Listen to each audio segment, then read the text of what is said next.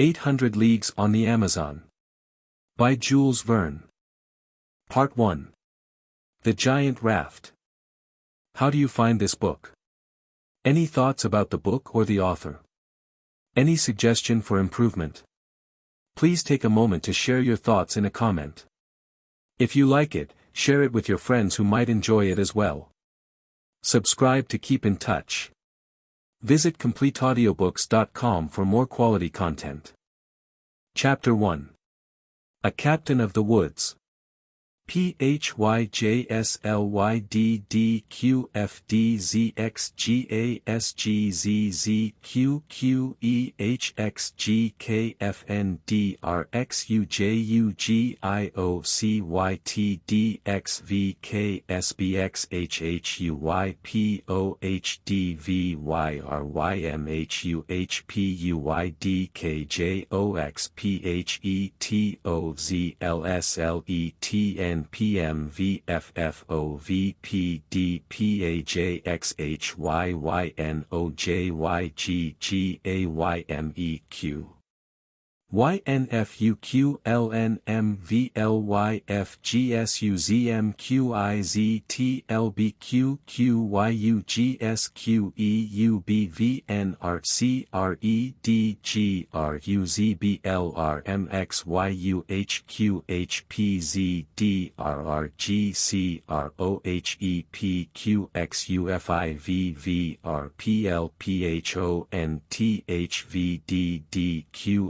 QFHQSNTZHHNFEPMQKYUUXKTOGZZQFHQSNTZHHNFEPMQKYUUMFVIJDQ.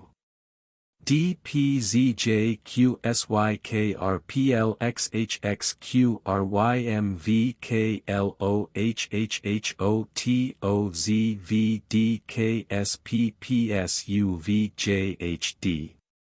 The man who held in his hand the document of which this strange assemblage of letters formed the concluding paragraph remained for some moments lost in thought. It contained about 100 of these lines, with the letters at even distances, and undivided into words. It seemed to have been written many years before, and time had already laid his tawny finger on the sheet of good stout paper which was covered with the hieroglyphics. On what principle had these letters been arranged? He who held the paper was alone able to tell.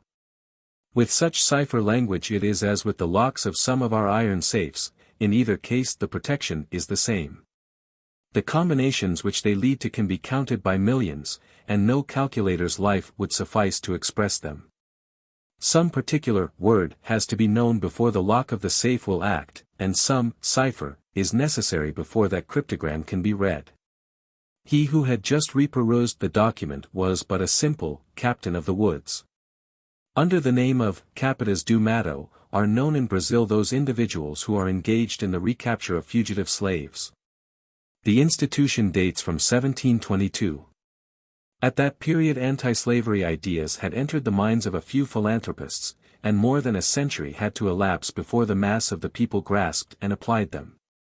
That freedom was a right, that the very first of the natural rights of man was to be free and to belong only to himself, would seem to be self-evident, and yet thousands of years had to pass before the glorious thought was generally accepted. And the nations of the earth had the courage to proclaim it. In 1852, the year in which our story opens, there were still slaves in Brazil, and as a natural consequence, captains of the woods to pursue them. For certain reasons of political economy the hour of general emancipation had been delayed, but the black had at this date the right to ransom himself, the children which were born to him were born free. The day was not far distant when the magnificent country, into which could be put 3/4 of the continent of Europe, would no longer count a single slave among its 10 millions of inhabitants. The occupation of the captains of the woods was doomed, and at the period we speak of the advantages obtainable from the capture of fugitives were rapidly diminishing. While, however, the calling continued sufficiently profitable, the captains of the woods formed a peculiar class of adventurers, principally composed of freedmen and deserters, of not very enviable reputation. The slave hunters in fact belonged to the dregs of society, and we shall not be far wrong in assuming that the man with the cryptogram was a fitting comrade for his fellow Capitas do Mato.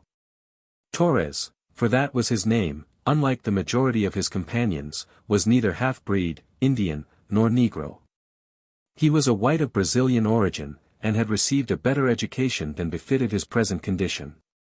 One of those unclassed men who are found so frequently in the distant countries of the New World, at a time when the Brazilian law still excluded mulattoes and others of mixed blood from certain employments.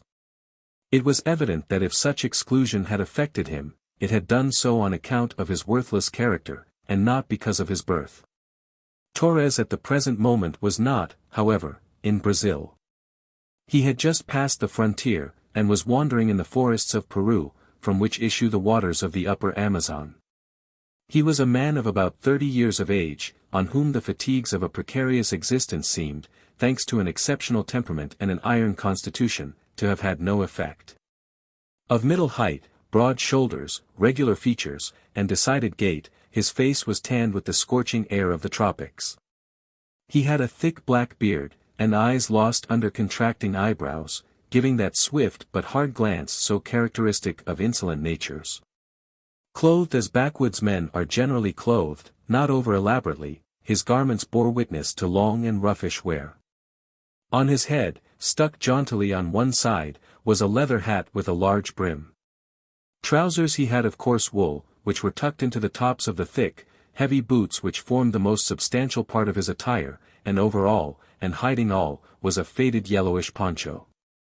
But if Torres was a captain of the woods, it was evident that he was not now employed in that capacity, his means of attack and defense being obviously insufficient for any one engaged in the pursuit of the blacks.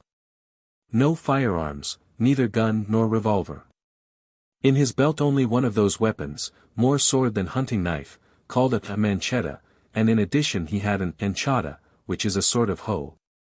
Specially employed in the pursuit of the tatas and agoutis which abound in the forests of the upper Amazon, where there is generally little to fear from wild beasts. On the 4th of May, 1852, it happened, then, that our adventurer was deeply absorbed in the reading of the document on which his eyes were fixed, and, accustomed as he was to live in the forests of South America, he was perfectly indifferent to their splendors. Nothing could distract his attention, neither the constant cry of the howling monkeys, which St.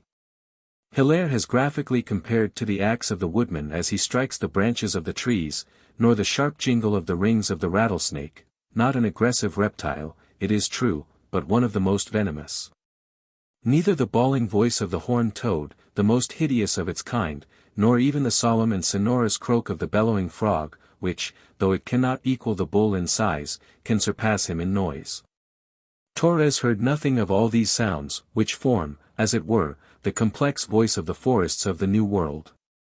Reclining at the foot of a magnificent tree, he did not even admire the lofty boughs of that pau-ferro, or iron wood, with its somber bark, hard as the metal which it replaces in the weapon and utensil of the Indian savage. No. Lost in thought, the captain of the woods turned the curious paper again and again between his fingers. With the cipher, of which he had the secret, he assigned to each letter its true value. He read, he verified the sense of those lines, unintelligible to all but him, and then he smiled, and a most unpleasant smile it was. Then he murmured some phrases in an undertone which none in the solitude of the Peruvian forests could hear, and which no one, had he been anywhere else, would have heard.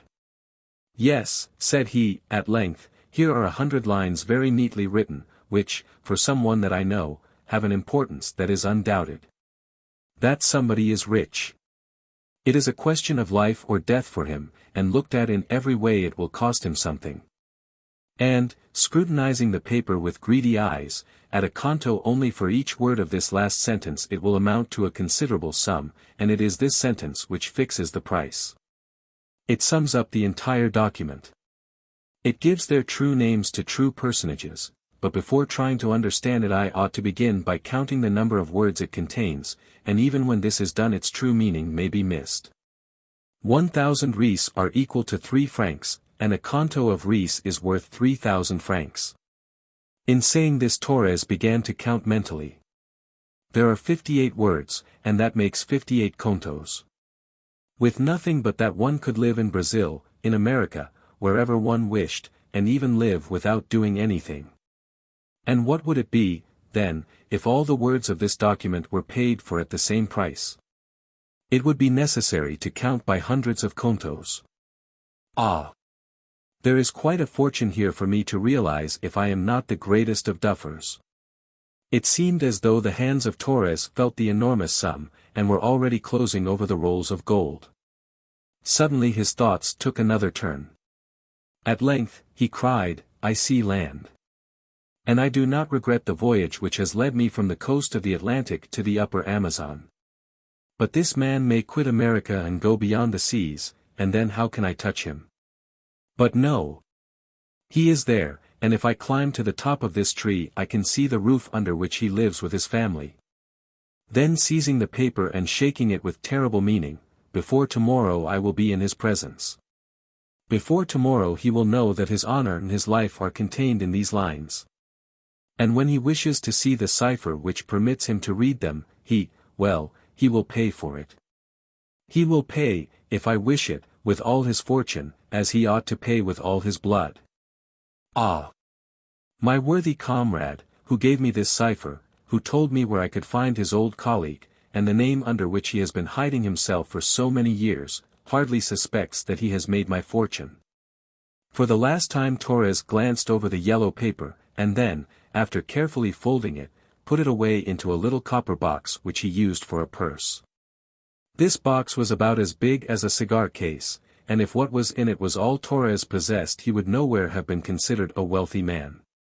He had a few of all the coins of the neighboring states, 10 double condors in gold of the United States of Colombia, worth about 100 francs, Brazilian reis, worth about as much, golden soles of Peru, worth, say, double. Some Chilean escudos, worth 50 francs or more, and some smaller coins, but the lot would not amount to more than 500 francs, and Torres would have been somewhat embarrassed had he been asked how or where he had got them. One thing was certain, that for some months, after having suddenly abandoned the trade of the slave hunter, which he carried on in the province of Para, Torres had ascended the basin of the Amazon, crossed the Brazilian frontier, and come into Peruvian territory. To such a man the necessaries of life were but few, expenses he had none, nothing for his lodging, nothing for his clothes. The forest provided his food, which in the backwoods cost him naught. A few reis were enough for his tobacco, which he bought at the mission stations or in the villages, and for a trifle more he filled his flask with liquor. With little he could go far. When he had pushed the paper into the metal box, of which the lid shut tightly with a snap, Torres, instead of putting it into the pocket of his undervest, thought to be extra careful, and placed it near him in a hollow of a root of the tree beneath which he was sitting. This proceeding, as it turned out, might have cost him dear. It was very warm, the air was oppressive. If the church of the nearest village had possessed a clock, the clock would have struck 2, and, coming with the wind, Torres would have heard it, for it was not more than a couple of miles off. But he cared not as to time. Accustomed to regulate his proceedings by the height of the sun, calculated with more or less accuracy, he could scarcely be supposed to conduct himself with military precision. He breakfasted or dined when he pleased or when he could. He slept when and where sleep overtook him. If his table was not always spread, his bed was always ready at the foot of some tree in the open forest. And in other respects Torres was not difficult to please. He had traveled during most of the morning, and having already eaten a little, he began to feel the want of a snooze. 2 or 3 hours rest would, he thought, put him in a state to continue his road, and so he laid himself down on the grass as comfortably as he could, and waited for sleep beneath the ironwood tree. Torres was not one of those people who drop off to sleep without certain preliminaries. He was in the habit of drinking a drop or 2 of strong liquor, and of then smoking a pipe. The spirits, he said, overexcited the brain, and the tobacco smoke agreeably mingled with the general haziness of his reverie. Torres commenced, then, by applying to his lips a flask which he carried at his side. It contained the liquor generally known under the name of chica, in Peru, and more particularly under that of Kesuma, in the upper Amazon. To which fermented distillation of the root of the sweet manioc the captain had added a good dose of tafia, or native rum. When Torres had drunk a little of this mixture he shook the flask, and discovered, not without regret, that it was nearly empty. "Must get some more," he said very quietly. Then taking out a short wooden pipe, he filled it with the coarse and bitter tobacco of Brazil, of which the leaves belonged to that old pétain introduced into France by Nicket, to whom we owe the popularization of the most productive and widespread of the Solanaceae. This native tobacco had little in common with the fine qualities of our present manufacturers. But Torres was not more difficult to please in this matter than in others, and so, having filled his pipe, he struck a match and applied the flame to a piece of that stick substance which is the secretion of certain of the Hymenoptera, and is known as ants amadou. With the amadou he lighted up, and after about a dozen whiffs his eyes closed, his pipe escaped from his fingers, and he fell asleep. Chapter 2. Robber and Robbed. Torres slept for about half an hour, and then there was a noise among the trees, a sound of light footsteps, as though some visitor was walking with naked feet, and taking all the precaution he could lest he should be heard. To have put himself on guard against any suspicious approach would have been the first care of our adventurer had his eyes been open at the time. But he had not then awoke, and what advanced was able to arrive in his presence, at 10 paces from the tree, without being perceived. It was not a man at all, it was a guariba. Of all the prehensile-tailed monkeys which haunt the forests of the upper Amazon, graceful sawis, horned sapajos, grey-coated Manaos, saguins which seem to wear a mask on their grimacing faces, the guariba is without doubt the most eccentric. Of sociable disposition, and not very savage, differing therein very greatly from the mucura, who is as ferocious as he is foul, he delights in company, and generally travels in troops. It was he whose presence had been signaled from afar by the monotonous concert of voices, so like the psalm singing of some church choir. But if nature has not made him vicious, it is none the less necessary to attack him with caution, and under any circumstances a sleeping traveler ought not to leave himself exposed, lest a guariba should surprise him when he is not in a position to defend himself. This monkey, which is also known in Brazil as the barbadou, was of large size. The suppleness and stoutness of his limbs proclaimed him a powerful creature, as fit to fight on the ground as to leap from branch to branch at the tops of the giants of the forest. He advanced then cautiously, and with short steps. He glanced to the right and to the left, and rapidly swung his tail.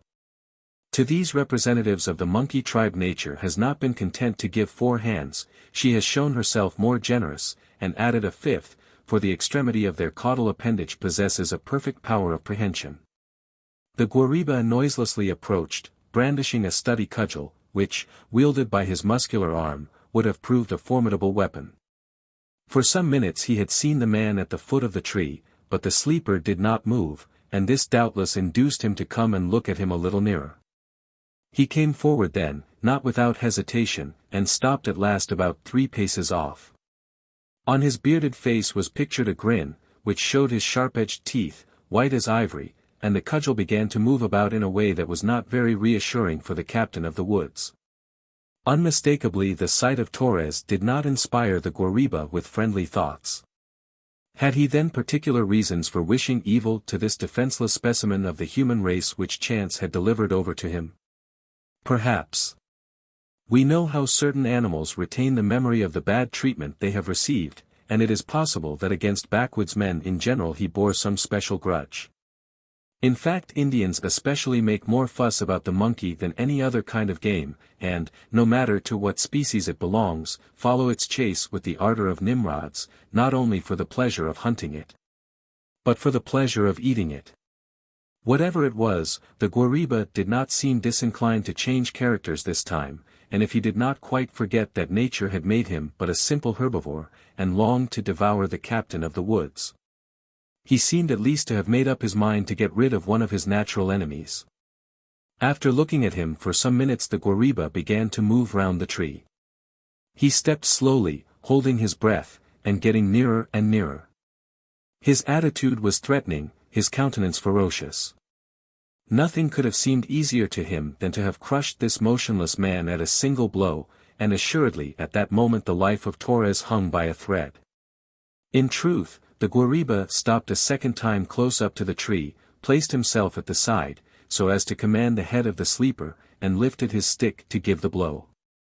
But if Torres had been imprudent in putting near him in the crevice of the root the little case which contained his document and his fortune, it was this imprudence which saved his life. A sunbeam shooting between the branches just glinted on the case, the polished metal of which lighted up like a looking-glass. The monkey, with the frivolity peculiar to his species, instantly had his attention distracted. His ideas, if such an animal could have ideas, took another direction. He stopped, caught hold of the case, jumped back a pace or two, and, raising it to the level of his eyes, looked at it not without surprise as he moved it about and used it like a mirror. He was if anything still more astonished when he heard the rattle of the gold pieces it contained. The music enchanted him. It was like a rattle in the hands of a child. He carried it to his mouth, and his teeth grated against the metal, but made no impression on it. Doubtless the guariba thought he had found some fruit of a new kind, a sort of huge almost brilliant all over, and with a kernel playing freely in its shell.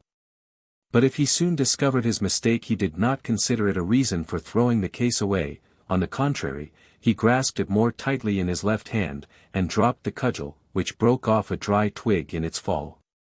At this noise Torres woke, and with the quickness of those who are always on the watch, with whom there is no transition from the sleeping to the waking state, was immediately on his legs. In an instant Torres had recognized with whom he had to deal. "A guariba," he cried. And his hand seizing his manchetta, he put himself into a posture of defense. The monkey, alarmed, jumped back at once, and not so brave before a waking man as a sleeping one, performed a rapid caper, and glided under the trees.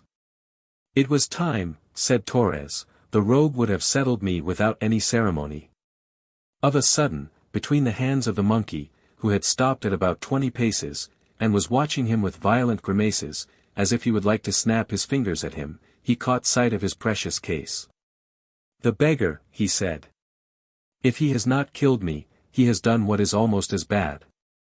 He has robbed me." The thought that the case held his money was not however, what then concerned him. But that which made him jump was the recollection that it contained the precious document, the loss of which was irreparable, as it carried with it that of all his hopes. "Botheration," said he. And at the moment, cost what it might to recapture his case, Torres threw himself in pursuit of the guariba. He knew that to reach such an active animal was not easy. On the ground he could get away too fast, in the branches he could get away too far.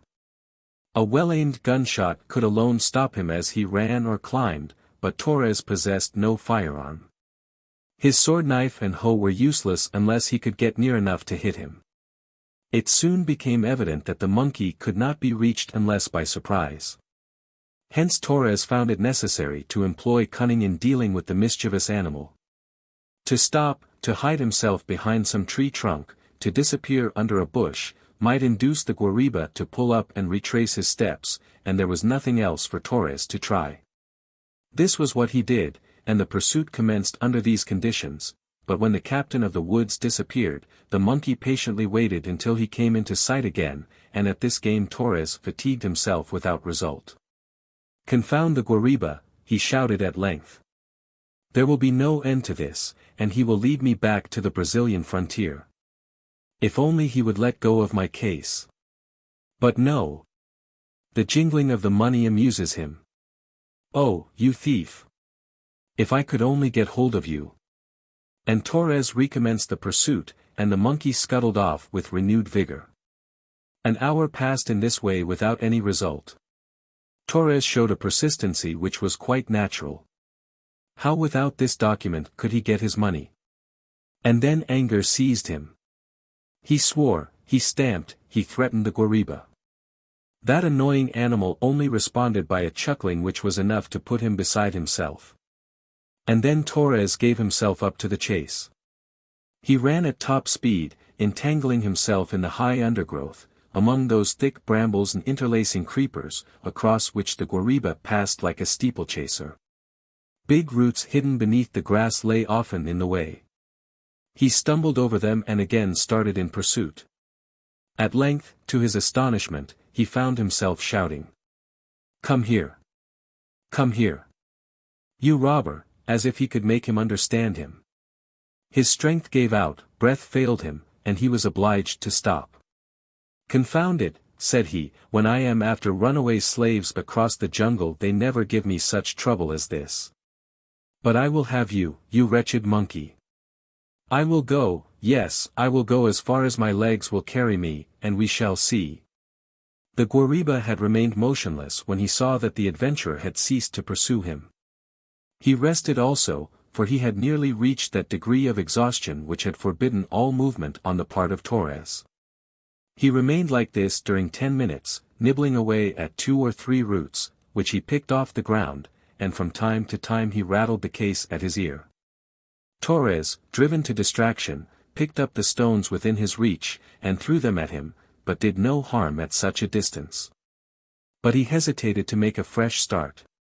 On one hand, to keep on in chase of the monkey with so little chance of reaching him was madness.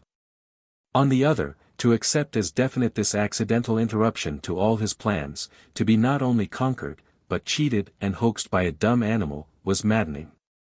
And in the meantime Torres had begun to think that when the night came the robber would disappear without trouble, and he, the robbed one, would find a difficulty in retracing his way through the dense forest.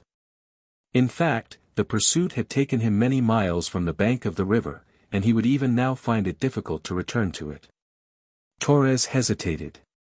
He tried to resume his thoughts with coolness, and finally, after giving vent to a last imprecation, he was about to abandon all idea of regaining possession of his case, when once more, in spite of himself, there flashed across him the thought of his document, the remembrance of all that scaffolding on which his future hopes depended, on which he had counted so much. And he resolved to make another effort. Then he got up. The guariba got up too. He made several steps in advance. The monkey made as many in the rear, but this time, instead of plunging more deeply into the forest, he stopped at the foot of an enormous ficus, the tree of which the different kinds are so numerous all over the upper Amazon basin. To seize the trunk with his 4 hands, to climb with the agility of a clown who is acting the monkey, to hook on with his prehensile tail to the first branches, which stretched away horizontally at 40 feet from the ground, and to hoist himself to the top of the tree, to the point where the higher branches just bent beneath its weight, was only sport to the active guariba, and the work of but a few seconds. Up there, installed at his ease, he resumed his interrupted repast, and gathered the fruits which were within his reach. Torres, like him, was much in want of something to eat and drink, but it was impossible. His pouch was flat, his flask was empty. However, instead of retracing his steps he directed them toward the tree, although the position taken up by the monkey was still more unfavorable for him. He could not dream for one instant of climbing the ficus, which the thief would have quickly abandoned for another. And all the time the miserable case rattled at his ear. Then in his fury, in his folly, Torres apostrophized the guariba. It would be impossible for us to tell the series of invectives in which he indulged. Not only did he call him a half-breed, which is the greatest of insults in the mouth of a Brazilian of white descent, but curaboca, that is to say, half-breed Negro and Indian. And of all the insults that one man can hurl at another in this equatorial latitude, curaboca is the cruelest. But the monkey, who was only a humble quadruman, was simply amused at what would have revolted a representative of humanity. Then Torres began to throw stones at him again, and bits of roots and everything he could get hold of that would do for a missile. Had he the hope to seriously hurt the monkey? No. He no longer knew what he was about. To tell the truth, anger at his powerlessness had deprived him of his wits. Perhaps he hoped that in one of the movements which the guariba would make in passing from branch to branch the case might escape him, perhaps he thought that if he continued to worry the monkey he might throw it at his head. But no. The monkey did not part with the case, and, holding it with one hand, he had still 3 left with which to move. Torres, in despair, was just about to abandon the chase for good, and to return toward the Amazon, when he heard the sound of voices. Yes. The sound of human voices. Those were speaking at about 20 paces to the right of him. The first care of Torres was to hide himself in a dense thicket. Like a prudent man, he did not wish to show himself without at least knowing with whom he might have to deal. Panting, puzzled, his ears on the stretch, he waited, when suddenly the sharp report of a gun rang through the woods. A cry followed, and the monkey, mortally wounded, fell heavily on the ground, still holding Torres' case. "By Jove," he muttered, "that bullet came at the right time." And then, without fearing to be seen, he came out of the thicket, and 2 young gentlemen appeared from under the trees. They were Brazilians clothed as hunters, with leather boots, light palm-leaf hats, waistcoats, or rather tunics, buckled in at the waist, and more convenient than the national poncho. By their features and their complexion they were at once recognizable as of Portuguese descent. Each of them was armed with one of those long guns of Spanish make which slightly remind us of the arms of the Arabs, guns of long range and considerable precision, which the dwellers in the forest of the upper Amazon handle with success. What had just happened was a proof of this. At an angular distance of more than 80 paces the quadruman had been shot full in the head. The 2 young men carried in addition, in their belts, a sort of dagger knife, which is known in Brazil as a foca, and which hunters do not hesitate to use when attacking the ounce and other wild animals which, if not very formidable, are pretty numerous in these forests. Torres had obviously little to fear from this meeting, and so he went on running toward the monkey's corpse. But the young men, who were taking the same direction, had less ground to cover, and coming forward a few paces, found themselves face to face with Torres. The latter had recovered his presence of mind. "Many thanks, gentlemen," said he gaily, as he raised the brim of his hat, "in killing this wretched animal you have just done me a great service." The hunters looked at him inquiringly, not knowing what value to attach to his thanks. Torres explained matters in a few words. "You thought you had killed a monkey," said he, "but as it happens you have killed a thief." "If we have been of use to you," said the youngest of the 2, "it was by accident, but we are none the less pleased to find that we have done some good." And taking several steps to the rear, he bent over the guariba, and, not without an effort, withdrew the case from his stiffened hand. "Doubtless that, sir, is what belongs to you." "The very thing," said Torres briskly, catching hold of the case and failing to repress a huge sigh of relief. "Whom ought I to thank, gentlemen," said he, "for the service you have rendered me?" "My friend, Manaos, assistant surgeon, Brazilian army," replied the young man. "If it was I who shot the monkey, Benito," said Manaos, "it was you that pointed him out to me." "In that case, sirs," replied Torres, "I am under an obligation to you both, as well to you, Mr. Manaos, as to you, Mr. Benito Garral," replied Manaos. The captain of the woods required great command over himself to avoid giving a jump when he heard this name, and more especially when the young man obligingly continued. "My father, Joam Garral, has his farm about 3 miles from here. If you would like, Mr. Torres," replied the adventurer. "If you would like to accompany us there, Mr. Torres, you will be hospitably received." "I do not know that I can," said Torres, who, surprised by this unexpected meeting, hesitated to make a start. "I fear in truth that I am not able to accept your offer. The occurrence I have just related to you has caused me to lose time. It is necessary for me to return at once to the Amazon, as I purpose descending thence to Para." "Very well, Mr. Torres," replied Benito, "it is not unlikely that we shall see you again in our travels, for before a month has passed my father and all his family will have taken the same road as you." "Ah!" said Torres sharply, "your father is thinking of recrossing the Brazilian frontier?" "Yes, for a voyage of some months," replied Benito. "At least we hope to make him decide so. Don't we, Manaos?" Manaos nodded affirmatively. "Well, gentlemen," replied Torres, "it is very probable that we shall meet again on the road. But I cannot, much to my regret, accept your offer now. I thank you, nevertheless, and I consider myself as twice your debtor." And having said so, Torres saluted the young men, who in turn saluted him, and set out on their way to the farm. As for Torres, he looked after them as they got further and further away, and when he had lost sight of them. "Ah! He is about to recross the frontier," said he, with a deep voice. "Let him recross it. And he will be still more at my mercy. Pleasant journey to you, Joam Garral." And having uttered these words, the captain of the woods, making for the south so as to regain the left bank of the river by the shortest road, disappeared into the dense forest. Chapter 3.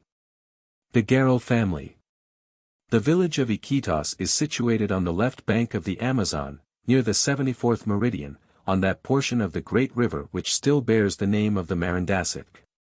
And of which the bed separates Peru from the Republic of Ecuador. It is about 55 leagues to the west of the Brazilian frontier. Iquitos, like every other collection of huts, hamlet, or village met with in the basin of the upper Amazon, was founded by the missionaries. Up to the 17th year of the century, the Iquitos Indians, who then formed the entire population, were settled in the interior of the province at some distance from the river. But one day the springs in their territory all dried up under the influence of a volcanic eruption, and they were obliged to come and take up their abode on the left of the Marañón.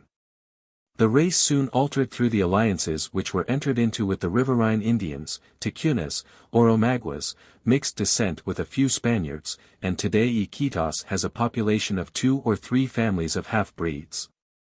The village is most picturesquely grouped on a kind of esplanade, and runs along at about 60 feet from the river. It consists of some 40 miserable huts, whose thatched roofs only just render them worthy of the name of cottages. A stairway made of crossed trunks of trees leads up to the village, which lies hidden from the traveler's eyes until the steps have been ascended.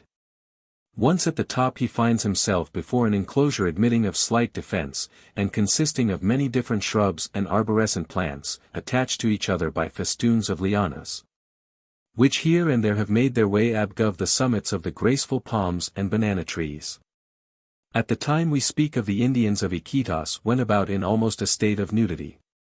The Spaniards and half-breeds alone were clothed, and much as they scorned their indigenous fellow citizens, wore only a simple shirt, light cotton trousers, and a straw hat.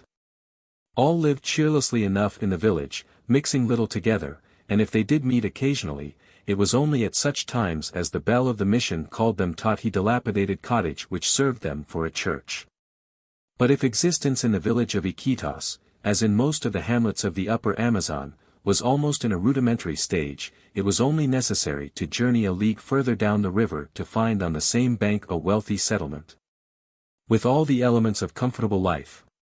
This was the farm of Joam Garral, toward which our 2 young friends returned after their meeting with the captain of the woods.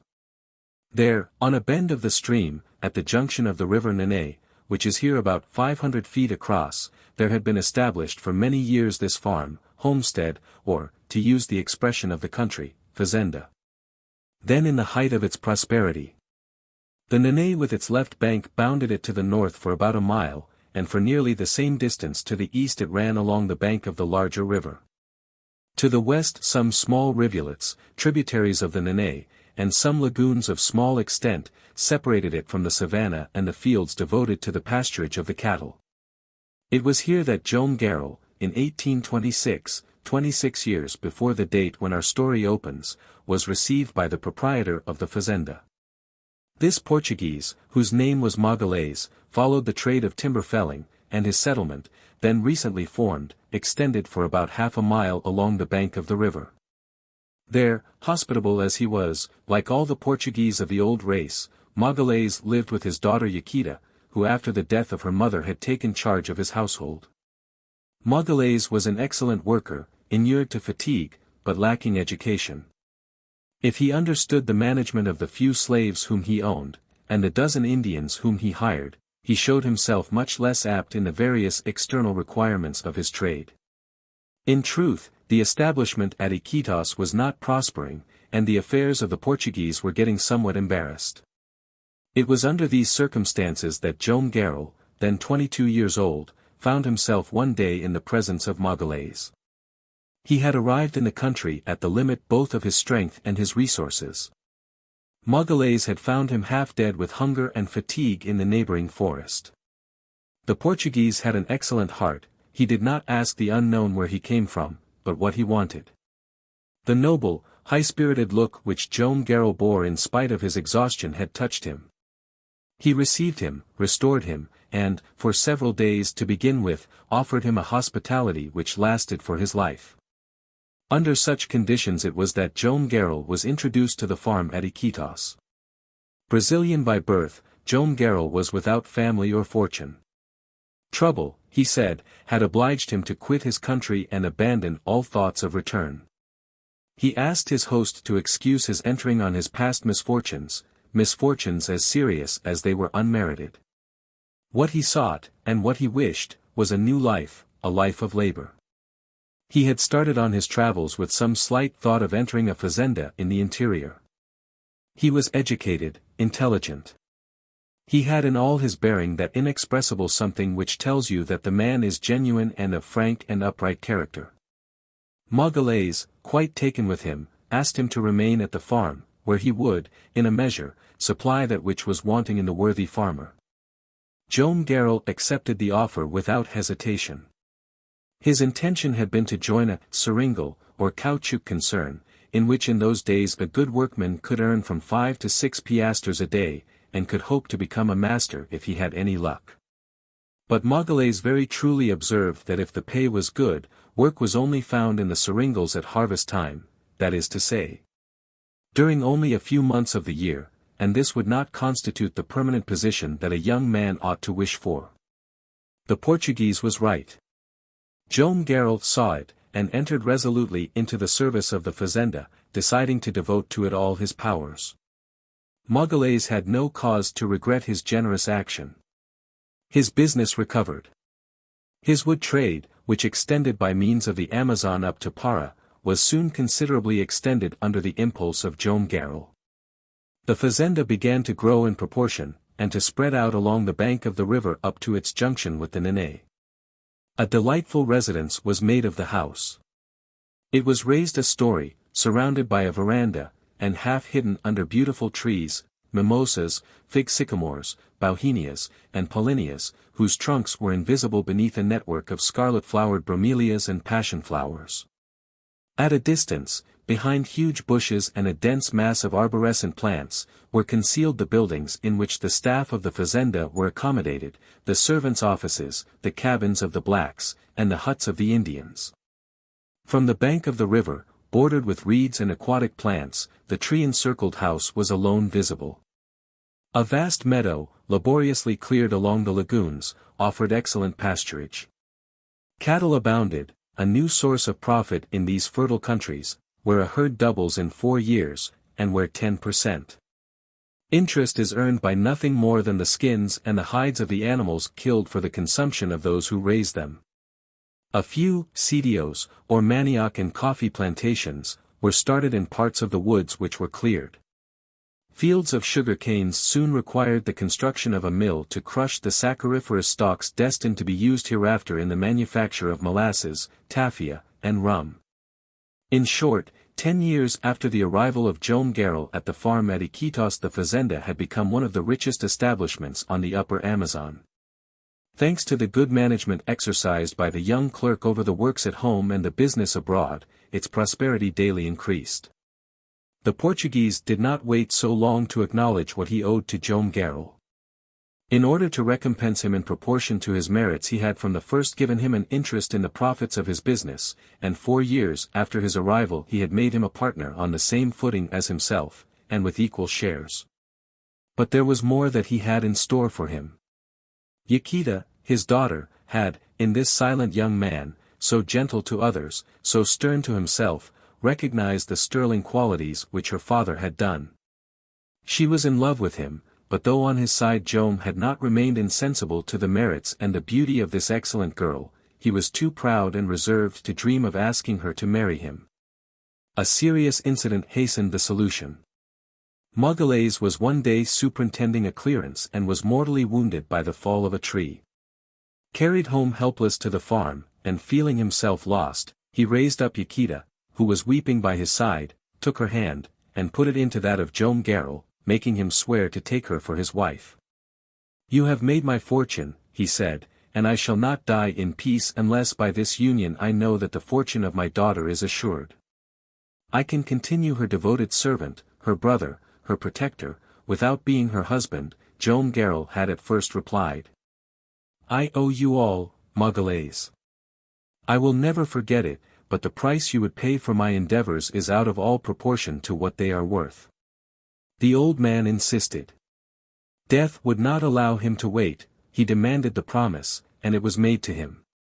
Yaquita was then 22 years old, Joam was 26. They loved each other and they were married some hours before the death of Magalhaes, who had just strength left to bless their union. It was under these circumstances that in 1830 Joam Garral became the new fazender of Iquitos, to the immense satisfaction of all Tijos who composed the staff of the farm. The prosperity of the settlement could not do otherwise than grow then these two minds were thus united. A year after her marriage Yaquita presented her husband with a son, and, 2 years after, a daughter. Benito and Minha, the grandchildren of the old Portuguese, became worthy of their grandfather, children worthy of Joam and Yaquita. The daughter grew to be one of the most charming of girls. She never left the fazenda. Brought up in pure and healthy surroundings, in the midst of the beauteous nature of the tropics, the education given to her by her mother, and the instruction received by her from her father, were ample. What more could she have learned in a convent at Manaos or Belém? Where would she have found better examples of the domestic virtues? Would her mind and feelings have been more delicately formed away from her home? If it was ordained that she was not to succeed her mother in the management of the fazenda, she was equal to say any other position to which she might be called. With Benito it was another thing. His father very wisely wished him to receive as solid and complete an education as could then be obtained in the large towns of Brazil. There was nothing which the rich fazender refused his son. Benito was possessed of a cheerful disposition, an active mind, a lively intelligence, and qualities of heart equal to those of his head. At the age of 12 he was sent into Para, to Belém, and there, under the direction of excellent professors, he acquired the elements of an education which could not but eventually make him a distinguished man. Nothing in literature, in the sciences, in the arts, was a stranger to him. He studied as if the fortune of his father would not allow him to remain idle. He was not among such as imagine that riches exempt men from work. He was one of those noble characters, resolute and just, who believe that nothing should diminish our natural obligation in this respect if we wish to be worthy of the name of men. During the first years of his residence at Belém, Benito had made the acquaintance of Manuel Valdez. This young man, the son of a merchant in Pevas, was pursuing his studies in the same institution as Benito. The conformity of their characters and their tastes proved no barrier to their uniting in the closest of friendships, and they became inseparable companions. Manuel, born in 1832, was 1 year older than Benito. He had only a mother, and she lived on the modest fortune which her husband had left her. When Manuel's preliminary studies were finished, he had taken up the subject of medicine. He had a passionate taste for that noble profession, and his intention was to enter the army, toward which he felt himself attracted. At the time that we saw him with his friend Benito, Manuel Valdez had already obtained his first step, and he had come away on leave for some months to the fazenda, where he was accustomed to pass his holidays. Well-built and of distinguished bearing, with a certain native pride which became him well, the young man was treated by Joam and Yaquita as another son. But if this quality of son made him the brother of Benito, the title was scarcely appreciated by him when Minha was concerned, for he soon became attached to the young girl by a bond more intimate than could exist between brother and sister. In the year 1852, of which 4 months had already passed before the commencement of this history, Joam Garral attained the age of 48 years. In that sultry climate, which wears men away so quickly, he had known how, by sobriety, self-denial, suitable living, and constant work, to remain untouched where others had prematurely succumbed. His hair, which he wore short, and his beard, which was full, had already grown grey, and gave him the look of a Puritan. The proverbial honesty of the Brazilian merchants and fazenders showed itself in his features, of which straightforwardness was the leading characteristic. His calm temperament seemed to indicate an interior fire, kept well under control. The fearlessness of his look denoted a deep-rooted strength, to which, when danger threatened, he could never appeal in vain. But, notwithstanding, one could not help remarking about this quiet man of vigorous health, with whom all things had succeeded in life, a depth of sadness which even the tenderness of Yaquita had not been able to subdue.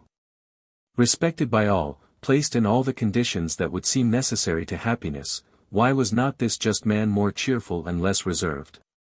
Why did he seem to be happy for others and not for himself? Was this disposition attributable to some secret grief?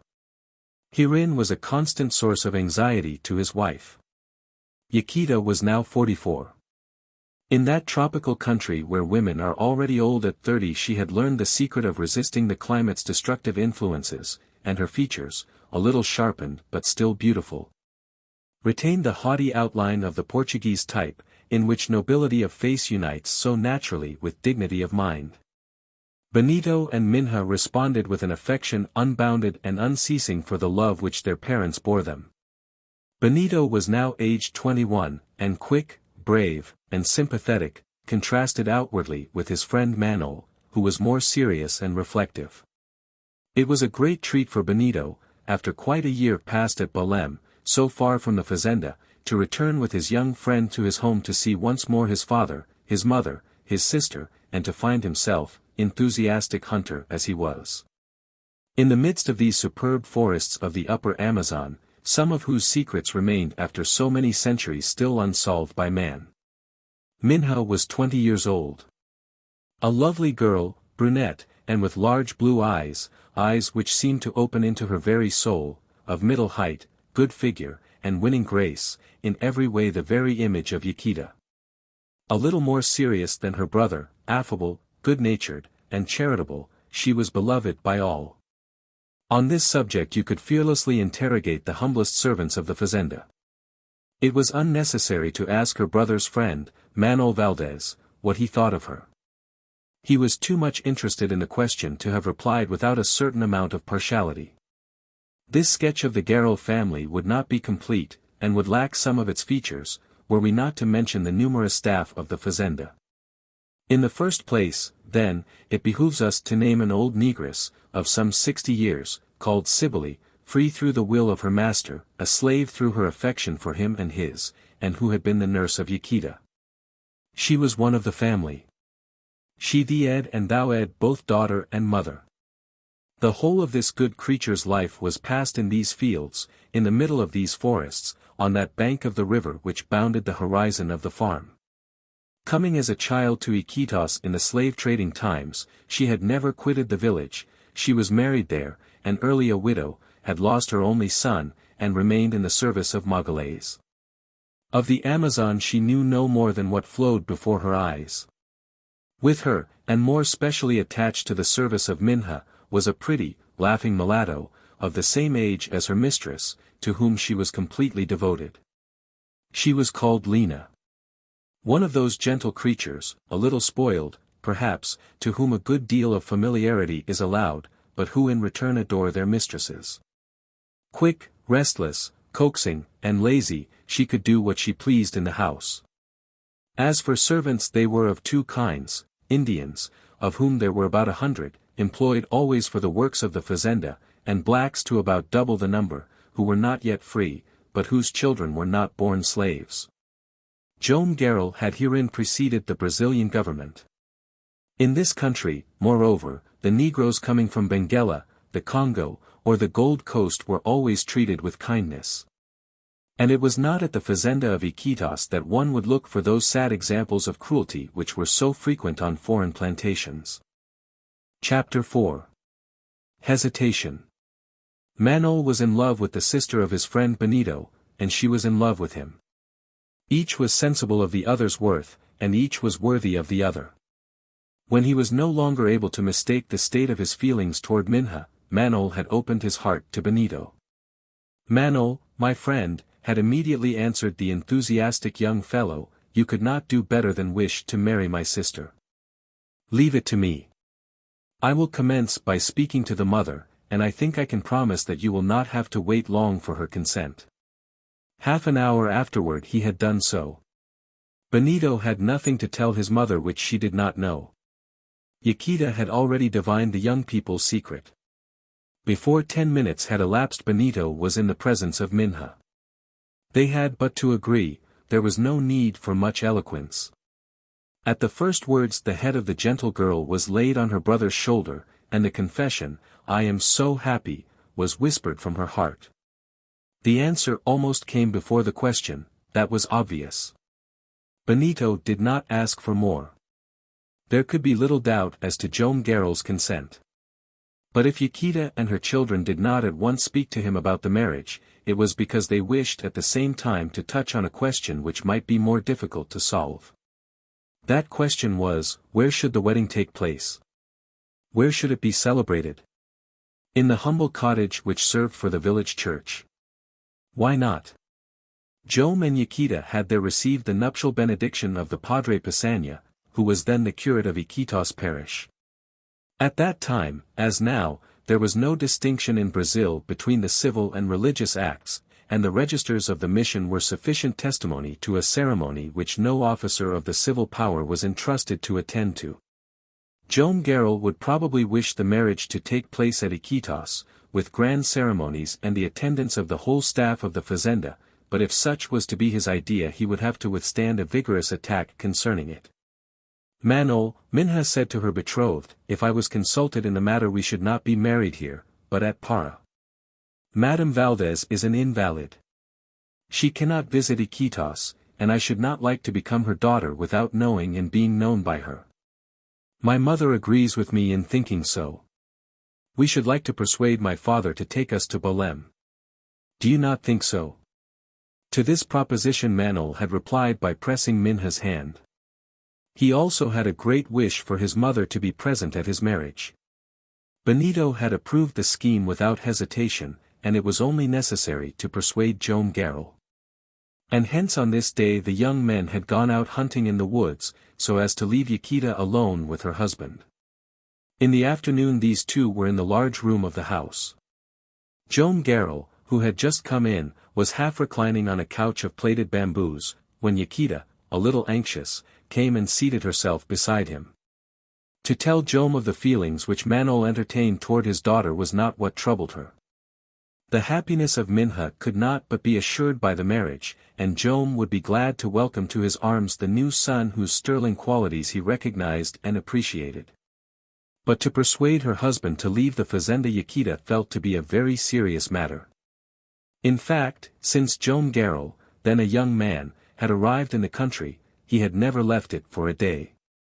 Though the sight of the Amazon, with its waters gently flowing to the east, invited him to follow its course, though Joam every year sent rafts of wood to Manaos, to Belém, and the seacoast of Para. Though he had seen each year Benito leave after his holidays to return to his studies, yet the thought seemed never to have occurred to him to go with him. The products of the farm, of the forest, and of the fields, the fazender sold on the spot. He had not wish, either with thought or look, to go beyond the horizon which bounded his Eden. From this it followed that for 25 years Joam Garral had never crossed the Brazilian frontier, his wife and daughter had never set foot on Brazilian soil. The longing to see something of that beautiful country of which Benito was often talking was not wanting, nevertheless. 2 or 3 times Yaquita had sounded her husband in the matter.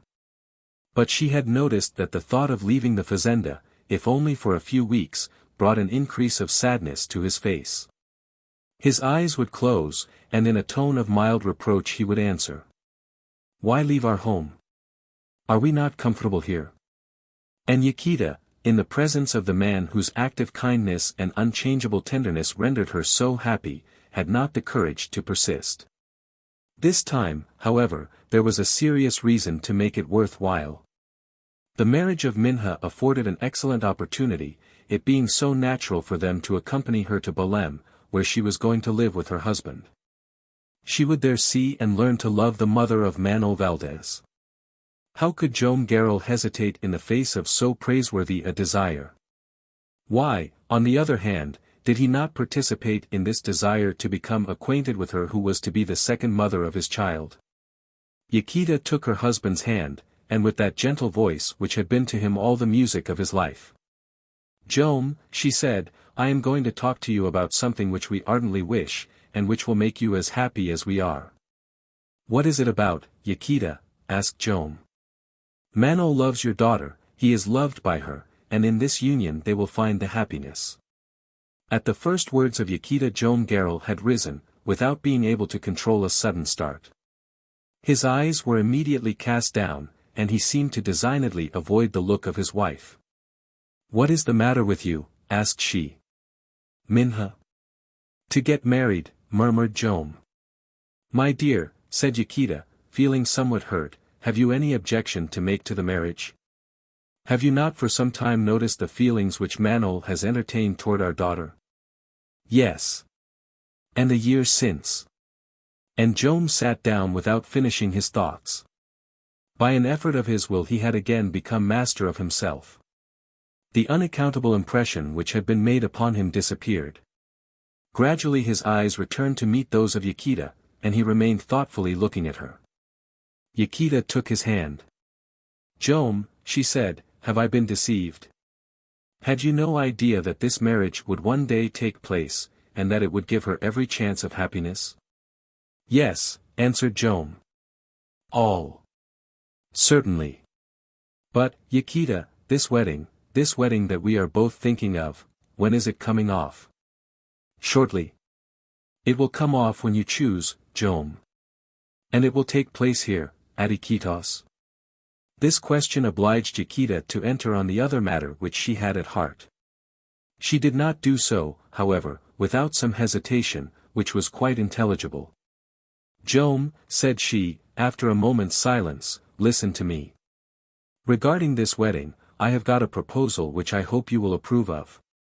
2 or 3 times during the last 20 years I have asked you to take me and my daughter to the provinces of the lower Amazon, and to Para, where we have never been.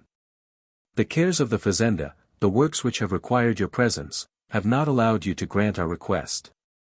To absent yourself even for a few days would then have injured your business. But now everything has been successful beyond your dreams, and if the hour of repose has not yet come for you, you can at least for a few weeks get away from your work." Joam Garral did not answer, but Yaquita felt his hand tremble in hers, as though under the shock of some sorrowful recollection. At the same time a half-smile came to her husband's lips, a mute invitation for her to finish what she had begun. "Joam," she continued, "here is an occasion which we shall never see again in this life. Minha is going to be married away from us, and is going to leave us. It is the first sorrow which our daughter has caused us, and my heart quails when I think of the separation which is so near.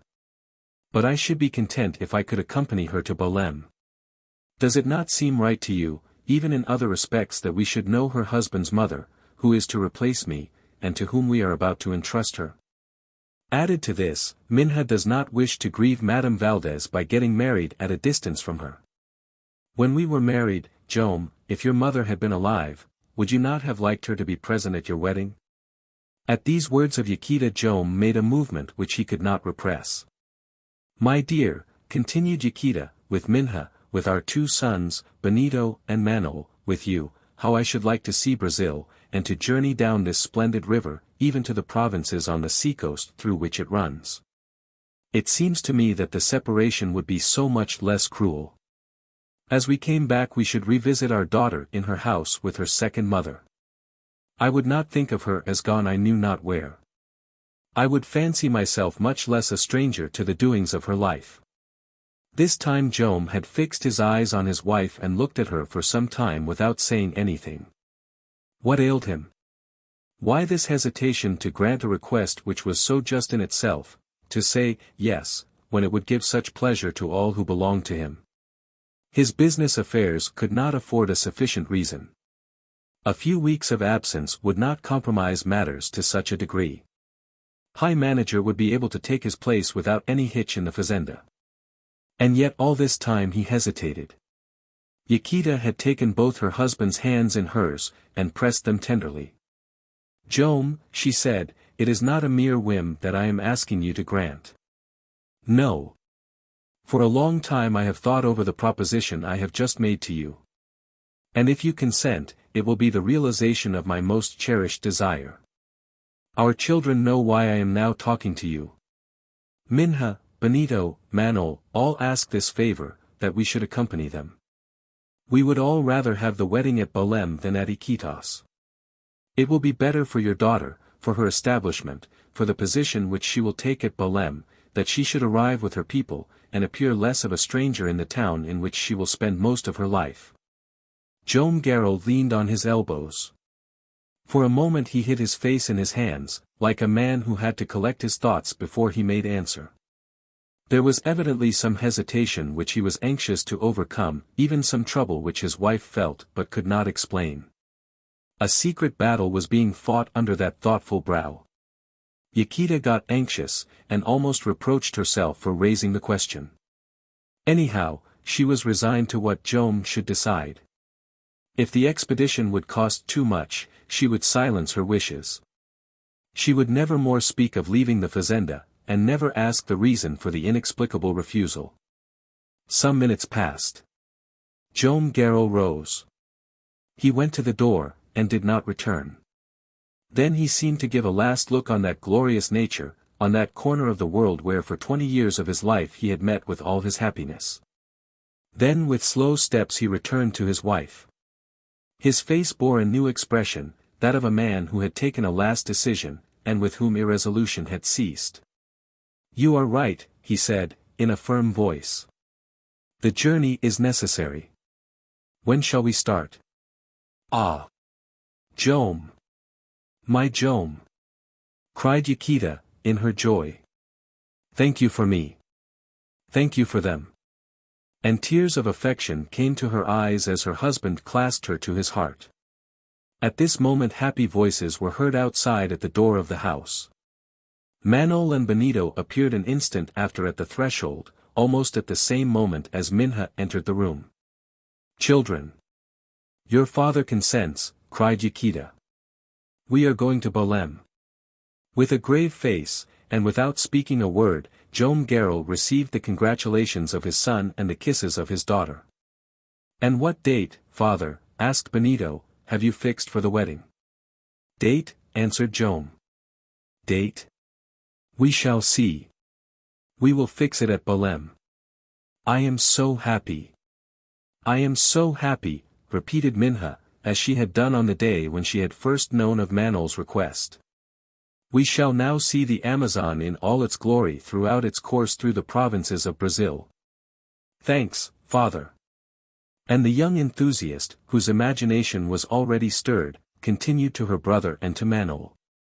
"Let us be off to the library. Let us get hold of every book and every map that we can find which will tell us anything about this magnificent river system. Don't let us travel like blind folks. I want to see everything and know everything about this king of the rivers of the earth." Chapter 5. The Amazon. "The largest river in the whole world," said Benito to Manuel Valdez, on the morrow. They were sitting on the bank which formed the southern boundary of the fazenda, and looking at the liquid molecules passing slowly by, which, coming from the enormous range of the Andes, were on their road to lose themselves in the Atlantic Ocean 800 leagues away. "And the river which carries to the sea the largest volume of water," replied Manuel. "A volume so considerable," added Benito, "that it freshens the sea water for an immense distance from its mouth, and the force of whose current is felt by ships at 8 leagues from the coast. A river whose course is developed over more than 30 degrees of latitude. And in a basin which from south to north does not comprise less than 25 degrees. "A basin," exclaimed Benito. "Can you call it a basin, the vast plain through which it runs, the savanna which on all sides stretches out of sight, without a hill to give a gradient, without a mountain to bound the horizon? And along its whole extent," continued Manuel, "like the 1,000 tentacles of some gigantic polyp, 200 tributaries, flowing from north or south, themselves fed by smaller affluents without number. by the side of which the large rivers of Europe are but petty streamlets. And in its course 560 islands, without counting islets, drifting or stationary, forming a kind of archipelago, and yielding of themselves the wealth of a kingdom. And along its flanks canals, lagoons, and lakes, such as cannot be met with even in Switzerland, Lombardy, Scotland, or Canada. A river which, fed by its myriad tributaries, discharges into the Atlantic over 250 millions of cubic meters of water every hour. A river whose course serves as the boundary of two republics, and sweeps majestically across the largest empire of South America, as if it were, in very truth, the Pacific Ocean itself flowing out along its own canal into the Atlantic. And what a mouth! An arm of the sea in which one island, Marajo, has a circumference of more than 500 leagues. And whose waters the ocean does not pond back without raising in a strife which is phenomenal, a tide race, or pororoca, to which the ebbs, the bores, and the eddies of other rivers are but tiny ripples fanned up by the breeze. A river which three names are scarcely enough to distinguish, and which ships of heavy tonnage, without any change in their cargoes, can ascend for more than 3,000 miles from its mouth. A river which, by itself, its affluents, and subsidiary streams, opens a navigable commercial route across the whole of the south of the continent, passing from the Magdalena to the Ortequatza, from the Ortequatza to the Caqueta. From the Caqueta to the Putumayo, from the Putumayo to the Amazon. 4,000 miles of waterway, which only require a few canals to make the network of navigation complete. In short, the biggest and most admirable river system which we have in the world.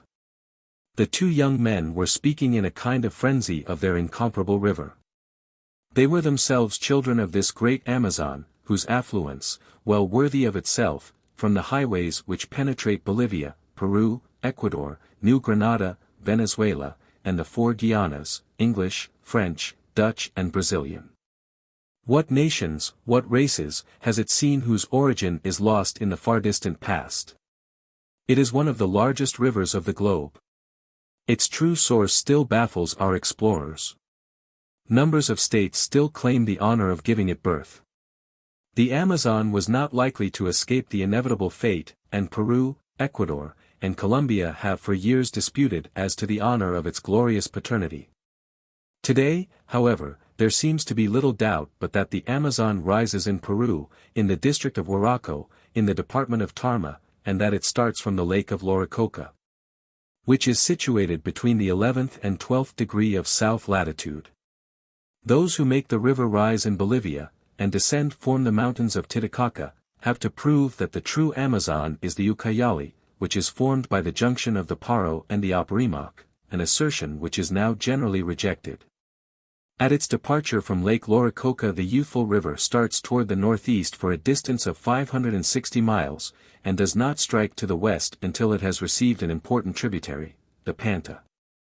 It is called the Marañón in its journey through Colombia and Peru up to the Brazilian frontier, or, rather, the Maranhão, for Marañón is only the French rendering of the Portuguese name. From the frontier of Brazil to Manaos, where the superb Rio Negro joins it, it takes the name of the Solomas, or Solomoans, from the name of the Indian tribe Solomeo, of which survivors are still found in the neighboring provinces. And, finally, from Manaos to the sea it is the Amazonas, or River of the Amazons, a name given it by the old Spaniards, the descendants of the adventurous Orellana, whose vague but enthusiastic stories went to show that there existed a tribe of female warriors on the Rio Namunda, one of the middle-sized affluents of the great river. From its commencement the Amazon is recognizable as destined to become a magnificent stream. There are neither rapids nor obstacles of any sort until it reaches a defile where its course is slightly narrowed between two picturesque and unequal precipices. No falls are met with until this point is reached, where it curves to the eastward, and passes through the intermediary chain of the Andes. Hereabouts are a few waterfalls, were it not for which the river would be navigable from its mouth to its source.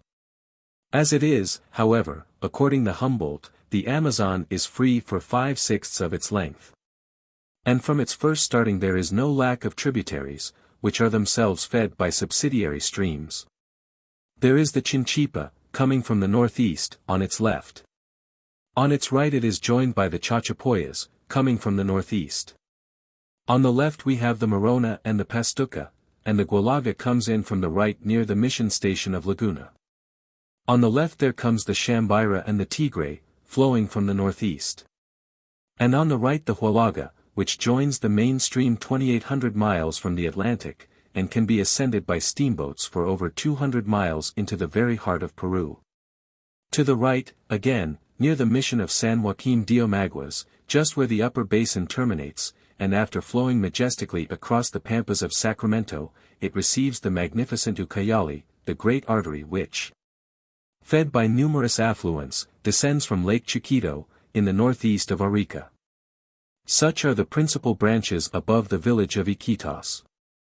Down the stream the tributaries become so considerable that the beds of most European rivers would fail to contain them. But the mouths of these auxiliary waters Joam Garral and his people will pass as they journey down the Amazon. To the beauties of this unrivaled river, which waters the finest country in the world, and keeps along its whole course at a few degrees to the south of the equator, there is to be added another quality, possessed by neither the Nile, the Mississippi, nor the Livingstone, or, in other words, the old Congo-Zaire Lualaba, and that is, although some ill-informed travelers have stated to the contrary, that the Amazon crosses a most healthy part of South America. Its basin is constantly swept by westerly winds. It is not a narrow valley surrounded by high mountains which border its banks, but a huge plain, measuring 350 leagues from north to south, scarcely varied with a few knolls, whose whole extent the atmospheric currents can traverse unchecked. Professor Agassiz very properly protested against the pretended unhealthiness of the climate of a country which is destined to become one of the most active of the world's producers. According to him, a soft and gentle breeze is constantly observable, and produces an evaporation, thanks to which the temperature is kept down, and the sun does not give out heat unchecked. The constancy of this refreshing breeze renders the climate of the river Amazon agreeable, and even delightful. The Abbé Durand has likewise testified that if the temperature does not drop below 25 degrees centigrade, it never rises above 33 degrees, and this gives for the year a mean temperature of from 28 degrees to 29 degrees. With a range of only 8 degrees. After such statements we are safe in affirming that the basin of the Amazon has none of the burning heats of countries like Asia and Africa, which are crossed by the same parallels. The vast plain which serves for its valley is accessible over its whole extent to the generous breezes which come from off the Atlantic. And the provinces to which the river has given its name have acknowledged right to call themselves the healthiest of a country which is one of the finest on the earth. And how can we say that the hydrographical system of the Amazon is not known? In the 16th century Orellana, the lieutenant of one of the brothers Pizarro, descended the Rio Negro, arrived on the main river in 1540, ventured without a guide across the unknown district, and, after 18 months of a navigation of which his record is most marvelous, reached the mouth. In 1636 and 1637 the Portuguese Pedro Teixeira ascended the Amazon to Napo, with a fleet of 47 pirogues. In 1743 La Condamine, after having measured an arc of the meridian at the equator, left his companions Bouguer and Godin de Odenize, embarked on the Chinchipe, descended it to its junction with the Marañón. Reached the mouth at Napo on the 31st of July. Just in time to observe an immersion of the first satellite of Jupiter, which allowed this Humboldt of the 18th century to accurately determine the latitude and longitude of the spot, visited the villages on both banks. And on the 6th of September arrived in front of the fort of Para. This immense journey had important results. Not only was the course of the Amazon made out in scientific fashion, but it seemed almost certain that it communicated with the Orinoco. 55 years later Humboldt and Bonpland completed the valuable work of La Condamine, and drew up the map of the Mananon as far as Napo. Since this period the Amazon itself and all its principal tributaries have been frequently visited. In 1827 Listermaw, in 1834 and 1835 Smith, in 1844 the French lieutenant in command of the Bolognese, the Brazilian Valdez in 1840, the French, Paul Marcois, from 1848 to 1860, the whimsical painter Beard in 1859. Professor Agassiz in 1865 and 1866, in 1967 the Brazilian engineer Franz Keller-Linzinger, and lastly, in 1879 Dr. Crevaux, have explored the course of the river, ascended many of its tributaries, and ascertained the navigability of its principal affluents.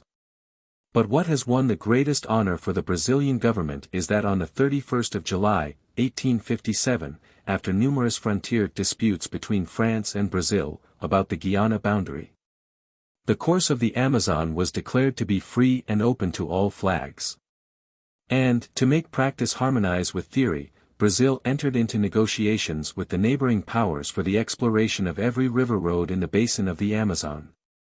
Today lines of well-found steamboats, which correspond direct with Liverpool, are plying on the river from its mouth up to Manaos, others ascend to Iquitos. Others by way of the Tapajós, the Madeira, the Rio Negro, or the Purus, make their way into the center of Peru and Bolivia. One can easily imagine the progress which commerce will one day make in this immense and wealthy area, which is without a rival in the world. But to this medal of the future there is a reverse. No progress can be accomplished without detriment to the indigenous races. In face, on the upper Amazon many Indian tribes have already disappeared, among others the Curicicuris and the Soromayos. On the Putumayo, if a few Yuris are still met with, the Yawas have abandoned the district to take refuge among some of the distant tributaries, and the Maos have quitted its banks to wander in their diminished numbers among the forests of Japura. The Tunantins is almost depopulated, and there are only a few families of wandering Indians at the mouth of the Jurua. The Tef is almost deserted, and near the sources of the Japer there remained but the fragments of the great nation of the Umaua. The Coari is forsaken. There are but few Muras Indians on the banks of the Purus. Of the ancient Manaos one can count but a wandering party or two. On the banks of the Rio Negro there are only a few half-breeds, Portuguese and natives, where a few years ago 24 different nations had their homes. Such is the law of progress. The Indians will disappear before the Anglo-Saxon race. Australians and Tasmanians have vanished. Before the conquerors of the far west the North American Indians have been wiped out. One day perhaps the Arabs will be annihilated by the colonization of the French. But we must return to 1852. The means of communication, so numerous now, did not then exist, and the journey of Joam Garral would require not less than 4 months, owing to the conditions under which it was made. Hence this observation of Benito, while the two friends were watching the river as it gently flowed at their feet. "Manol, my friend, if there is very little interval between our arrival at Belém and the moment of our separation, the time will appear to you to be very short." "Yes, Benito," said Manol, "and very long as well, for Minha cannot buy my wife until the end of the voyage." Chapter 6. A Forest on the Ground. The Garral family were in high glee. The magnificent journey on the Amazon was to be undertaken under conditions as agreeable as possible. Not only were the fazender and his family to start on a voyage for several months, but, as we shall see, he was to be accompanied by a part of the staff of the farm. In beholding every one happy around him, Joam forgot the anxieties which appeared to trouble his life. From the day his decision was taken he had been another man, and when he busied himself about the preparations for the expedition he regained his former activity. His people rejoiced exceedingly at seeing him again at work. His moral self reacted against his physical self, and Joam again became the active, energetic man of his earlier years, and moved about once more as though he had spent his life in the open air, under the invigorating influences of forests, fields, and running waters. Moreover, the few weeks that were to precede his departure had been well employed. At this period, as we have just remarked, the course of the Amazon was not yet furrowed by the numberless steam vessels, which companies were only then thinking of putting into the river. The service was worked by individuals on their own account alone, and often the boats were only employed in the business of the riverside establishments. These boats were either yubas, canoes made from the trunk of a tree, hollowed out by fire, and finished with the axe, pointed and light in front, and heavy and broad in the stern, able to carry from 1 to a dozen paddlers. And of 3 or 4 tons burden, egaridias, constructed on a larger scale, of broader design, and leaving on each side a gangway for the rowers, or jangada, rafts of no particular shape, propelled by a triangular sail, and surmounted by a cabin of mud and straw, which served the Indian and his family for a floating home. These 3 kinds of craft formed the lesser flotilla of the Amazon, and were only suited for a moderate traffic of passengers or merchandise. Larger vessels, however, existed, either vigilingas, ranging from 8 up to 10 tons, with 3 masts rigged with red sails, and which in calm weather were rowed by 4 long paddles not at all easy to work against the stream. Or, cabertas, of 20 tons burden, a kind of junk with a poop behind and a cabin down below, with 2 masts and square sails of unequal size, and propelled, when the wind fell, by 6 long sweeps which Indians work from a forecastle. But neither of these vessels satisfied Joam Garral. From the moment that he had resolved to descend the Amazon he had thought of making the most of the voyage by carrying a huge convoy of goods into Para. From this point of view there was no necessity to descend the river in a hurry. And the determination to which he had come pleased every one, excepting, perhaps, Manaos, who would for very good reasons have preferred some rapid steamboat. But though the means of transport devised by Joam were primitive in the extreme, he was going to take with him a numerous following and abandon himself to the stream under exceptional conditions of comfort and security. It would be, in truth, as if a part of the fazenda of Iquitos had been cut away from the bank and carried down the Amazon with all that composed the family of the fazender, masters and servants, in their dwellings, their cottages, and their huts. The settlement of Iquitos included a part of those magnificent forests which, in the central districts of South America, are practically inexhaustible.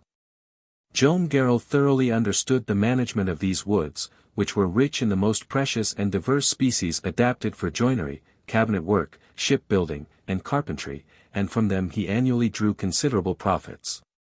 The river was there in front of him, and could it not be as safely and economically used as a railway if one existed?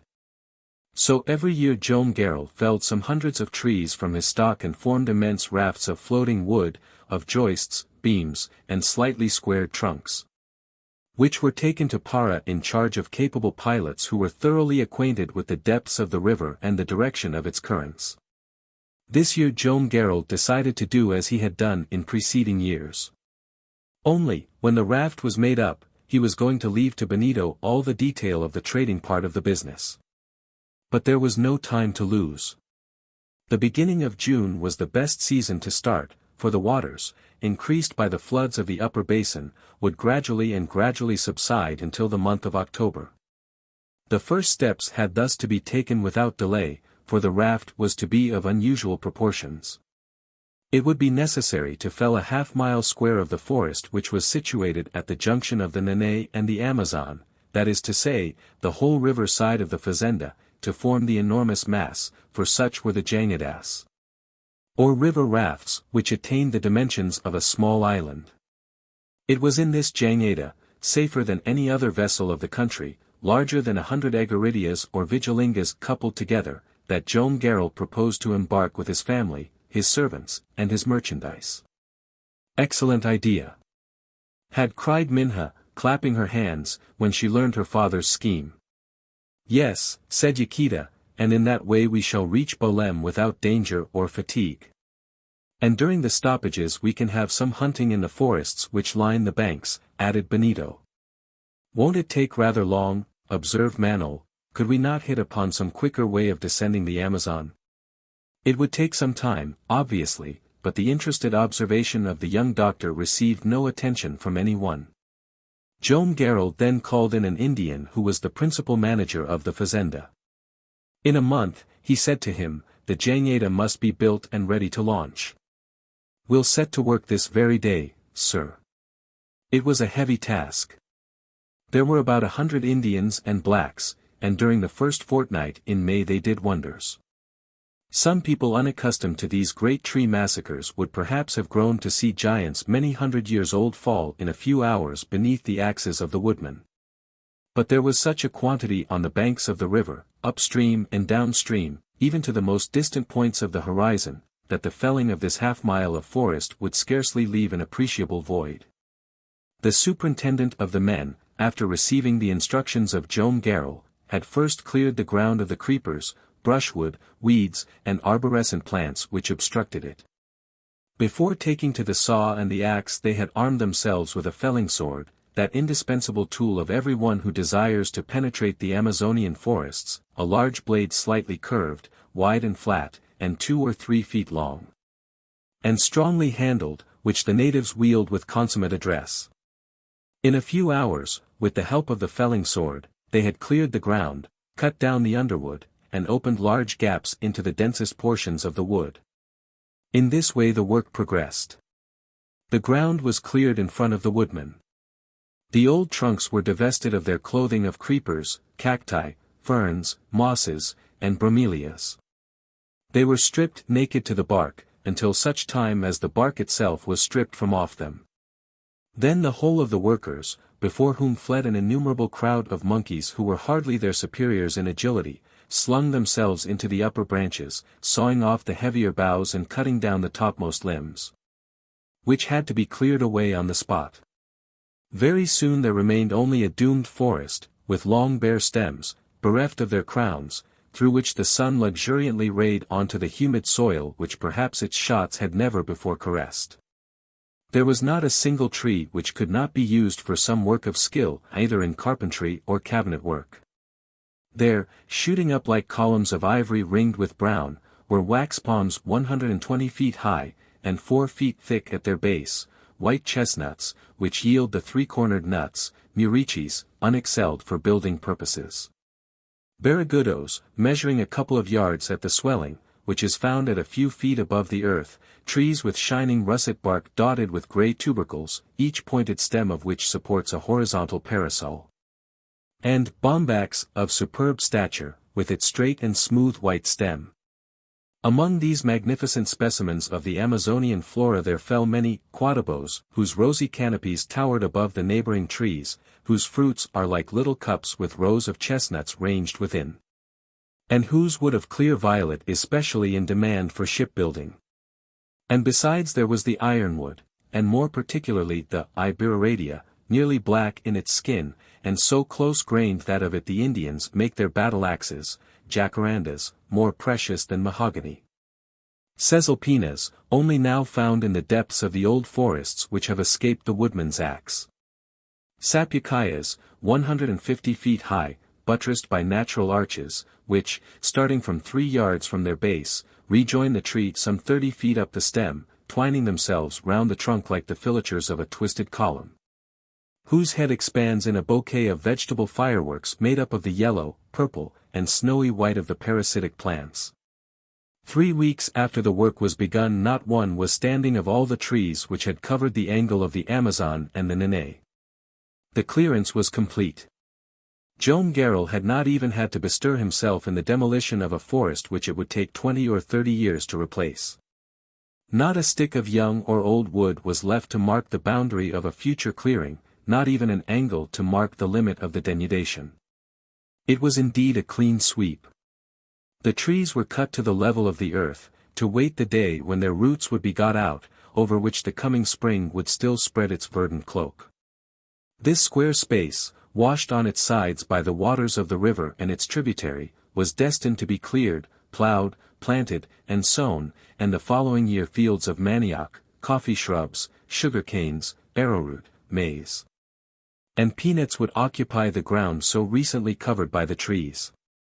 The last week of the month had not arrived when the trunks, classified according to their varieties and specific gravity, were symmetrically arranged on the bank of the Amazon, at the spot where the immense Jangada was to be built, which, with the different habitations for the accommodation of the crew, would become a veritable floating village, to wait the time when the waters of the river, swollen by the floods, would raise it and carry it for hundreds of leagues to the Atlantic coast.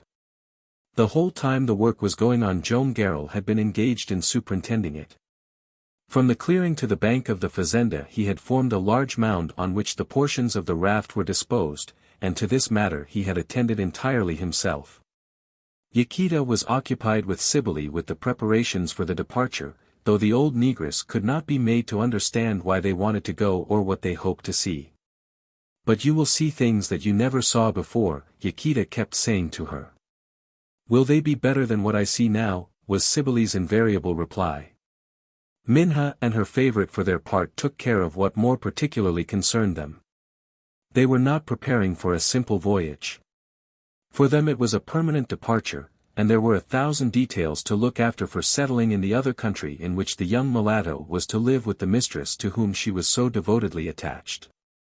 Minha was a trifle sorrowful, but the joyous Lina was quite unaffected at leaving Iquitos. Minha Valdez would be the same to her as Minha Garral, and to check her spirits she would have to be separated from her mistress, and that was never thought of. Benito had actively assisted his father in the work, which was on the point of completion. He commenced his apprenticeship to the trade of a fazender, which would probably one day become his own, as he was about to do that of a merchant on their descent of the river. As for Manaos, he divided his time between the house, where Yaquita and her daughter were as busy as possible, and the clearing, to which Benito fetched him rather oftener than he thought convenient, and on the whole the division was very unequal, as may well be imagined. Chapter 7. Following a Liana. It was a Sunday, the 26th of May, and the young people had made up their minds to take a holiday. The weather was splendid, the heat being tempered by the refreshing breezes which blew from off the Cordilleras, and everything invited them out for an excursion into the country. Benito and Manaos had offered to accompany Minha through the thick woods which bordered the right bank of the Amazon opposite the fazenda. It was, in a manner, a farewell visit to the charming environs of Iquitos.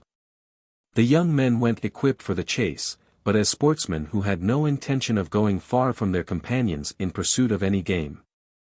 Manaos could be trusted for that, and the girls, for Lina could not leave her mistress, went prepared for a walk, an excursion of 2 or 3 leagues being not too long to frighten them.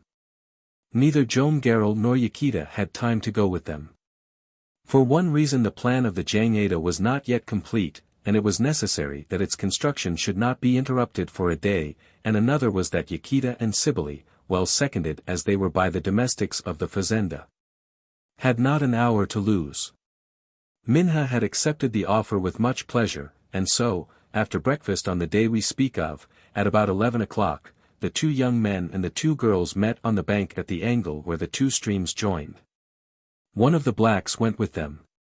They all embarked in one of the yubas used in the service of the farm, and after having passed between the islands of Iquitos and Perianta, they reached the right bank of the Amazon.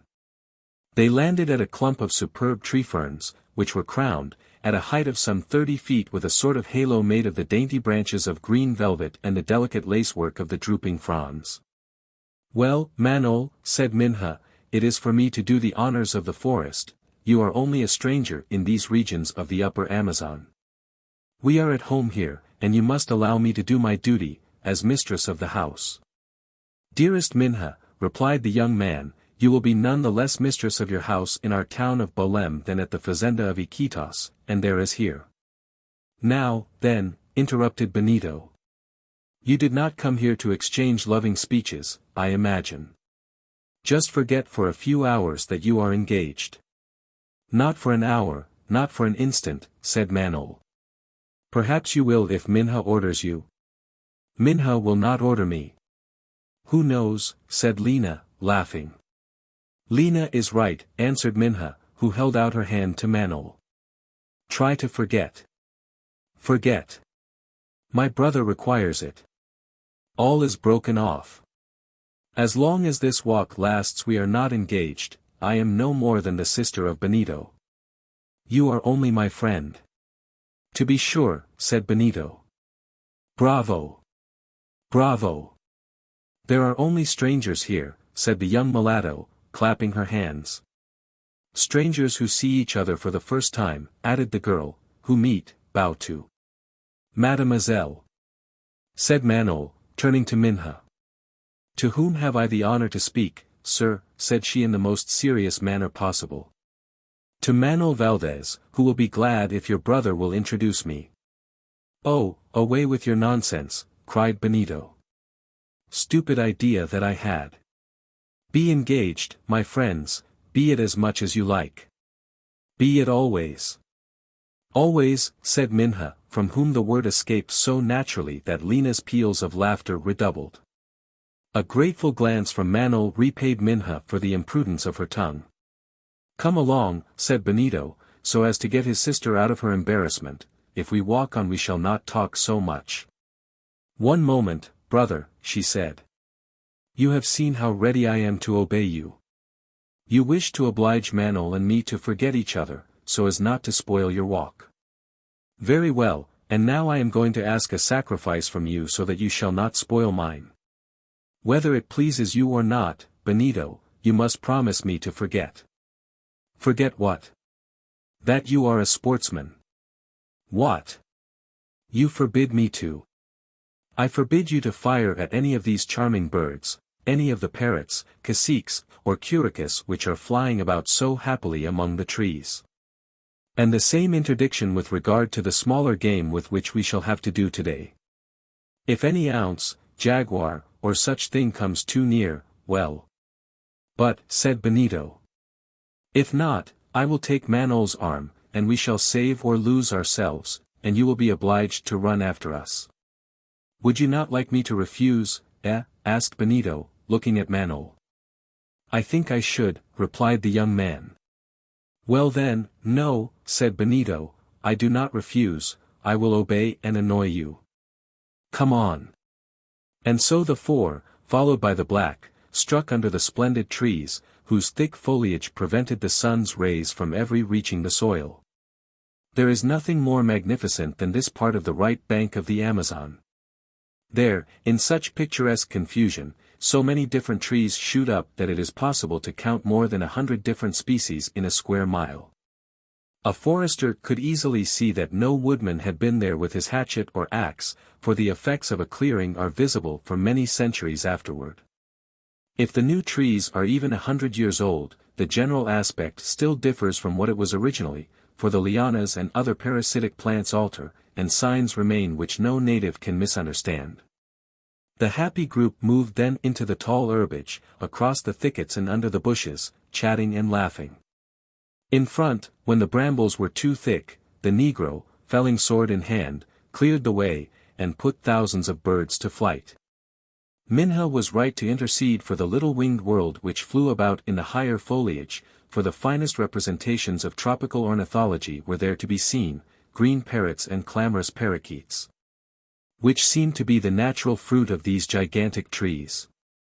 Hummingbirds in all their varieties, light blue and ruby red, tesauras, with long scissors-like tails, looking like detached flowers which the wind blew from branch to branch, blackbirds, with orange plumage bound with brown.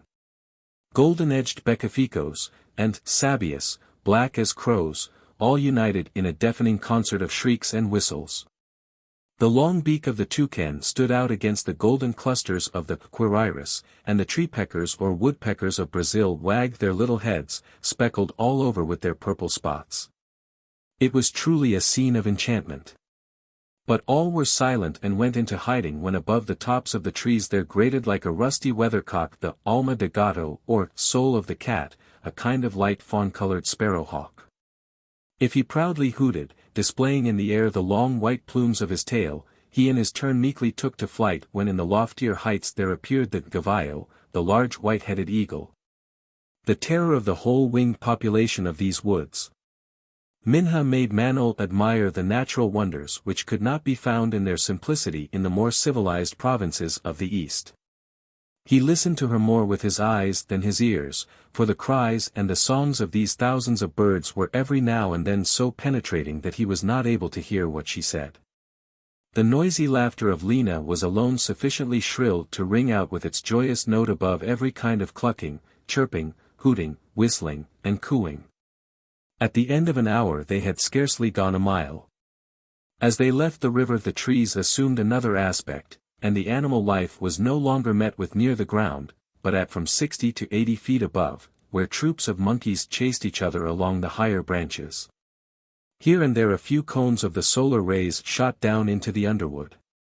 In fact, in these tropical forests light does not seem to be necessary for their existence. The air is enough for the vegetable growth, whether it be large or small, tree or plant, and all the heat required for the development of their sap is derived not from the surrounding atmosphere, but from the bosom of the soil itself, where it is stored up as in an enormous stove. And on the bromelias, grass plantains, orchids, cacti, and in short all the parasites which formed a little forest beneath the large one.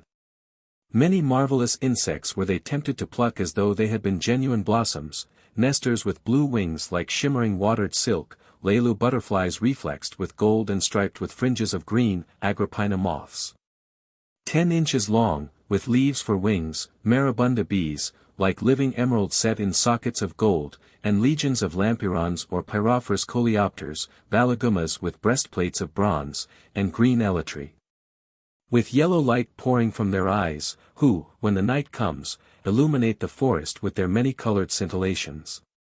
What wonders, repeated the enthusiastic girl. You are at home, Minha, or at least you say so, said Benito, and that is the way you talk of your riches. Sneer away, little brother, replied Minha, such beautiful things are only lent to us. Is it not so, Manol? They come from the hand of the Almighty and belong to the world. Let Benito laugh on, Minha, said Manol. He hides it very well, but he is a poet himself when his time comes, and he admires as much as we do all these beauties of nature. Only when his gun is on his arm, goodbye to poetry. Then be a poet now, replied the girl. I am a poet, said Benito. Oh! Nature enchanting, etc. We may confess, however, that in forbidding him to use his gun Minha had imposed on him a genuine privation. There was no lack of game in the woods, and several magnificent opportunities he had declined with regret. In some of the less wooded parts, in places where the breaks were tolerably spacious, they saw several pairs of ostriches, of the species known as nodus, from 4 to 5 feet high, accompanied by their inseparable serimas, a sort of turkey. Infinitely better from an edible point of view than the huge birds they escort. See what that wretched promise costs me, sighed Benito, as, at a gesture from his sister, he replaced under his arm the gun which had instinctively gone up to his shoulder. We ought to respect the serimas, said Manol, for they are great destroyers of the snakes. Just as we ought to respect the snakes, replied Benito, because they eat the noxious insects, and just as we ought the insects because they live on smaller insects more offensive still. At that rate we ought to respect everything. But the instinct of the young sportsman was about to be put to a still more rigorous trial. The woods became of a sudden full of game. Swift stags and graceful roebucks scampered off beneath the bushes, and a well-aimed bullet would assuredly have stopped them. Here and there turkeys showed themselves with their milk and coffee-colored plumage. And peccaries, a sort of wild pig highly appreciated by lovers of venison, and agoutis, which are the hares and rabbits of Central America, and tatus belonging to the order of edentates, with their scaly shells of patterns of mosaic. And truly Benito showed more than virtue, and even genuine heroism, when he came across some tapirs, called antas, in Brazil, diminutives of the elephant, already nearly undiscoverable on the banks of the upper Amazon and its tributaries. Pachyderms so dear to the hunters for their rarity, so appreciated by the gourmands for their meat, superior far to beef, and above all for the protuberance on the nape of the neck, which is a morsel fit for a king. His gun almost burned his fingers, but faithful to his promise he kept it quiet. But yet, and he cautioned his sister about this, the gun would go off in spite of him, and probably register a masterstroke in sporting annals, if within range there should come a tamandoa assa, a kind of large and very curious anteater. Happily the big anteater did not show himself, neither did any panthers, leopards, jaguars, guepards, or cougars, called indifferently ounces in South America, and to whom it is not advisable to get too near. After all, said Benito, who stopped for an instant, to walk is very well, but to walk without an object. Without an object, replied his sister. But our object is to see, to admire, to visit for the last time these forests of Central America, which we shall not find again in Para, and to bid them a fast farewell. Ah! An idea. It was Lina who spoke. An idea of Lina's can be no other than a silly one, said Benito, shaking his head. It is unkind, brother, said Minha, to make fun of Lina when she has been thinking how to give our walk the object which you have just regretted it lacks. Besides, Mr. Benito, I am sure my idea will please you, replied the mulatto. Well, what is it? Asked Minha.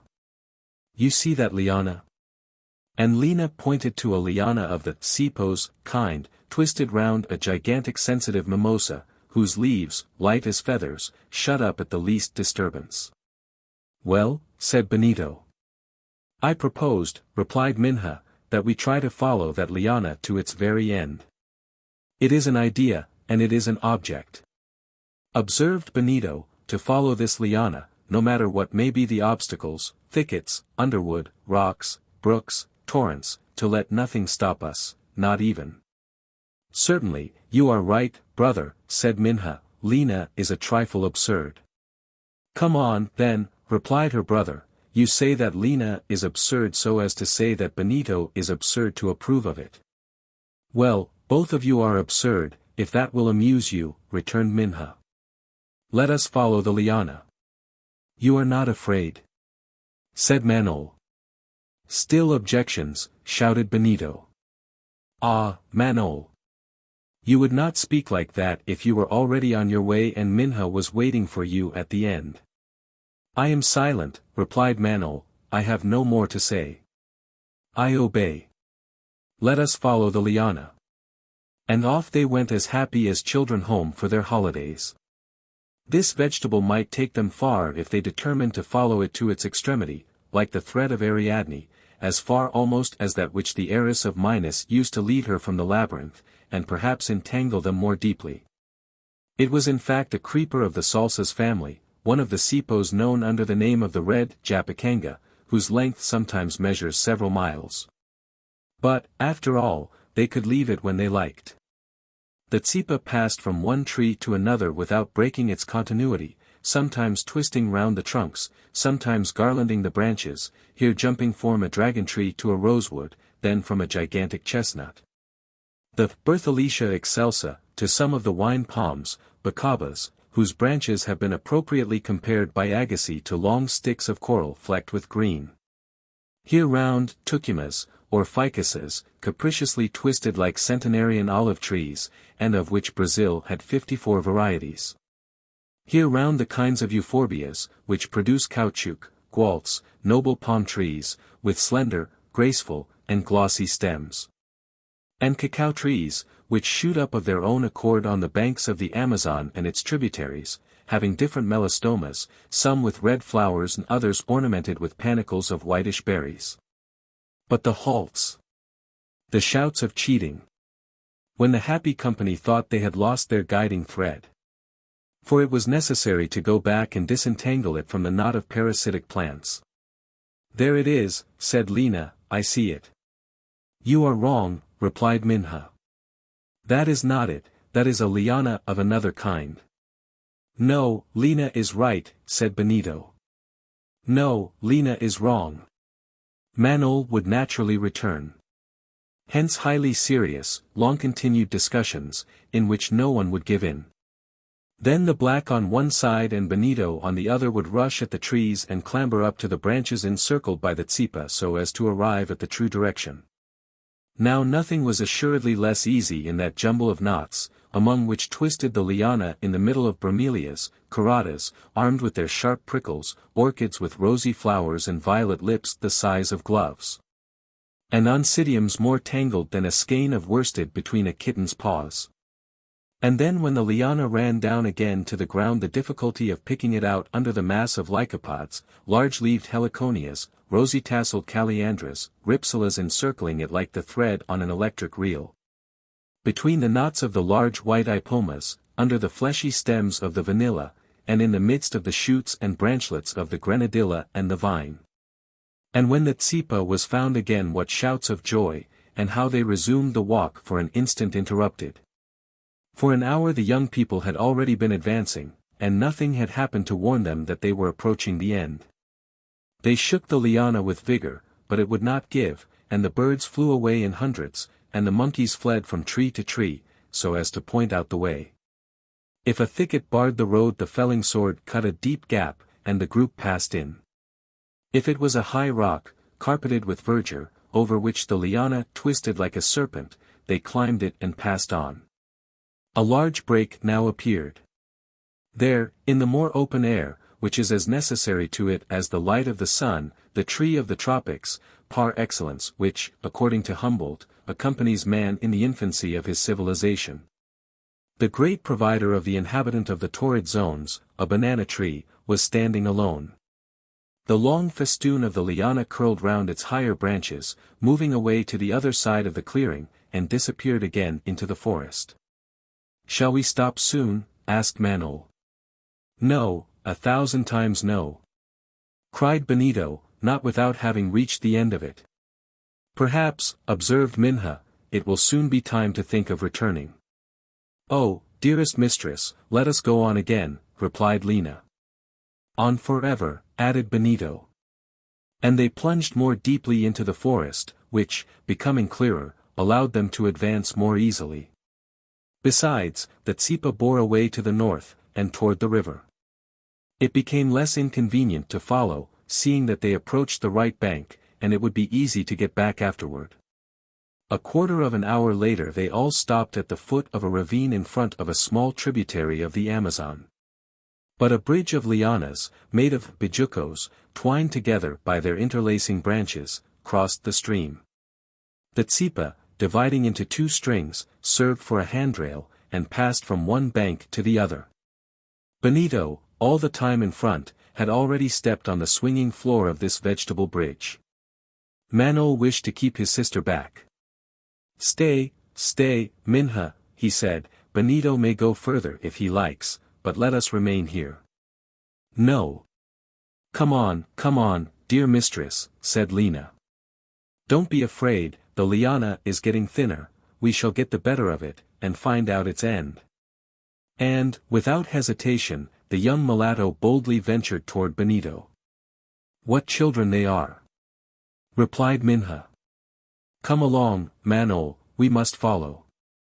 And they all cleared the bridge, which swayed above the ravine like a swing, and plunged again beneath the mighty trees. But they had not proceeded for 10 minutes along the interminable Tsipa, in the direction of the river, when they stopped, and this time not without cause. "Have we got to the end of the liana?" asked Minha. "No," replied Benito. "But we had better advance with care. Look!" And Benito pointed to the Tsipa which, lost in the branches of a high ficus, was agitated by violent shakings. "What causes that?" asked Manaos. "Perhaps some animal that we had better approach with a little circumspection." And Benito, cocking his gun, motioned them to let him go on a bit, and stepped about 10 paces to the front. Manaos, the two girls, and the black remained motionless where they were. Suddenly Benito raised a shout, and they saw him rush toward a tree. They all ran as well. Sight the most unforeseen, and little adapted to gratify the eyes. A man, hanging by the neck, struggled at the end of the liana, which, supple as a cord, had formed into a slipknot, and the shakings came from the jerks into which he still agitated it in the last convulsions of his agony. Benito threw himself on the unfortunate fellow, and with a cut of his hunting knife severed the Tsipa. The man slipped on to the ground. Manaos leaned over him, to try and recall him to life, if it was not too late. "Poor man," murmured Minha. "Mr. Manaos! Mr. Manaos!" cried Lina. "He breathes again. His heart beats, you must save him." "True," said Manaos, "but I think it was about time that we came up." He was about 30 years old, a white, clothed badly enough, much emaciated, and he seemed to have suffered a good deal. At his feet were an empty flask, thrown on the ground, and a cup and ball in palm wood, of which the ball, made of the head of a tortoise, was tied on with a fiber. "To hang himself. To hang himself, repeated Lina, and young still. What could have driven him to do such a thing? But the attempts of Manaos had not been long in bringing the luckless wight to life again, and he opened his eyes and gave an ahem. So vigorous and unexpected that Lina, frightened, replied to his cry with another. Who are you, my friend? Benito asked him. An ex-hanger-on, as far as I see. But your name? Wait a minute and I will recall myself, said he, passing his hand over his forehead. I am known as Fragoso, at your service. And I am still able to curl and cut your hair, to shave you, and to make you comfortable according to all the rules of my art. I am a barber, so to speak more truly, the most desperate of Figaros. And what made you think of? What would you have, my gallant sir, replied Fragoso, with a smile, a moment of despair, which I would have duly regretted had the regrets been in another world. But 800 leagues of country to traverse, and not a coin in my pouch, was not very comforting. I had lost courage obviously. To conclude, Fragoso had a good and pleasing figure, and as he recovered it was evident that he was of a lively disposition. He was one of those wandering barbers who travel on the banks of the upper Amazon, going from village to village, and putting the resources of their art at the service of Negroes, Negresses, Indians and Indian women, who appreciate them very much. But poor Fragoso, abandoned and miserable, having eaten nothing for 40 hours, astray in the forest, had for an instant lost his head, and we know the rest. My friend, said Benito to him, you will go back with us to the fazenda of Iquitos? With pleasure, replied Fragoso, you cut me down and I belong to you. I must somehow be dependent. Well, dear mistress, don't you think we did well to continue our walk? Asked Lina. That I do, returned the girl. Never mind, said Benito. I never thought that we should finish by finding a man at the end of the tsipa. And, above all, a barber in difficulties, and on the road to hang himself, replied Fragoso. The poor fellow, who was now wide awake, was told about what had passed. He warmly thanked Lina for the good idea she had had of following the Liana, and they all started on the road to the fazenda, where Fragoso was received in a way that gave him neither wish nor want to try his wretched task again. Chapter 8. The Jangada. The half-mile square of forest was cleared. With the carpenters remained the task of arranging in the form of a raft the many venerable trees which were lying on the strand. And an easy task it was. Under the direction of Joam Garral the Indians displayed their incomparable ingenuity. In everything connected with house building or ship building these natives are, it must be admitted, astonishing workmen. They have only an axe and a saw, and they work on wood so hard that the edge of their tools gets absolutely jagged. Yet they square up trunks, shape beams out of enormous stems, and get out of them joists and planking without the aid of any machinery whatever, and, endowed with prodigious natural ability, do all these things easily with their skilled and patient hands. The trees had not been launched into the Amazon to begin with. Joam Garral was accustomed to proceed in a different way. The whole mass of trunks was symmetrically arranged on a flat part of the bank, which he had already leveled up at the junction of the Nanay with the great river. There it was that the Jangada was to be built. Thence it was that the Amazon was to float it when the time came for it to start for its destination.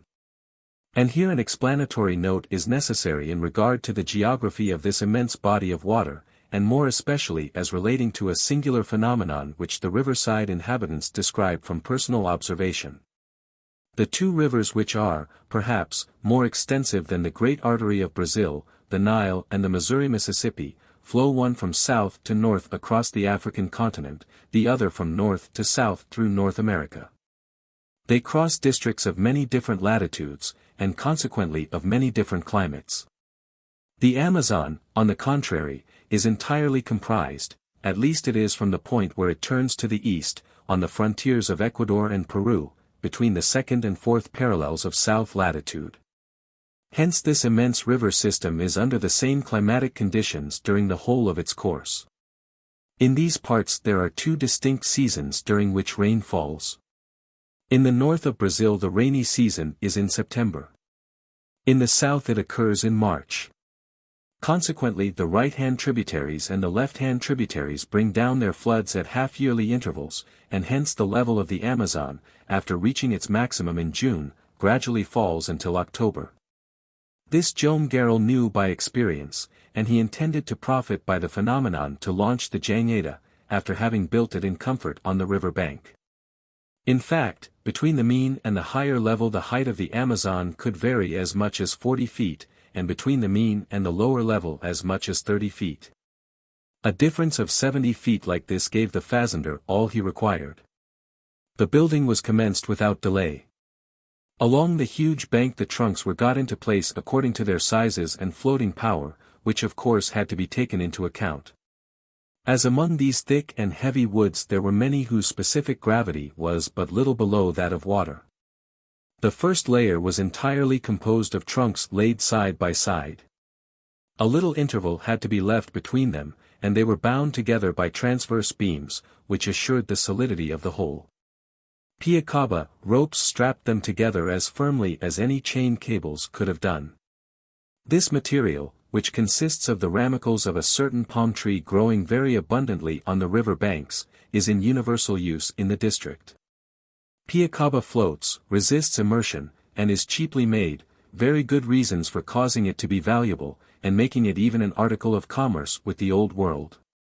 Above this double row of trunks and beams were disposed the joists and planks which formed the floor of the Jangada, and rose about 30 inches above the load water line. The bulk was enormous, as we must confess when it is considered that the raft measured 1,000 feet long and 60 broad, and thus had a superficies of 60,000 square feet.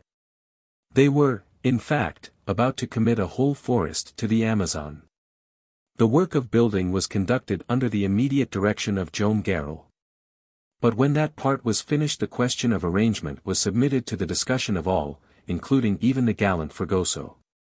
Just a word as to what he was doing in his new situation at the fazenda. The barber had never been so happy as since the day when he had been received by the hospitable family. Joam Garral had offered to take him to Para, on the road to which he was when the Liana, according to his account, had seized him by the neck and brought him up with a round turn. Fragoso had accepted the offer, thanked him from the bottom of his heart, and ever since had sought to make himself useful in 1,000 ways. He was a very intelligent fellow, what one might call a double right-hander, that is to say, he could do everything, and could do everything well. As merry as Lina, always singing, and always ready with some good-natured joke, he was not long in being liked by all. But it was with the young mulatto that he claimed to have contracted the heaviest obligation.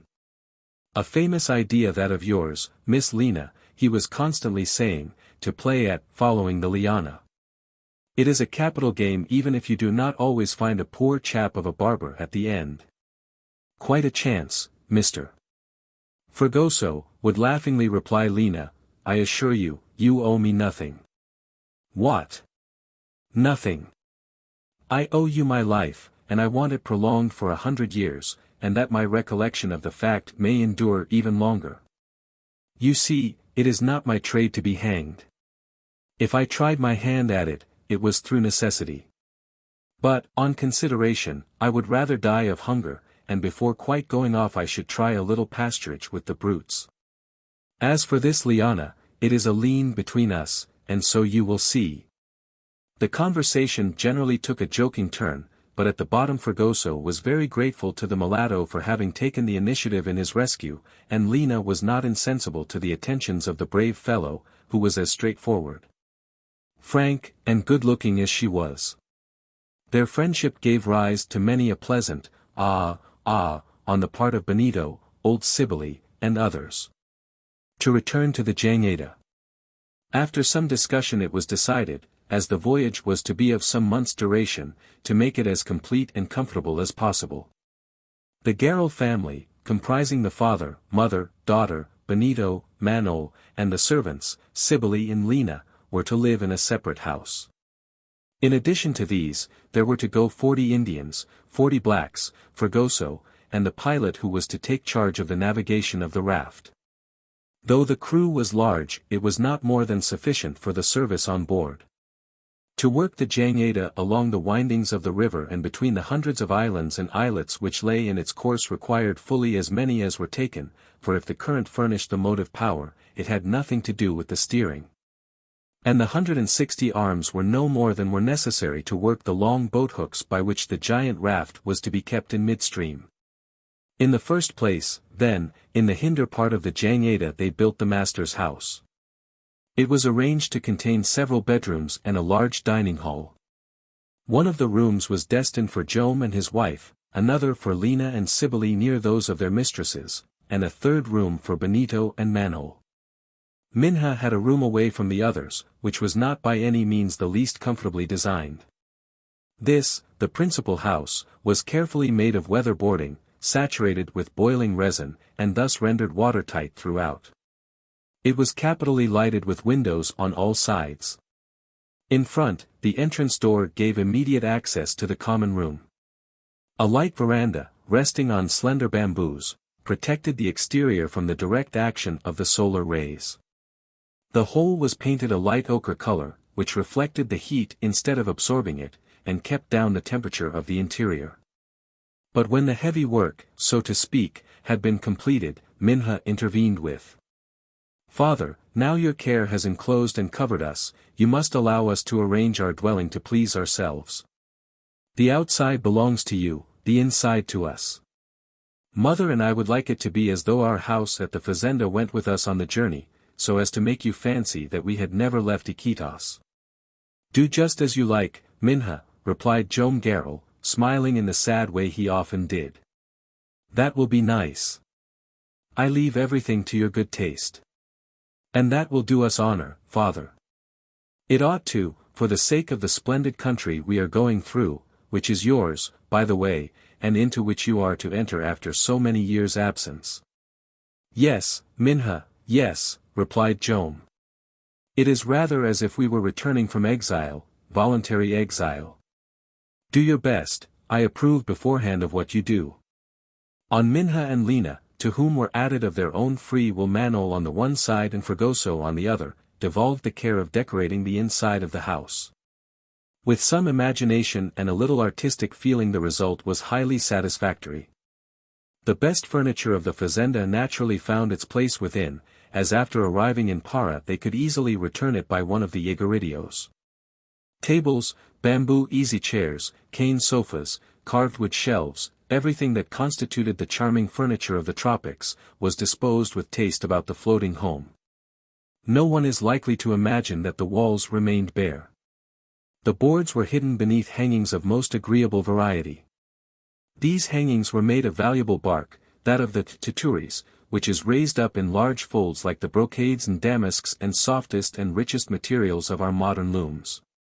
On the floors of the rooms were jaguar skins, with wonderful spots, and thick monkey furs of exquisite fleeciness. Light curtains of the russet silk, produced by the sumama, hung from the windows.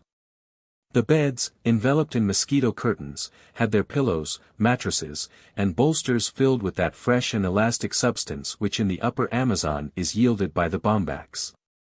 Throughout on the shelves and side tables were little odds and ends, brought from Rio Janeiro or Belém, those most precious to Minha being such as had come from Manaos.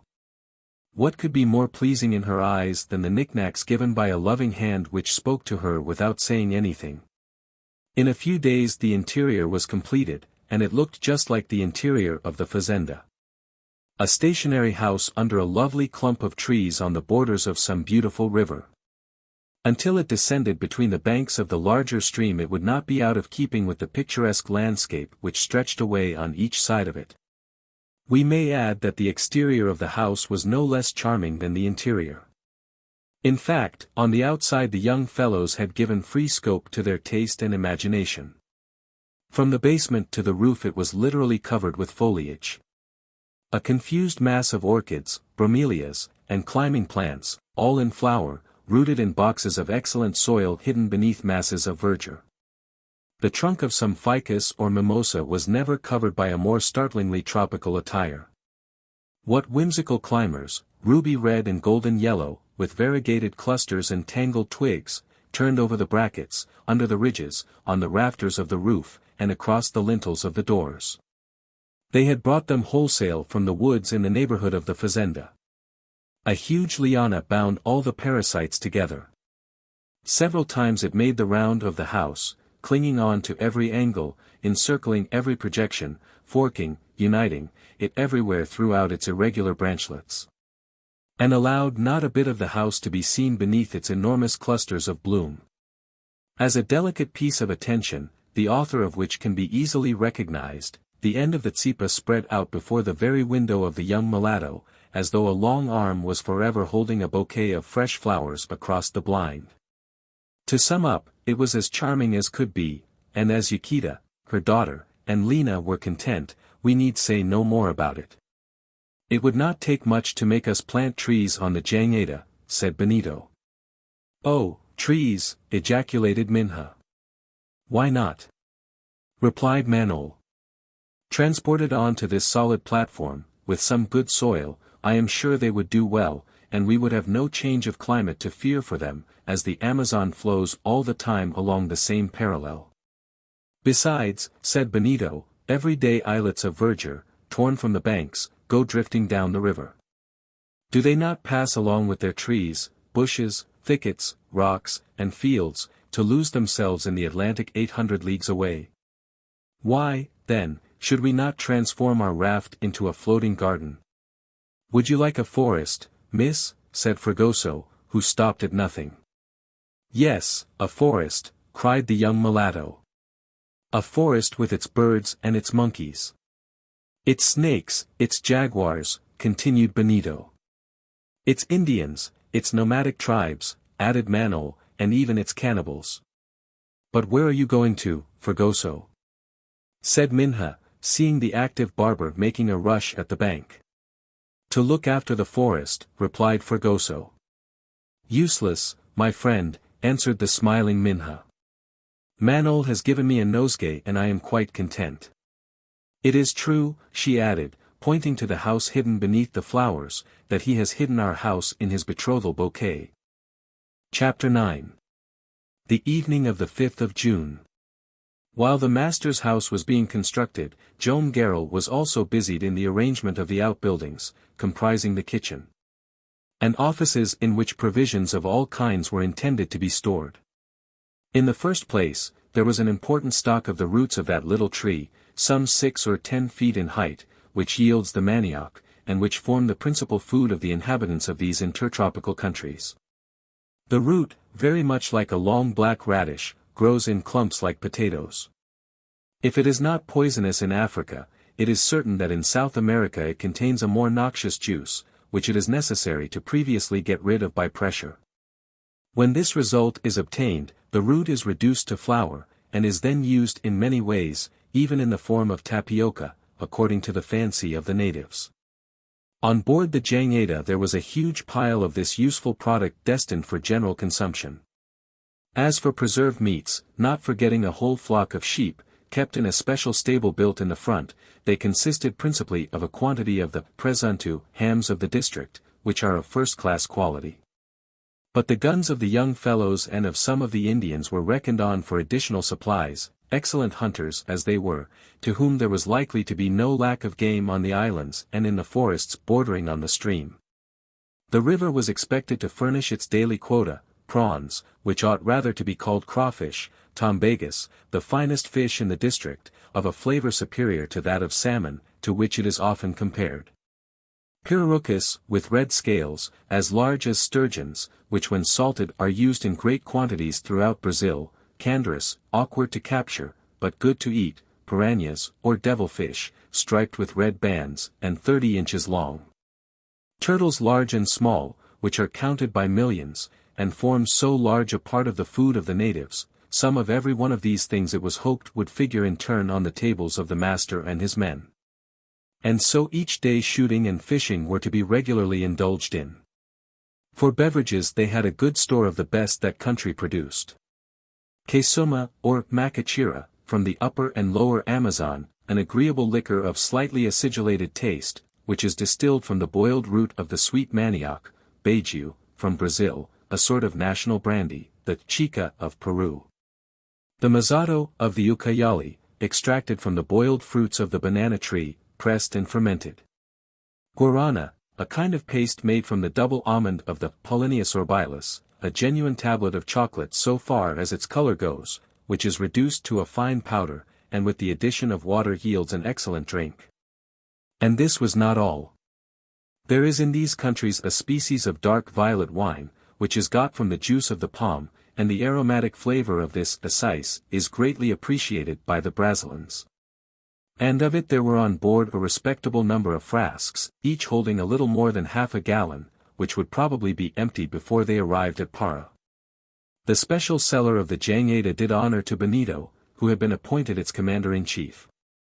Several hundred bottles of sherry, port, and letubal recalled names dear to the earlier conquerors of South America. In addition, the young butler had stored away certain demijohns, holding half a dozen gallons each, of excellent tafia, a sugared brandy a trifle more pronounced in taste than the national beiju. As far as tobacco was concerned, there was none of that coarse kind which usually contents the natives of the Amazonian basin. It all came direct from Villa Bella de Imperatriz, or, in other words, from the district in which is grown the best tobacco in Central America. The principal habitation, with its annexes, kitchen, offices, and cellars, was placed in the rear, or, let us say, stern of the craft, and formed a part reserved for the Garral family and their personal servants. In the center the huts for the Indians and the blacks had been erected.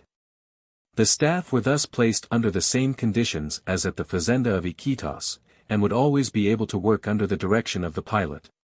To house the crew a good many huts were required, and these gave to the Jangada the appearance of a small village got adrift, and, to tell the truth, it was a better built and better peopled village than many of those on the upper Amazon. For the Indians Joam Garral had designed regular cabins, huts without walls, with only light poles supporting the roof of foliage. The air circulated freely throughout these open constructions and swung the hammock suspended in the interior, and the natives, among whom were 3 or 4 complete families, with women and children, were lodged as if they were on shore. The blacks here found their customary sheds. They differed from the cabins by being closed in on their 4 faces, of which only one gave access to the interior. The Indians, accustomed to live in the open air, free and untrammeled, were not able to accustom themselves to the imprisonment of the ajupas, which agreed better with the life of the blacks. In the bow regular warehouses had arisen, containing the goods which Joam Garral was carrying to Belem at the same time as the products of his forests. There, in vast storerooms, under the direction of Benito, the rich cargo had been placed with as much order as if it had been carefully stowed away in a ship's hold. In the first place, 7,000 arrobas of caoutchouc, each of about 30 pounds, composed the most precious part of the cargo, for every pound of it was worth from 3 to 4 francs. The Jangada also took 50 hundredweight of sarsaparilla, a smilax which forms an important branch of foreign trade throughout the Amazon districts, and is getting rarer and rarer along the banks of the river. So that the natives are very careful to spare the stems when they gather them. Tonquin bands, known in Brazil under the name of cumaris, and used in the manufacture of certain essential oils, sassafras, from which is extracted a precious balsam for wounds. Bales of dyeing plants, cases of several gums, and a quantity of precious woods, completed a well-adapted cargo for lucrative and easy sale in the provinces of Para. Some may feel astonished that the number of Indians and Negroes embarked were only sufficient to work the raft, and that a larger number were not taken in case of an attack by the riverside Indians. Such would have been useless. The natives of Central America are not to be feared in the least, and the times are quite changed since it was necessary to provide against their aggressions.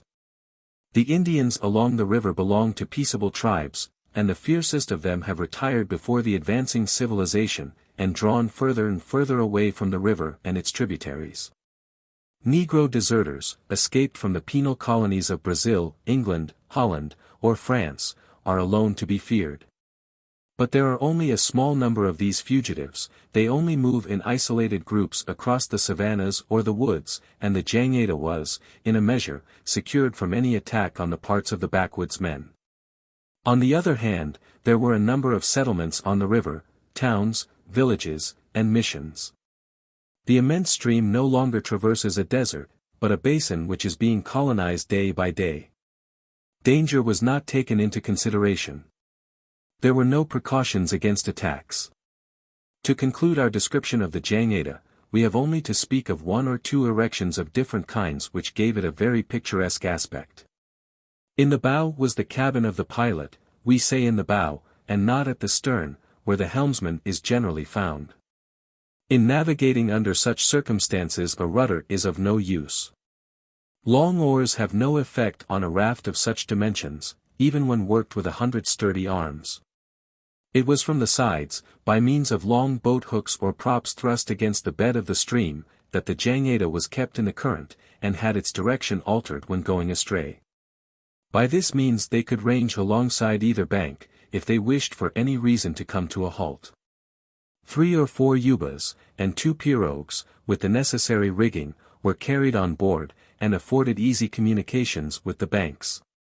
The pilot had to look after the channels of the river, the deviations of the current, the eddies which it was necessary to avoid, the creeks or bays which afforded favorable anchorage, and to do this he had to be in the bow. If the pilot was the material director of this immense machine, for can we not justly call it so? Another personage was its spiritual director, this was Padre Pisania, who had charge of the mission at Iquitos. A religious family, like that of Joam Garral's, had availed themselves enthusiastically of this occasion of taking him with them.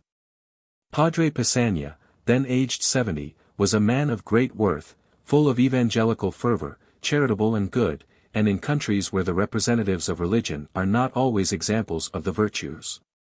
He stood out as the accomplished type of those great missionaries who have done so much for civilization in the interior of the most savage regions of the world. For 50 years Padre Pisania had lived at Iquitos, in the mission of which he was the chief.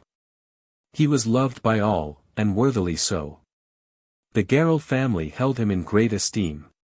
It was he who had married the daughter of Farmer Magalhaes to the clerk who had been received at the fazenda. He had known the children from birth, he had baptized them, educated them, and hoped to give each of them the nuptial blessing. The age of the padre did not allow of his exercising his important ministry any longer. The horn of retreat for him had sounded. He was about to be replaced at Iquitos by a younger missionary, and he was preparing to return to Para, to end his days in one of those convents which are reserved for the old servants of God. What better occasion could offer than that of descending the river with the family which was as his own? They had proposed it to him, and he had accepted, and when arrived at Belém he was to marry the young couple, Minha and Manaos. But if Padre Pisania during the course of the voyage was to take his meals with the family, Joam Garral desired to build for him a dwelling apart, and heaven knows what care Yaquita and her daughter took to make him comfortable. Assuredly the good old priest had never been so lodged in his modest parsonage. The parsonage was not enough for Padre Pisania, he ought to have a chapel. The chapel then was built in the center of the Jangada, and a little bell surmounted it. It was small enough, undoubtedly, and it could not hold the whole of the crew, but it was richly decorated, and if Joam Garral found his own house on the raft, Padre Pisania had no cause to regret the poverty-stricken church of Iquitos. Such was the wonderful structure which was going down the Amazon. It was then on the bank waiting till the flood came to carry it away. From the observation and calculation of the rising it would seem as though there was not much longer to wait. All was ready to date, the 5th of June. The pilot arrived the evening before. He was a man about 50, well up in his profession, but rather fond of drink. Such as he was, Joam Garral in large matters at different times had employed him to take his rafts to Belém, and he had never had cause to repent it. It is as well to add that Araujo, that was his name, never saw better than when he had imbibed a few glasses of tafia, and he never did any work at all without a certain demijohn of that liquor, to which he paid frequent court. The rise of the flood had clearly manifested itself for several days. From minute to minute the level of the river rose, and during the 24 hours which preceded the maximum the waters covered the bank on which the raft rested, but did not lift the raft. As soon as the movement was assured, and there could be no error as to the height to which the flood would rise. All those interested in the undertaking were seized with no little excitement. For if through some inexplicable cause the waters of the Amazon did not rise sufficiently to flood the Jangada, it would all have to be built over again. But as the fall of the river would be very rapid, it would take long months before similar conditions recurred. On the 5th of June, toward the evening, the future passengers of the Jangada were collected on a plateau which was about 100 feet above the bank, and waited for the hour with an anxiety quite intelligible. There were Yaquita, her daughter, Manuel Valdez, Padre Pisania, Benito, Lina, Fragoso, Cibele, and some of the servants, Indian or Negro, of the fazenda. Fragoso could not keep himself still. He went and he came, he ran down the bank and ran up the plateau, he noted the points of the river gauge, and shouted, "Hurrah," as the water crept up. It will swim," he shouted. "The raft which is to take us to Belém.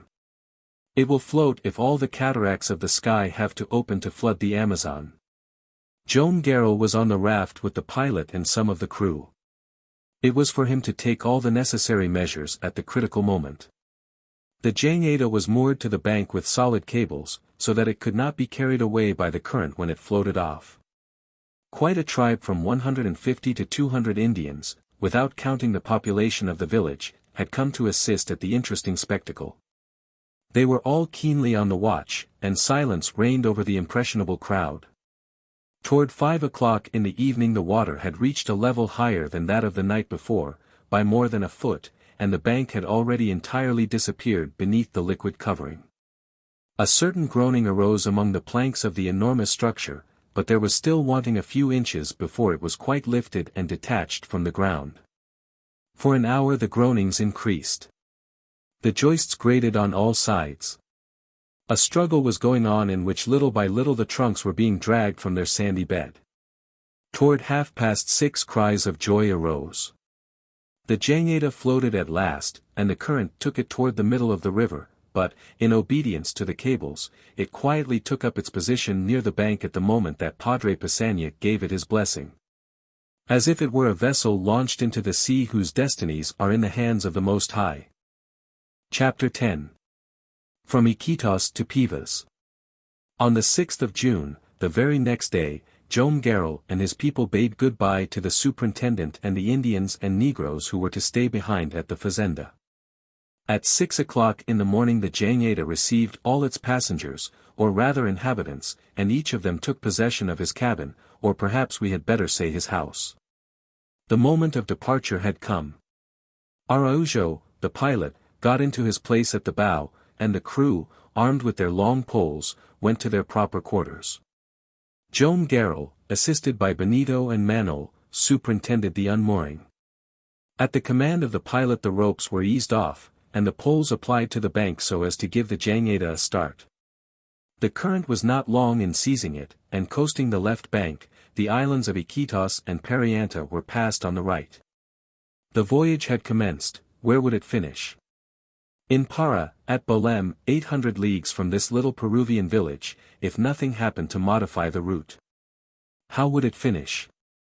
That was the secret of the future. The weather was magnificent. A pleasant pampero tempered the ardor of the sun, one of those winds which in June or July come from off the Cordilleras, many hundred leagues away, after having swept across the huge plain of the Sacramento. Had the raft been provided with masts and sails she would have felt the effects of the breeze, and her speed would have been greater.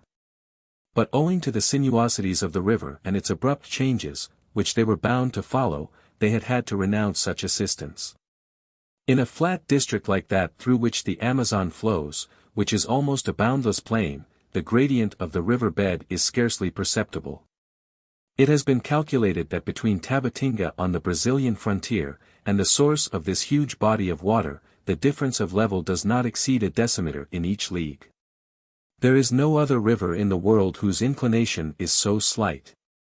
It follows from this that the average speed of the current cannot be estimated at more than 2 leagues in 24 hours, and sometimes, while the droughts are on, it is even less. However, during the period of the floods it has been known to increase to between 30 and 40 kilometers. Happily, it was under these latter conditions that the Jangada was to proceed. But, cumbrous in its movements, it could not keep up to the speed of the current which ran past it. There are also to be taken into account the stoppages occasioned by the bends in the river, the numerous islands which had to be rounded, the shoals which had to be avoided, and the hours of halting, which were necessarily lost when the night was too dark to advance securely, so that we cannot allow more than 25 kilometers for each 24 hours. In addition, the surface of the water is far from being completely clear. Trees still green, vegetable remains, islets of plants constantly torn from the banks, formed quite a flotilla of fragments carried on by the currents, and were so many obstacles to speedy navigation. The mouth of the Nene was soon passed, and lost to sight behind a point on the left bank, which, with its carpet of russet grasses tinted by the sun, formed a ruddy relief to the green forests on the horizon. The Jangada took the center of the stream between the numerous picturesque islands, of which there are a dozen between Iquitos and Pucallpa. Araujo, who did not forget to clear his vision and his memory by an occasional application to his demijohn, maneuvered very ably when passing through this archipelago. At his word of command 50 poles from each side of the raft were raised in the air, and struck the water with an automatic movement very curious to behold. While this was going on, Yaquita, aided by Lina and Cybele, was getting everything in order, and the Indian cooks were preparing the breakfast. As for the two young fellows and Minha, they were walking up and down in company with Padre Pisania, and from time to time the lady stopped and watered the plants which were placed about the base of the dwelling house. "Well, Padre," said Benito, "do you know a more agreeable way of traveling?" "No, my dear boy," replied the Padre, "it is truly traveling with all one's belongings." "And without any fatigue," added Manaos. "We might do hundreds of thousands of miles in this way."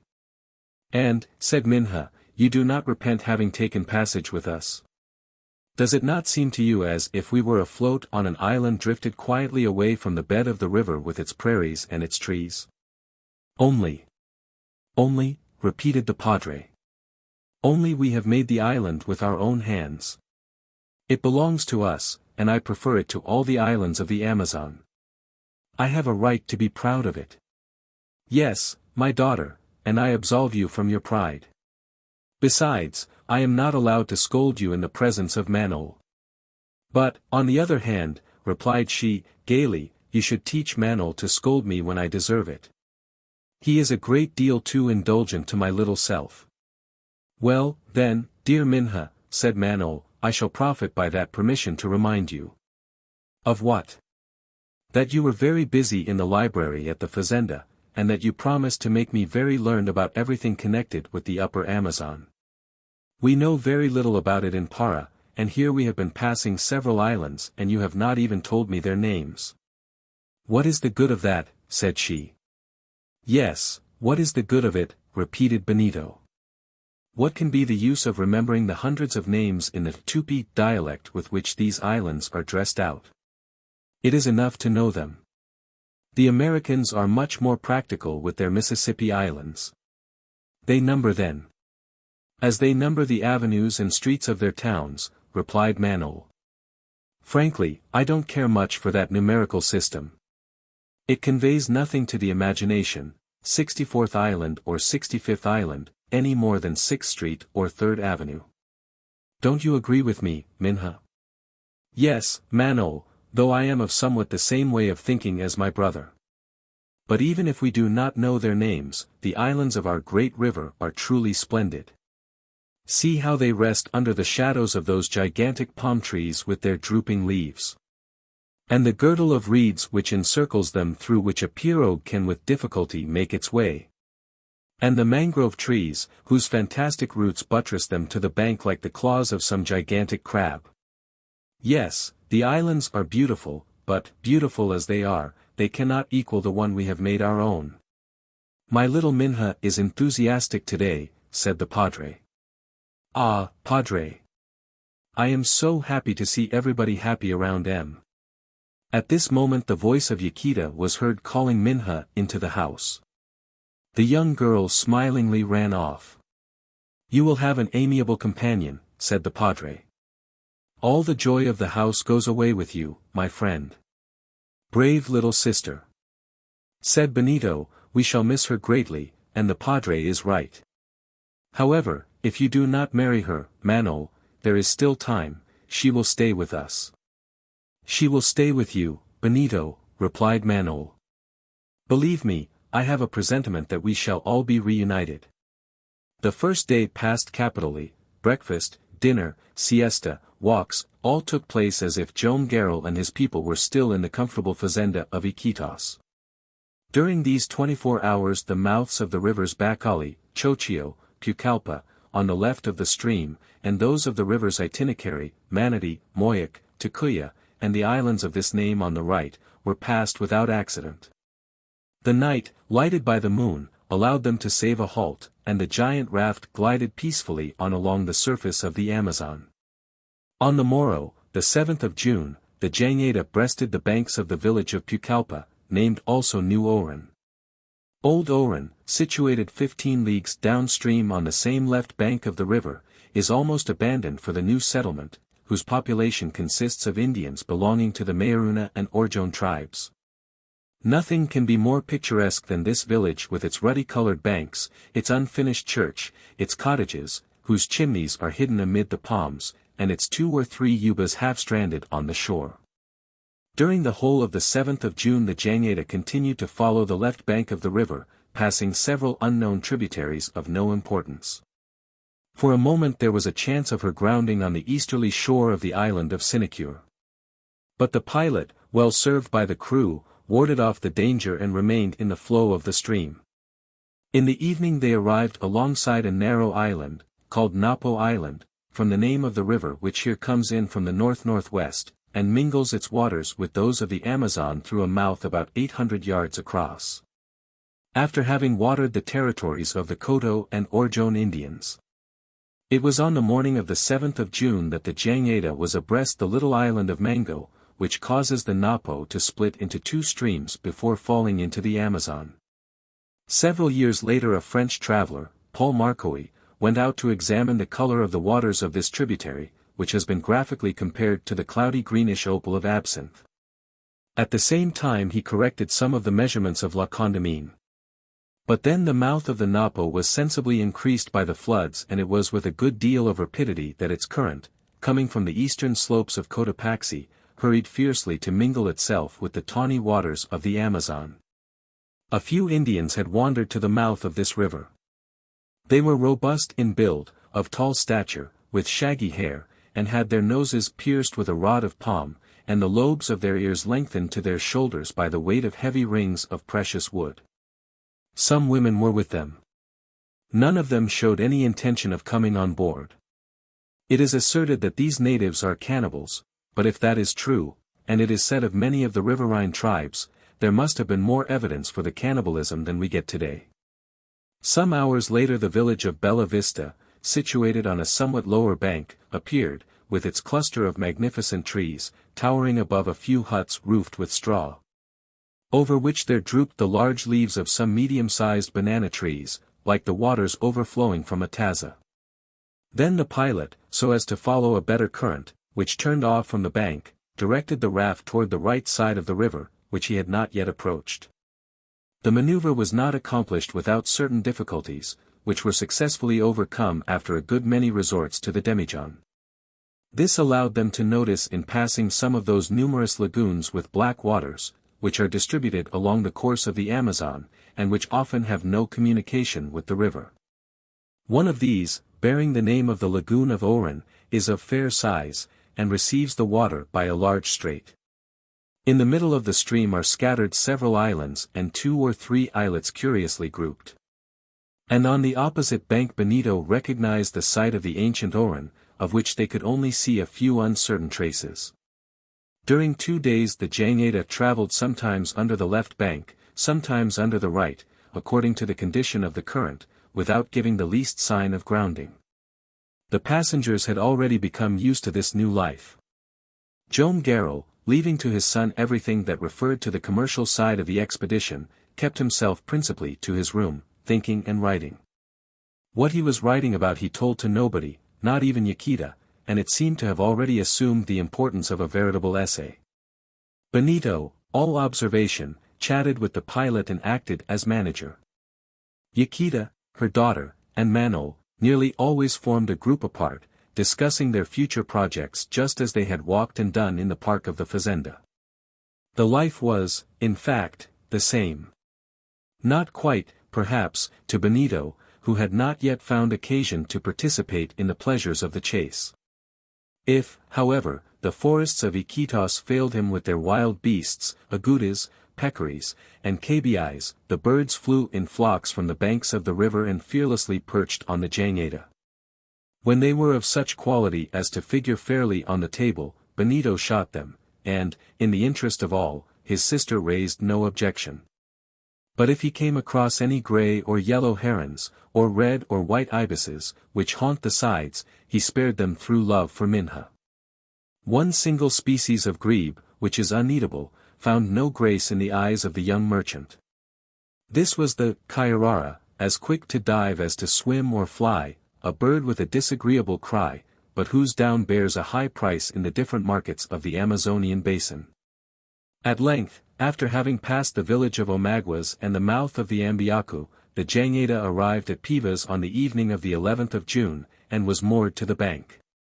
As it was to remain here for some hours before nightfall, Benito disembarked, taking with him the ever-ready Fragoso, and the two sportsmen started off to beat the thickets in the environs of the little place. An agouti and a kbi, not to mention a dozen partridges, enriched the larder after this fortunate excursion. At Pevas, where there is a population of 260 inhabitants, Benito would perhaps have done some trade with the lay brothers of the mission, who are at the same time wholesale merchants.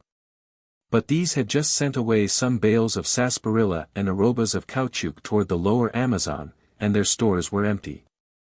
The Jangada departed at daybreak, and passed the little archipelago of the Ayesho and Cachiquinas Islands, after having left the village of the latter name on the right. Several mouths of smaller unnamed affluents showed themselves on the right of the river through the spaces between the islands.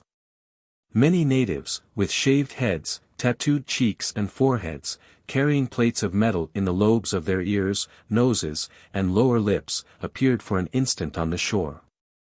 They were armed with arrows and blow tubes, but made no use of them, and did not even attempt to communicate with the Jangada.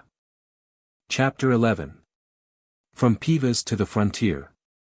During the few days which followed nothing occurred worthy of note. The nights were so fine that the long raft went on its way with the stream without even a halt. The two picturesque banks of the river seemed to change like the panoramas of the theaters which unroll from one wing to another. By a kind of optical illusion it appeared as though the raft was motionless between two moving pathways. Benito had no shooting on the banks, for no halt was made, but game was very advantageously replaced by the results of the fishing. A great variety of excellent fish were taken, pacos, surubis, gamitanas, of exquisite flavor, and several of those large rays called duradaris, with rose-colored stomachs and black backs armed with highly poisonous darts. There were also collected by thousands those candoris, a kind of small silurus, of which many are microscopic, and which so frequently make a pincushion of the calves of the bather when he imprudently ventures into their haunts. The rich waters of the Amazon were also frequented by many other aquatic animals, which escorted the Jangada through its waves for whole hours together. There were the gigantic Priarucus, 10 and 12 feet long, cuirassed with large scales with scarlet borders, whose flesh was not much appreciated by the natives. Neither did they care to capture many of the graceful dolphins which played about in hundreds, striking with their tails the planks of the raft, gambolling at the bow and stern, and making the water alive with colored reflections and spurts of spray, which the refracted light converted into so many rainbows. On the 16th of June the Jangada, after fortunately clearing several shallows in approaching the banks, arrived near the large island of San Pablo, and the following evening she stopped at the village of Matamoros, which is situated on the left side of the Amazon. 24 hours afterward, passing the mouths of the Atacori or Coca, or rather the Furo, or canal, which communicates with the lake of Cabello Coca on the right bank, she put in at the rising ground of the mission of Coca. This was the country of the Marahua Indians, whose long floating hair, and mouths opening in the middle of a kind of fan made of the spines of palm trees, 6 inches long, give them a cat-like look, their endeavor being, according to Paul Marcoy, to resemble the tiger, whose boldness, strength, and cunning they admire above everything. Several women came with these Marahuas, smoking cigars, but holding the lighted ends in their teeth. All of them, like the king of the Amazonian forests, go about almost naked. The mission of Coca was then in charge of a Franciscan monk, who was anxious to visit Padre Pisania. Joam Garral received him with a warm welcome, and offered him a seat at the dinner table. On that day was given a dinner which did honor to the Indian cook. The traditional soup of fragrant herbs. Cake, so often made to replace bread in Brazil, composed of the flour of the manioc thoroughly impregnated with the gravy of meat and tomato jelly, poultry with rice, swimming in a sharp sauce made of vinegar and malagada. A dish of spiced herbs, and cold cake sprinkled with cinnamon, formed enough to tempt a poor monk reduced to the ordinary meager fare of his parish. They tried all they could to detain him, and Yaquita and her daughter did their utmost in persuasion. But the Franciscan had to visit on that evening an Indian who was lying ill at Coca, and he heartily thanked the hospitable family and departed, not without taking a few presents, which would be well received by the neophytes of the mission. For 2 days Araujo was very busy. The bed of the river gradually enlarged, but the islands became more numerous, and the current, embarrassed by these obstacles, increased in strength. Great care was necessary in passing between the islands of Cabello Coca, Tarapote, and Cacao. Many stoppages had to be made, and occasionally they were obliged to pull off the Jangada, which now and then threatened to run aground. Every one assisted in the work, and it was under these difficult circumstances that, on the evening of the 20th of June, they found themselves at Nuestra Senora de Loreto. Loreto is the last Peruvian town situated on the left bank of the river before arriving at the Brazilian frontier. It is only a little village, composed of about 20 houses, grouped on a slightly undulating bank, formed of ochreous earth and clay. It was in 1770 that this mission was founded by the Jesuit missionaries. The Ticuma Indians, who inhabit the territories on the north of the river, are natives with ruddy skins, bushy hair, and striped designs on their faces, making them look like the lacquer on a Chinese table. Both men and women are simply clothed, with cotton bands bound round their things and stomachs. They are now not more than 200 in number, and on the banks of the Atacori are found the last traces of a nation which was formerly so powerful under its famous chiefs. At Loreto there also live a few Peruvian soldiers and 2 or 3 Portuguese merchants, trading in cotton stuffs, salt fish, and sarsaparilla. Benito went ashore, to buy, if possible, a few bales of this smilax, which is always so much in demand in the markets of the Amazon. Joam Garral, occupied all the time in the work which gave him not a moment's rest, did not stir. Yaquita, her daughter, and Manuel also remained on board. The mosquitoes of Loreto have a deserved reputation for driving away such visitors as do not care to leave much of their blood with the redoubtable diptera. Manuel had a few appropriate words to say about these insects, and they were not of a nature to encourage an inclination to brave their stings. They say that all the new species which infest the banks of the Amazon collect at the village of Loreto. I believe it, but do not wish to confirm it. There, Minha, you can take your choice between the gray mosquito, the hairy mosquito, the white-clawed mosquito, the dwarf mosquito, the trumpeter, the little fifer, the urtiquis, the harlequin, the big black, and the red of the woods.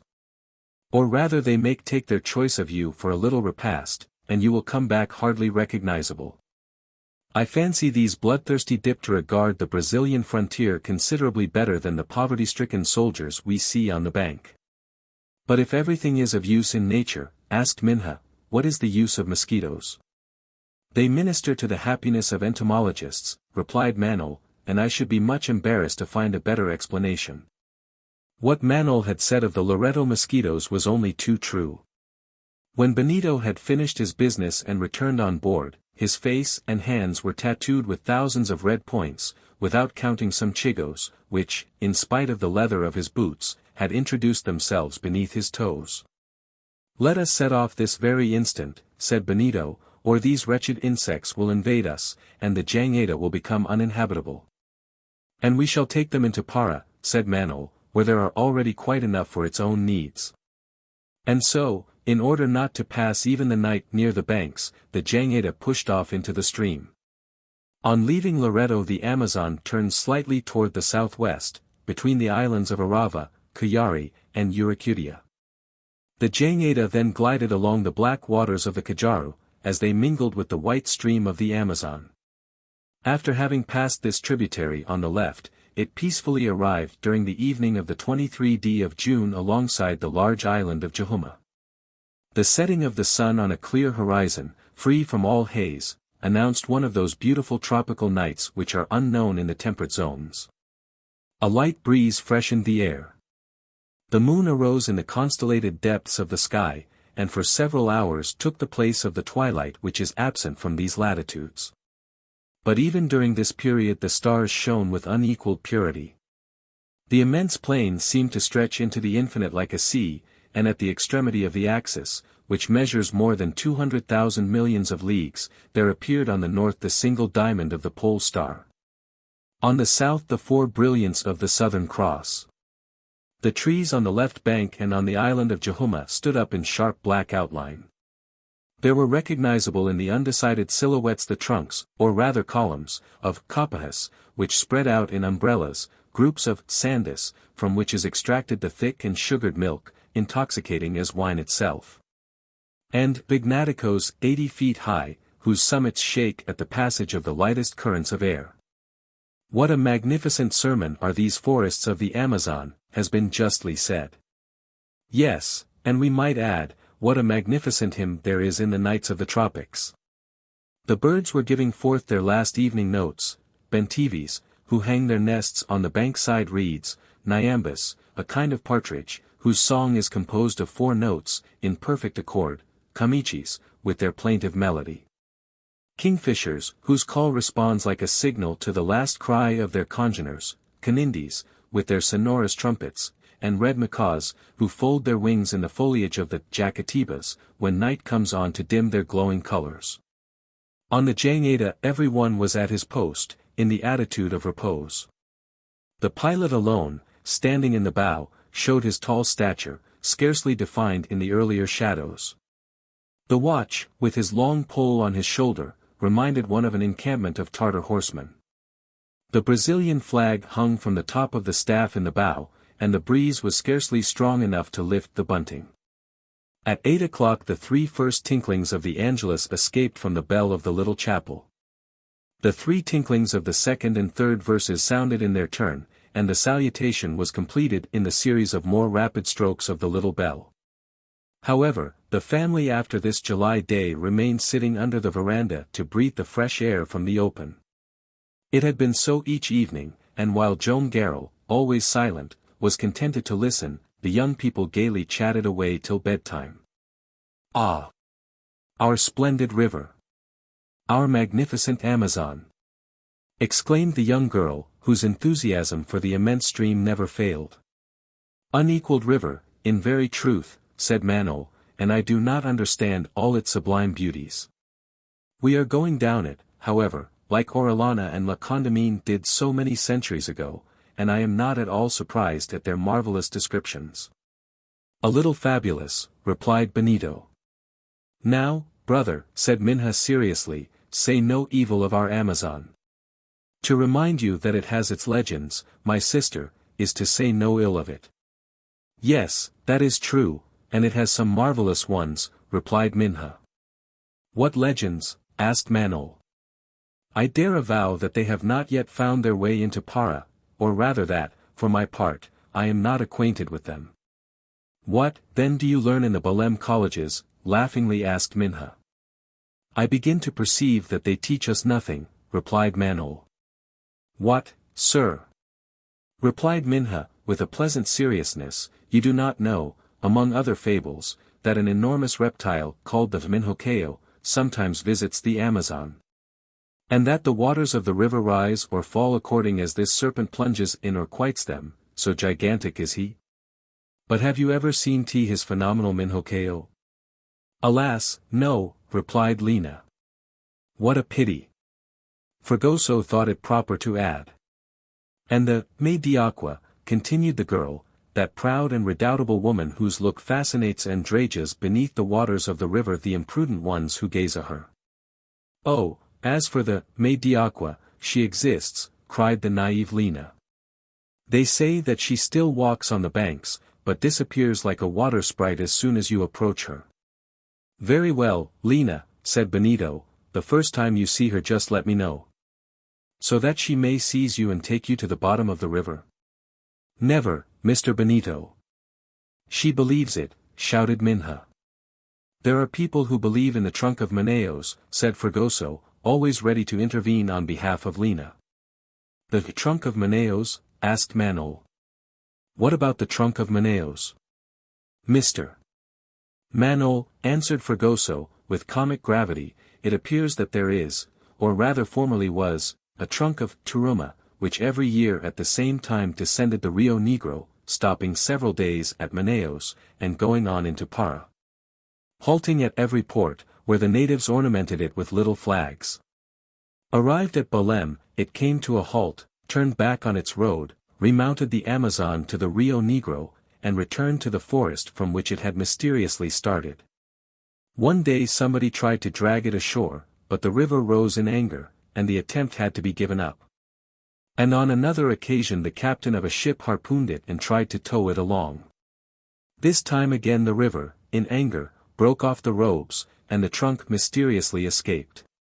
What became of it? Asked the mulatto. It appears that on its last voyage, Miss Lina, replied Fragoso, it mistook the way, and instead of going up the Negro it continued in the Amazon, and it has never been seen again. Oh, if we could only meet it, said Lina. If we meet it, answered Benito, we will put you on it. It will take you back to the mysterious forest, and you will likewise pass into the state of a legendary mind. And why not? Asked the mulatto. So much for your legends, said Manol. And I think your river is worthy of them. But it has also its histories, which are worth something more. I know one, and if I were not afraid of grieving you, for it is a very sad one, I would relate it. Oh!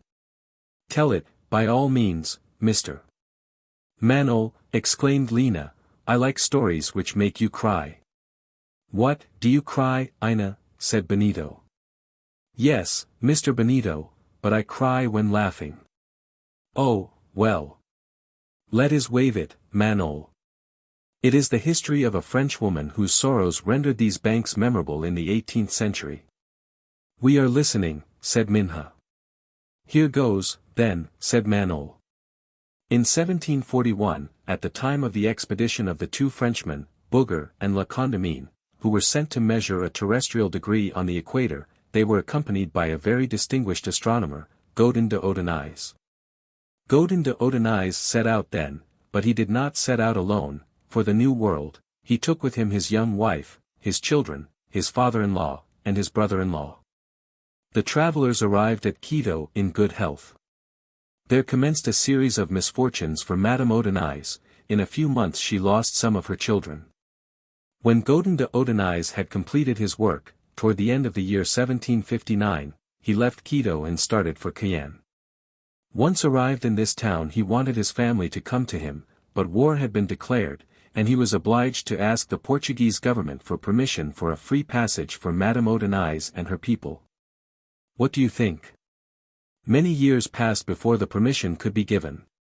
In 1765 Gaudin de Audenois, maddened by the delay, resolved to ascend the Amazon in search of his wife at Quito. But at the moment of his departure a sudden illness stopped him, and he could not carry out his intention.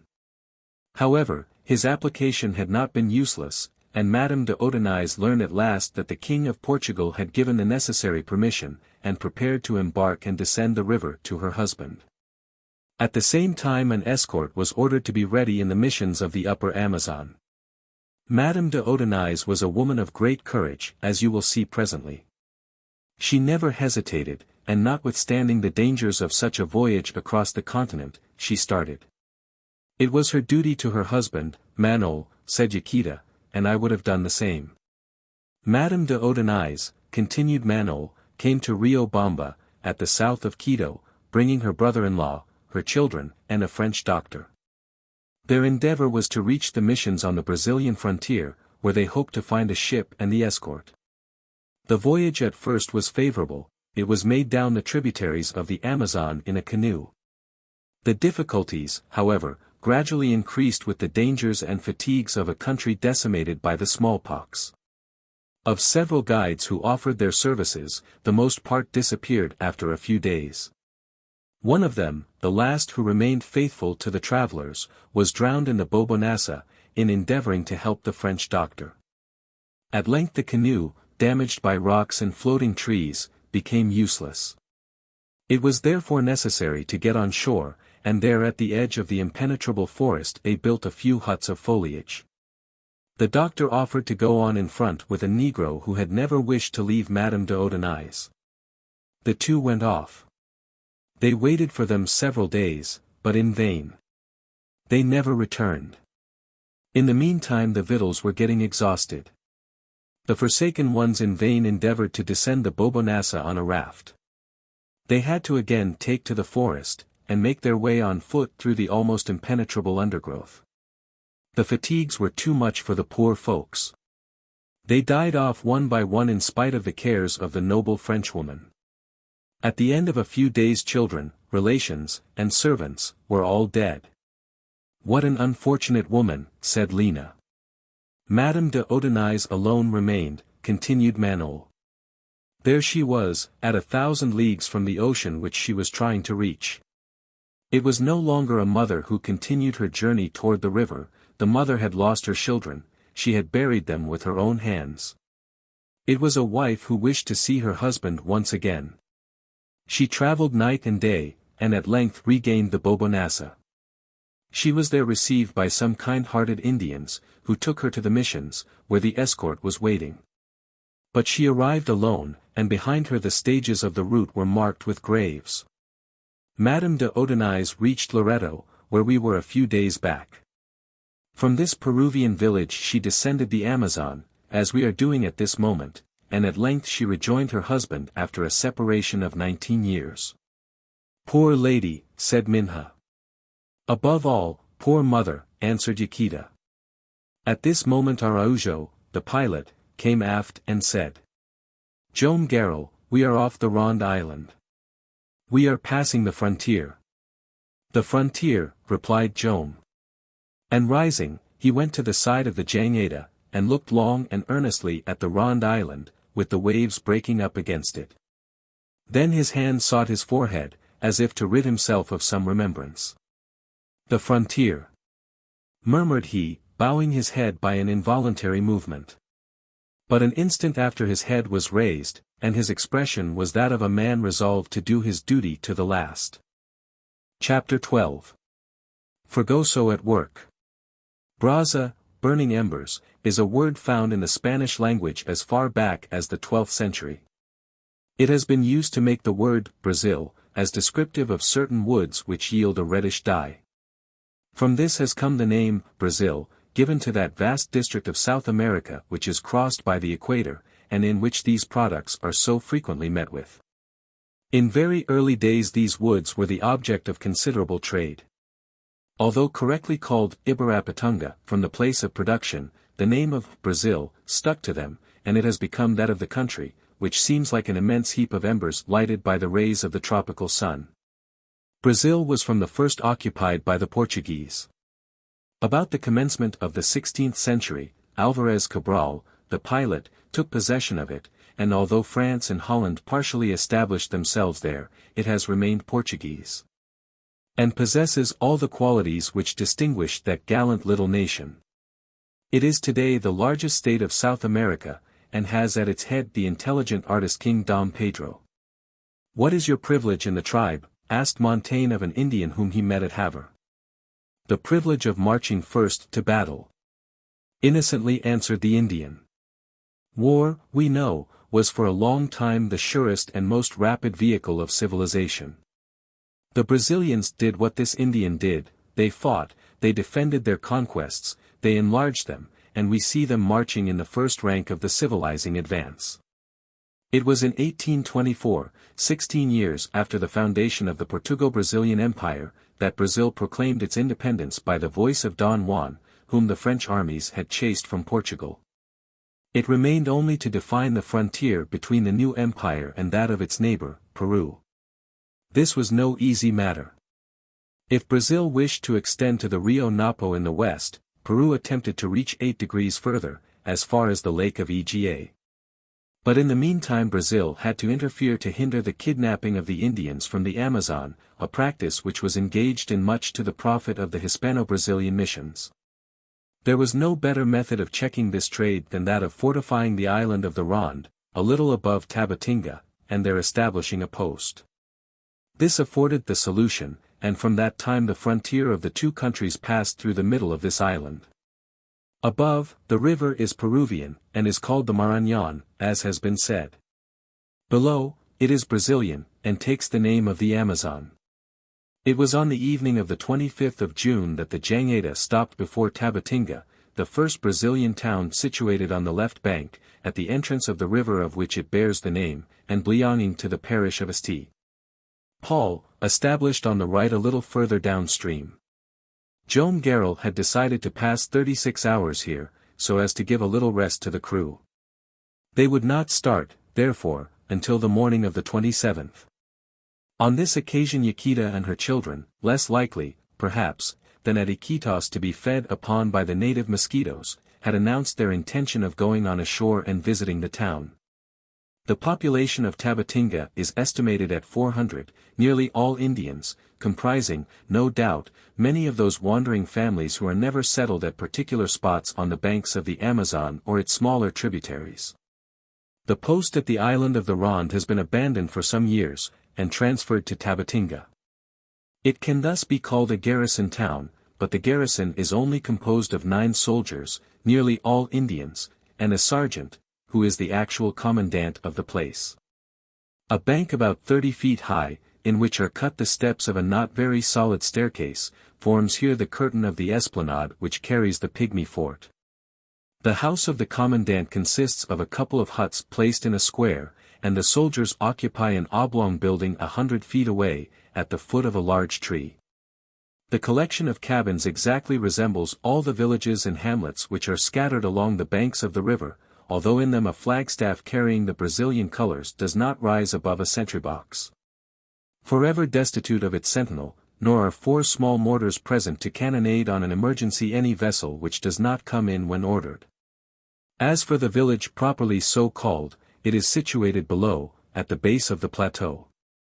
A road, which is but a ravine shaded by ficuses and miritis, leads to it in a few minutes. There, on a half-cracked hill of clay, stand a dozen houses, covered with the leaves of the boisseau palm placed round a central space.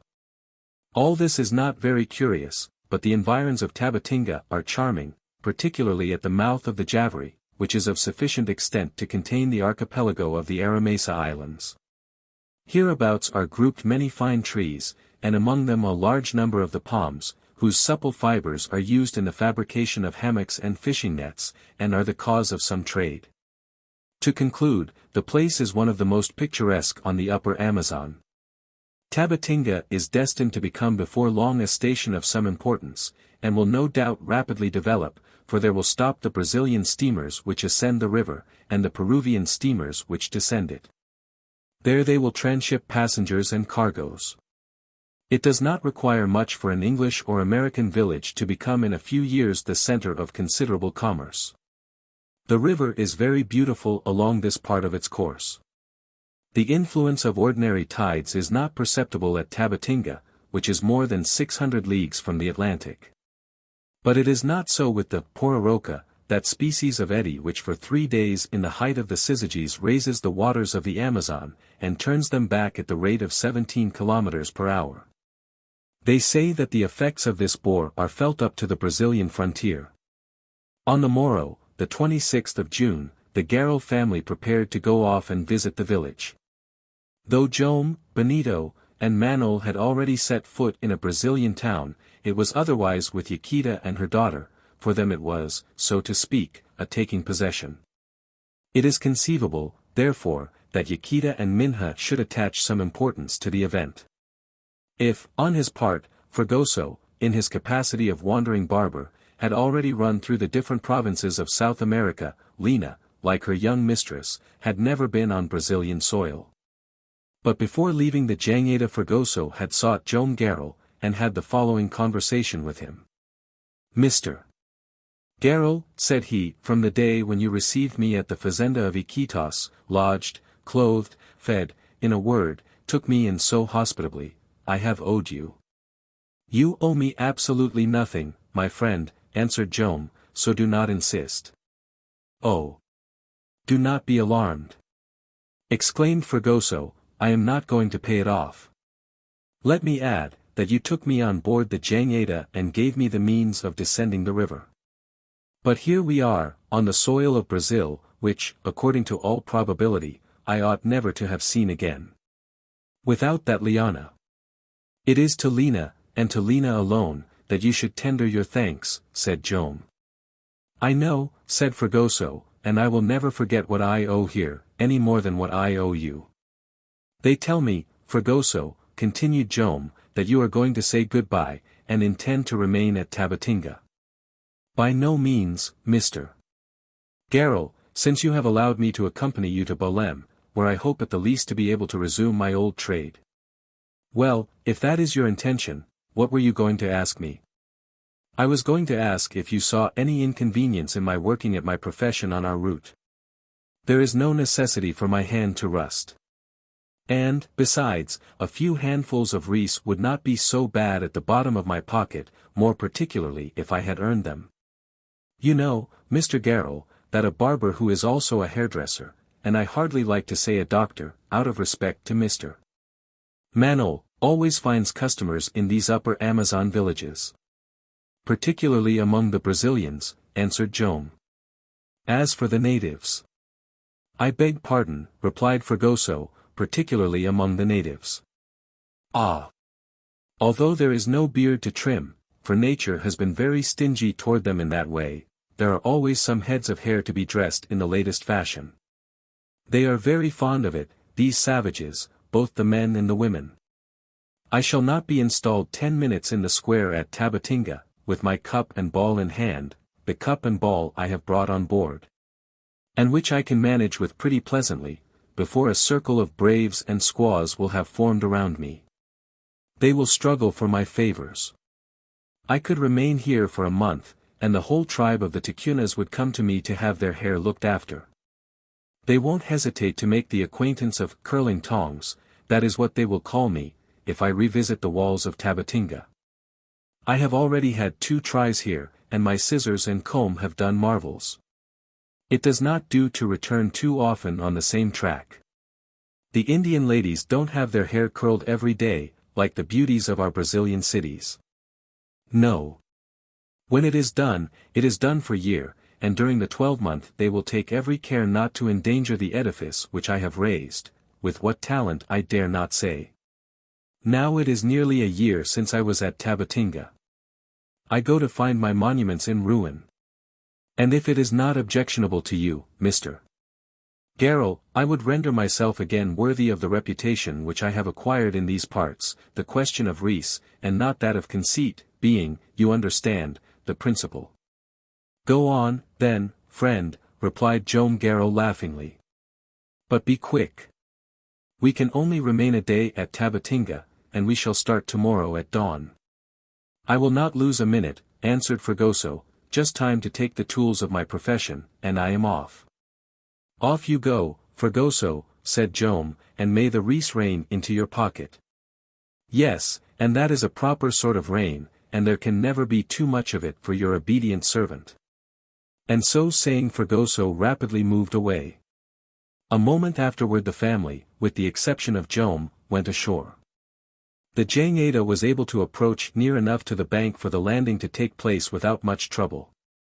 A staircase, in a miserable state, cut in the cliff, allowed the visitors to arrive on the crest of the plateau.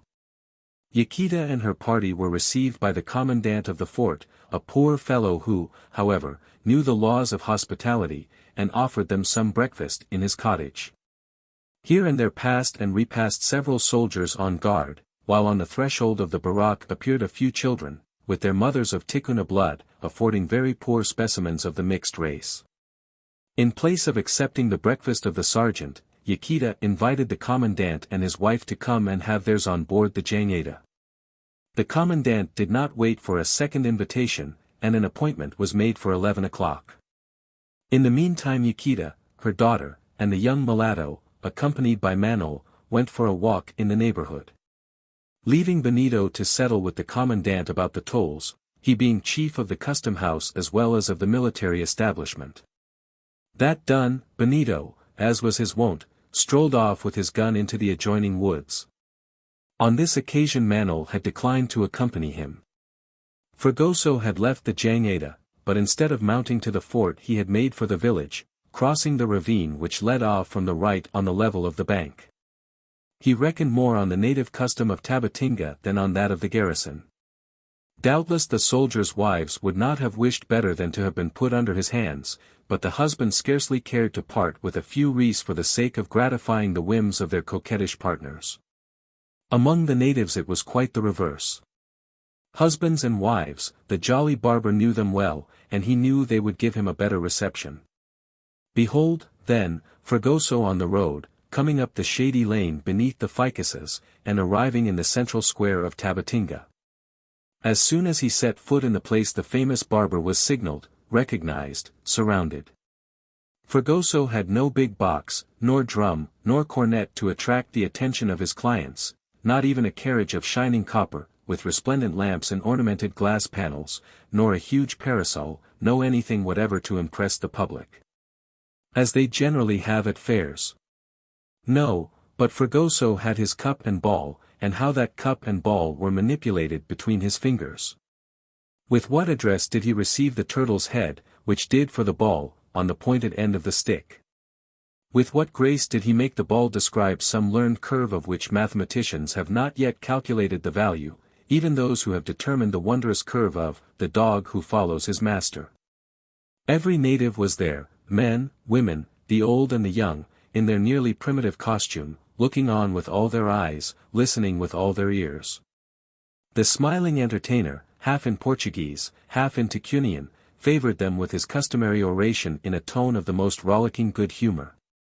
What he said was what is said by all the charlatans who place their services at the public disposal, whether they be Spanish Figaros or French perruquiers. At the bottom the same self-possession, the same knowledge of human weakness, the same description of threadbare witticisms, the same amusing dexterity, and, on the part of the natives, the same wide-mouthed astonishment, the same curiosity.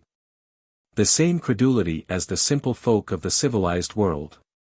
It followed, then, that 10 minutes later the public were completely won, and crowded round Fragoso, who was installed in a loya of the place, a sort of serving bar to the inn.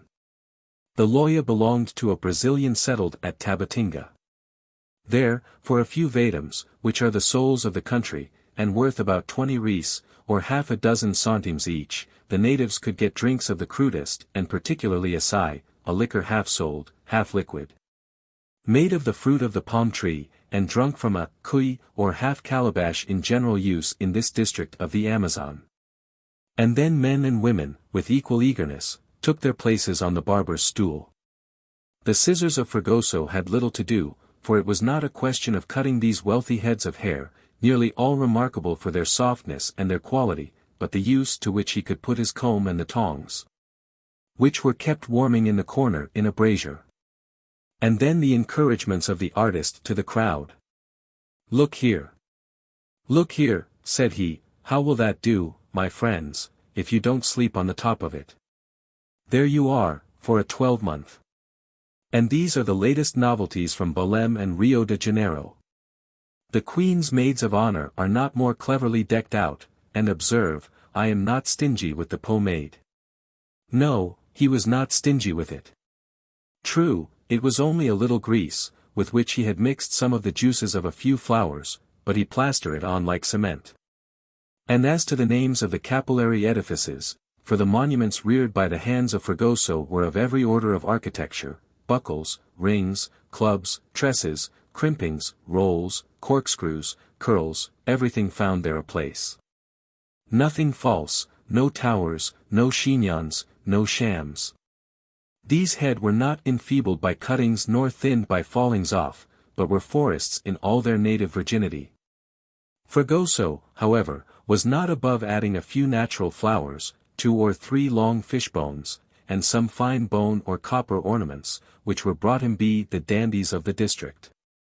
Assuredly, the exquisites of the directory would have envied the arrangement of these high-art coiffures, 3 and 4 stories high, and the great Leonard himself would have bowed before his transatlantic rival. And then the vadums, the handfuls of reis, the only coins for which the natives of the Amazon exchanged their goods, which rained into the pocket of Fragoso, and which he collected with evident satisfaction. But assuredly night would come before he could satisfy the demands of the customers, who were so constantly renewed. It was not only the population of Tabatinga which crowded to the door of the Loya. The news of the arrival of Fragoso was not slow to get abroad.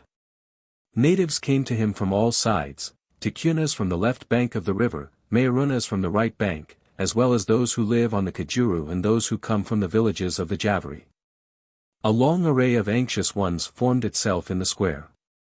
The happy ones coming from the hands of Fragoso went proudly from one house to another, showed themselves off without daring to shake themselves, like the big children that they were. It thus happened that when noon came the much-occupied barber had not had time to return on board, but had had to content himself with a little acai, some manioc flour, and turtle eggs, which he rapidly devoured between 2 applications of the curling tongs. But it was a great harvest for the innkeeper, as all the operations could not be conducted without a large absorption of liquors drawn from the cellars of the inn. In fact, it was an event for the town of Tabatinga, this visit of the celebrated Fragoso, barber in ordinary and extraordinary to the tribes of the Upper Amazon. Chapter 13. Torres.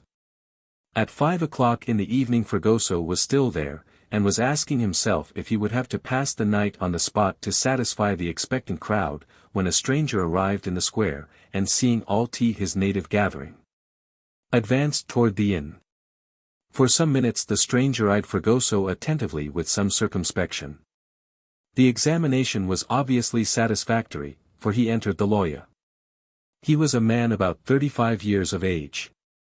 He was dressed in a somewhat elegant traveling costume, which added much to his personal appearance. But his strong black beard, which the scissors had not touched for some time, and his hair, a trifle long, imperiously required the good offices of a barber.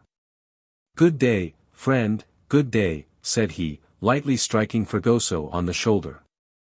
Fragoso turned round when he heard the words pronounced in pure Brazilian, and not in the mixed idiom of the natives. "A compatriot?" he asked, without stopping the twisting of the refractory mouth of a Mayauma head. "Yes," answered the stranger. "A compatriot who has need of your services." "To be sure." "In a minute," said Fragoso. "Wait till I have finished with this lady." And this was done in a couple of strokes with the curling tongs. Although he was the last comer, and had no right to the vacant place, he sat down on the stool without causing any expostulation on the part of the natives who lost a turn. Fragoso put down the irons for the scissors, and, after the manner of his brethren, said, "What can I do for you, sir?" "Cut my beard and my hair," answered the stranger. "All right," said Fragoso, inserting his comb into the mass of hair. "And then the scissors to do their work." "And you come from far?" asked Fragoso, who could not work without a good deal to say. "I have come from the neighborhood of Iquitos." "So have I," exclaimed Fragoso. "I have come down the Amazon from Iquitos to Tabatinga." "May I ask your name?" "No objection at all," replied the stranger. "My name is Torres." When the hair was cut in the latest style Fragoso began to thin his beard, but at this moment, as he was looking straight into his face, he stopped, then began again, and then. "Mr. Torres," said he, "I seem to know you. We must have seen each other somewhere." "I do not think so," quickly answered Torres. "I am always wrong," replied Fragoso, and he hurried on to finish his task. A moment after Torres continued the conversation which this question of Fragoso had interrupted, with, "How did you come from Iquitos?" "From Iquitos to Tabatinga?" "Yes. On board a raft, on which I was given a passage by a Werther Fazender who is going down the Amazon with his family." "A friend indeed," replied Torres. "That is a chance, and if your Fazender would take me." "Do you intend, then, to go down the river?" "Precisely." "Into Para?" "No, only to Manaos, where I have business." "Well, my host is very kind, and I think he would cheerfully oblige you." "Do you think so?" "I might almost say I am sure." "And what is the name of this Fazender?" asked Torres carelessly. "Joam Garral," answered Fragoso. And at the same time he muttered to himself, "I certainly have seen this fellow somewhere." Torres was not the man to allow a conversation to drop which was likely to interest him, and for very good reasons. "And so you think Joam Garral would give me a passage?" "I do not doubt it," replied Fragoso. "What he would do for a poor chap like me he would not refuse to do for a compatriot like you." "Is he alone on board the Jangada?" "No," replied Fragoso.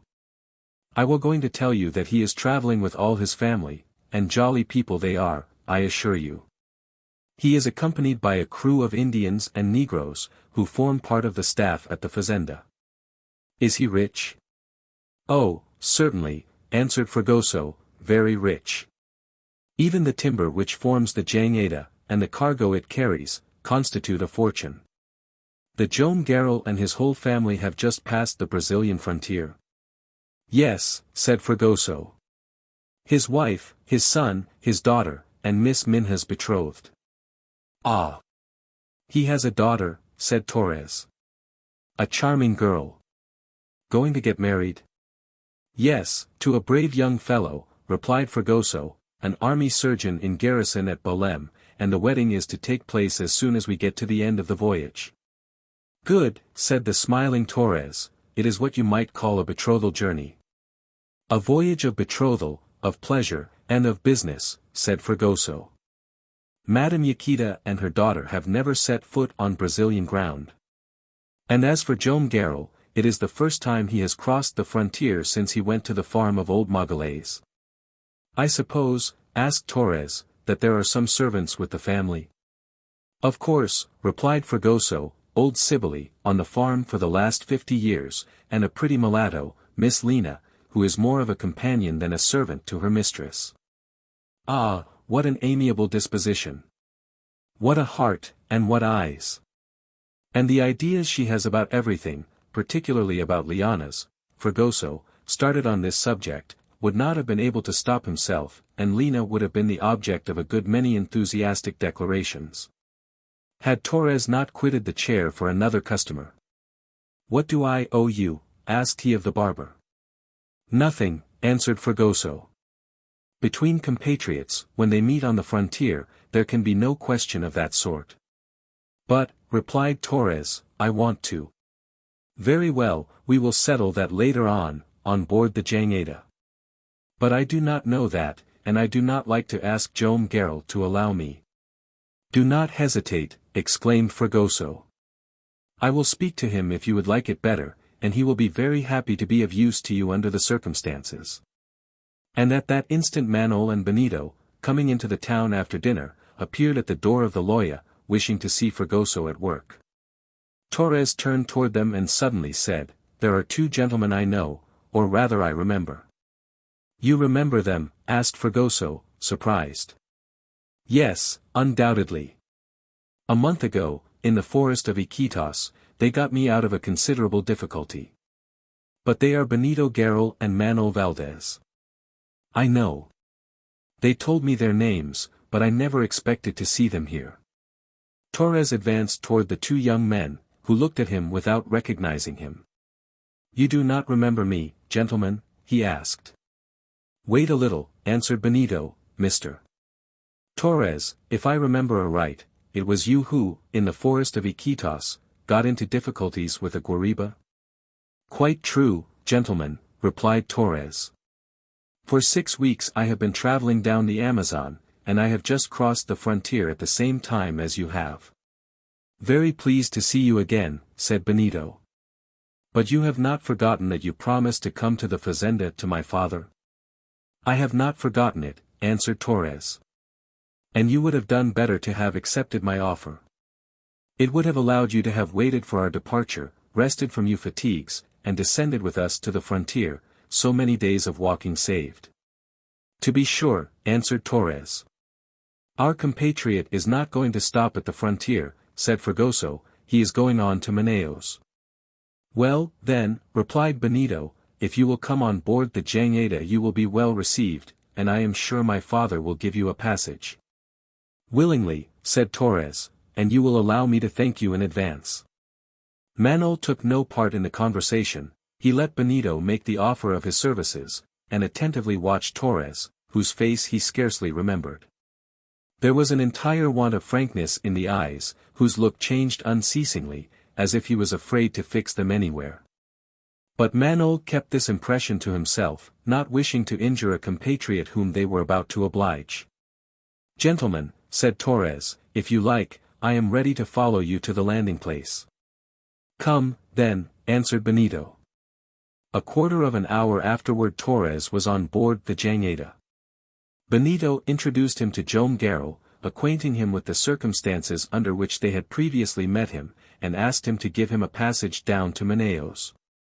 I am happy, sir, to be able to oblige you, replied Joam. Thank you, said Torres, who at the moment of putting forth his hand kept it back in spite of himself. We shall be off at daybreak tomorrow, added Joam Garral, so you had better get your things on board. Oh, that will not take me long, answered Torres, there is only myself and nothing else. Make yourself at home, said Joam Garral. That evening Torres took possession of a cabin near to that of the barber. It was not till 8 o'clock that the latter returned to the raft, and gave the young mulatto an account of his exploits, and repeated, with no little vanity, that the renown of the illustrious Fragoso was increasing in the basin of the upper Amazon. Chapter 14. Still descending. At daybreak on the morrow, the 27th of June, the cables were cast off, and the raft continued its journey down the river. An extra passenger was on board. Whence came this Torres? No one exactly knew. Where was he going to? To Manaos, he said. Torres was careful to let no suspicion of his past life escape him, nor of the profession that he had followed till within the last 2 months, and no one would have thought that the Jangada had given refuge to an old captain of the woods. Joam Garral did not wish to mar the service he was rendering by questions of too pressing a nature. In taking him on board the fazender had obeyed a sentiment of humanity. In the midst of these vast Amazonian deserts, more especially at the time when the steamers had not begun to furrow the waters, it was very difficult to find means of safe and rapid transit. Boats did not ply regularly, and in most cases the traveler was obliged to walk across the forests. This is what Torres had done, and what he would continue to have done, and it was for him unexpected good luck to have got a passage on the raft. From the moment that Benito had explained under what conditions he had met Torres the introduction was complete, and he was able to consider himself as a passenger on an Atlantic steamer, who is free to take part in the general life if he cares. Or free to keep himself a little apart if of an unsociable disposition. It was noticed, at least during the first few days, that Torres did not try to become intimate with the Garral family. He maintained a good deal of reserve, answering if addressed, but never provoking a reply. If he appeared more open with any one, it was with Fragoso. Did he not owe to this gay companion the idea of taking passage on board the raft? Many times he asked him about the position of the Garrals at Iquitos, the sentiments of the daughter for Manuel Valdez, and always discreetly. Generally, when he was not walking alone in the bow of the Jangada, he kept to his cabin. He breakfasted and dined with Joam Garral and his family, but he took little part in their conversation, and retired when the repast was finished. During the morning the raft passed by the picturesque group of islands situated in the vast estuary of the Javari. This important affluent of the Amazon comes from the southwest, and from source to mouth has not a single island, nor a single rapid, to check its course. The mouth is about 3,000 feet in width, and the river comes in some miles above the site formerly occupied by the town of the same name, whose possession was disputed for so long by Spaniards and Portuguese. Up to the morning of the 30th of June there had been nothing particular to distinguish the voyage. Occasionally they met a few vessels gliding along by the banks attached one to another in such a way that a single Indian could manage the whole, navegar de bubina, as this kind of navigation is called by the people of the country, that is to say, confidence navigation. They had passed the island of Araria, the archipelago of the Calderon Islands, the island of Capiatu, and many others whose names have not yet come to the knowledge of geographers. On the 30th of June the pilots signaled on the right the little village of Jurupari Tapra, where they halted for 2 or 3 hours. Manol and Benito had gone shooting in the neighborhood, and brought back some feathered game, which was well received in the larder. At the same time they had got an animal of whom a naturalist would have made more than did the cook. It was a creature of a dark color, something like a large Newfoundland dog. "A great anteater," exclaimed Benito, as he threw it on the deck of the Jangada. "And a magnificent specimen which would not disgrace the collection of a museum," added Manol. "Did you take much trouble to catch the curious animal?" asked Minha. "Yes, little sister," replied Benito, "and you were not there to ask for mercy. These dogs die hard, and no less than 3 bullets were necessary to bring this fellow down." The anteater looked superb, with his long tail and grisly hair. With his pointed snout, which is plunged into the ant hills whose insects form its principal food, and his long, thin paws, armed with sharp nails, 5 inches long, and which can shut up like the fingers of one's hand. But what a hand was this hand of the anteater! When it has got hold of anything you have to cut it off to make it let go. It is of this hand that the traveler, Emile Carey, has so justly observed, the tiger himself would perish in its grasp. On the 2d of July, in the morning, the Jangada arrived at the foot of San Pablo de Olivenca, after having floated through the midst of numerous islands which in all seasons are clad with verdure and shaded with magnificent trees, and the chief of which bear the names of Jurupari, Rita, Maracanatina, and Kururu Sapo. Many times they passed by the mouths of iguarapes, or little affluents, with black waters. The coloration of these waters is a very curious phenomenon. It is peculiar to a certain number of these tributaries of the Amazon, which differ greatly in importance. Manol remarked how thick the cloudiness was, for it could be clearly seen on the surface of the whitish waters of the river. "They have tried to explain this coloring in many ways," said he, "but I do not think the most learned have yet arrived at a satisfactory explanation." "The waters are really black with a magnificent reflection of gold," replied Minha, showing a light, reddish-brown cloth, which was floating level with the Jangada. "Yes," said Manol, "and Humboldt has already observed the curious reflection that you have, but on looking at it attentively you will see that it is rather the color of sepia which pervades the whole." "Good," exclaimed Benito. "Another phenomenon on which the savants are not agreed." "Perhaps," said Fragoso, "they might ask the opinions of the caimans, dolphins, and manatees, for they certainly prefer the black waters to the others to enjoy themselves in." "They are particularly attractive to those animals," replied Manol, "but why it is rather embarrassing to say. For instance, is the coloration due to the hydrocarbons which the waters hold in solution, or is it because they flow through districts of peat, coal, and anthracite? Or should we not rather attribute it to the enormous quantity of minute plants which they bear along? There is nothing certain in the matter. Under any circumstances, they are excellent to drink, of a freshness quite enviable for the climate, and without aftertaste, and perfectly harmless. Take a little of the water, Minha, and drink it, you will find it all right. The water is in truth limpid and fresh, and would advantageously replace many of the table waters used in Europe." They drew several frasks for kitchen use. It has been said that in the morning of the 2d of July the Jangada had arrived at San Pablo de Olivenca, where they turn out in thousands those long strings of beads which are made from the scales of the coco de Piaçaba. This trade is here extensively followed. It may, perhaps, seems singular that the ancient lords of the country, Tupinambas and Tupiniquis, should find their principal occupation in making objects for the Catholic religion. But, after all, why not? These Indians are no longer the Indians of days gone by.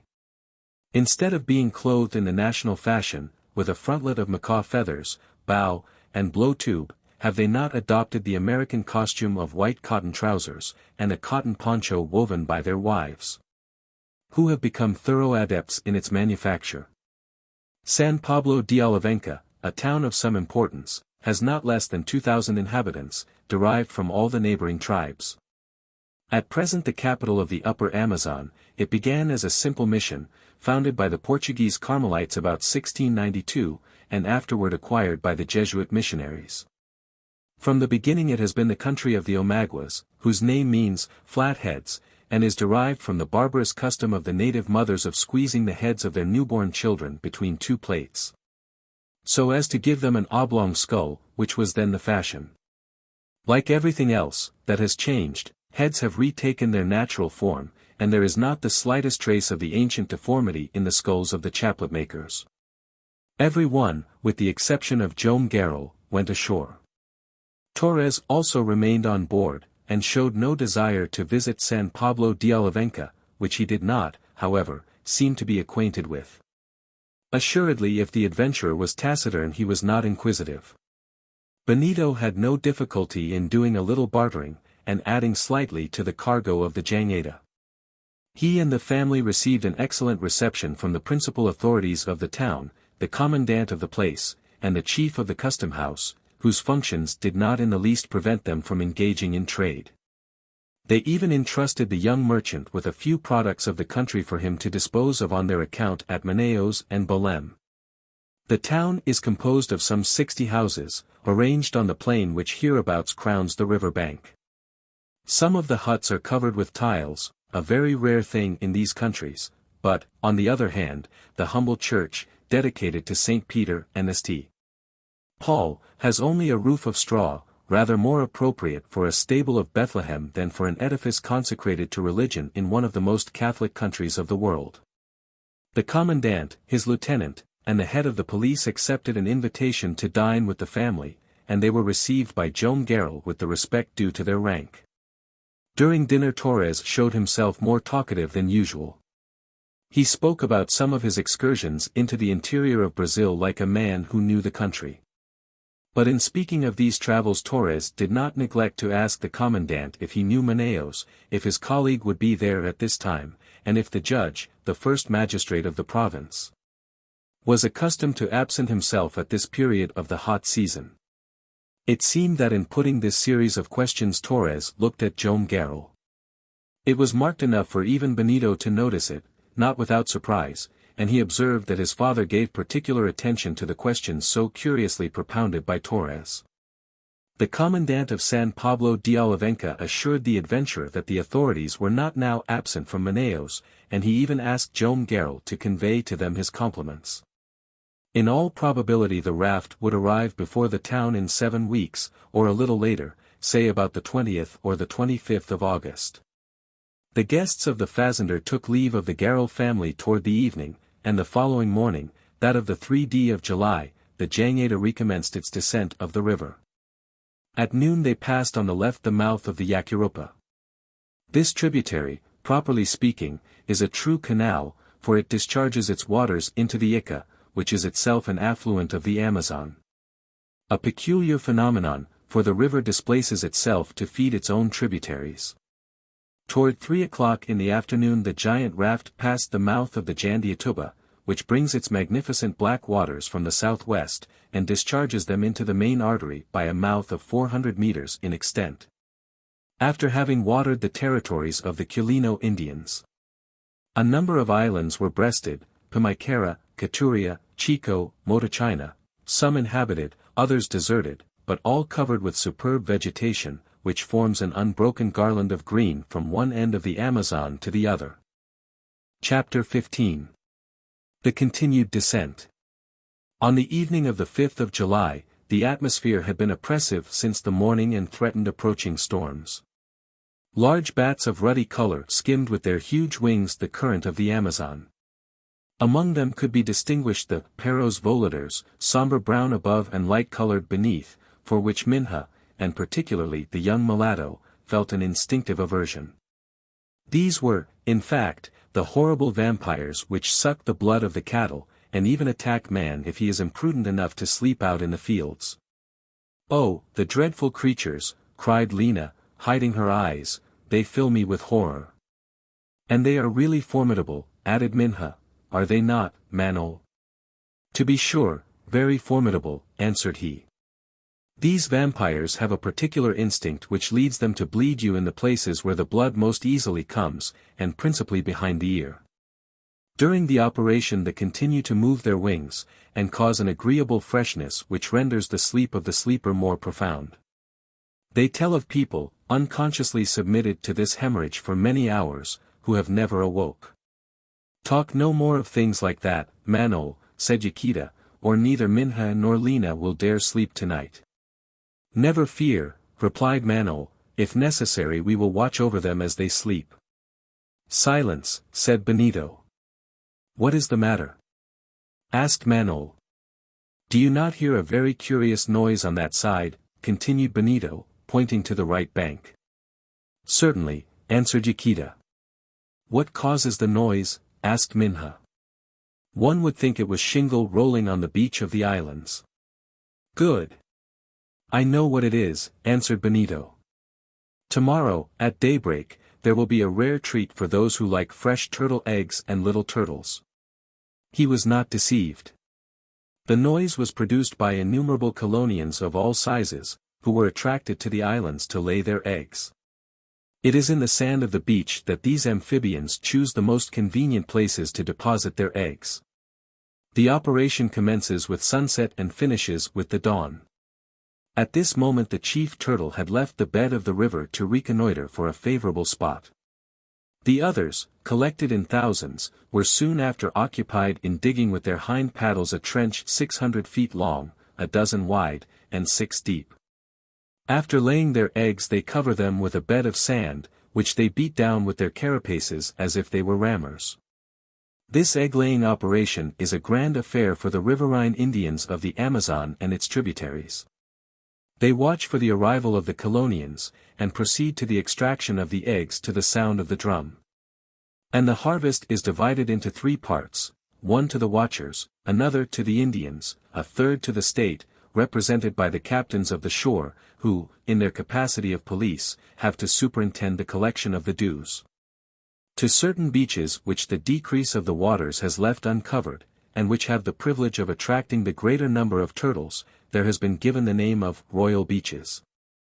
When the harvest is gathered it is a holiday for the Indians, who give themselves up to games, dancing, and drinking, and it is also a holiday for the alligators of the river, who hold high revelry on the remains of the amphibians.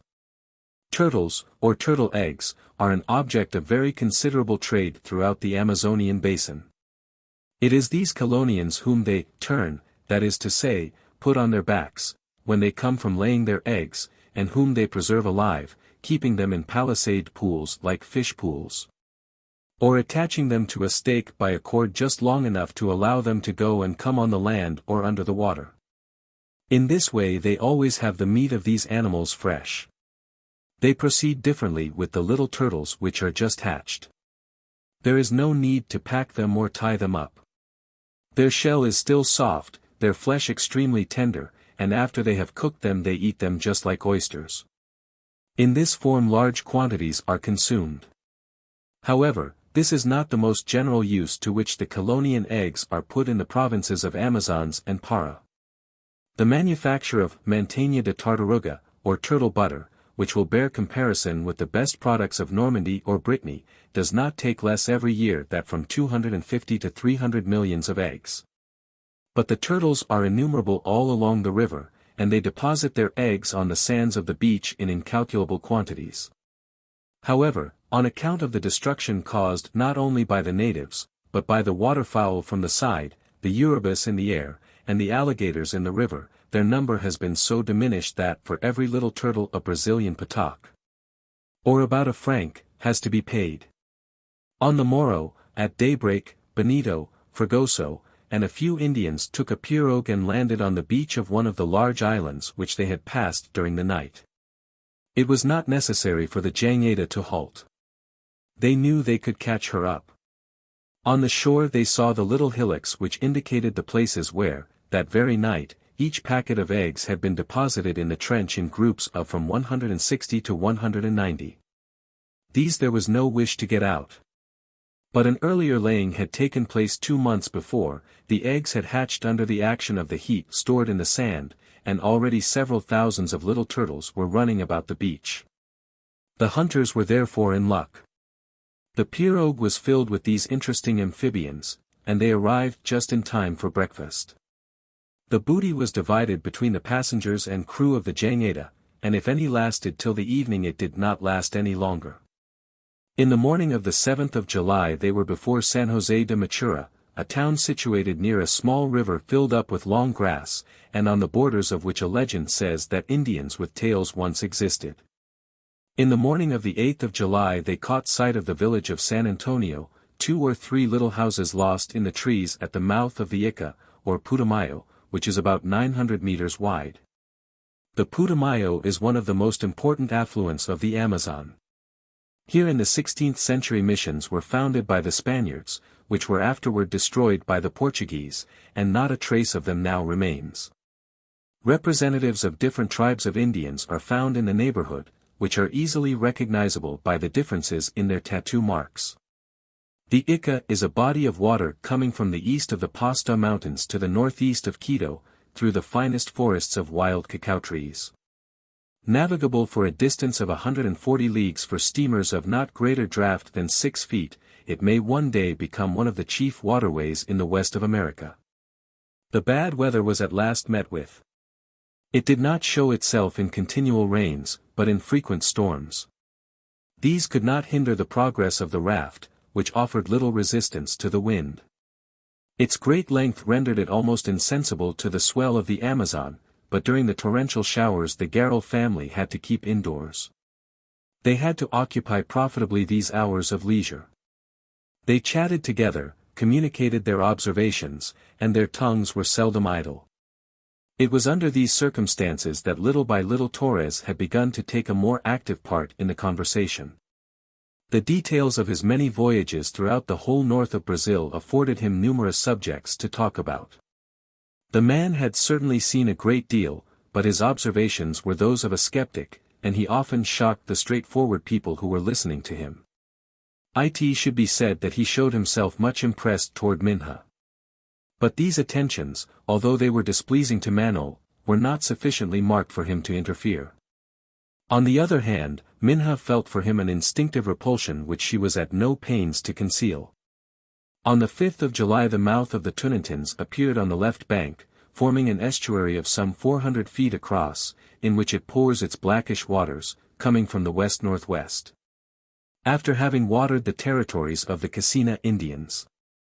At this spot the Amazon appears under a truly grandiose aspect, but its course is more than ever encumbered with islands and islets. It required all the address of the pilot to steer through the archipelago, going from one bank to another, avoiding the shallows, shirking the eddies, and maintaining the advance. They might have taken the Awadi Parana, a sort of natural canal, which goes off a little below the mouth of the Tunantins, and re-enters the principal stream 120 miles further on by the Rio Japura. But if the larger portion of this measures 150 feet across, the narrowest is only 60 feet, and the raft would there have met with a difficulty. On the 13th of July, after having touched at the island of Capuro, passed the mouth of the Judahi, which, coming from the east-southeast, brings in its black waters by a mouth 500 feet wide, and admired the legions of monkeys. Sulphur-white in color, with cinnabar-red faces, who are insatiable lovers of the nuts produced by the palm trees from which the river derives its name, the travelers arrived on the 18th of July before the little village of Fontaboa. At this place the Jangada halted for 12 hours, so as to give a rest to the crew. Fontaboa, like most of the mission villages of the Amazon, has not escaped the capricious fate which, during a lengthened period, moves them about from one place to the other. Probably the hamlet has now finished with its nomadic existence, and has definitely become stationary. So much the better. For it is a charming place, with its 30 houses covered with foliage, and its church dedicated to Notre Dame de Guadalupe, the Black Virgin of Mexico. Fonteboa has 1,000 inhabitants, drawn from the Indians on both banks, who rear numerous cattle in the fields in the neighborhood. These occupations do not end here, for they are intrepid hunters, or, if they prefer it, intrepid fishers for the manatee. On the morning of their arrival the young fellows assisted at a very interesting expedition of this nature. 2 of these herbivorous cetaceans had just been signaled in the black waters of the Cayaratu, which comes in at Fonteboa. 6 brown points were seen moving along the surface, and these were the 2 pointed snouts and 4 pinions of the lamantins. Inexperienced fishermen would at first have taken these moving points for floating wreckage, but the natives of Fonteboa were not to be so deceived. Besides, very soon loud blowings indicated that the spouting animals were vigorously ejecting the air which had become useless for their breathing purposes. 2 yubas, each carrying 3 fishermen, set off from the bank and approached the manatees, who soon took flight. The black points at first traced a long furrow on the top of the water, and then disappeared for a time. The fishermen continued their cautious advance. One of them, armed with a very primitive harpoon, a long nail at the end of a stick, kept himself in the bow of the boat, while the other 2 noiselessly paddled on. They waited till the necessity of breathing would bring the manatees up again. In 10 minutes or thereabouts the animals would certainly appear in a circle more or less confined. In fact, this time had scarcely elapsed before the black points emerged at a little distance, and 2 jets of air mingled with vapor were noiselessly shot forth. The yubas approached, the harpoons were thrown at the same instant. One missed its mark, but the other struck one of the cetaceans near his tail. It was only necessary to stun the animal, who rarely defends himself when touched by the iron of the harpoon. In a few pulls the cord brought him alongside the yuba, and he was towed to the beach at the foot of the village. It was not a manatee of any size, for it only measured about 3 feet long. These poor cetaceans have been so hunted that they have become very rare in the Amazon and its affluents, and so little time is left them to grow that the giants of the species do not now exceed 7 feet. What are these, after manatees 12 and 15 feet long, which still abound in the rivers and lakes of Africa? But it would be difficult to hinder their destruction. The flesh of the manatee is excellent, superior even to that of pork, and the oil furnished by its lard, which is 3 inches thick, is a product of great value. When the meat is smoke-dried it keeps for a long time, and is capital food. If to this is added that the animal is easily caught, it is not to be wondered at that the species is on its way to complete destruction. On the 19th of July, at sunrise, the Jangada left Fonteboa, and entered between the 2 completely deserted banks of the river, and breasted some islands shaded with the grand forests of cacao trees.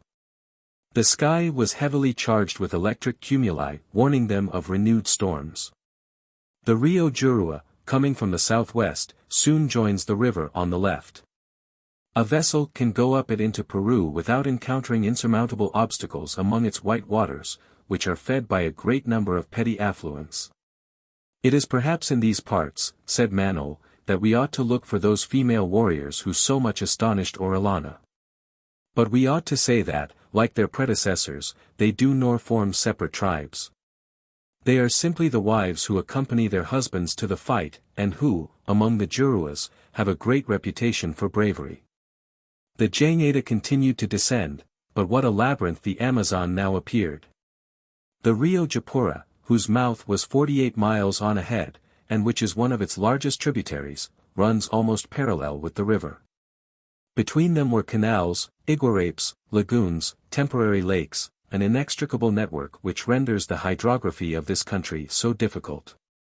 But if Araujo had no map to guide him, his experience served him more surely, and it was wonderful to see him unraveling the chaos, without ever turning aside from the main river. In fact, he did so well that on the 25th of July, in the afternoon, after having passed before the village of Paranitapra, the raft was anchored at the entrance of the lake of Ego, or Tef, which it was useless to enter. for they would not have been able to get out of it again into the Amazon. But the town of Ega is of some importance, it was worthy of a halt to visit it. It was arranged, therefore, that the Jangada should remain on this spot till the 27th of July, and that on the morrow the large pirogue should take the whole family to Ega. This would give a rest, which was deservedly due to the hard-working crew of the raft. The night passed at the moorings near a slightly rising shore, and nothing disturbed the quiet. A little sheet lightning was observable on the horizon, but it came from a distant storm which did not reach the entrance to the lake. Chapter 16. Ega. At 6 o'clock in the morning of the 20th of July, Yaquita, Minha, Lina, and the two young men prepared to leave the Jangada. Joam Garral, who had shown no intention of putting his foot on shore, had decided this time, at the request of the ladies of his family, to leave his absorbing daily work and accompany them on their excursion. Torres had evinced no desire to visit Ega, to the great satisfaction of Manaos, who had taken a great dislike to the man and only waited for an opportunity to declare it. As to Fragoso, he could not have the same reason for going to Ega as had taken him to Tabatinga, which is a place of little importance compared to this. Ega is a chief town with 1,500 inhabitants, and in it reside all those authorities which compose the administration of a considerable city, considerable for the country. That is to say, the military commandant, the chief of the police, the judges, the schoolmaster, and troops under the command of officers of all ranks. With so many functionaries living in a town, with their wives and children, it is easy to see that hairdressers would be in demand. Such was the case, and Fragoso would not have paid his expenses. Doubtless, however, the jolly fellow, who could do no business in Ega, had thought to be of the party if Lina went with her mistress, but, just as they were leaving the raft, he resolved to remain, at the request of Lina herself. "Mr. Fragoso," she said to him, after taking him aside. "Miss Lina," answered Fragoso. "I do not think that your friend Torres intends to go with us to Ega." "Certainly not, he is going to stay on board, Miss Lina, but you would oblige me by not calling him my friend." "But you undertook to ask a passage for him before he had shown any intention of doing so." "Yes, and on that occasion, if you would like to know what I think, I made a fool of myself." "Quite so. And if you would like to know what I think, I do not like the man at all, Mr. Fragoso." "Neither do I, Miss Lina, and I have all the time an idea that I have seen him somewhere before. But the remembrance is too vague, the impression, however, is far from being a pleasant one." "Where and when could you have met him? Cannot you call it to mind? It might be useful to know who he is and what he has been." "No, I try all I can." "How long was it ago? In what country? Under what circumstances?" "And I cannot hit upon it." "Mr. Fragoso." "Miss Lina. Stay on board and keep watch on Torres during our absence." "What? Not go with you to Ega, and remain a whole day without seeing you? I ask you to do so. Is it an order? It is an entreaty. I will remain. Mr. Fragoso." "Miss Lina. I thank you." "Thank me, then," with a good shake of the hand, replied Fragoso, "that is worth something." Lina held out her hand, and Fragoso kept it for a few moments while he looked into her face. And that is the reason why he did not take his place in the pirogue, and became, without appearing to be, the guard upon Torres. Did the latter notice the feelings of aversion with which he was regarded?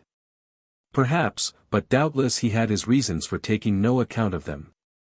A distance of 4 leagues separated the mooring place from the town of Ega. 8 leagues, there and back, in a pirogue containing 6 persons, besides 2 negroes as rowers, would take some hours, not to mention the fatigue caused by the high temperature, though the sky was veiled with clouds. Fortunately a lovely breeze blew from the northwest, and if it held would be favorable for crossing Lake Tef. They could go to Ega and return rapidly without having to tack. So the lateen sail was hoisted on the mast of the pirogue. Benito took the tiller, and off they went, after a last gesture from Lina to Fragoso to keep his eyes open. The southern shore of the lake had to be followed to get to Ega. After 2 hours the pirogue arrived at the port of this ancient mission founded by the Carmelites, which became a town in 1759, and which General Gama placed forever under Brazilian rule. The passengers landed on a flat beach, on which were to be found not only boats from the interior, but a few of those little schooners which are used in the coasting trade on the Atlantic seaboard. When the two girls entered Ega they were at first much astonished.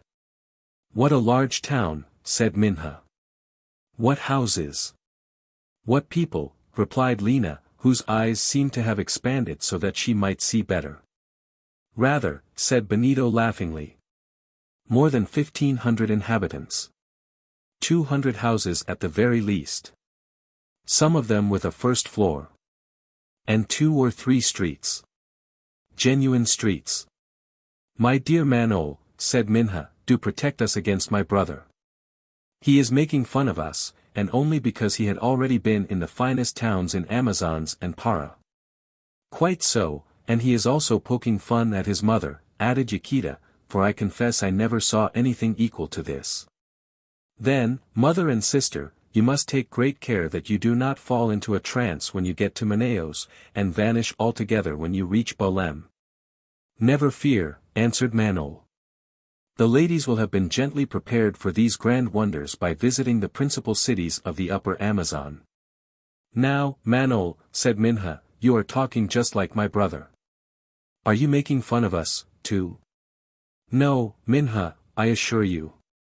"Laugh on, gentlemen," said Lina, "and let us look around, my dear mistress, for it is very fine. Very fine. A collection of houses, built of mud, whitewashed, and principally covered with thatch or palm leaves. A few built of stone or wood, with verandas, doors, and shutters painted a bright green, standing in the middle of a small orchard of orange trees in flower. But there were 2 or 3 public buildings, a barrack, and a church dedicated to St. Teresa, which was a cathedral by the side of the modest chapel at Iquitos. On looking toward the lake a beautiful panorama unfolded itself, bordered by a frame of coconut trees and acis, which ended at the edge of the liquid level, and showed beyond the picturesque village of Noquira, with its few small houses lost in the mass of the old olive trees on the beach. But for the two girls there was another cause of wonderment, quite feminine wonderment too, in the fashions of the fair Egans, not the primitive costume of the natives, converted omas or muas, but the dress of true Brazilian ladies. The wives and daughters of the principal functionaries and merchants of the town pretentiously showed off their Parisian toilettes, a little out of date perhaps, for Ega is 500 leagues away from Para. And this is itself many thousands of miles from Paris. Just look at those fine ladies in their fine sloths. "Lina will go mad," exclaimed Benito. "If those dresses were worn properly," said Minha, "they might not be so ridiculous." "My dear Minha," said Manol, "with your simple gown and straw hat, you are better dressed than any one of these Brazilians, with their headgear and flying petticoats, which are foreign to their country and their race." "If it pleases you to think so," answered Minha, "I do not envy any of them." But they had come to see. They walked through the streets, which contained more stalls than shops. They strolled about the marketplace, the rendezvous of the fashionable, who were nearly stifled in their European clothes. They even breakfasted at an hotel, it was scarcely an inn, whose cookery caused them to deeply regret the excellent service on the raft. After dinner, at which only turtle flesh, served up in different forms, appeared, the Garral family went for the last time to admire the borders of the lake as the setting sun gilded it with its rays. Then they rejoined their pirogue, somewhat disillusioned perhaps as to the magnificence of a town which 1 hour would give time enough to visit. And a little tired with walking about its stifling streets which were not nearly so pleasant as the shady pathways of Iquitos. The inquisitive Lina's enthusiasm alone had not been damped. They all took their places in the pirogue. The wind remained in the northwest, and had freshened with the evening. The sail was hoisted. They took the same course as in the morning, across the lake fed by the black waters of the Rio Tef, which, according to the Indians, is navigable toward the southwest for 40 days' journey. At 8 o'clock the Priog regained the mooring place and hailed the Jangada. As soon as Lina could get Fragoso aside. "Have you seen anything suspicious?" she inquired. "Nothing, Miss Lina," he replied. "Torres has scarcely left high cabin, where he has been reading and writing. He did not get into the house or the dining room, as I feared. No, all the time he was not in his cabin he was in the bow of the raft." "And what was he doing?" "Holding an old piece of paper in his hand, consulting it with great attention, and muttering a lot of incomprehensible words." "All that is not so unimportant as you think, Mr. Fragoso. These readings and writings and old papers have their interest. He is neither a professor nor a lawyer, this reader and writer." "You are right. Still watch him, Mr. Fragoso." "I will watch him always, Miss Lina," replied Fragoso. On the morrow, the 27th of July, at daybreak, Benito gave the pilot the signal to start. Away between the islands, in the Bay of Arenapo, the mouth of the Japura, 6,600 feet wide, was seen for an instant. This large tributary comes into the Amazon through 8 mouths, as if it were pouring into some gulf or ocean. But its waters come from afar, and it is the mountains of the Republic of Ecuador which start them on a course that there are no falls to break until 210 leagues from its junction with the main stream. All this day was spent in descending to the island of Yapura, after which the river, less interfered with, makes navigation much easier. The current is not so rapid and the islets are easily avoided, so that there were no touchings or groundings. The next day the Jangada coasted along by vast beaches formed by undulating high domes, which served as the barriers of immense pasture grounds, in which the whole of the cattle in Europe could be raised and fed. These sand banks are considered to be the richest turtle grounds in the basin of the upper Amazon. On the evening of the 29th of July they were securely moored off the island of Cachua, so as to pass the night, which promised to be dark. On this island, as soon as the sun rose above the horizon, there appeared a party of Moura's Indians, the remains of that ancient and powerful tribe, which formerly occupied more than 100 leagues of the river bank between the Tef and the Madeira. These Indians went and came, watching the raft, which remained stationary. There were about 100 of them armed with blow-tubes formed of a reed peculiar to these parts, and which is strengthened outside by the stem of a dwarf palm from which the pith has been extracted. Joam Garral quitted for an instant the work which took up all his time, to warn his people to keep a good guard and not to provoke these Indians. In truth the sides were not well matched. The Mouras are remarkably clever at sending through their blow-tubes arrows which cause incurable wounds, even at a range of 300 paces. These arrows, made of the leaf of the cucurite palm, are feathered with cotton, and 9 or 10 inches long, with a point like a needle, and poisoned with curare. Curare, or wura, the liquor, which kills in a whisper, as the Indians say, is prepared from the sap of one of the Euphorbiaceae and the juice of a bulbous strychnus. Not to mention the paste of venomous ants and poisonous serpent fangs which they mix with it. It is indeed a terrible poison, said Manaos. It attacks at once those nerves by which the movements are subordinated to the will. But the heart is not touched, and it does not cease to beat until the extinction of the vital functions, and besides no antidote is known to the poison, which commences by numbness of the limbs. Very fortunately, these Mouras made no hostile demonstrations, although they entertain a profound hatred toward the whites. They have, in truth, no longer the courage of their ancestors. At nightfall a 5-holed flute was heard behind the trees in the island, playing several airs in a minor key. Another flute answered. This interchange of musical phrases lasted for 2 or 3 minutes, and the Mouras disappeared. Fragoso, in an exuberant moment, had tried to reply by a song in his own fashion, but Lina had clapped her hand on his mouth, and prevented his showing off his insignificant singing talents, which he was so willingly lavish of. On the 2d of August, at 3 o'clock in the afternoon, the raft arrived 20 leagues away from there at Lake Apora, which is fed by the black waters of the river of the same name, and 2 days afterward, about 5 o'clock. It stopped at the entrance into Lake Cori. This lake is one of the largest which communicates with the Amazon, and it serves as a reservoir for different rivers. 5 or 6 affluents run into it, and there are stored and mixed up, and emerge by a narrow channel into the main stream. After catching a glimpse of the hamlet of Tahuamiri, mounted on its piles as on stilts, as a protection against inundation from the floods, which often sweep up over these low sand banks, the raft was moored for the night.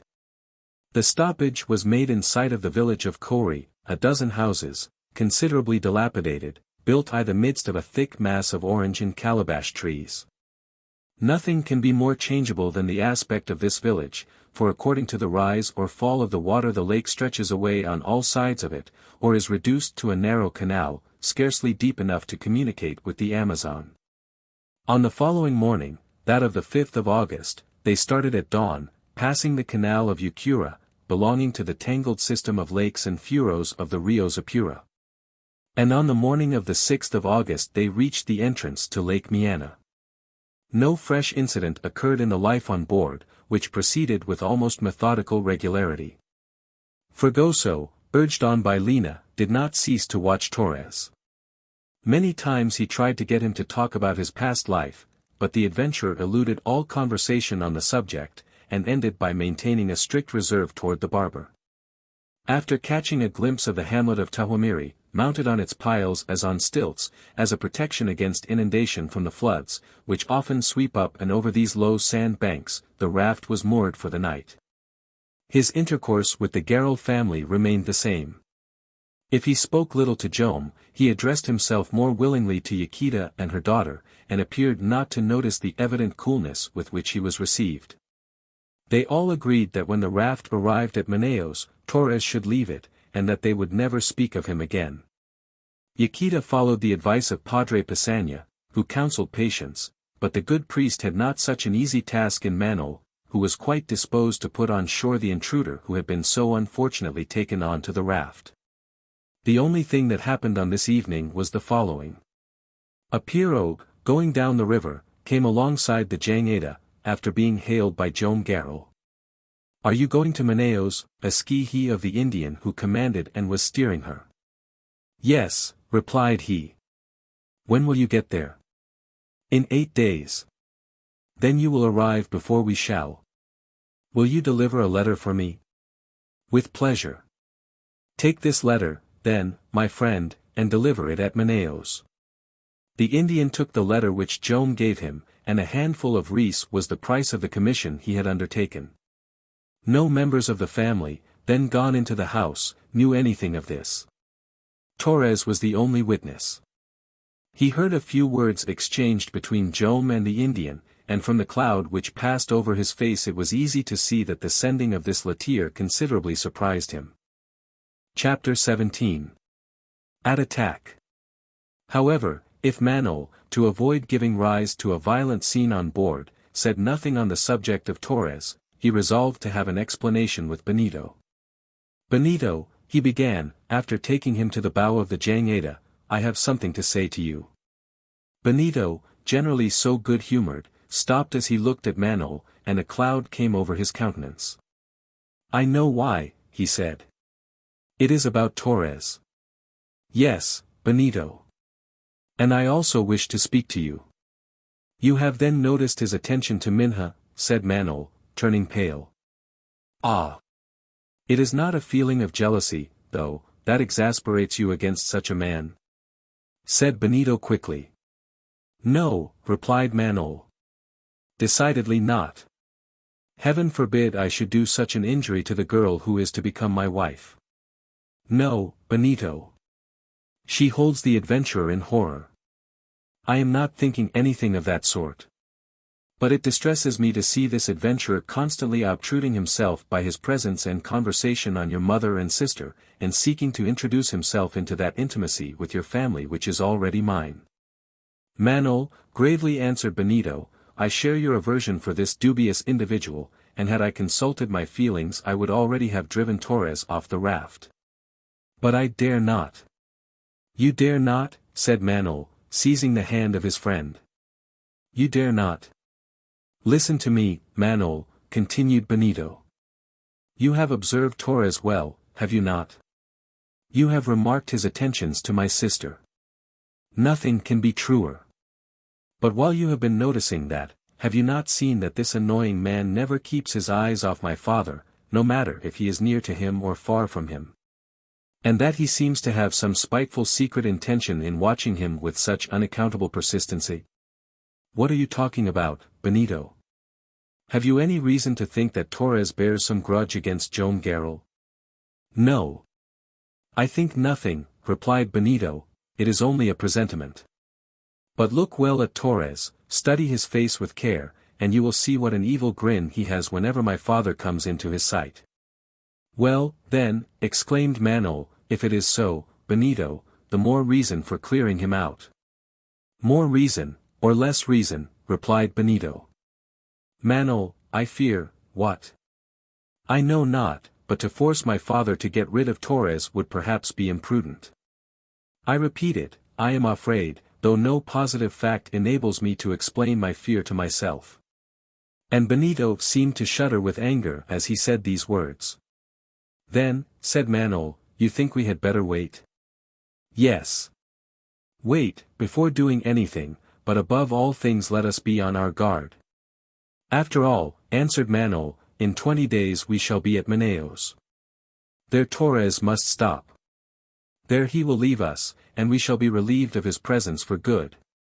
Till then we must keep our eyes on him.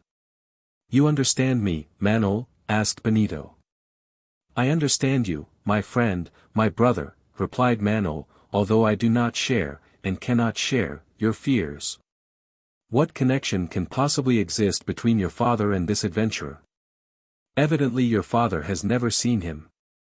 I do not say that my father knows Torres, said Benito, but assuredly it seems to me that Torres knows my father. What was the fellow doing in the neighborhood of the fazenda when we met him in the forest of Iquitos? Why did he then refuse the hospitality which we offered, so as to afterward manage to force himself on us as our traveling companion? We arrive at Tabatinga, and there he is as if he was waiting for us. The probability is that these meetings were in pursuance of a preconceived plan. When I see the shifty, dogged look of Torres, all this crowds on my mind. I do not know. I am losing myself in things that defy explanation. Oh! Why did I ever think of offering to take him on board this raft? Be calm, Benito, I pray you. Manaos. Continued Benito, who seemed to be powerless to contain himself, think you that if it only concerned me, this man who inspires us all with such aversion and disgust, I should not hesitate to throw him overboard? But when it concerns my father, I fear lest in giving way to my impressions I may be injuring my object.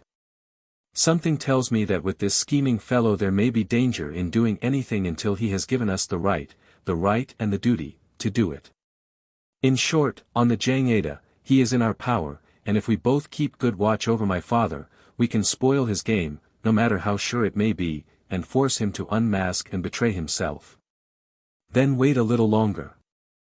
The arrival of Torres in the bow of the raft broke off the conversation. Torres looked slyly at the two young men, but said not a word.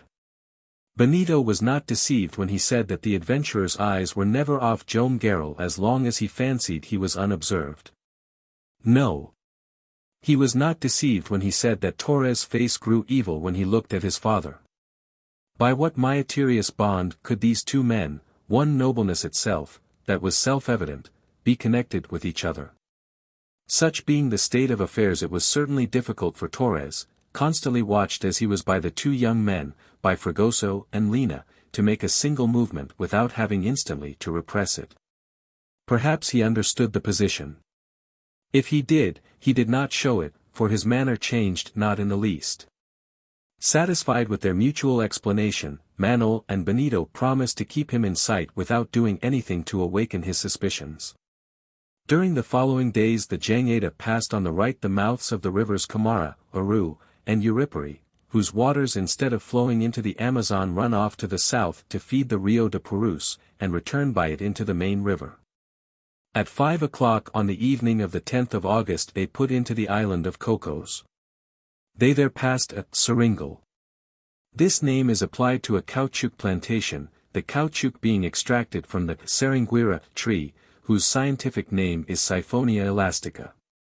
It is said that, by negligence or bad management, the number of these trees is decreasing in the basin of the Amazon, but the forests of Seringueira trees are still very considerable on the banks of the Madeira, Purus, and other tributaries.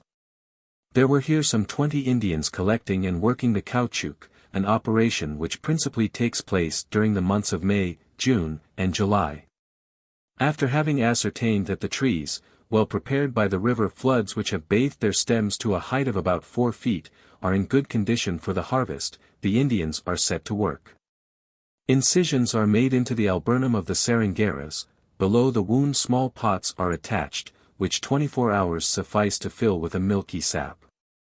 It can also be collected by means of a hollow bamboo, and a receptacle placed on the ground at the foot of the tree. The sap being obtained, the Indians, to prevent the separation of its peculiar resins, fumigate it over a fire of the nuts of the acai palm. By spreading out the sap on a wooden scoop, and shaking it in the smoke, its coagulation is almost immediately obtained, it assumes a grayish-yellow tinge and solidifies. The layers formed in succession are detached from the scoop, exposed to the sun, hardened, and assume the brownish color with which we are familiar. The manufacture is then complete. Benito, finding a capital opportunity, bought from the Indians all the caoutchouc stored in their cabins, which, by the way, are mostly built on piles. The price he gave them was sufficiently remunerative, and they were highly satisfied. 4 days later, on the 14th of August, the Jangada passed the mouths of the Purus. This is another of the large affluents of the Amazon, and seems to possess a navigable course, even for large ships, of over 500 leagues. It rises in the southwest, and measures nearly 5,000 feet across at its junction with the main river. After winding beneath the shade of ficuses, tawaris, nipa palms, and cecropias, it enters the Amazon by 5 mouths. Hereabouts Araujo the pilot managed with great ease. The course of the river was but slightly obstructed with islands, and besides, from one bank to another its width is about 2 leagues. The current, too, took along the Jangada more steadily, and on the 18th of August it stopped at the village of Pasquero to pass the night. The sun was already low on the horizon, and with the rapidity peculiar to these low latitudes, was about to set vertically, like an enormous meteor. Joam Garral and his wife, Liana, and old Cybele, were in front of the house. Torres, after having for an instant turned toward Joam as if he would speak to him, and prevented perhaps by the arrival of Padre Passanha, who had come to bid the family good night, had gone back to his cabin. The Indians and the Negroes were at their quarters along the sides. Araujo, seated at the bow, was watching the current which extended straight away in front of him. Manaos and Benito, with their eyes open, but chatting and smoking with apparent indifference, walked about the central part of the craft awaiting the hour of repose. All at once Manaos stopped Benito with his hand and said, "What a queer smell! Am I wrong? Do you not notice it?" "One would say that it was the odor of burning musk," replied Benito. "There ought to be some alligators asleep on the neighboring beach." "Well, nature has done wisely in allowing them so to betray themselves." "Yes," said Benito, "it is fortunate, for they are sufficiently formidable creatures.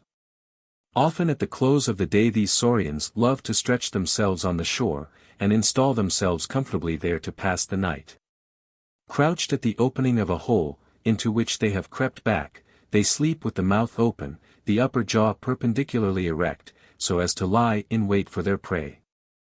To these amphibians it is but sport to launch themselves in its pursuit, either by swimming through the waters propelled by their tails or running along the bank with a speed no man can equal. It is on these huge beaches that the caimans are born, live, and die, not without affording extraordinary examples of longevity. Not only can the old ones, the centenarians, be recognized by the greenish moss which carpets their carcass and is scattered over their protuberances, but by their natural ferocity, which increases with age. As Benito said, they are formidable creatures, and it is fortunate that their attacks can be guarded against. Suddenly cries were heard in the bow. "Caimans! Caimans!" Manaos and Benito came forward and looked. 3 large saurians, from 15 to 20 feet long, had managed to clamber onto the platform of the raft. "Bring the guns! Bring the guns!" shouted Benito, making signs to the Indians and the blacks to get behind. "Into the house!" said Manaos, "make haste." And in truth, as they could not attack them at once, the best thing they could do was to get into shelter without delay. It was done in an instant. The Garral family took refuge in the house, where the two young men joined them. The Indians and the Negroes ran into their huts and cabins. As they were shutting the door. "And Minha," said Manaos. "She is not there," replied Lina, who had just run to her mistress' room. "Good heavens! Where is she?" exclaimed her mother, and they all shouted at once. "Hima! Minha!" No reply. "There she is, on the bow of the Jangada," said Benito. "Minha!" shouted Manaos. The two young men, and Fragoso and Joam Garral, thinking no more of danger, rushed out of the house, guns in hand. Scarcely were they outside when two of the alligators made a half-turn and ran toward them. A dose of buckshot to the head, close to the eye, from Benito, stopped one of the monsters, who, mortally wounded, writhed in frightful convulsions and fell on his side. But the second still lived, and came on, and there was no way of avoiding him. The huge alligator tore up to Joam Garral, and after knocking him over with a sweep of his tail, ran at him with open jaws. At this moment Torres rushed from the cabin, hatchet in hand, and struck such a terrific blow that its edge sunk into the jaw of the cayman and left him defenseless. Blinded by the blood, the animal flew to the side, and, designedly or not, fell over and was lost in the stream. "Minha! Minha!" shouted Manaos in distraction, when he got to the bow of the Jangada. Suddenly she came into view. She had taken refuge in the cabin of Araujo, and the cabin had just been upset by a powerful blow from the third alligator. Minha was flying aft, pursued by the monster, who was not 6 feet away from her. Minha fell. A second shot from Benito failed to stop the cayman. He only struck the animal's carapace, and the scales flew to splinters, but the ball did not penetrate. Manaos threw himself at the girl to raise her, or to snatch her from death. A side blow from the animal's tail knocked him down too. Minha fainted, and the mouth of the alligator opened to crush her. And then Fragoso jumped into the animal, and thrust in a knife to the very bottom of his throat, at the risk of having his arm snapped off by the two jaws, had they quickly closed. Fragoso pulled out his arm in time, but he could not avoid the shock of the cayman, and was hurled back into the river, whose waters reddened all around. "Fragoso! Fragoso!" shrieked Lina, kneeling on the edge of the raft. A second afterward Fragoso reappeared on the surface of the Amazon, safe and sound. But, at the peril of his life he had saved the young girl, who soon came to. And as all hands were held out to him, Manaos, Iquitos, Minhas, and Linas, and he did not know what to say, he ended by squeezing the hands of the young mulatto. However, though Fragoso had saved Minha, it was assuredly to the intervention of Torres that Joam Garral owed his safety. It was not, therefore, the fazender's life that the adventurer wanted. In the face of this fact, so much had to be admitted. Manaos said this to Benito in an undertone. "That is true," replied Benito, embarrassed. "You are right, and in a sense it is one cruel care the less. Nevertheless, Manaos, my suspicions still exist. It is not always a man's worst enemy who wishes him dead." Joam Garral walked up to Torres. "Thank you, Torres," he said, holding out his hand. The adventurer took a step or two backward without replying. "Torres," continued Joam, "I am sorry that we are arriving at the end of our voyage, and that in a few days we must part." "I owe you." "Joam Garral," answered Torres, "you owe me nothing. Your life is precious to me above all things. But if you will allow me, I have been thinking, in place of stopping at Manaos, I will go on to Belém. Will you take me there?" Joam Garral replied by an affirmative nod. In hearing this demand Benito in an unguarded moment was about to intervene, but Manaos stopped him, and the young man checked himself, though not without a violent effort. Chapter 18. The Arrival Dinner. In the morning, after a night which was scarcely sufficient to calm so much excitement, they unmoored from the Cayman beach and departed. Before 5 days, if nothing interfered with their voyage, the raft would reach the port of Manaos.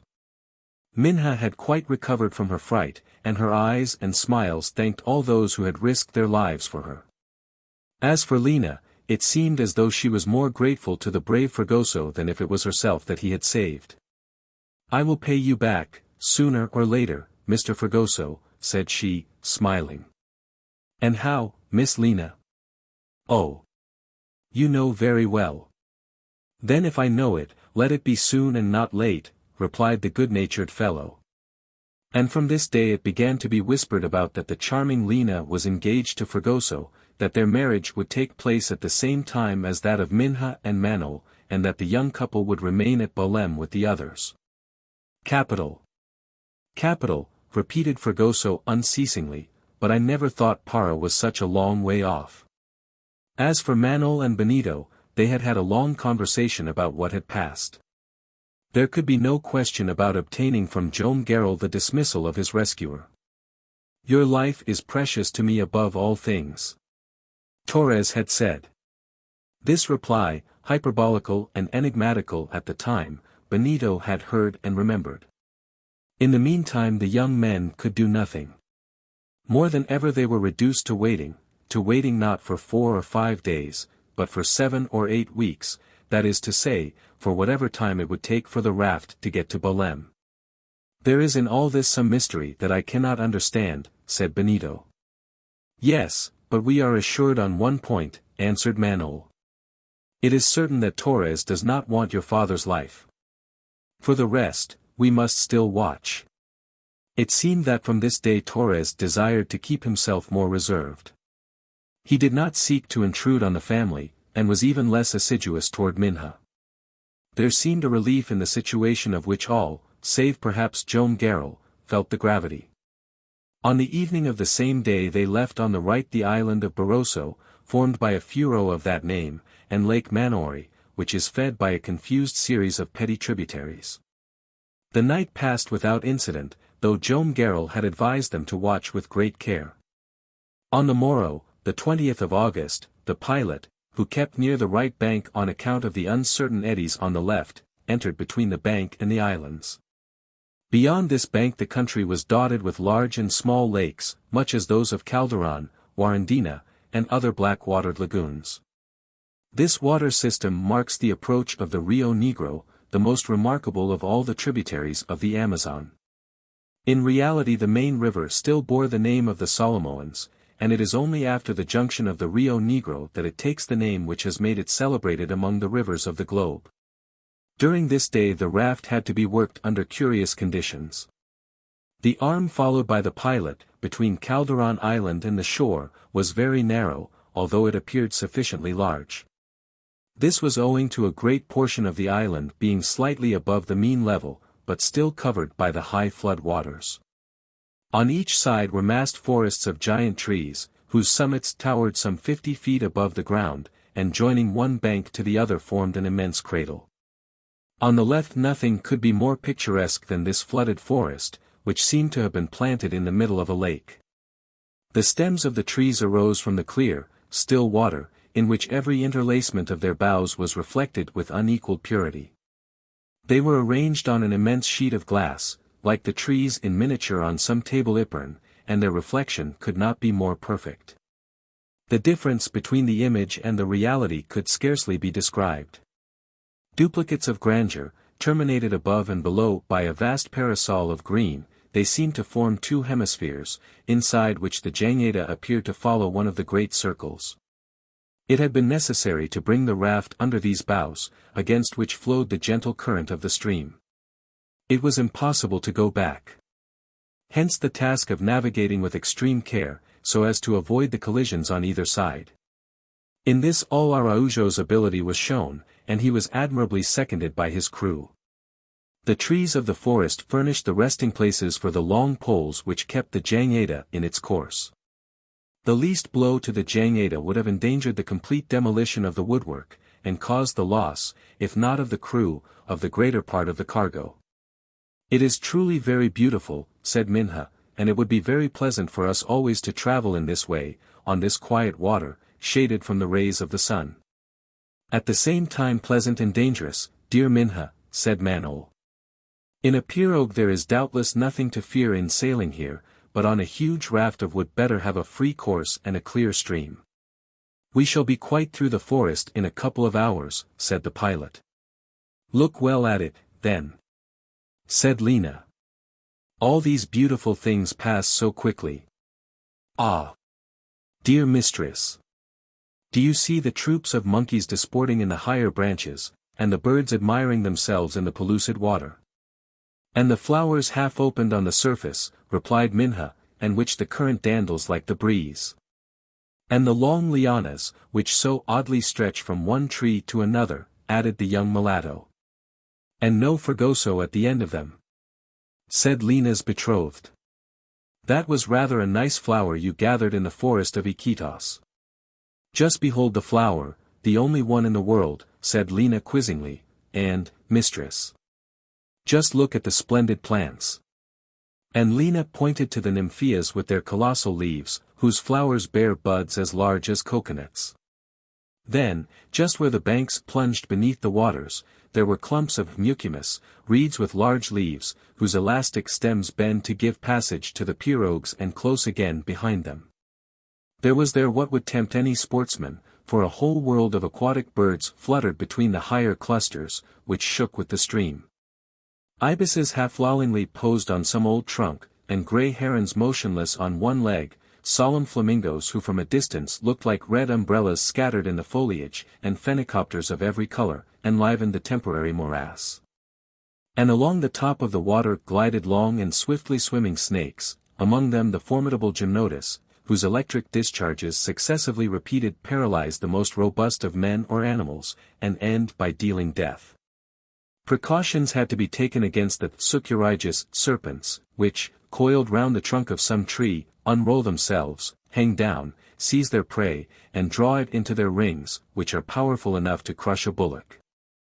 Have there not been met with in these Amazonian forests reptiles from 30 to 35 feet long? And even, according to M. Carey, do not some exist whose length reaches 47 feet, and whose girth is that of a hogshead? Had one of these sucurigus, indeed, got on to the raft he would have proved as formidable as an alligator. Very fortunately the travelers had to contend with neither gymnotus nor sucurigu, and the passage across the submerged forest, which lasted about 2 hours, was effected without accident. 3 days passed. They neared Manaos. 24 hours more and the raft would be off the mouth of the Rio Negro, before the capital of the province of Amazons. In fact, on the 23rd of August, at 5 o'clock in the evening, they stopped at the southern point of Mura's Island, on the right bank of the stream. They only had to cross obliquely for a few miles to arrive at the port, but the pilot Araujo very properly would not risk it on that day, as night was coming on. The 3 miles which remained would take 3 hours to travel, and to keep to the course of the river it was necessary, above all things, to have a clear outlook. This evening the dinner, which promised to be the last of this first part of the voyage, was not served without a certain amount of ceremony. Half the journey on the Amazon had been accomplished, and the task was worthy of a jovial repast.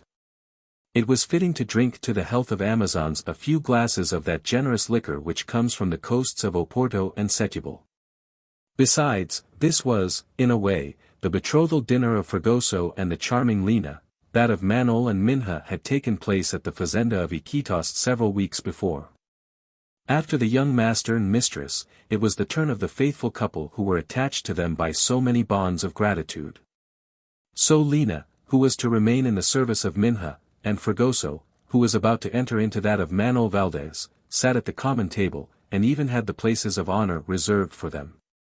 Torres, naturally, was present at the dinner, which was worthy of the larder and kitchen of the Jangada.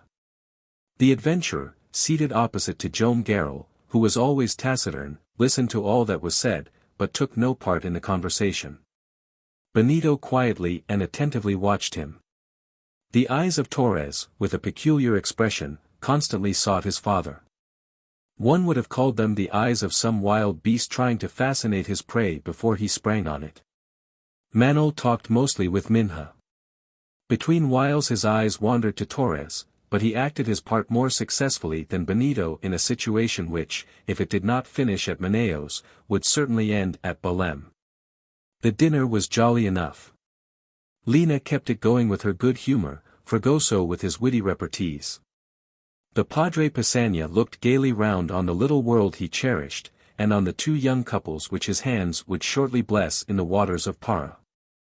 "Eat, Padre," said Benito, who joined in the general conversation, "do honor to this betrothal dinner.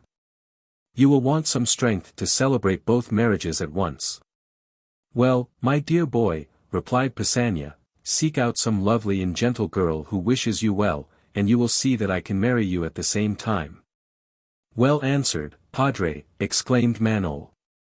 "Let us drink to the coming marriage of Benito." "We must look out for some nice young lady at Belém," said Minha. "He should do what everybody else does." "To the wedding of Mr. Benito," said Fragoso, "who ought to wish all the world to marry him." "They are right, sir," said Yaquita. "I also drink to your marriage, and may you be as happy as Minha and Manuel, and as I and your father have been."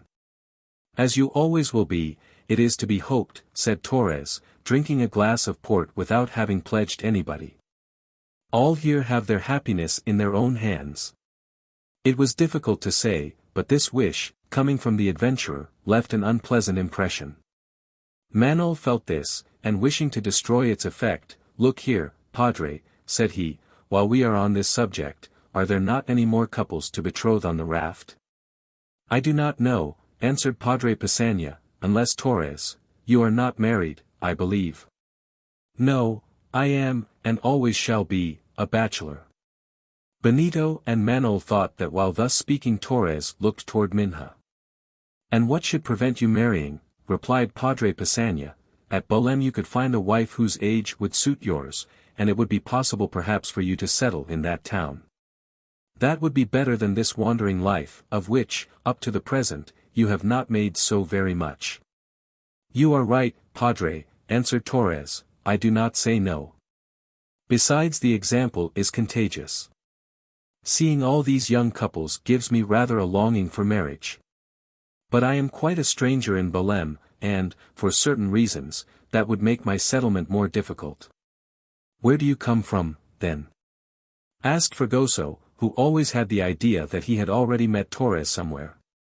"From the province of Minas Gerais." "And you were born?" "In the capital of the Diamond District, Tijuco." Those who had seen Joam Garral at this moment would have been surprised at the fixity of his look which met that of Torres. Chapter 19. Ancient History.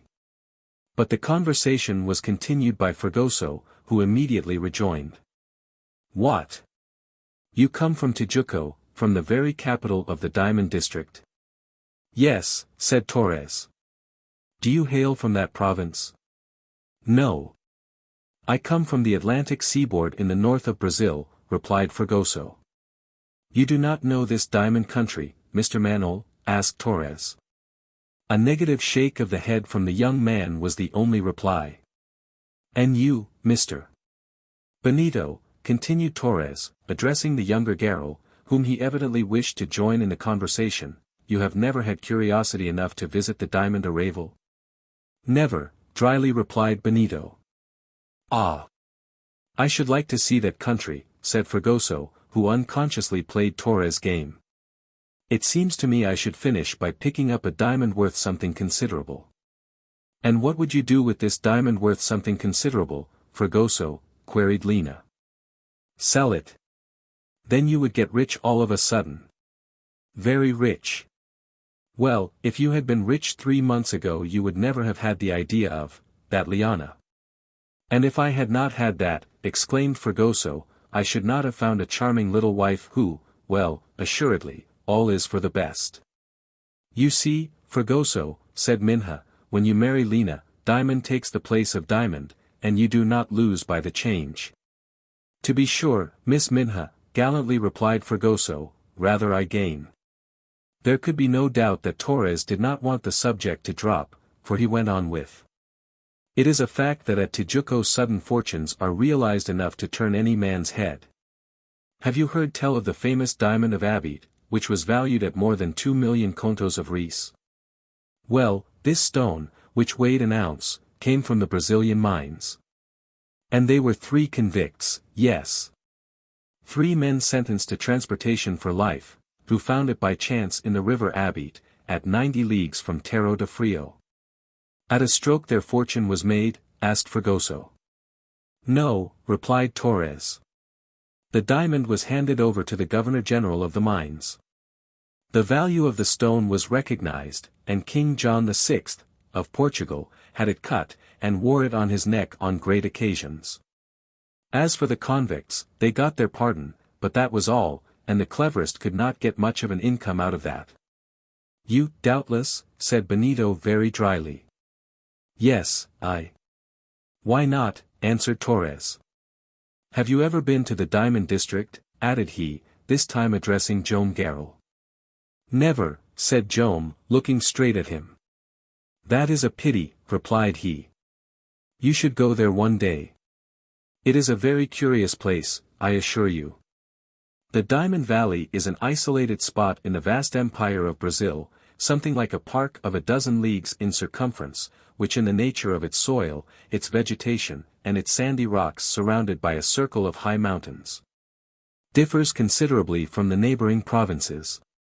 But, as I have told you, it is one of the richest places in the world, for from 1807 to 1817 the annual return was about 18,000 carats. Ah! There have been some rare finds there, not only for the climbers who seek the precious stone up to the very tops of the mountains, but also for the smugglers who fraudulently export it.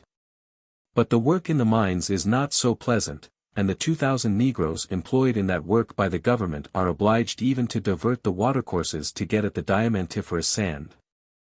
Formerly it was easier work. In short, said Fragoso, the good time has gone.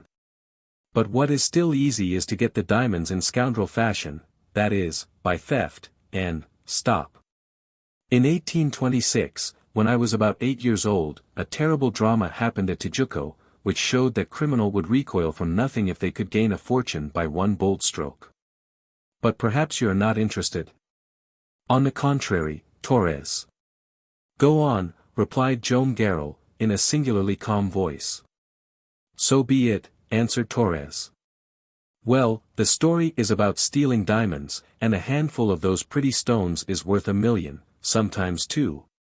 And Torres, whose face expressed the vilest sentiments of cupidity, almost unconsciously made a gesture of opening and shutting his hand.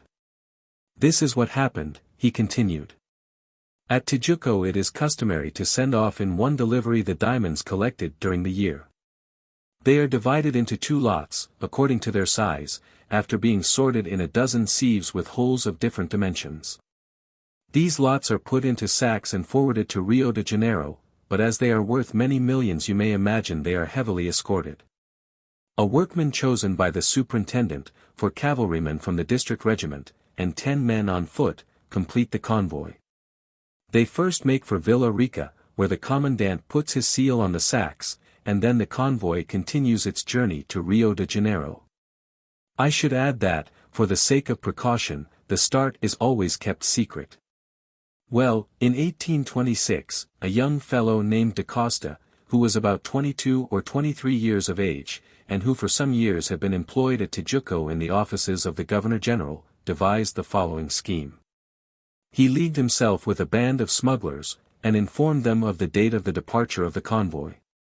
The scoundrels took their measures accordingly. They were numerous and well armed. Close to Villa Rica, during the night of the 22d of January, the gang suddenly attacked the diamond escort, who defended themselves bravely, but were all massacred, with the exception of one man, who, seriously wounded, managed to escape and bring the news of the horrible deed. The workman was not spared any more than the soldiers. He fell beneath the blows of the thieves, and was doubtless dragged away and thrown over some precipice, for his body was never found. And this da Costa? Asked Joam Garral.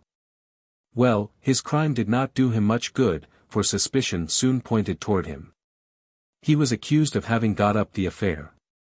In vain he protested that he was innocent. Thanks to the situation he held, he was in a position to know the date on which the convoy's departure was to take place. He alone could have informed the smugglers. He was charged, arrested, tried, and sentenced to death.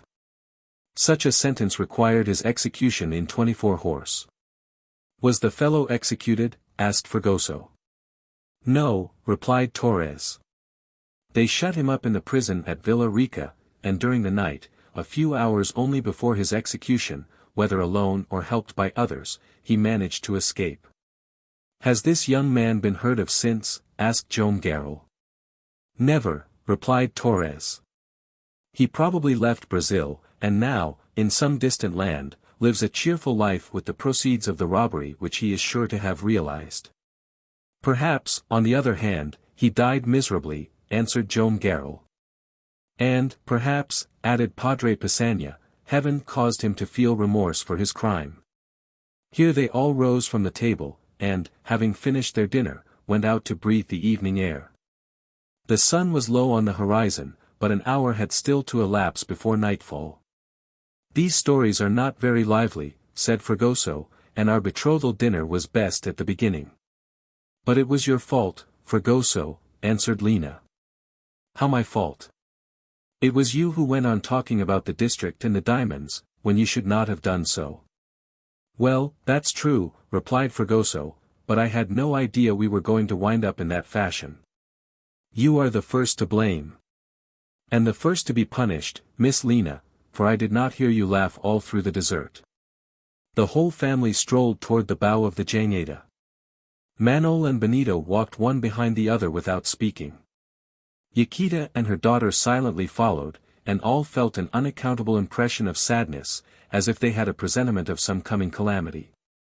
Torres stepped up to Joam Garral, who, with bowed head, seemed to be lost in thought, and putting his hand on his shoulder, said, Joam Garral, may I have a few minutes' conversation with you? Joam looked at Torres. Here? He asked. No. In private. Come, then. They went toward the house, entered it, and the door was shut on them. It would be difficult to depict what every one felt when Joam Garral and Torres disappeared. What could there be in common between the adventurer and the honest fazender of Iquitos? The menace of some frightful misfortune seemed to hang over the whole family, and they scarcely dared speak to each other. Manuel, said Benito, seizing his friend's arm, whatever happens, this man must leave us tomorrow at Manaos. Yes, it is imperative, answered Manuel. And if through him some misfortune happens to my father, I shall kill him. Chapter 20. Between the two men. For a moment, alone in the room, where none could see or hear them, Joam Garral and Torres looked at each other without uttering a word. Did the adventurer hesitate to speak? Did he suspect that Joam Garral would only reply to his demands by a scornful silence? Yes. Probably so. So Torres did not question him. At the outset of the conversation he took the affirmative, and assumed the part of an accuser. Joam, he said, your name is not Garral. Your name is da Costa. At the guilty name which Torres thus gave him, Joam Garral could not repress a slight shudder. You are Joam da Costa, continued Torres, who, 25 years ago, were a clerk in the Governor-General's office at Tijuco, and you are the man who was sentenced to death in this affair of the robbery and murder. No response from Joam Garral, whose strange tranquility surprised the adventurer. Had he made a mistake in accusing his host? No. For Joam Garral made no start at the terrible accusations. Doubtless he wanted to know to what Torres was coming. Joam da Costa, I repeat. It was you whom they sought for this diamond affair, whom they convicted of crime and sentenced to death, and it was you who escaped from the prison at Villa Rica a few hours before you should have been executed. Do you not answer? Rather a long silence followed this direct question which Torres asked. Joam Garral, still calm, took a seat. His elbow rested on a small table, and he looked fixedly at his accuser without bending his head. "Will you reply?"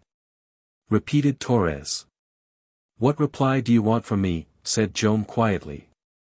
"A reply," slowly answered Torres, "that will keep me from finding out the chief of the police at Manaos, and saying to him, a man is there whose identity can easily be established, who can be recognized even after 25 years' absence.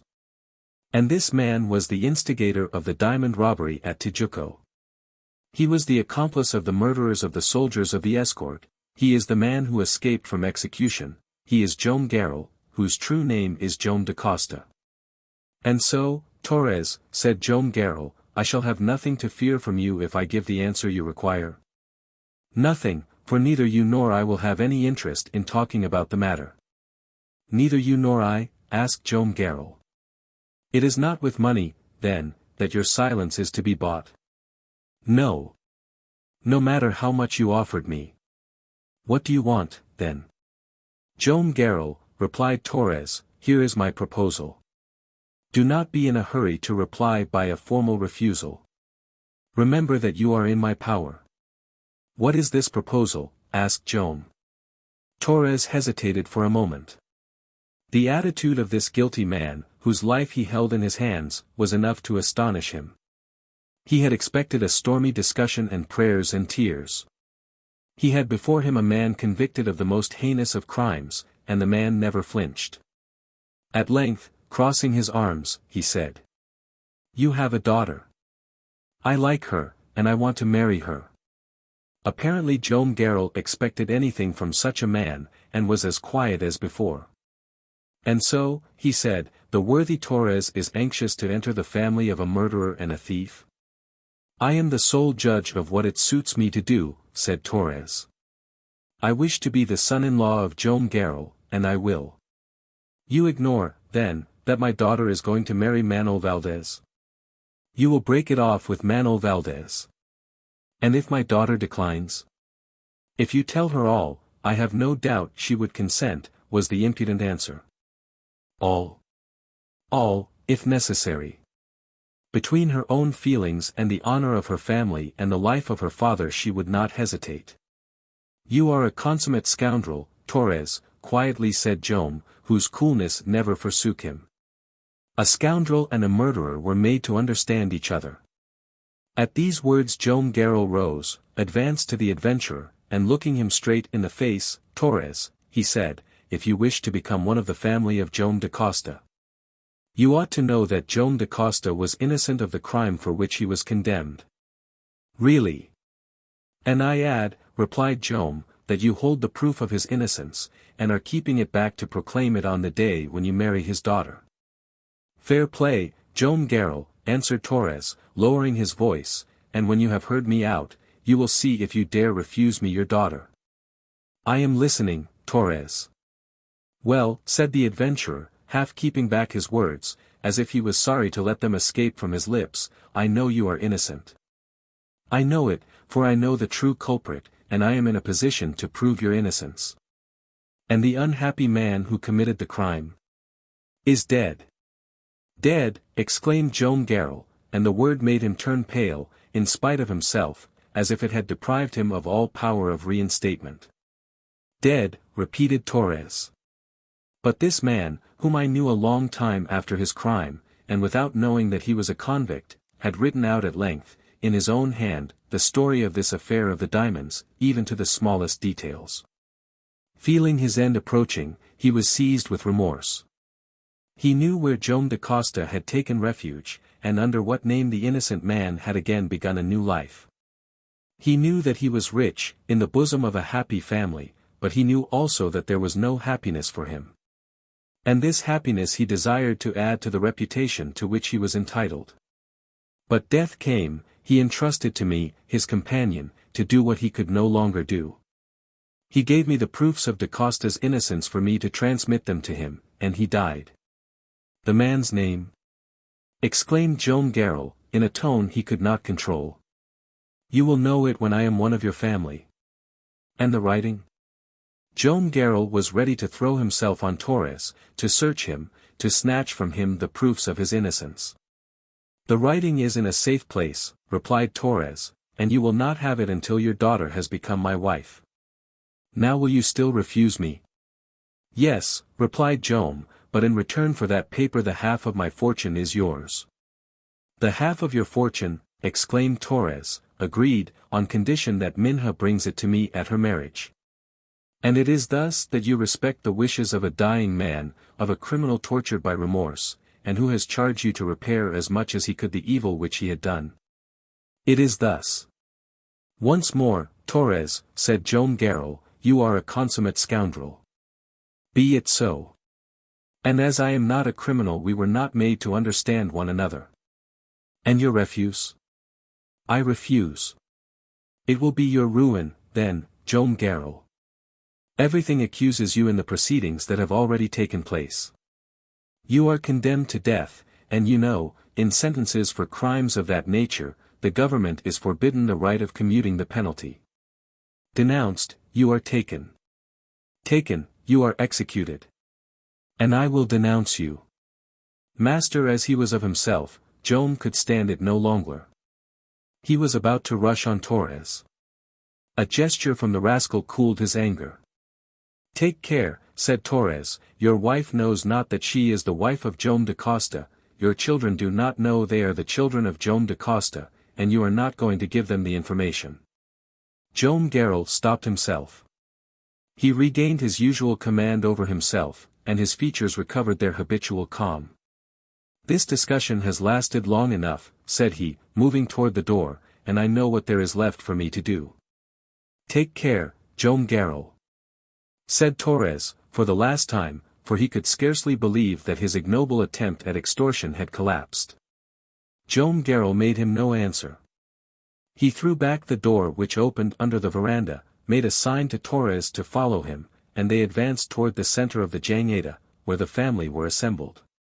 Benito, Manaos, and all of them, under a feeling of deep anxiety, had risen. They could see that the bearing of Torres was still menacing, and that the fire of anger still shone in his eyes. In extraordinary contrast, Joam Garral was master of himself, and almost smiling. Both of them stopped before Yaquita and her people. Not one dared to say a word to them. It was Torres who, in a hollow voice, and with his customary impudence, broke the painful silence. For the last time, Joam Garral, he said, I ask you for a last reply. And here is my reply. And addressing his wife. Yaquita, he said, peculiar circumstances oblige me to alter what we have formerly decided as to the marriage of Minha and Manaos. At last, exclaimed Torres. Joam Garral, without answering him, shot at the adventurer a glance of the deepest scorn. But at the words Manaos had felt his heart beat as if it would break. The girl arose, ashy pale, as if she would seek shelter by the side of her mother. Yaquita opened her arms to protect, to defend her. Father, said Benito, who had placed himself between Joam Garral and Torres, what were you going to say? I was going to say, answered Joam Garral, raising his voice, that to wait for our arrival in Para for the wedding of Minha and Manaos is to wait too long. The marriage will take place here, not later than tomorrow, on the Jangada, with the aid of Padre Passanha, if, after a conversation I am about to have with Manaos, he agrees with me to defer it no longer. Ah, father, father! Exclaimed the young man. Wait a little before you call me so, Manaos, replied Joam, in a tone of unspeakable suffering. Here Torres, with crossed arms, gave the whole family a look of inconceivable insolence.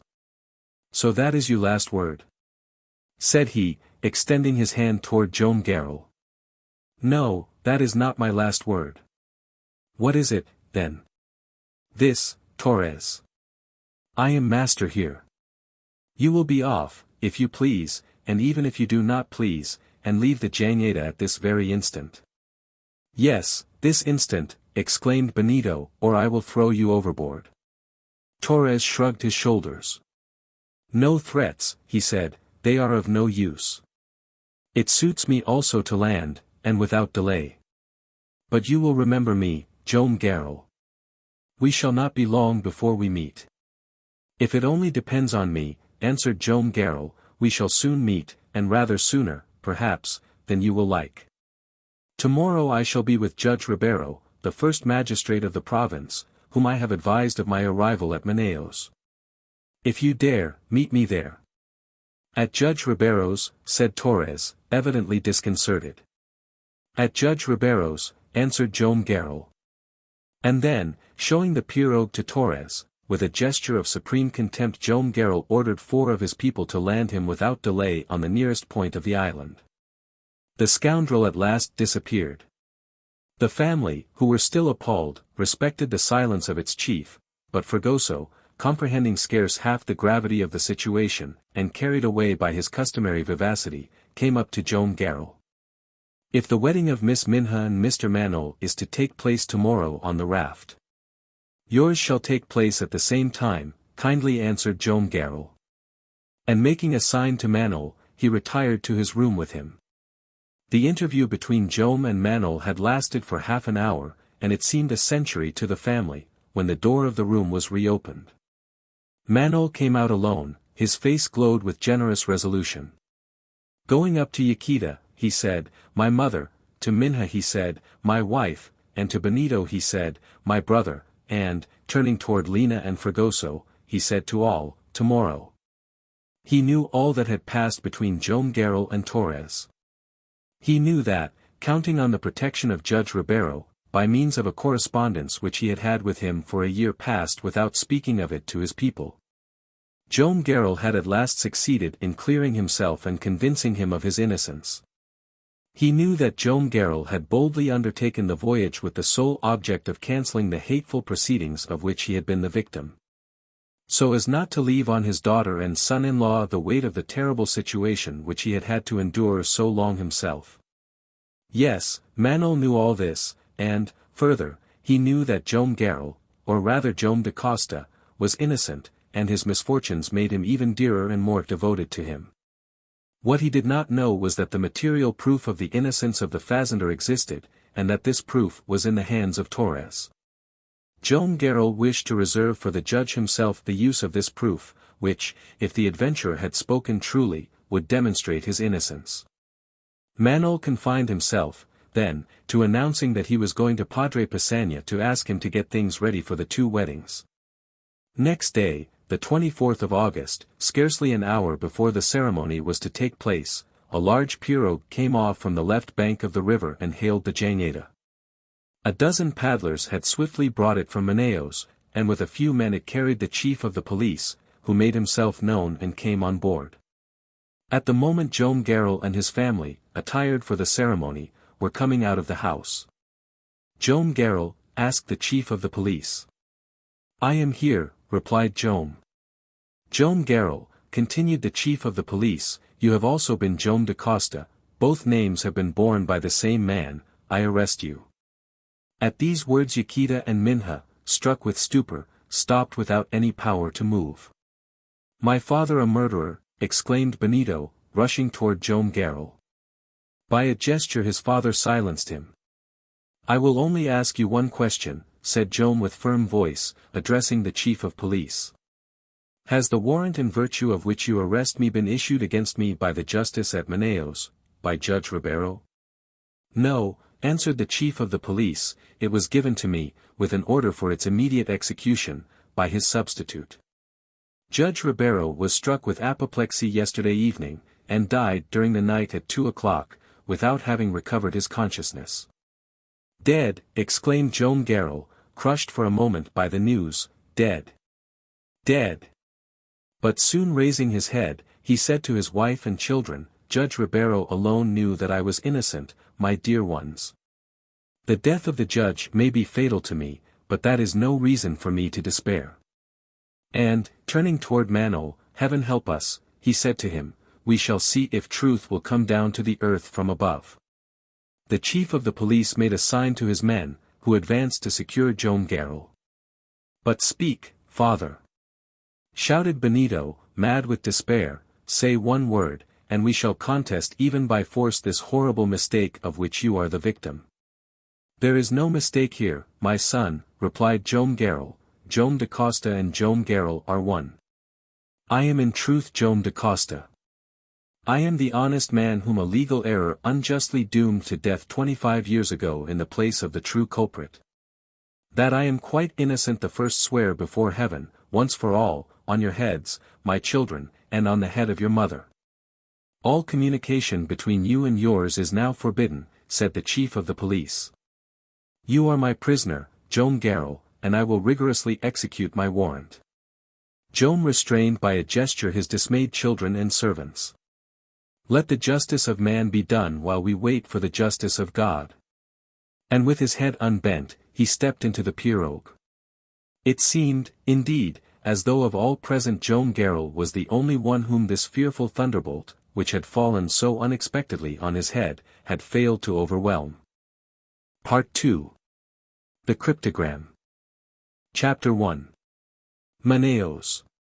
The town of Manaos is in 3 degrees 8 feet 4 inches south latitude, and 67 degrees 27 foot west longitude, reckoning from the Paris meridian. It is some 420 leagues from Belém, and about 10 miles from the embouchure of the Rio Negro. Manaos is not built on the Amazon. It is on the left bank of the Rio Negro, the most important and remarkable of all the tributaries of the great artery of Brazil, that the capital of the province, with its picturesque group of private houses and public buildings, towers above the surrounding plain. The Rio Negro, which was discovered by the Spaniard Favela in 1645, rises in the very heart of the province of Popayan, on the flanks of the mountains which separate Brazil from New Granada. And it communicates with the Orinoco by 2 of its affluents, the Pimichin and the Cassiquary. After a noble course of some 1,700 miles it mingles its cloudy waters with those of the Amazon through a mouth 1,100 feet wide. But such is its vigorous influx that many a mile has to be completed before those waters lose their distinctive character. Hereabouts the ends of both its banks trend off and form a huge bay 15 leagues across, extending to the islands of Anavilhanas, and in one of its indentations the port of Manaos is situated. Vessels of all kinds are there collected in great numbers, some moored in the stream awaiting a favorable wind, others under repair up the numerous iguarapes, or canals, which so capriciously intersect the town, and give it its slightly Dutch appearance. With the introduction of steam vessels, which is now rapidly taking place, the trade of Manaos is destined to increase enormously. Woods used in building and furniture work, cocoa, caoutchouc, coffee, sarsaparilla, sugar canes, indigo, mosquito nuts, salt fish, turtle butter, and other commodities, are brought here from all parts. Down the innumerable streams into the Rio Negro from the west and north, into the Madeira from the west and south, and then into the Amazon, and by it away eastward to the coast of the Atlantic. Manaos was formerly called Mora, or Barra de Rio Negro. From 1757 to 1804 it was only part of the captaincy which bears the name of the great river at whose mouth it is placed. But since 1826 it has been the capital of the large province of Amazons, borrowing its latest name from an Indian tribe which formerly existed in these parts of equatorial America. Careless travelers have frequently confounded it with the famous Manoa, a city of romance, built, it was reported, near the legendary lake of Parima, which would seem to be merely the upper Branco, a tributary of the Rio Negro. Here was the empire of El Dorado, whose monarch, if we are to believe the fables of the district, was every morning covered with powder of gold. There being so much of the precious metal abounding in this privileged locality that it was swept up with the very dust of the streets. This assertion, however, when put to the test, was disproved, and with extreme regret, for the auriferous deposits which had deceived the greedy scrutiny of the gold-seekers turned out to be only worthless flakes of mica. In short, Manaos has none of the fabulous splendors of the mythical capital of El Dorado. It is an ordinary town of about 5,000 inhabitants, and of these at least 3,000 are in government employ. This fact is to be attributed to the number of its public buildings, which consist of the legislative chamber, the government house, the treasury, the post office, and the custom house, and, in addition, a college founded in 1848. And a hospital erected in 1851. When with these is also mentioned a cemetery on the south side of a hill, on which, in 1669, a fortress, which has since been demolished, was thrown up against the pirates of the Amazon. Some idea can be gained as to the importance of the official establishments of the city. Of religious buildings it would be difficult to find more than two, the small Church of the Conception and the Chapel of Notre Dame de Remedes, built on a knoll which overlooks the town. These are very few for a town of Spanish origin, though to them should perhaps be added the Carmelite convent, burned down in 1850, of which only the ruins remain. The population of Manaos does not exceed the number above given, and after reckoning the public officials and soldiers, is principally made up of Portuguese and Indian merchants belonging to the different tribes of the Rio Negro. 3 principal thoroughfares of considerable irregularity run through the town, and they bear names highly characteristic of the tone of thought prevalent in these parts: God the Father Street, God the Son Street, and God the Holy Ghost Street. In the west of the town is a magnificent avenue of centenarian orange trees which were carefully respected by the architects who out of the old city made the new. Round these principal thoroughfares is interwoven a perfect network of unpaved alleys, intersected every now and then by 4 canals, which are occasionally crossed by wooden bridges. In a few places these iguarapes flow with their brownish waters through large vacant spaces covered with straggling weeds and flowers of startling hues, and here and there are natural squares shaded by magnificent trees. With an occasional white-barked sumomira shooting up, and spreading out its large dome-like parasol above its gnarled branches. The private houses have to be sought for among some hundreds of dwellings, of very rudimentary type, some roofed with tiles, others with interlaced branches of the palm tree, and with prominent miradors. And projecting shops for the most part tenanted by Portuguese traders. And what manner of people are they who stroll on to the fashionable promenade from the public buildings and private residences? Men of good appearance, with black cloth coats, chimney-pot hats, patent leather boots, highly colored gloves, and diamond pins in their necktie bows, and women in loud, imposing toilets, with flounced dress and headgear of the latest style. And Indians, also on the road to Europeanization in a way which bids fair to destroy every bit of local color in this central portion of the district of the Amazon. Such is Manaos, which, for the benefit of the reader, it was necessary to sketch. Here the voyage of the giant raft, so tragically interrupted, had just come to a pause in the midst of its long journey, and here will be unfolded the further vicissitudes of the mysterious history of the fazender of Iquitos. Chapter 2. The First Moments. Scarcely had the pirogue which bore off Joam Garral, or rather Joam da Costa, for it is more convenient that he should resume his real name, disappeared, than Benito stepped up to Manaos. "What is it you know?" he asked. "I know that your father is innocent."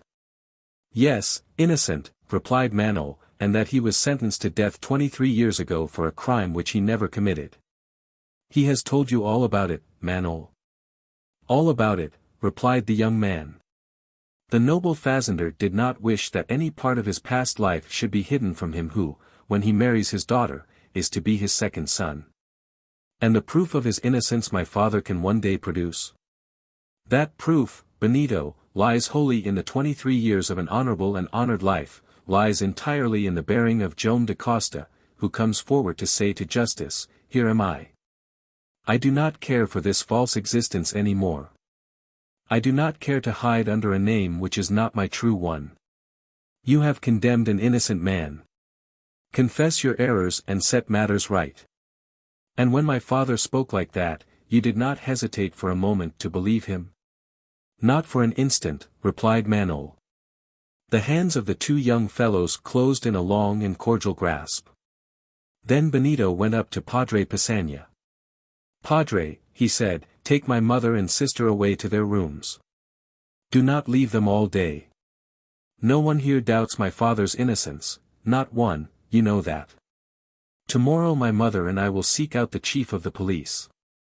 They will not refuse us permission to visit the prison. No. That would be too cruel. We will see my father again, and decide what steps shall be taken to procure his vindication." Yaquita was almost helpless, but the brave woman, though nearly crushed by this sudden blow, arose. With Yaquita da Costa it was as with Yaquita Garral. She had not a doubt as to the innocence of her husband.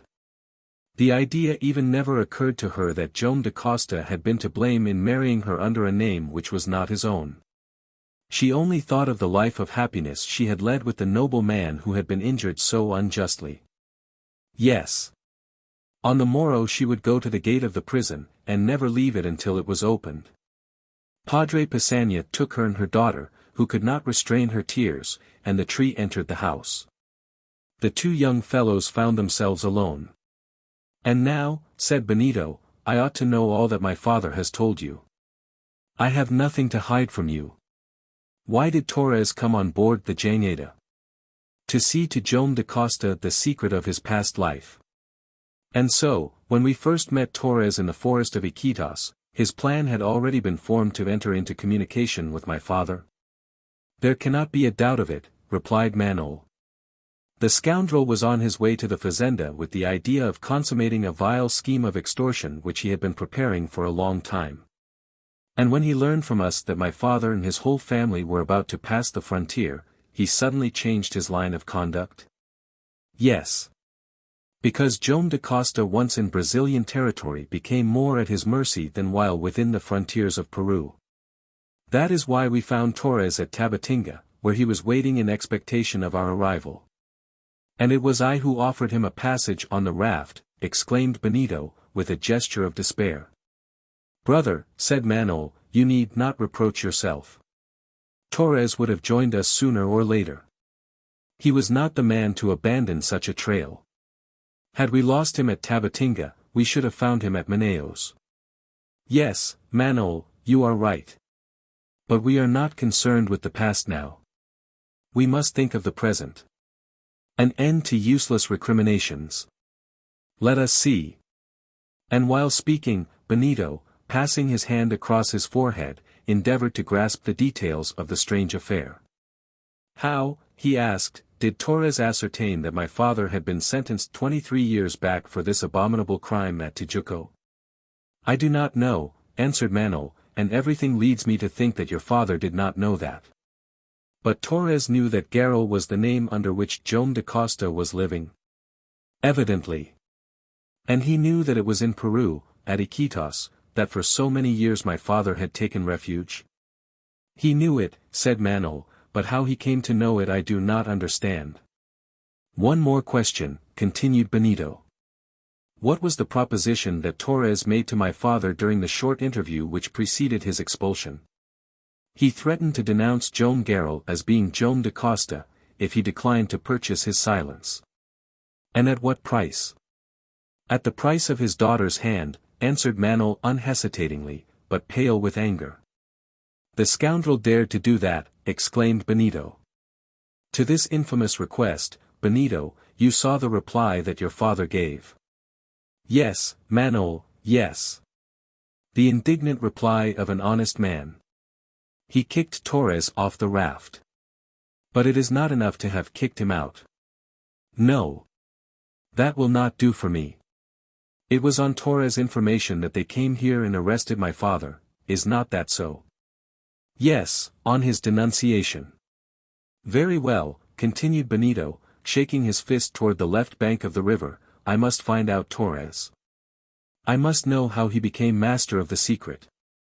He must tell me if he knows the real author of this crime. He shall speak out. And if he does not speak out, I know what I shall have to do. What you will have to do is for me to do as well, added Manaos, more coolly, but not less resolutely. No. Manaos, no, to me alone. We are brothers, Benito, replied Manaos. The right of demanding an explanation belongs to us both. Benito made no reply.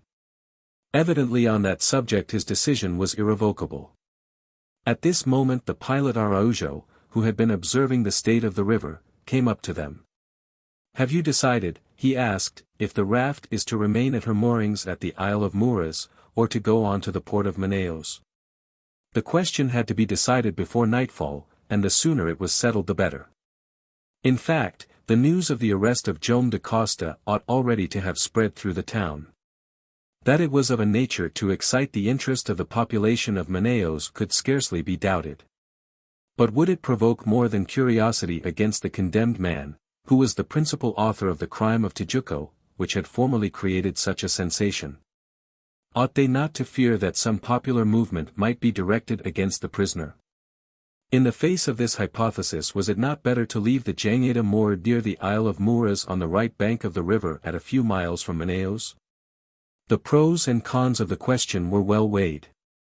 No, at length exclaimed Benito, to remain here would look as though we were abandoning my father and doubting his innocence, as though we were afraid to make common cause with him. We must go to Manaos, and without delay. You are right, replied Manuel. Let us go. Araujo, with an approving nod, began his preparations for leaving the island. The maneuver necessitated a good deal of care.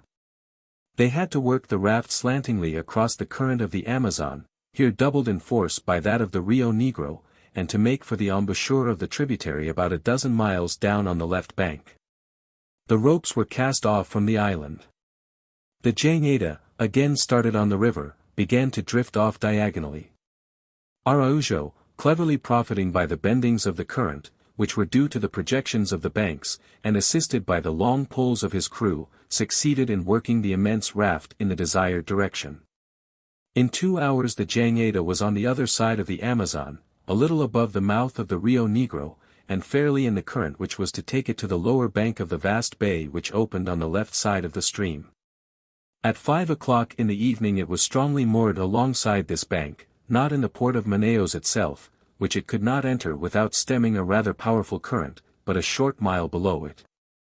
The raft was then in the black waters of the Rio Negro, near rather a high bluff covered with cecropias with buds of reddish-brown, and palisaded with stiff-stalked reeds called fraxas, of which the Indians make some of their weapons.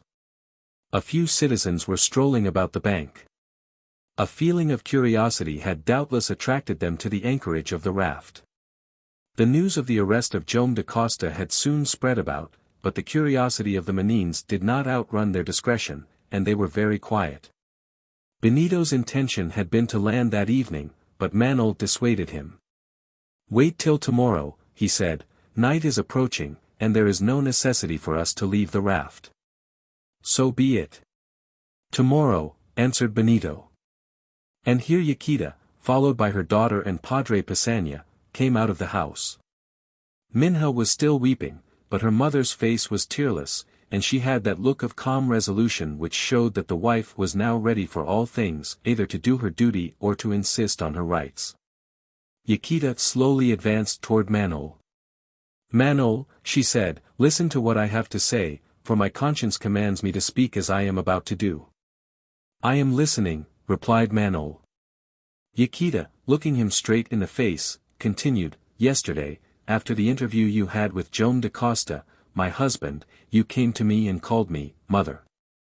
You took Minha's hand, and called her, your wife. You then knew everything, and the past life of Joam da Costa had been disclosed to you. Yes, answered Manuel, and heaven forbid I should have had any hesitation in doing so. Perhaps so, replied Yaquita. But then Joam da Costa had not been arrested. The position is not now the same. However innocent he may be, my husband is in the hands of justice, his past life has been publicly proclaimed. Minha is a convict's daughter. Minha da Costa or Minha Garral, what matters it to me, exclaimed Manuel, who could keep silent no longer. Manuel, murmured Minha. And she would certainly have fallen had not Lina's arms supported her. Mother, if you do not wish to kill her, said Manuel, call me your son. My son. My child. It was all Yaquita could say, and the tears, which she restrained with difficulty, filled her eyes. And then they all re-entered the house. But during the long night not an hour's sleep fell to the lot of the unfortunate family who were being so cruelly tried. Chapter 3. Retrospective. Joam da Costa had relied entirely on Judge Albiro, and his death was most unfortunate. Before he was judge at Manaos, and chief magistrate in the province, Ribeiro had known the young clerk at the time he was being prosecuted for the murder in the Diamond Arrayal. He was then an advocate at Villa Rica, and he it was who defended the prisoner at the trial. He took the cause to heart and made it his own, and from an examination of the papers and detailed information, and not from the simple fact of his position in the matter, he came to the conclusion that his client was wrongfully accused. And that he had taken not the slightest part in the murder of the escort or the theft of the diamonds, in a word, that Joam da Costa was innocent. But, notwithstanding this conviction, notwithstanding his talent and zeal, Ribeiro was unable to persuade the jury to take the same view of the matter. How could he remove so strong a presumption? If it was not Joam da Costa, who had every facility for informing the scoundrels of the convoy's departure, who was it? The official who accompanied the escort had perished with the greater part of the soldiers, and suspicion could not point against him. Everything agreed in distinguishing da Costa as the true and only author of the crime. Ribeiro defended him with great warmth and with all his powers, but he could not succeed in saving him. The verdict of the jury was affirmative on all the questions. Joam da Costa, convicted of aggravated and premeditated murder, did not even obtain the benefit of extenuating circumstances, and heard himself condemned to death. There was no hope left for the accused. No commutation of the sentence was possible, for the crime was committed in the diamond arrayal. The condemned man was lost. But during the night which preceded his execution, and when the gallows was already erected, Joam da Costa managed to escape from the prison at Villa Rica. We know the rest. 20 years later Ribeiro the advocate became the Chief Justice of Manaos. In the depths of his retreat the fazender of Iquitos heard of the change, and in it saw a favorable opportunity for bringing forward the revision of the former proceedings against him with some chance of success. He knew that the old convictions of the advocate would be still unshaken in the mind of the judge. He therefore resolved to try and rehabilitate himself. Had it not been for Ribeiro's nomination to the Chief Justiceship in the province of Amazones, he might perhaps have hesitated, for he had no new material proof of his innocence to bring forward. Although the honest man suffered acutely, he might still have remained hidden in exile at Iquitos, and still have asked for time to smother the remembrances of the horrible occurrence, but something was urging him to act in the matter without delay. In fact, before Yaquita had spoken to him, Joam da Costa had noticed that Manaos was in love with his daughter. The union of the young army doctor and his daughter was in every respect a suitable one. It was evident to Joam that some day or other he would be asked for her hand in marriage, and he did not wish to be obliged to refuse. But then the thought that his daughter would have to marry under a name which did not belong to her, that Manuel Valdez, thinking he was entering the family of Garral, would enter that of da Costa, the head of which was under sentence of death, was intolerable to him. No.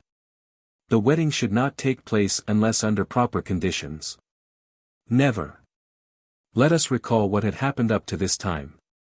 For years after the young clerk, who eventually became the partner of Magalhães, had arrived at Iquitos, the old Portuguese had been taken back to the farm mortally injured. A few days only were left for him to live. He was alarmed at the thought that his daughter would be left alone and unprotected, but knowing that Joam and Yaquita were in love with each other, he desired their union without delay. Joam at first refused. He offered to remain the protector or the servant of Yaquita without becoming her husband. The wish of the dying Magalhães was so urgent that resistance became impossible. Yaquita put her hand into the hand of Joam, and Joam did not withdraw it. Yes. It was a serious matter. Joam da Costa ought to have confessed all, or to have fled forever from the house in which he had been so hospitably received, from the establishment of which he had built up the prosperity. Yes. To confess everything rather than to give to the daughter of his benefactor a name which was not his, instead of the name of a felon condemned to death for murder, innocent though he might be. But the case was pressing, the old fazender was on the point of death, his hands were stretched out toward the young people. Joam was silent, the marriage took place, and the remainder of his life was devoted to the happiness of the girl he had made his wife. The day when I confess everything, Joam repeated, Yaquita will pardon everything. She will not doubt me for an instant. But if I ought not to have deceived her, I certainly will not deceive the honest fellow who wishes to enter our family by marrying Mina. No. I would rather give myself up and have done with this life. Many times had Joam thought of telling his wife about his past life. Yes. The avowal was on his lips whenever she asked him to take her into Brazil, and with her and her daughter descend the beautiful Amazon River. He knew sufficient of Yaquita to be sure that her affection for him would not thereby be diminished in the least. But courage failed him. And this is easily intelligible in the face of the happiness of the family, which increased on every side. This happiness was his work, and it might be destroyed forever by his return. Such had been his life for those long years, such had been the continuous source of his sufferings, of which he had kept the secret so well. Such had been the existence of this man, who had no action to be ashamed of, and whom a great injustice compelled to hide away from himself. But at length the day arrived when there could no longer remain a doubt as to the affection which Manaos bore to Minha, when he could see that a year would not go by before he was asked to give his consent to her marriage. And after a short delay he no longer hesitated to proceed in the matter. A letter from him, addressed to Judge Ribeiro, acquainted the Chief Justice with the secret of the existence of Joam da Costa, with the name under which he was concealed, with the place where he lived with his family. And at the same time with his formal intention of delivering himself up to justice, and taking steps to procure the revision of the proceedings, which would either result in his rehabilitation or in the execution of the iniquitous judgment delivered at Villa Rica. What were the feelings which agitated the heart of the worthy magistrate? We can easily divine them. It was no longer to the advocate that the accused applied, it was to the Chief Justice of the province that the convict appealed. Joam da Costa gave himself over to him entirely, and did not even ask him to keep the secret. Judge Ribeiro was at first troubled about this unexpected revelation, but he soon recovered himself, and scrupulously considered the duties which the position imposed on him. It was his place to pursue criminals, and here was one who delivered himself into his hands. This criminal, it was true, he had defended, he had never doubted but that he had been unjustly condemned. His joy had been extreme when he saw him escape by flight from the last penalty. He had even instigated and facilitated his flight. But what the advocate had done in the past could the magistrate do in the present? Well, yes. Had the judge said, "My conscience tells me not to abandon this just man. The step he is taking is a fresh proof of his innocence, a moral proof, even if he brings me others, which may be the most convincing of all. No. I will not abandon him." From this day forward a secret correspondence took place between the magistrate and Joam da Costa. Ribeiro at the outset cautioned his client against compromising himself by any imprudence. He had again to work up the matter, again to read over the papers, again to look through the inquiries. He had to find out if any new facts had come to light in the Diamond Province referring to so serious a case. Had any of the accomplices of the crime, of the smugglers who had attacked the convoy, been arrested since the attempt? Had any confessions or half-confessions been brought forward? Joam da Costa had done nothing but protest his innocence from the very first. But that was not enough, and Judge Ribeiro was desirous of finding in the case itself the clue to the real culprit. Joam da Costa had accordingly been prudent. He had promised to be so. But in all his trials it was an immense consolation for him to find his old advocate, though now a Chief Justice, so firmly convinced that he was not guilty. Yes. Joam da Costa, in spite of his condemnation, was a victim, a martyr, an honest man to whom society owed a signal reparation. And when the magistrate knew the past career of the fazender of Iquitos since his sentence, the position of his family, all that life of devotion, of work, employed unceasingly for the happiness of those belonging to him, he was not only more convinced but more affected, and determined to do all that he could to procure the rehabilitation of the felon of Tijuco. For 6 months a correspondence had passed between these two men. One day, the case being pressing, Joam da Costa wrote to Judge Ribeiro. "In 2 months I will be with you, in the power of the Chief Justice of the province." "Come, then," replied Ribeiro. The Jangada was then ready to go down the river. Joam da Costa embarked on it with all his people. During the voyage, to the great astonishment of his wife and son, he landed but rarely, as we know. More often he remained shut up on his room, writing, working, not at his trading accounts, but, without saying anything about it, at a kind of memoir, which he called, The History of My Life, and which was meant to be used in the revision of the legal proceedings. 8 days before his new arrest, made on account of information given by Torres, which forestalled and perhaps would ruin his prospects, he entrusted to an Indian on the Amazon a letter, in which he warned Judge Ribeiro of his approaching arrival. The letter was sent and delivered as addressed, and the magistrate only waited for Joam da Costa to commence on the serious undertaking which he hoped to bring to a successful issue. During the night before the arrival of the RAFT at Manaos, Judge Ribeiro was seized with an attack of apoplexy. But the denunciation of Torres, whose scheme of extortion had collapsed in face of the noble anger of his victim, had produced its effect. Joam da Costa was arrested in the bosom of his family, and his old advocate was no longer in this world to defend him. Yes, the blow was terrible indeed. His lot was cast, whatever his fate might be, there was no going back for him. And Joam da Costa rose from beneath the blow which had so unexpectedly struck him. It was not only his own honor which was in question, but the honor of all who belonged to him. Chapter 4. Moral Proofs. The warrant against Joam da Costa, alias Joam Garral, had been issued by the assistant of Judge Ribeiro, who filled the position of the magistrate in the province of Amazons, until the nomination of the successor of the late justice. This assistant bore the name of Vicente Jerique. He was a surly little fellow, whom 40 years' practice in criminal procedure had not rendered particularly friendly toward those who came before him. He had had so many cases of this sort, and tried and sentenced so many rascals, that a prisoner's innocence seemed to him a priori inadmissible. To be sure, he did not come to a decision unconscientiously. But his conscience was strongly fortified and was not easily affected by the circumstances of the examination or the arguments for the defense. Like a good many judges, he thought but little of the indulgence of the jury, and when a prisoner was brought before him, after having passed through the sieve of inquest, inquiry, and examination, there was every presumption in his eyes that the man was quite 10 times guilty. Jerique, however, was not a bad man. Nervous, fidgety, talkative, keen, crafty, he had a curious look about him, with his big head on his little body, his ruffled hair, which would not have disgraced the judge's wig of the past. His piercing gimlet-like eyes, with their expression of surprising acuteness, his prominent nose, with which he would assuredly have gesticulated had it been movable. His ears wide open, so as to better catch all that was said, even when it was out of range of ordinary auditory apparatus, his fingers unceasingly tapping the table in front of him, like those of a pianist practicing on the mute.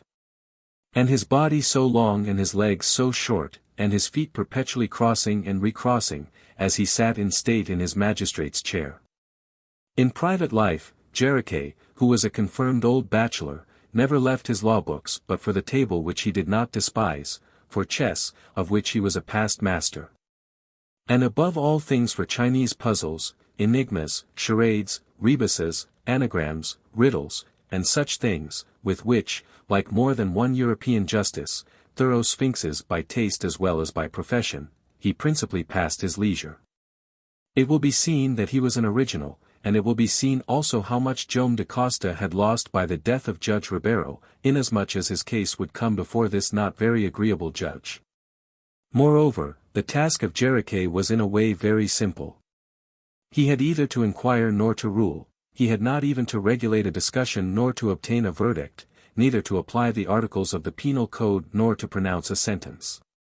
Unfortunately for the fazender, such formalities were no longer necessary. Joam da Costa had been arrested, convicted, and sentenced 23 years ago for the crime at Tijuco. No limitation had yet affected his sentence.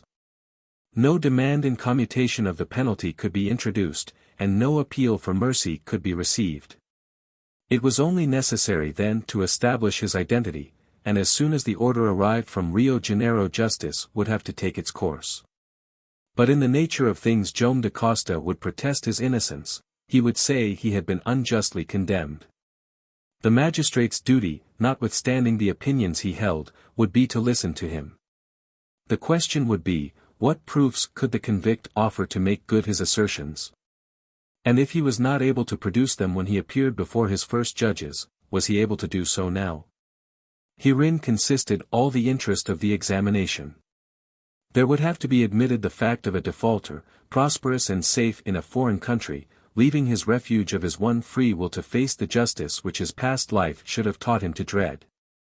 And herein would be one of those rare and curious cases which ought to interest even a magistrate hardened with all the surroundings of forensic strife.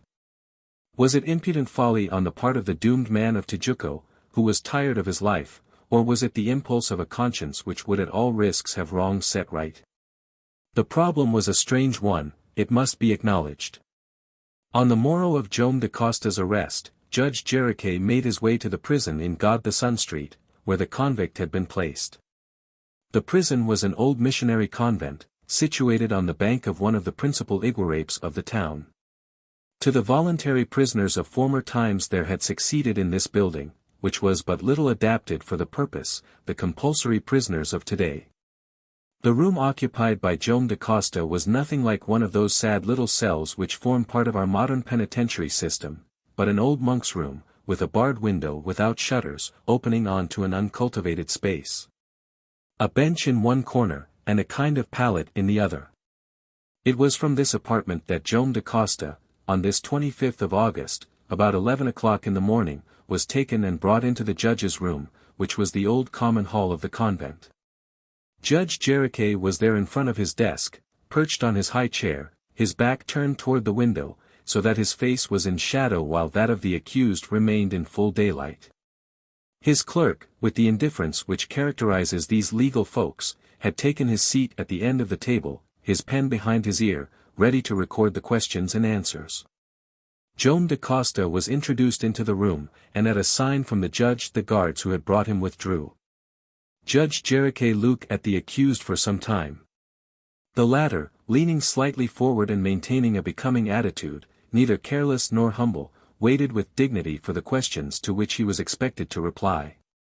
"Your name?" said Judge Jericho. "Joam da Costa." "Your age?" 52. "Where do you live?" "In Peru, at the village of Iquitos." "Under what name?" "Under that of Garral, which is that of my mother." "And why do you bear that name?" "Because for 23 years I wished to hide myself from the pursuit of Brazilian justice." The answers were so exact, and seemed to show that Joam da Costa had made up his mind to confess everything concerning his past and present life, that Judge Jericho, little accustomed to such a course, cocked up his nose more than was usual to him. "And why," he continued, "should Brazilian justice pursue you?" "Because I was sentenced to death in 1826 in the diamond affair at Tijuco." "You confess then that you are Joam da Costa?" "I am Joam da Costa." All this was said with great calmness, and as simply as possible.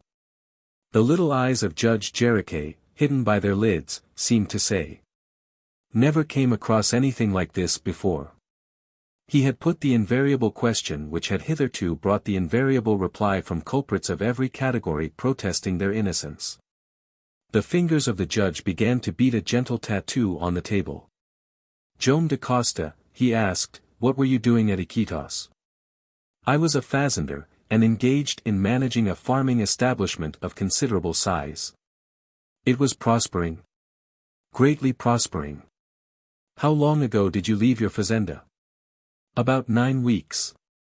"Why?" "As to that, sir," answered da Costa, "I invented a pretext, but in reality I had a motive." "What was the pretext?" "The responsibility of taking into Para a large raft, and a cargo of different products of the Amazon." "Ah! And what was the real motive of your departure?" And in asking this question Jericho said to himself, "Now we shall get into denials and falsehoods." "The real motive," replied Joam da Costa, in a firm voice, "was the resolution I had taken to give myself up to the justice of my country." "You give yourself up," exclaimed the judge, rising from his stool. "You give yourself up of your own free will?" "Of my own free will." "And why?" "Because I had had enough of this lying life, this obligation to live under a false name, of this impossibility to be able to restore to my wife and children that which belongs to them, in short, sir, because I was innocent. That is what I was waiting for, said Judge Jericho. And while his fingers tattooed a slightly more audible march, he made a sign with his head to DaCosta, which signified as clearly as possible, go on. Tell me your history. I know it, but I do not wish to interrupt you in telling it in your own way. Joam DaCosta, who did not disregard the magistrate's far from encouraging attitude, could not but see this, and he told the history of his whole life. He spoke quietly without departing from the calm he had imposed upon himself, without omitting any circumstances which had preceded or succeeded his condemnation. In the same tone he insisted on the honored and honorable life he had led since his escape, on his duties as head of his family, as husband and father, which he had so worthily fulfilled. He laid stress only on one circumstance, that which had brought him to Manaos to urge on the revision of the proceedings against him, to procure his rehabilitation, and that he was compelled to do. Judge Jericho, who was naturally prepossessed against all criminals, did not interrupt him. He contented himself with opening and shutting his eyes like a man who heard the story told for the 100th time.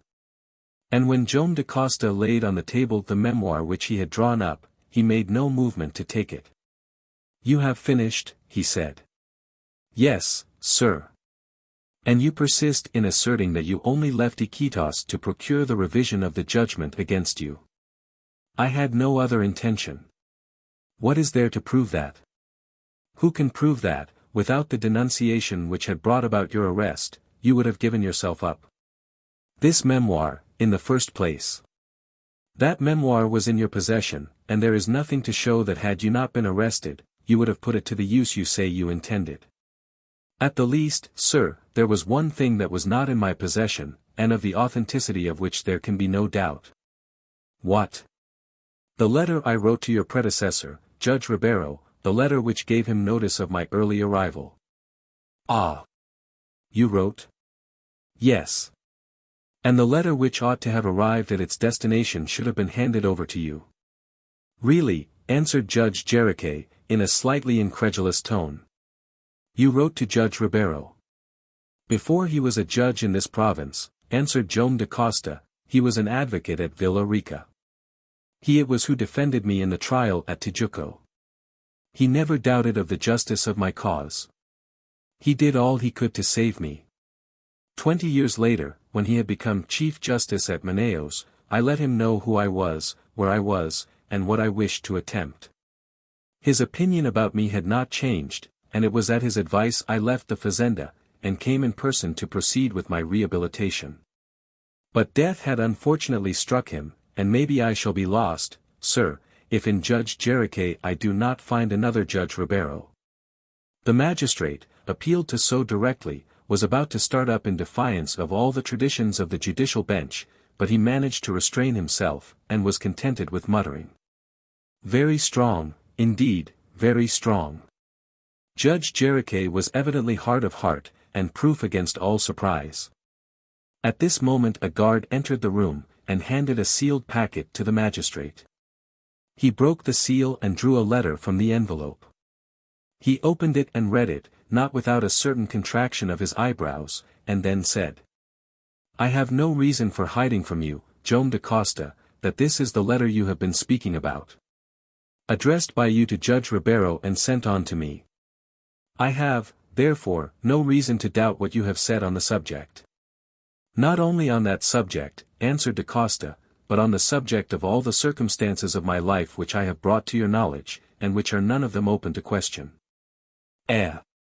Joam DaCosta, quickly replied Judge Jericho. You protest your innocence, but all prisoners do as much.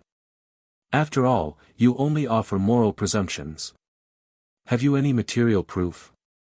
Perhaps I have, answered Joam DaCosta.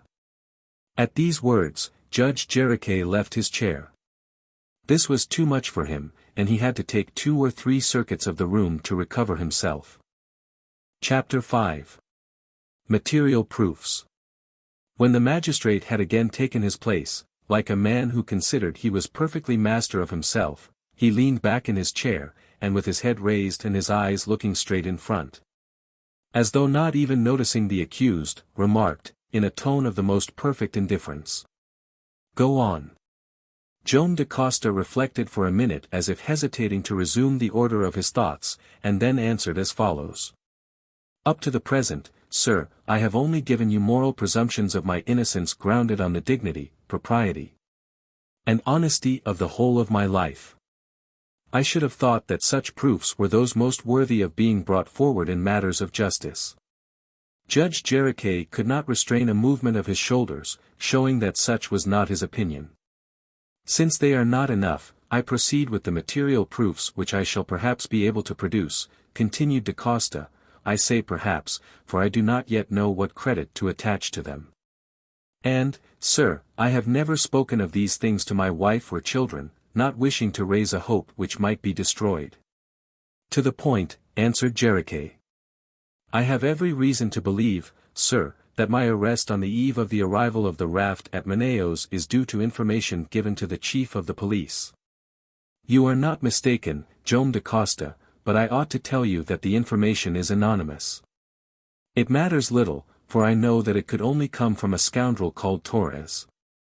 "And what right have you to speak in such a way of this, informer?" "A scoundrel?" "Yes, sir," replied Joam quickly. "This man, whom I received with hospitality, only came to me to propose that I should purchase his silence to offer me an odious bargain that I shall never regret having refused, whatever may be the consequences of his denunciation." Always this method, thought Judge Jericho, accusing others to clear himself. But he none the less listened with extreme attention to Joam's recital of his relations with the adventurer up to the moment when Torres let him know that he knew and could reveal the name of the true author of the crime of Tijuco. "And what is the name of the guilty man?" asked Jericho, shaken in his indifference. "I do not know," answered Joam da Costa. Torres was too cautious to let it out. "And the culprit is living?" "He is dead." The fingers of Judge Jericho tattooed more quickly, and he could not avoid exclaiming, "The man who can furnish the proof of a prisoner's innocence is always dead." "If the real culprit is dead, sir," replied da Costa, "Torres at least is living, and the proof, written throughout in the handwriting of the author of the crime, he has assured me is in his hands. He offered to sell it to me." Joam da Costa," answered Judge Jericho, "that would not have been dear at the cost of the whole of your fortune. If Torres had only asked my fortune, I would have given it to him and not one of my people would have demurred." "Yes, you are right, sir. A man cannot pay too dearly for the redemption of his honor. But this scoundrel, knowing that I was at his mercy, required more than my fortune." "How so?" "My daughter's hand was to be the cost of the bargain. I refused. He denounced me, and that is why I am now before you." "And if Torres had not informed against you," asked Judge Jericho, "if Torres had not met with you on your voyage, what would you have done on learning on your arrival of the death of Judge Ribeiro? Would you then have delivered yourself into the hands of justice?" "Without the slightest hesitation," replied Joam, in a firm voice, "for, I repeat it, I had no other object in leaving Iquitos to come to Manaos." This was said in such a tone of truthfulness that Judge Jericho experienced a kind of feeling making its way to that corner of the heart where convictions are formed, but he did not yet give in. He could hardly help being astonished. A judge engaged merely in this examination, he knew nothing of what is known by those who have followed this history, and who cannot doubt but that Torres held in his hands the material proof of Joam da Costa's innocence. They know that the document existed, that it contained this evidence, and perhaps they may be led to think that Judge Jericho was pitilessly incredulous. But they should remember that Judge Jericho was not in their position. That he was accustomed to the invariable protestations of the culprits who came before him. The document which Joam da Costa appealed to was not produced, he did not really know if it actually existed. And to conclude, he had before him a man whose guilt had for him the certainty of a settled thing. However, he wished, perhaps through curiosity, to drive Joam da Costa behind his last entrenchments. And so, he said, all your hope now rests on the declaration which has been made to you by Torres. Yes, sir, if my whole life does not plead for me. Where do you think Torres really is? I think in Manaos. And you hope that he will speak, that he will consent to good-naturedly hand over to you the document for which you have declined to pay the price he asked. I hope so, sir, replied Joam da Costa. The situation now is not the same for Torres. He has denounced me, and consequently he cannot retain any hope of resuming his bargaining under the previous conditions. But this document might still be worth a fortune if, supposing I am acquitted or executed, it should ever escape him. Hence his interest is to sell me the document, which can thus not injure him in any way, and I think he will act according to his interest. The reasoning of Joam da Costa was unanswerable, and Judge Jericho felt it to be so. He made the only possible objection. The interest of Torres is doubtless to sell you the document, if the document exists. If it does not exist, answered Joam da Costa, in a penetrating voice, in trusting to the justice of men, I must put my trust only in God. At these words Judge Jericho rose, and, in not quite such an indifferent tone, said, Joam da Costa, in examining you here, in allowing you to relate the particulars of your past life and to protest your innocence, I have gone further than my instructions allow me.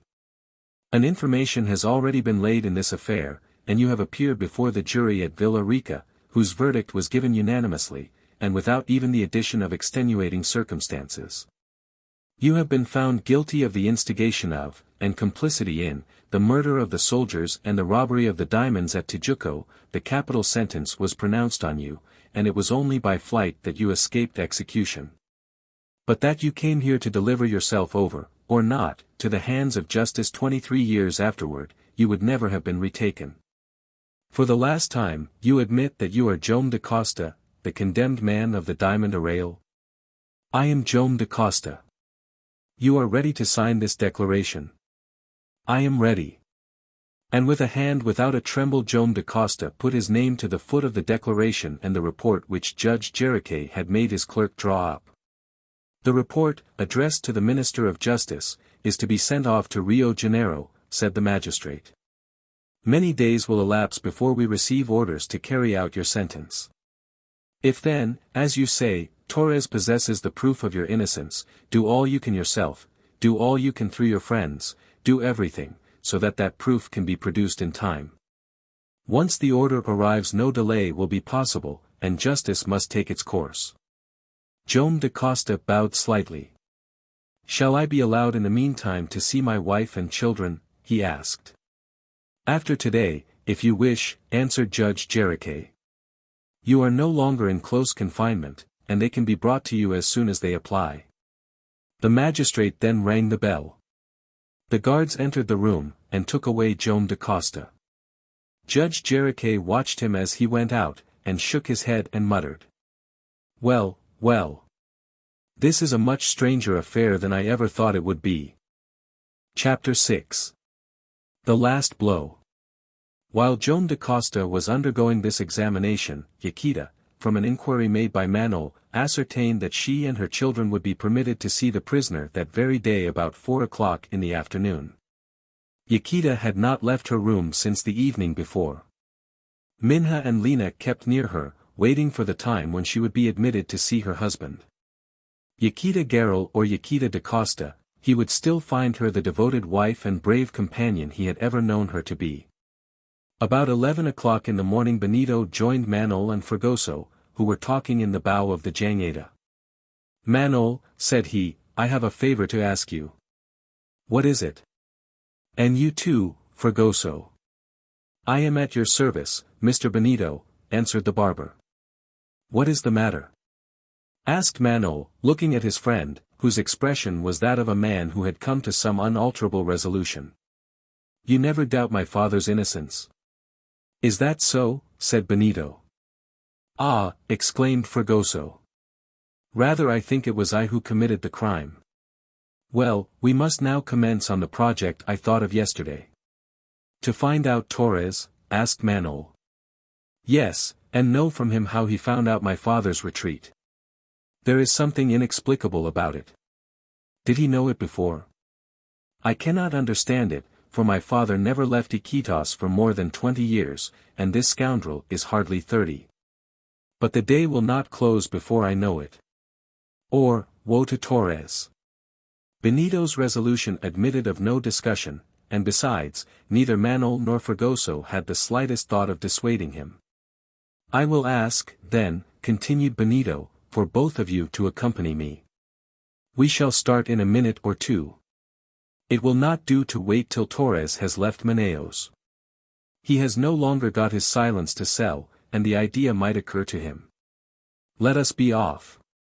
And so all three of them landed on the bank of the Rio Negro and started for the town. Manaos was not so considerable that it could not be searched in a few hours. They had made up their minds to go from house to house, if necessary, to look for Torres, but their better plan seemed to be to apply in the first instance to the keepers of the taverns and lodges where the adventurer was most likely to put up. There could hardly be a doubt that the ex-captain of the woods would not have given his name. He might have personal reasons for avoiding all communication with the police. Nevertheless, unless he had left Manaos, it was almost impossible for him to escape the young fellow's search. In any case, there would be no use in applying to the police, for it was very probable, in fact, we know that it actually was so, that the information given to them had been anonymous. For an hour Benito, Manaos, and Fragoso walked along the principal streets of the town, inquiring of the tradesmen in their shops, the tavern keepers in their cabarets, and even the bystanders. Without anyone being able to recognize the individual whose description they so accurately gave. Had Torres left Manaos? Would they have to give up all hope of coming across him? In vain Manaos tried to calm Benito, whose head seemed on fire. Cost what it might, he must get at Torres. Chance at last favored them, and it was Fragoso who put them on the right track. In a tavern in Holy Ghost Street, from the description which the people received of the adventurer, they replied that the individual in question had put up at the Loya the evening before. Did he sleep here? Asked Fragoso. Yes, answered the tavern keeper. Is he here now? No. He has gone out. But has he settled his bill, as a man would who has gone for good? By no means, he left his room about an hour ago, and he will doubtless come back to supper. Do you know what road he took when he went out? We saw him turning toward the Amazon, going through the lower town, and you will probably meet him on that side. Fragoso did not want any more. A few seconds afterward he rejoined the young fellows, and said, I am on the track. He is there, exclaimed Benito. No, he has just gone out, and they have seen him walking across to the bank of the Amazon. Come on, replied Benito. They had to go back toward the river, and the shortest way was for them to take the left bank of the Rio Negro, down to its mouth. Benito and his companions soon left the last houses of the town behind, and followed the bank, making a slight detour so as not to be observed from the Jangada. The plain was at this time deserted. Far away the view extended across the flat, where cultivated fields had replaced the former forests. Benito did not speak, he could not utter a word. Manaos and Fragoso respected his silence. And so the three of them went along and looked about on all sides as they traversed the space between the bank of the Rio Negro and that of the Amazon. 3/4 of an hour after leaving Manaos, and still they had seen nothing. Once or twice Indians working in the fields were met with. Manaos questioned them, and one of them at length told him that a man, such as he described, had just passed in the direction of the angle formed by the two rivers at their confluence. Without waiting for more, Benito, by an irresistible movement, strode to the front, and his two companions had to hurry on to avoid being left behind. The left bank of the Amazon was then about 1/4 of a mile off. A sort of cliff appeared ahead, hiding a part of the horizon, and bounding the view a few hundred paces in advance. Benito, hurrying on, soon disappeared behind one of the sandy knolls. Quicker! Quicker, said Manaos to Fragoso. We must not leave him alone for an instant. And they were dashing along when a shout struck on their ears. Had Benito caught sight of Torres? What had he seen? Had Benito and Torres already met? Manaos and Fragoso, 50 paces further on, after swiftly running round one of the spurs of the bank, saw two men standing face to each other. They were Torres and Benito. In an instant Manaos and Fragoso had hurried up to them. It might have been supposed that in Benito's state of excitement he would be unable to restrain himself when he found himself once again in the presence of the adventurer. It was not so. As soon as the young man saw himself face to face with Torres, and was certain that he could not escape, a complete change took place in his manner, his coolness returned, and he became once more master of himself. The two men looked at one another for a few moments without a word. Torres first broke silence, and, in the impudent tone habitual to him, remarked. "Ah! How goes it, Mr. Benito Garral?" "No, Benito da Costa," answered the young man. "Quite so," continued Torres. "Mr. Benito da Costa, accompanied by Mr. Manuel Valdez and my friend Fragoso." At the irritating qualification thus accorded him by the adventurer, Fragoso, who was by no means loath to do him some damage, was about to rush to the attack, when Benito, quite unmoved, held him back. "What is the matter with you, my lad?" exclaimed Torres, retreating for a few steps. "I think I had better put myself on guard." And as he spoke he drew from beneath his poncho his manchetta, the weapon, adapted at will for offense or defense, which a Brazilian is never without. And then, slightly stooping, and planted firmly on his feet, he waited for what was to follow. "I have come to look for you, Torres," said Benito, who had not stirred in the least at this threatening attitude. "To look for me?" answered the adventurer. "It is not very difficult to find me." "And why have you come to look for me?" "To know from your own lips what you appear to know of the past life of my father." "Really?" "Yes. I want to know how you recognized him, why you were prowling about our fazenda in the forest of Iquitos, and why you were waiting for us at Tabatinga." "Well, it seems to me nothing could be clearer," answered Torres, with a grin. "I was waiting to get a passage on the Jangada, and I went on board with the intention of making him a very simple proposition, which possibly he was wrong in rejecting." At these words Manaos could stand it no longer. With pale face and eye of fire he strode up to Torres. Benito, wishing to exhaust every means of conciliation, thrust himself between them. "Calm yourself, Manaos," he said. "I am calm, even I." And then continuing. "Quite so, Torres. I know the reason of your coming on board the raft. Possessed of a secret which was doubtless given to you, you wanted to make it a means of extortion. But that is not what I want to know at present." "What is it, then?" "I want to know how you recognized Joam da Costa in the fazenda of Iquitos." "How I recognized him," replied Torres. "That is my business, and I see no reason why I should tell you. The important fact is, that I was not mistaken when I denounced in him the real author of the crime of Tijuco." "You say that to me?" exclaimed Benito, who began to lose his self-possession. "I will tell you nothing," returned Torres. "Joam da Costa declined my propositions. He refused to admit me into his family. Well, now that his secret is known, now that he is a prisoner, it is I who refuse to enter his family, the family of a thief, of a murderer, of a condemned felon, for whom the gallows now waits."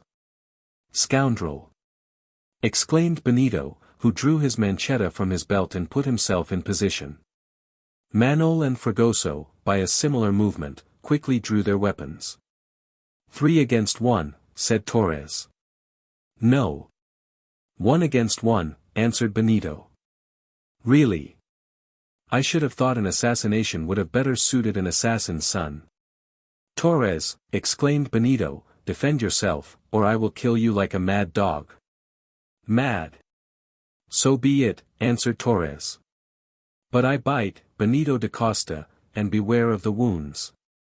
And then again grasping his manchetta, he put himself on guard and ready to attack his enemy.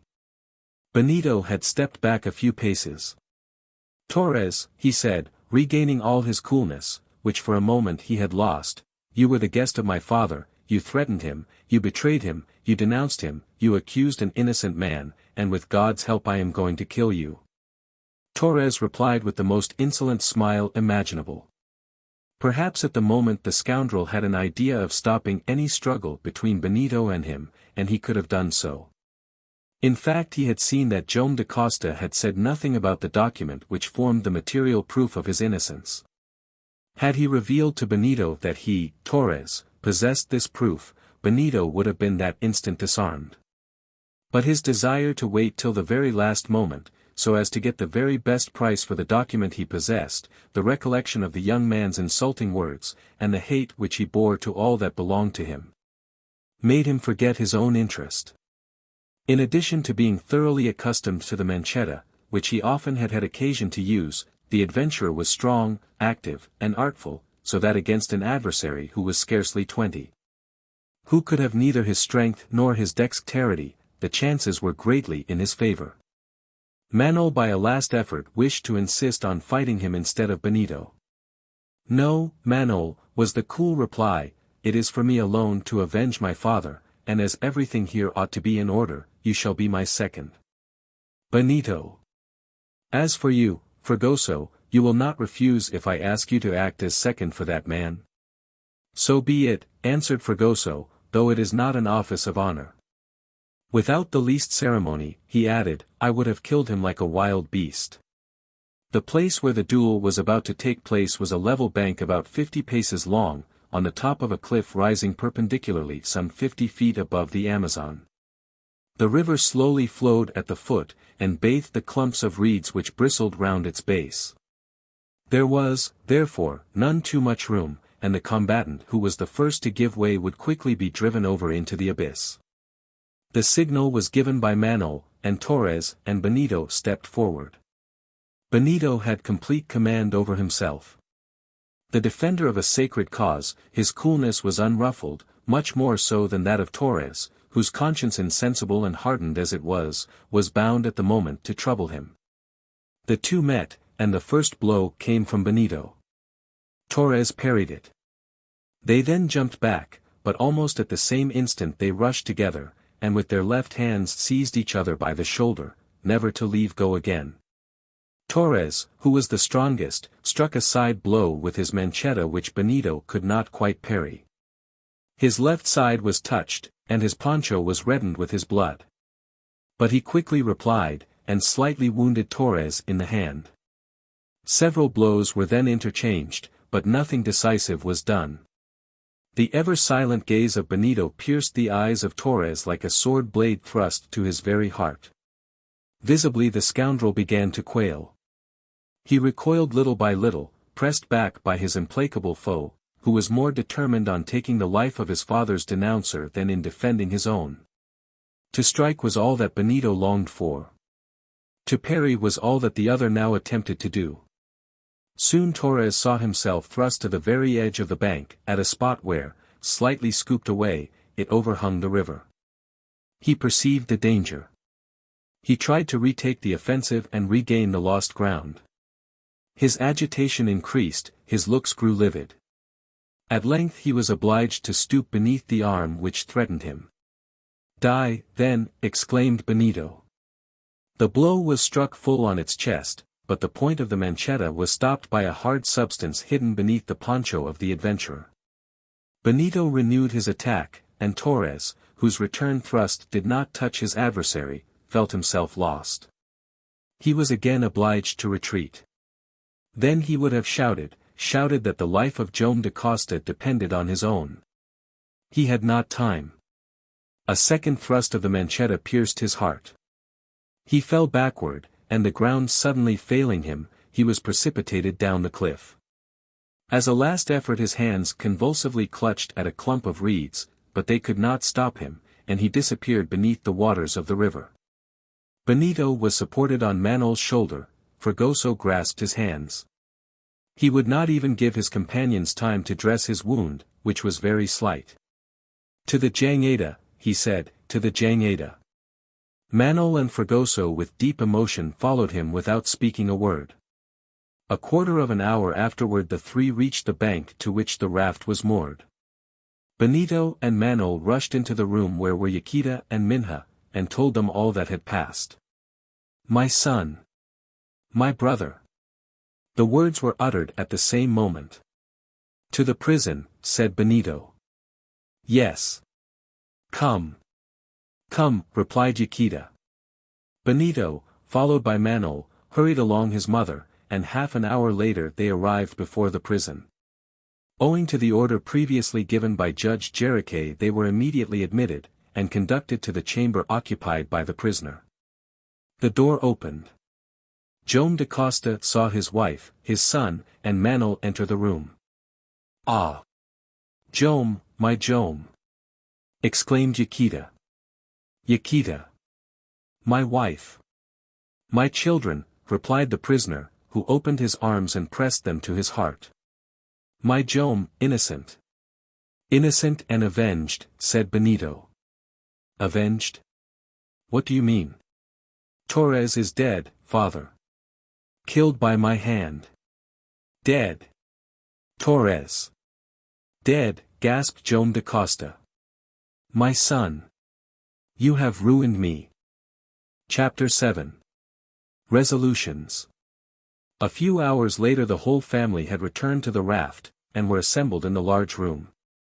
All were there, except the prisoner, on whom the last blow had just fallen.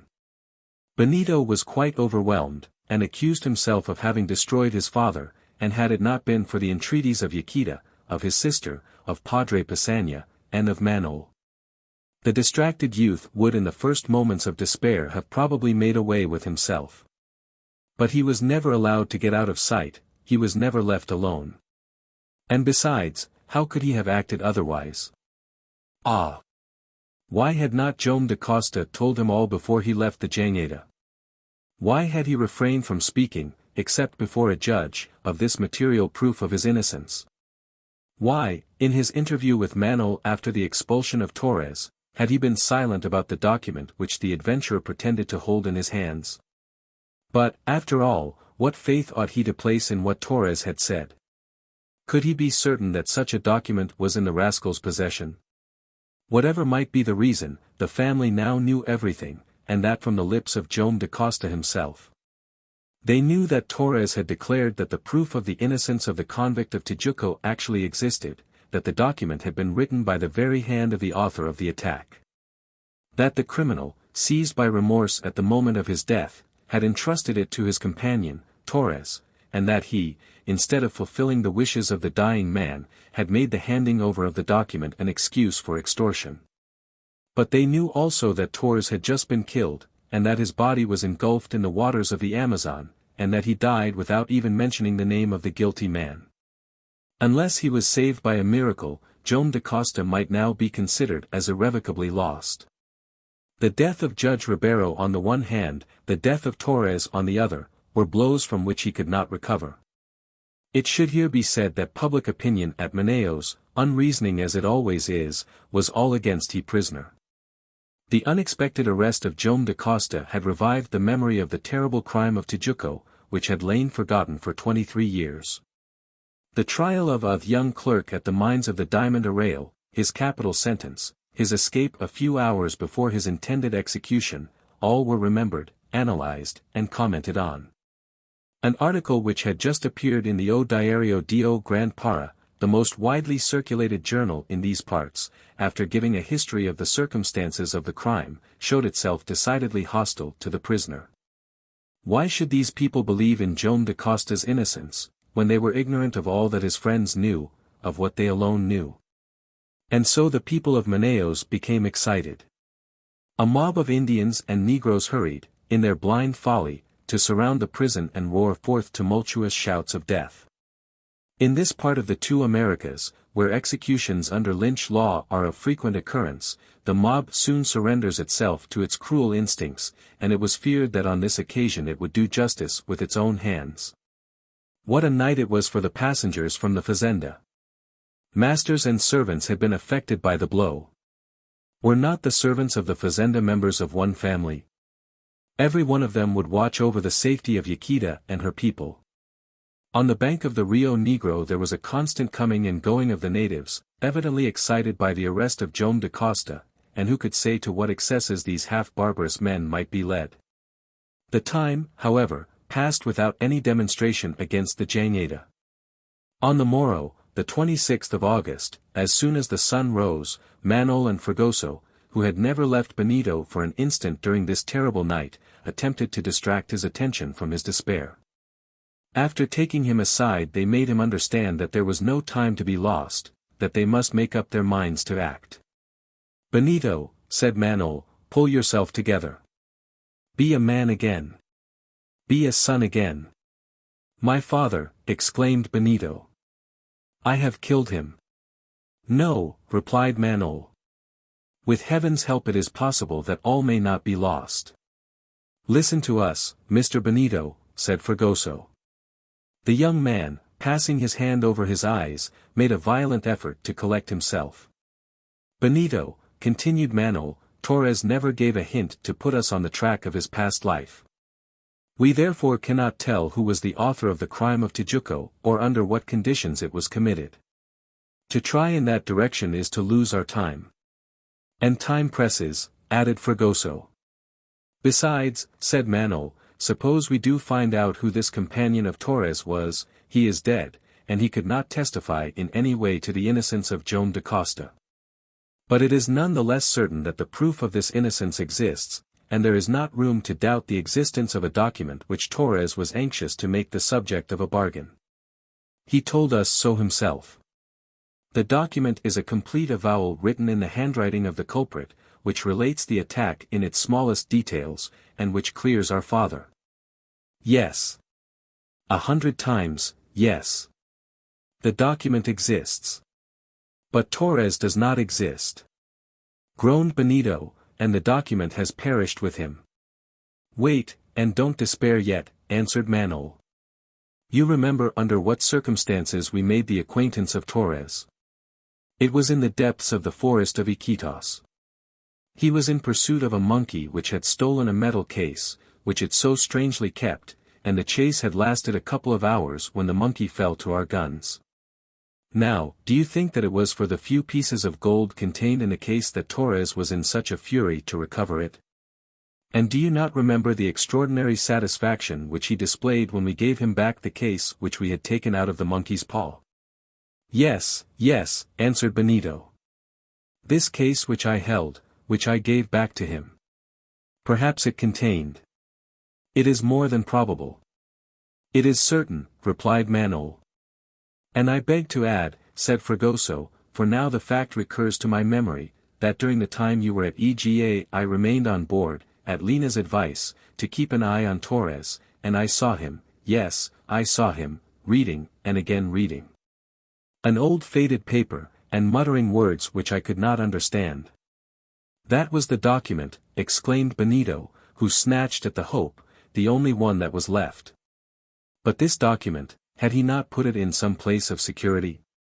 "No," answered Manaos, "no. It was too precious for Torres to dream of parting with it. He was bound to carry it always about with him, and doubtless in that very case." "Wait. Wait, Manaos," exclaimed Benito, "I remember, yes, I remember. During the struggle, at the first blow I struck Torres in his chest, my manchetta was stopped by some hard substance under his poncho, like a plate of metal." "That was the case," said Fragoso. "Yes," replied Manaos, "doubt is impossible. That was the case, it was in his breast pocket. But the corpse of Torres? We will recover it. But the paper? The water will have stained it, perhaps destroyed it, or rendered it undecipherable." "Why," answered Manaos, "if the metal case which held it was watertight." "Manaos," replied Benito, who seized on the last hope, "you are right. The corpse of Torres must be recovered. We will ransack the whole of this part of the river, if necessary, but we will recover it." The pilot Araujo was then summoned and informed of what they were going to do. "Good," replied he. "I know all the eddies and currents where the Rio Negro and the Amazon join, and we shall succeed in recovering the body. Let us take 2 pirogues, 2 ubas, a dozen of our Indians, and make a start. Padre Passanha was then coming out of Yaquita's room. Benito went to him, and in a few words told him what they were going to do to get possession of the document. "Say nothing to my mother or my sister," he added. "If this last hope fails it will kill them." "Go, my lad, go," replied Passanha, "and may God help you in your search." 5 minutes afterward the 4 boats started from the raft. After descending the Rio Negro they arrived near the bank of the Amazon, at the very place where Torres, mortally wounded, had disappeared beneath the waters of the stream. Chapter 8. The First Search. The search had to commence at once, and that for 2 weighty reasons. The first of these was, and this was a question of life or death, that this proof of Joam da Costa's innocence must be produced before the arrival of the order from Rio Janeiro.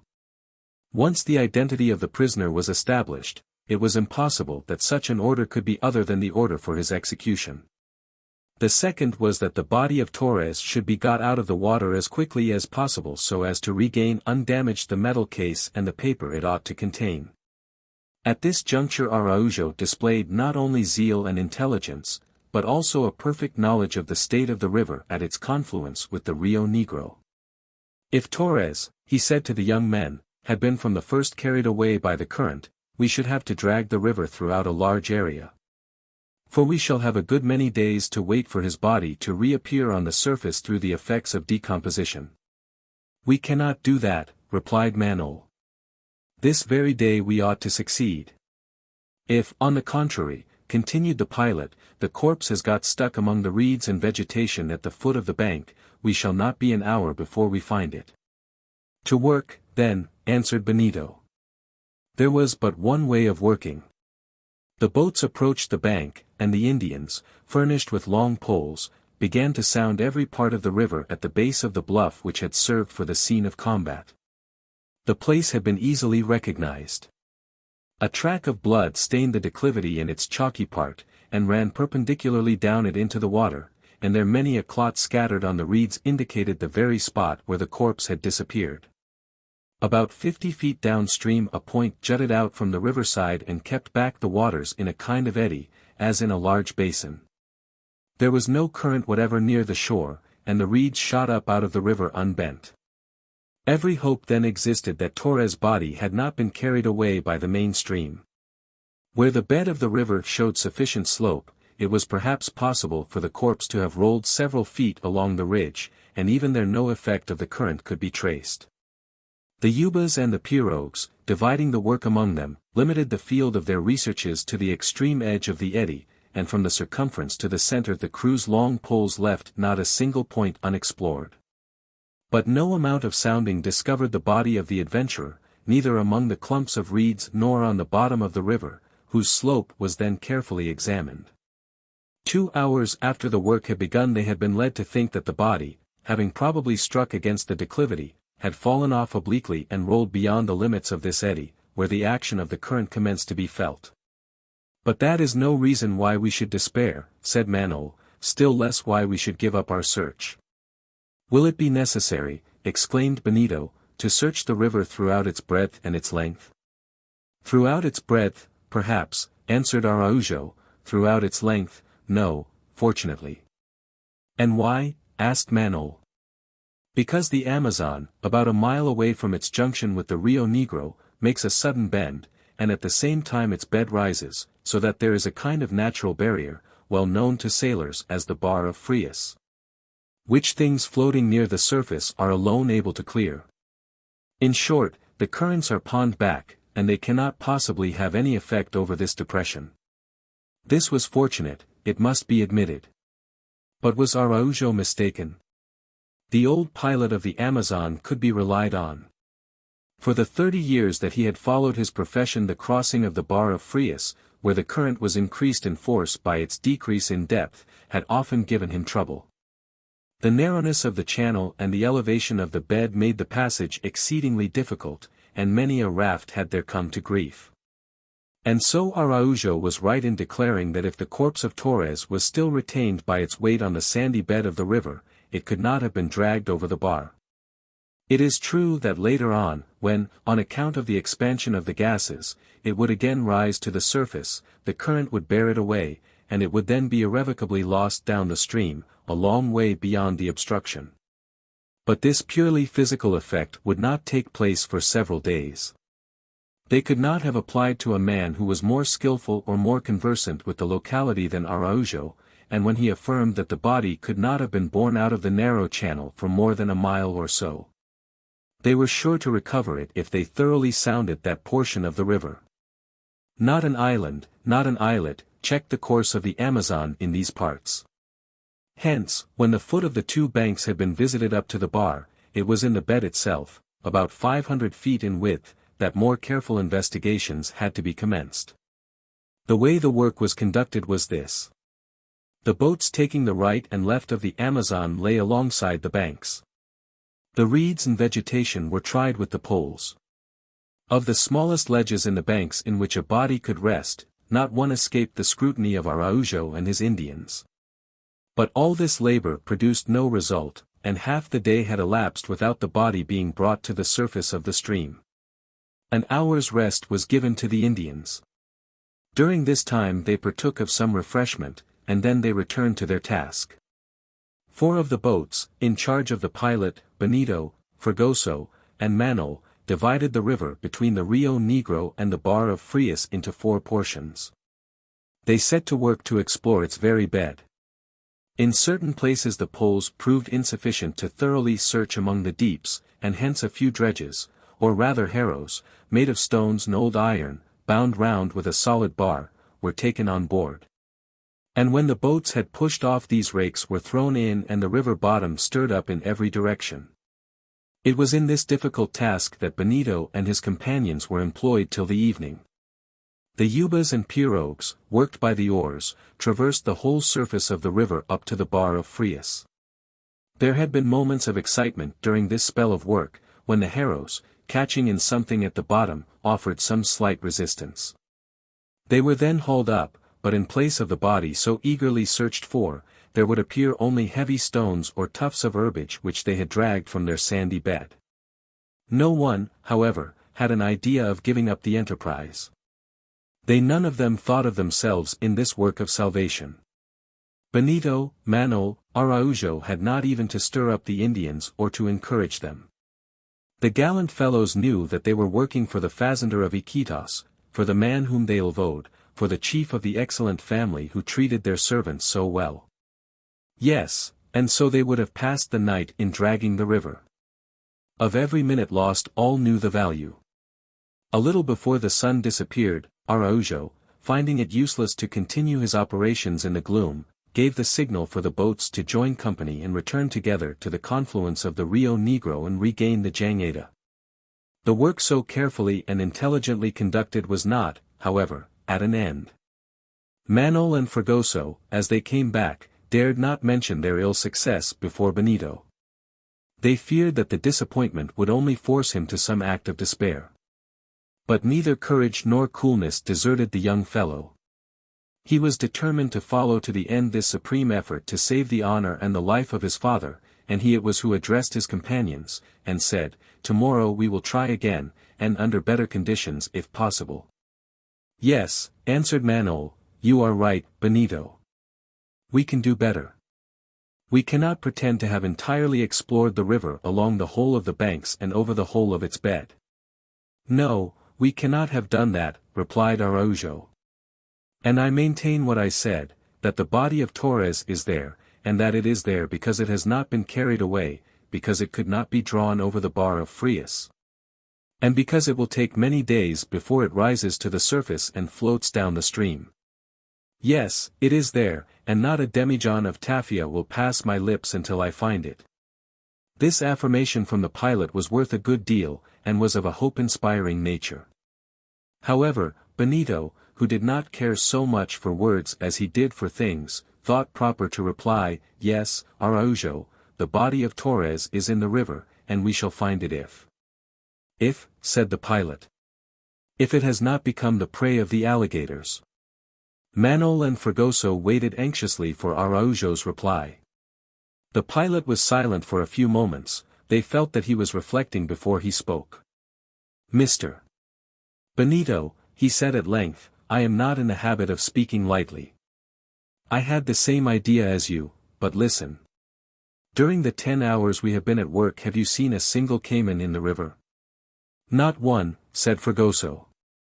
"If you have not seen one," continued the pilot, "it was because there were none to see, for these animals have nothing to keep them in the white waters when, a quarter of a mile off, there are large stretches of the black waters, which they so greatly prefer. When the raft was attacked by some of these creatures, it was in a part where there was no place for them to flee to. Here it is quite different. Go to the Rio Negro, and there you will see caymans by the score. Had Torres' body fallen into that tributary, there might be no chance of recovering it. But it was in the Amazon that it was lost, and in the Amazon it will be found." Benito, relieved from his fears, took the pilot's hand and shook it, and contented himself with the reply, "Tomorrow, my friends." 10 minutes later they were all on board the Jangada. During the day Yaquit had passed some hours with her husband. But before she started, and when she saw neither the pilot, nor Manaos, nor Benito, nor the boats, she had guessed the search on which they had gone, but she said nothing to Joam da Costa, as she hoped that in the morning she would be able to inform him of their success. But when Benito set foot on the raft she perceived that their search had been fruitless. However, she advanced toward him. "Nothing?" she asked. "Nothing," replied Benito. "But the morrow is left to us." The members of the family retired to their rooms, and nothing more was said as to what had passed. Manaos tried to make Benito lie down, so as to take a few hours' rest. "What is the good of that?" asked Benito. "Do you think I could sleep?" Chapter 9. The Second Attempt. On the morrow, the 27th of August, Benito took Manaos apart, before the sun had risen, and said to him, "Our yesterday's search was vain. If we begin again under the same conditions we may be just as unlucky." "We must do so, however," replied Manaos. "Yes," continued Benito, "but suppose we do not find the body, can you tell me how long it will be before it rises to the surface?" "If Torres," answered Manaos, "had fallen into the water living, and not mortally wounded, it would take 5 or 6 days, but as he only disappeared after being so wounded, perhaps 2 or 3 days would be enough to bring him up again." This answer of Manaos, which was quite correct, requires some explanation. Every human body which falls into the water will float if equilibrium is established between its density and that of its liquid bed. This is well known to be the fact, even when a person does not know how to swim. Under such circumstances, if you are entirely submerged, and only keep your mouth and nose away from the water, you are sure to float. But this is not generally done. The first movement of a drowning man is to try and hold as much as he can of himself above the water. He holds up his head and lifts up his arms, and these parts of his body, being no longer supported by the liquid, do not lose that amount of weight which they would do if completely immersed. Hence an excess of weight, and eventually entire submersion, for the water makes its way to the lungs through the mouth, takes the place of the air which fills them, and the body sinks to the bottom. On the other hand, when the man who falls into the water is already dead, the conditions are different, and more favorable for his floating, for then the movements of which we have spoken are checked. And the liquid does not make its way to the lungs so copiously, as there is no attempt to respire, and he is consequently more likely to promptly reappear. Manaos then was right in drawing the distinction between the man who falls into the water living and the man who falls into it dead. In the one case the return to the surface takes much longer than in the other. The reappearance of the body after an immersion more or less prolonged is always determined by the decomposition, which causes the gases to form. These bring about the expansion of the cellular tissues, the volume augments and the weight decreases, and then, weighing less than the water it displaces, the body attains the proper conditions for floating. And thus, continued Manaos, supposing the conditions continue favorable, and Torres did not live after he fell into the water, if the decomposition is not modified by circumstances which we cannot foresee, he will not reappear before 3 days. "We have not got 3 days," answered Benito. We cannot wait, we must try again, and in some new way. What can you do? Answered Manaos. Plunge down myself beneath the waters, replied Benito, and search with my eyes, with my hands. Plunge in 100 times, 1,000 times, exclaimed Manaos. So be it. I think, like you, that we ought to go straight at what we want, and not struggle on with pulls and drags like a blind man who only works by touch. I also think that we cannot wait 3 days. But to jump in, come up again, and go down again will give only a short period for the exploration. No, it will never do, and we shall only risk a second failure. Have you no other plan to propose, Manaos? Asked Benito, looking earnestly at his friend. Well, listen. There is what would seem to be a providential circumstance that may be of use to us. What is that? Yesterday, as we hurried through Manaos, I noticed that they were repairing one of the quays on the bank of the Rio Negro. The submarine works were being carried on with the aid of a diving dress. Let us borrow, or hire, or buy, at any price, this apparatus, and then we may resume our researches under more favorable conditions. Tell Araujo, Fragoso, and our men, and let us be off, was the instant reply of Benito. The pilot and the barber were informed of the decision with regard to Manaos' project. Both were ordered to go with the 4 boats and the Indians to the basin of Frias, and there to wait for the 2 young men. Manaos and Benito started off without losing a moment, and reached the quay at Manaos. There they offered the contractor such a price that he put the apparatus at their service for the whole day. Will you not have one of my men, he asked, to help you? Give us your foreman and one of his mates to work the air pump, replied Manaos. But who is going to wear the diving dress? I am, answered Benito. You, exclaimed Manaos. I intend to do so. It was useless to resist. An hour afterward the raft and all the instruments necessary for the enterprise had drifted down to the bank where the boats were waiting. The diving dress is well known. By its means men can descend beneath the waters and remain there a certain time without the action of the lungs being in any way injured. The diver is clothed in a waterproof suit of India rubber, and his feet are attached to leaden shoes, which allow him to retain his upright position beneath the surface. At the collar of the dress, and about the height of the neck, there is fitted a collar of copper, on which is screwed a metal globe with a glass front. In this globe the diver places his head, which he can move about at his ease. To the globe are attached 2 pipes, one used for carrying off the air ejected from the lungs, and which is unfit for respiration, and the other in communication with a pump worked on the raft, and bringing in the fresh air. When the diver is at work the raft remains immovable above him. When the diver moves about on the bottom of the river the raft follows his movements, or he follows those of the raft, according to his convenience. These diving dresses are now much improved, and are less dangerous than formerly. The man beneath the liquid mass can easily bear the additional pressure, and if anything was to be feared below the waters it was rather some cayman who might there be met with. But, as had been observed by Araujo, not one of these amphibians had been seen, and they are well known to prefer the black waters of the tributaries of the Amazon. Besides, in case of danger, the diver has always his check string fastened to the raft, and at the least warning can be quickly hauled to the surface. Benito, invariably very cool once his resolution was taken, commenced to put his idea into execution, and got into the diving dress. His head disappeared in the metal globe, his hand grasped a sort of iron spear with which to stir up the vegetation and detritus accumulated in the river bed, and on his giving the signal he was lowered into the stream. The men on the raft immediately commenced to work the air pump, while 4 Indians from the Jangada, under the orders of Araujo, gently propelled it with their long poles in the desired direction. The 2 pirogues, commanded one by Fragoso, the other by Manaos, escorted the raft, and held themselves ready to start in any direction, should Benito find the corpse of Torres and again bring it to the surface of the Amazon. Chapter 10. A cannon shot. Benito then had disappeared beneath the vast sheet which still covered the corpse of the adventurer. Ah! If he had the power to divert the waters of the river, to turn them into vapor, or to drain them off, if he could have made the Frias Basin dry downstream, from the bar up to the influx of the Rio Negro. The case hidden in Torres' clothes would already have been in his hand.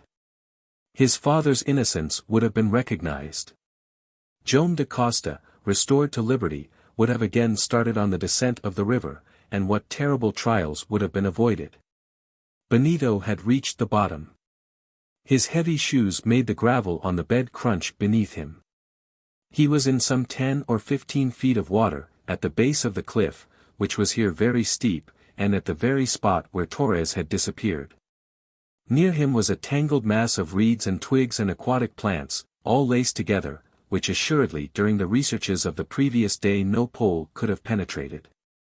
It was consequently possible that the body was entangled among the submarine shrubs, and still in the place where it had originally fallen. Hereabouts, thanks to the eddy produced by the prolongation of one of the spurs running out into the stream, the current was absolutely nil.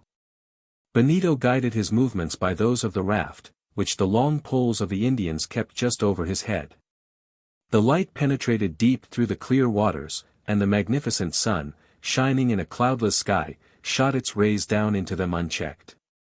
Under ordinary conditions, at a depth of some 20 feet in water, the view becomes exceedingly blurred, but here the waters seemed to be impregnated with a luminous fluid.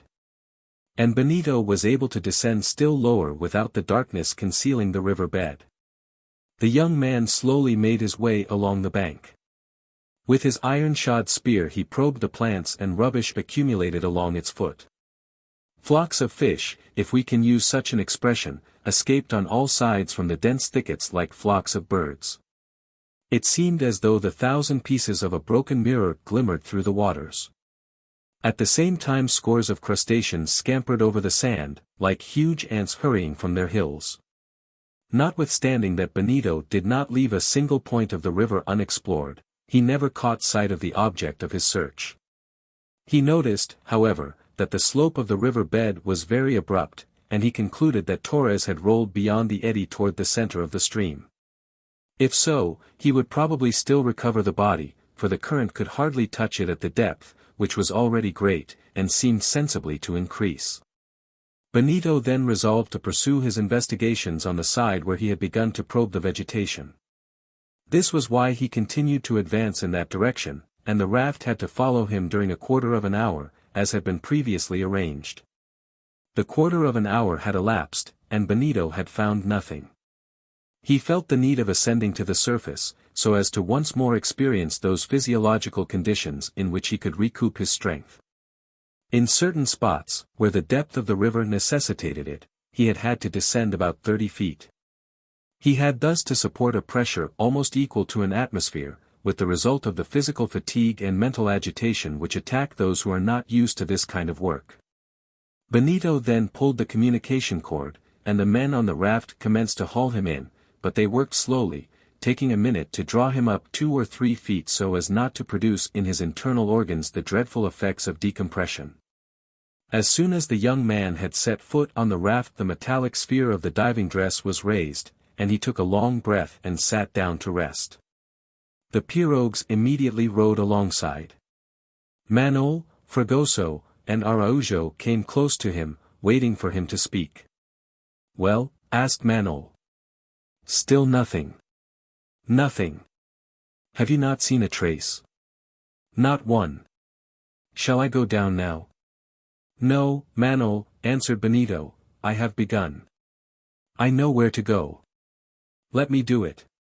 Benito then explained to the pilot that his intention was to visit the lower part of the bank up to the bar of Frias, for there the slope had perhaps stopped the corpse, if, floating between the two streams, it had in the least degree been affected by the current. But first he wanted to skirt the bank and carefully explore a sort of hole formed in the slope of the bed, to the bottom of which the poles had evidently not been able to penetrate. Araujo approved of this plan, and made the necessary preparations. Manaos gave Benito a little advice. "As you want to pursue your search on that side," he said, "the raft will have to go over there obliquely, but mind what you are doing, Benito. That is much deeper than where you have been yet. It may be 50 or 60 feet, and you will have to support a pressure of quite 2 atmospheres. Only venture with extreme caution, or you may lose your presence of mind, or no longer know where you are or what to do. If your head feels as if in a vice, and your ears tingle, do not hesitate to give us the signal, and we will at once haul you up. You can then begin again if you like, as you will have got accustomed to move about in the deeper parts of the river. Benito promised to attend to these hints, of which he recognized the importance. He was particularly struck with the fact that his presence of mind might abandon him at the very moment he wanted it most. Benito shook hands with Manaos. The sphere of the diving dress was again screwed to his neck, the pump began to work, and the diver once more disappeared beneath the stream. The raft was then taken about 40 feet along the left bank, but as it moved toward the center of the river the current increased in strength, the ubas were moored, and the rowers kept it from drifting, so as only to allow it to advance with extreme slowness.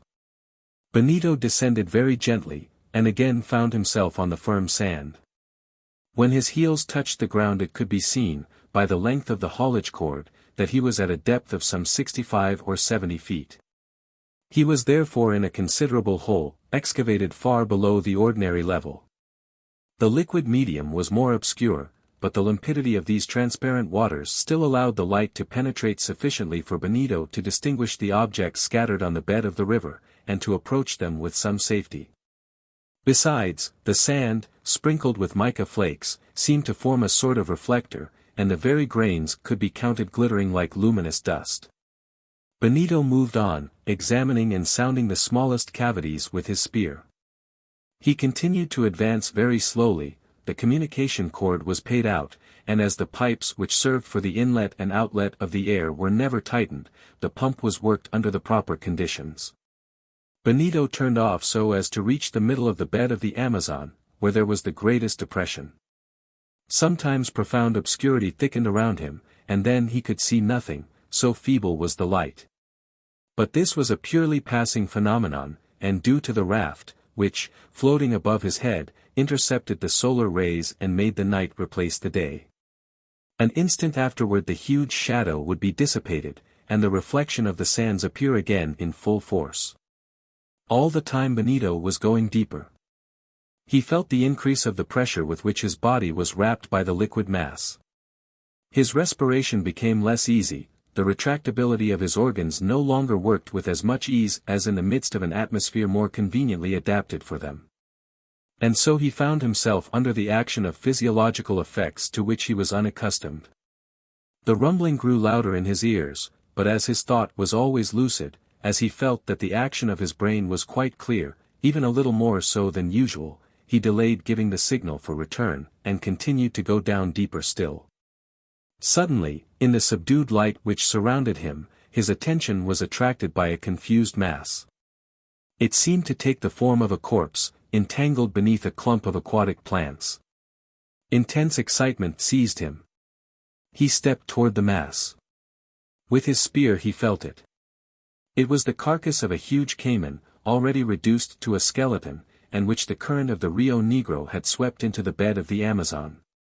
Benito recoiled, and, in spite of the assertions of the pilot, the thought recurred to him that some living caiman might even then be met with in the deeps near the bar of Frias. But he repelled the idea, and continued his progress, so as to reach the bottom of the depression. And now he had arrived at a depth of from 80 to 100 feet, and consequently was experiencing a pressure of 3 atmospheres. If, then, this cavity was also drawn blank, he would have to suspend his researches. Experience has shown that the extreme limit for such submarine explorations lies between 120 and 130 feet, and that below this there is great danger. The human organism not only being hindered from performing his functions under such a pressure, but the apparatus failing to keep up a sufficient supply of air with the desirable regularity. But Benito was resolved to go as far as his mental powers and physical energies would let him. By some strange presentiment he was drawn toward this abyss. It seemed to him as though the corpse was very likely to have rolled to the bottom of the hole, and that Torres, if he had any heavy things about him, such as a belt containing either money or arms, would have sunk to the very lowest point. Of a sudden, in a deep hollow, he saw a body through the gloom. Yes.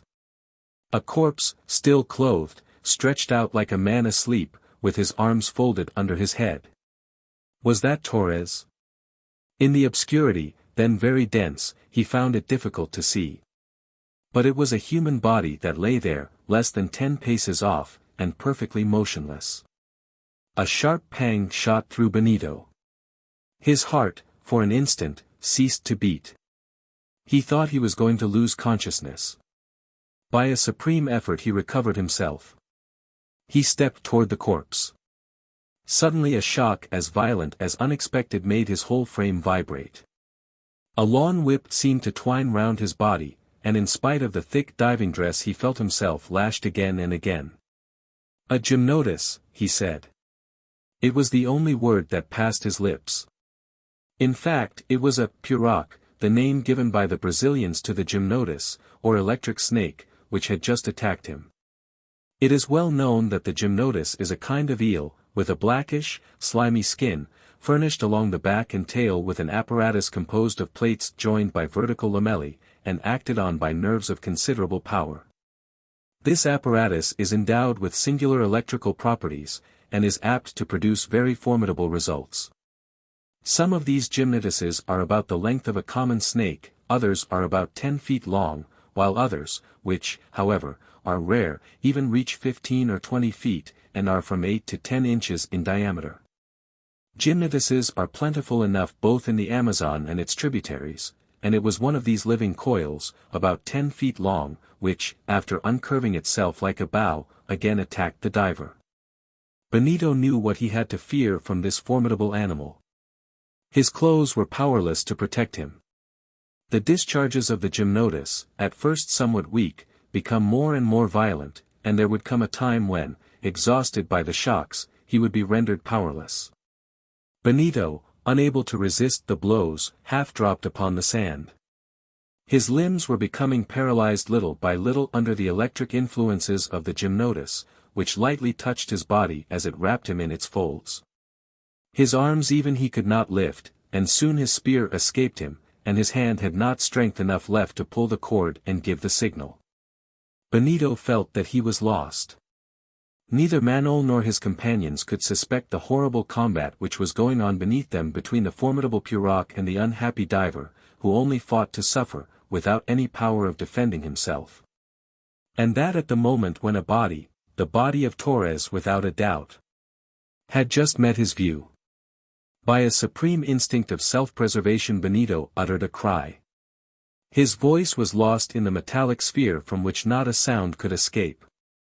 And now the pirogue redoubled its attacks, it gave forth shock after shock, which made Benito writhe on the sand like the sections of a divided worm, and his muscles were wrenched again and again beneath the living lash.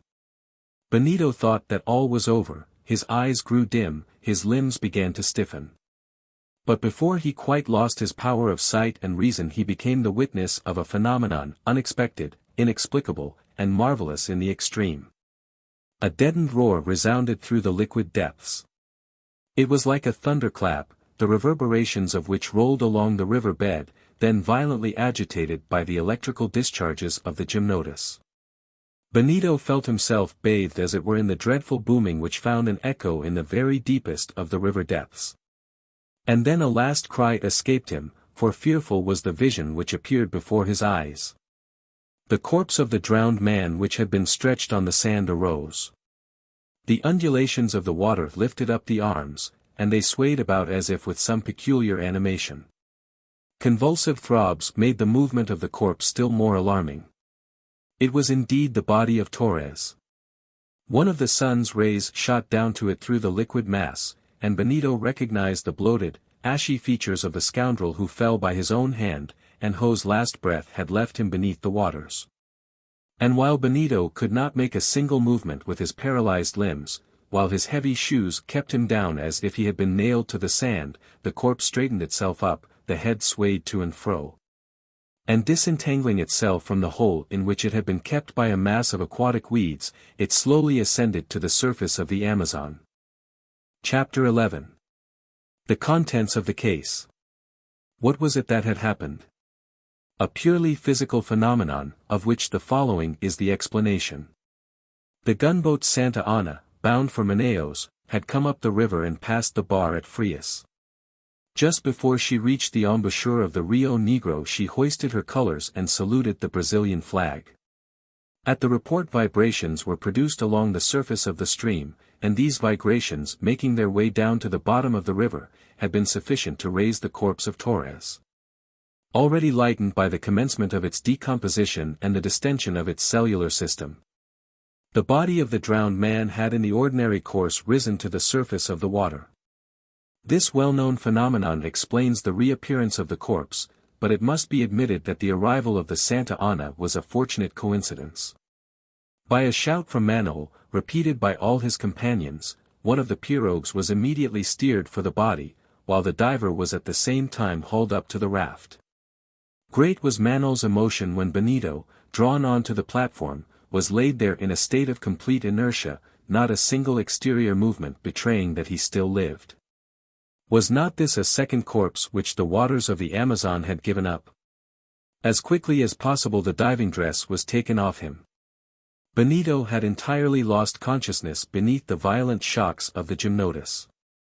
Manaos, distracted, called to him, breathed into him, and endeavored to recover the heart's pulsation. "It beats! It beats!" he exclaimed. Yes. Benito's heart did still beat, and in a few minutes Manaos' efforts restored him to life. The body! The body! Such were the first words, the only ones which escaped from Benito's lips. "There it is," answered Fragoso, pointing to a pirogue then coming up to the raft with the corpse. "But what has been the matter, Benito?" asked Manaos. "Has it been the want of air?" "No," said Benito, "a pirogue attacked me." "But the noise? The detonation?" "A cannon shot," replied Manaos. It was the cannon shot which brought the corpse to the surface. At this moment the pirogue came up to the raft with the body of Torres, which had been taken on board by the Indians. His sojourn in the water had not disfigured him very much. He was easily recognizable, and there was no doubt as to his identity. Fragoso, kneeling down in the pirogue, had already begun to undo the clothes of the drowned man, which came away in fragments. At the moment Torres' right arm, which was now left bare, attracted his attention. On it there appeared the distinct scar of an old wound produced by a blow from a knife. "That scar!" exclaimed Fragoso. "But, that is good. I remember now." "What?" demanded Manaos. "A quarrel." "Yes. A quarrel I witnessed in the province of Madeira 3 years ago. How could I have forgotten it? This Torres was then a captain of the woods. Ah! I know now where I had seen him, the scoundrel." "That does not matter to us now," cried Benito. "The case! The case! Has he still got that?" and Benito was about to tear away the last coverings of the corpse to get at it. Manaos stopped him. "One moment, Benito," he said. And then, turning to the men on the raft who did not belong to the Jangada, and whose evidence could not be suspected at any future time. "Just take note, my friends," he said, "of what we are doing here. So that you can relate before the magistrate what has passed." The men came up to the pirogue. Fragoso undid the belt which encircled the body of Torres underneath the torn poncho, and feeling his breast pocket, exclaimed. "The case!" A cry of joy escaped from Benito. He stretched forward to seize the case, to make sure that it contained. "No," again interrupted Manaos, whose coolness did not forsake him. "It is necessary that not the slightest possible doubt should exist in the mind of the magistrate. It is better that disinterested witnesses should affirm that this case was really found on the corpse of Torres." "You are right," replied Benito. "My friend," said Manaos to the foreman of the raft, "just feel in the pocket of the waistcoat." The foreman obeyed. He drew forth a metal case, with the cover screwed on, and which seemed to have suffered in no way from its sojourn in the water. "The paper! Is the paper still inside?" exclaimed Benito, who could not contain himself. "It is for the magistrate to open this case," answered Manaos. To him alone belongs the duty of verifying that the document was found within it. Yes, yes. Again you are right, Manaos, said Benito. To Manaos, my friends, to Manaos. Benito, Manaos, Fragoso, and the foreman who held the case, immediately jumped into one of the pirogues, and were starting off, when Fragoso said. And the corpse? The pirogue stopped. In fact, the Indians had already thrown back the body into the water, and it was drifting away down the river. Torres was only a scoundrel, said Benito.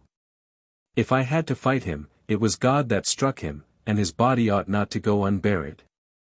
And so orders were given to the second pirogue to recover the corpse, and take it to the bank to await its burial. But at the same moment a flock of birds of prey, which skimmed along the surface of the stream, pounced on the floating body. They were urubus, a kind of small vulture, with naked necks and long claws, and black as crows. In South America they are known as gallinazzos, and their voracity is unparalleled.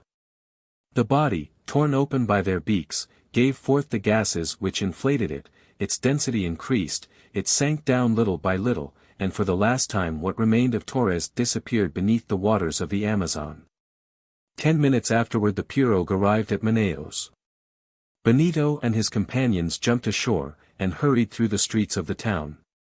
In a few minutes they had reached the dwelling of Judge Jarius, and informed him, through one of his servants, that they wished to see him immediately. The judge ordered them to be shown into his study. There Manaos recounted all that had passed, from the moment when Torres had been killed until the moment when the case had been found on his corpse, and taken from his breast pocket by the foreman. Although this recital was of a nature to corroborate all that Joam da Costa had said on the subject of Torres, and of the bargain which he had endeavored to make, Judge Jericho could not restrain a smile of incredulity. There is the case, sir, said Manaos. For not a single instant has it been in our hands, and the man who gives it to you is he who took it from the body of Torres. The magistrate took the case and examined it with care, turning it over and over as though it were made of some precious material. Then he shook it, and a few coins inside sounded with a metallic ring. Did not, then, the case contain the document which had been so much sought after, the document written in the very hand of the true author of the crime of Tijuco, and which Torres had wished to sell at such an ignoble price to Joam da Costa? Was this material proof of the convict's innocence irrevocably lost? We can easily imagine the violent agitation which had seized upon the spectators of this scene.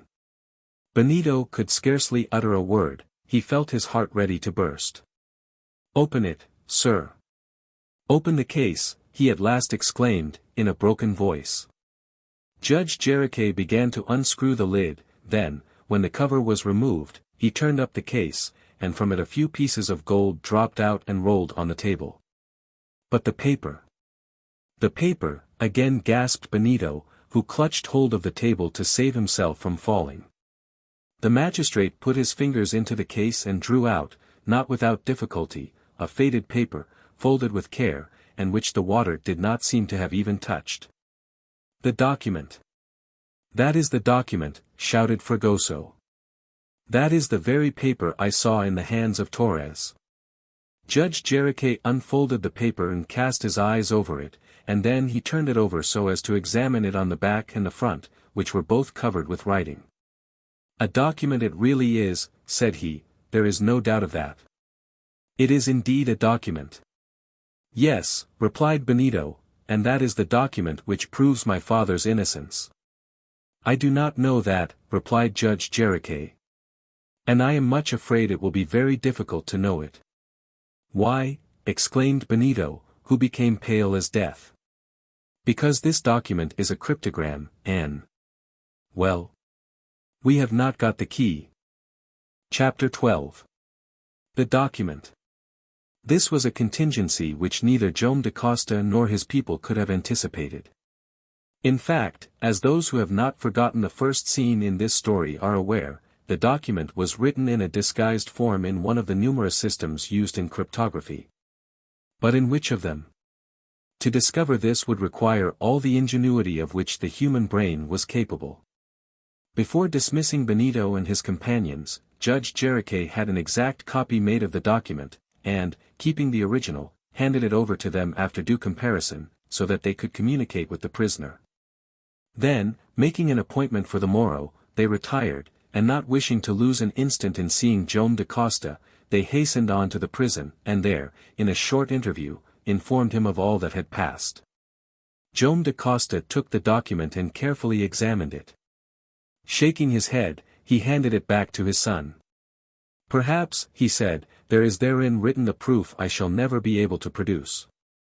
But if that proof escapes me, if the whole tenor of my life does not plead for me, I have nothing more to expect from the justice of men, and my fate is in the hands of God." And all felt it to be so. If the document remained indecipherable, the position of the convict was a desperate one. "We shall find it, father," exclaimed Benito. "There never was a document of this sort yet which could stand examination. Have confidence, yes, confidence. Heaven has, so to speak, miraculously given us the paper which vindicates you, and, after guiding our hands to recover it, it will not refuse to direct our brains to unravel it." Joam da Costa shook hands with Benito and Manaos, and then the three young men, much agitated, retired to the Jangada, where Iquitos was awaiting them. Iquitos was soon informed of what had happened since the evening, the reappearance of the body of Torres, the discovery of the document, and the strange form under which the real culprit, the companion of the adventurer, had thought proper to write his confession, doubtless, so that it should not compromise him if it fell into strange hands. Naturally, Liana was informed of this unexpected complication, and of the discovery made by Fragoso that Torres was an old captain of the woods belonging to the gang who were employed about the mouths of the Madeira. "But under what circumstances did you meet him?" asked the young mulatto. "It was during one of my runs across the province of Amazons," replied Fragoso, "when I was going from village to village, working at my trade." "And the scar?" "What happened was this. One day I arrived at the mission of Aranas at the moment that Torres, whom I had never before seen, had picked a quarrel with one of his comrades, and a bad lot they are. And this quarrel ended with a stab from a knife, which entered the arm of the captain of the woods. There was no doctor there, and so I took charge of the wound, and that is how I made his acquaintance." "What does it matter after all," replied the young girl, "that we know what Torres had been? He was not the author of the crime, and it does not help us in the least." "No, it does not," answered Fragoso. "For we shall end by reading the document, and then the innocence of Joam da Costa will be palpable to the eyes of all." This was likewise the hope of Iquitos, of Benito, of Manaos, and of Minha, and, shut up in the house, they passed long hours in endeavoring to decipher the writing. But if it was their hope, and there is no need to insist on that point, it was none the less that of Judge Jericho. After having drawn up his report at the end of his examination establishing the identity of Joam da Costa, the magistrate had sent it off to headquarters, and therewith he thought he had finished with the affair so far as he was concerned. It could not well be otherwise. On the discovery of the document, Jericho suddenly found himself face to face with the study of which he was a master. He, the seeker after numerical combinations, the solver of amusing problems, the answerer of charades, rebuses, logographs, and such things, was at last in his true element. At the thought that the document might perhaps contain the justification of Joam da Costa, he felt all the instinct of the analyst aroused. Here, before his very eyes, was a cryptogram. And so from that moment he thought of nothing but how to discover its meaning, and it is scarcely necessary to say that he made up his mind to work at it continuously, even if he forgot to eat or to drink. After the departure of the young people, Judge Jericho installed himself in his study. His door, barred against every one, assured him of several hours of perfect solitude. His spectacles were on his nose, his snuff-box on the table. He took a good pinch so as to develop the finesse and sagacity of his mind. He picked up the document and became absorbed in meditation, which soon became materialized in the shape of a monologue. The worthy justice was one of those unreserved men who think more easily aloud than to himself. "Let us proceed with method," he said. "No method, no logic, no success. Then, taking the document, he ran through it from beginning to end, without understanding it in the least. The document contained 100 lines, which were divided into half a dozen paragraphs. Said the judge, after a little reflection. To try every paragraph, one after the other, would be to lose precious time, and be of no use. I had better select one of these paragraphs, and take the one which is likely to prove the most interesting. Which of them would do this better than the last, where the recital of the whole affair is probably summed up? Proper names might put me on the track, among others that of Joam da Costa. And if he had anything to do with this document, his name will evidently not be absent from its concluding paragraph. The magistrate's reasoning was logical, and he was decidedly right in bringing all his resources to bear in the first place on the gist of the cryptogram as contained in its last paragraph. Here is the paragraph, for it is necessary to again bring it before the eyes of the reader so as to show how an analyst set to work to discover its meaning. PHYJSLYDDQFDZXGAFNDRXUJUGIOCPHDPAJXHYYNOJYYGJAYXHYYPUYPPPAJXHYYNFPMVFFOVPPDPAJXHYYYQYNFUQLNMVLYFG XQRYMVKLOHHHHOTOZLSLETNPMVFFOVPPDPAJXHYYUKYUXKTOGZGKYUUXKTVZJQSYKRPLXH XQRYMVKLOHHHHOTOZVDKSPPSUVJHD. At the outset, Judge Chirizuez noticed that the lines of the document were not divided either into words or phrases, and that there was a complete absence of punctuation. This fact could but render the reading of the document more difficult. Let us see, however, he said, if there is not some assemblage of letters which appears to form a word, I mean a pronounceable word, whose number of consonants is in proportion to its vowels. And at the beginning I see the word phy. Further on the word gas. Halu. Ujugi. Does that mean the African town on the banks of Tanganyika? What has that got to do with all this? Further on here is the word ipo. Is it Greek, then? Close by here is rym and pui, and jox, and fidas, and jige, and mv, and cruz. And before that we have got red and let. That is good. Those are two English words. Then ohe, syk, then rym once more, and then the word oto. Judge Jericho let the paper drop, and thought for a few minutes.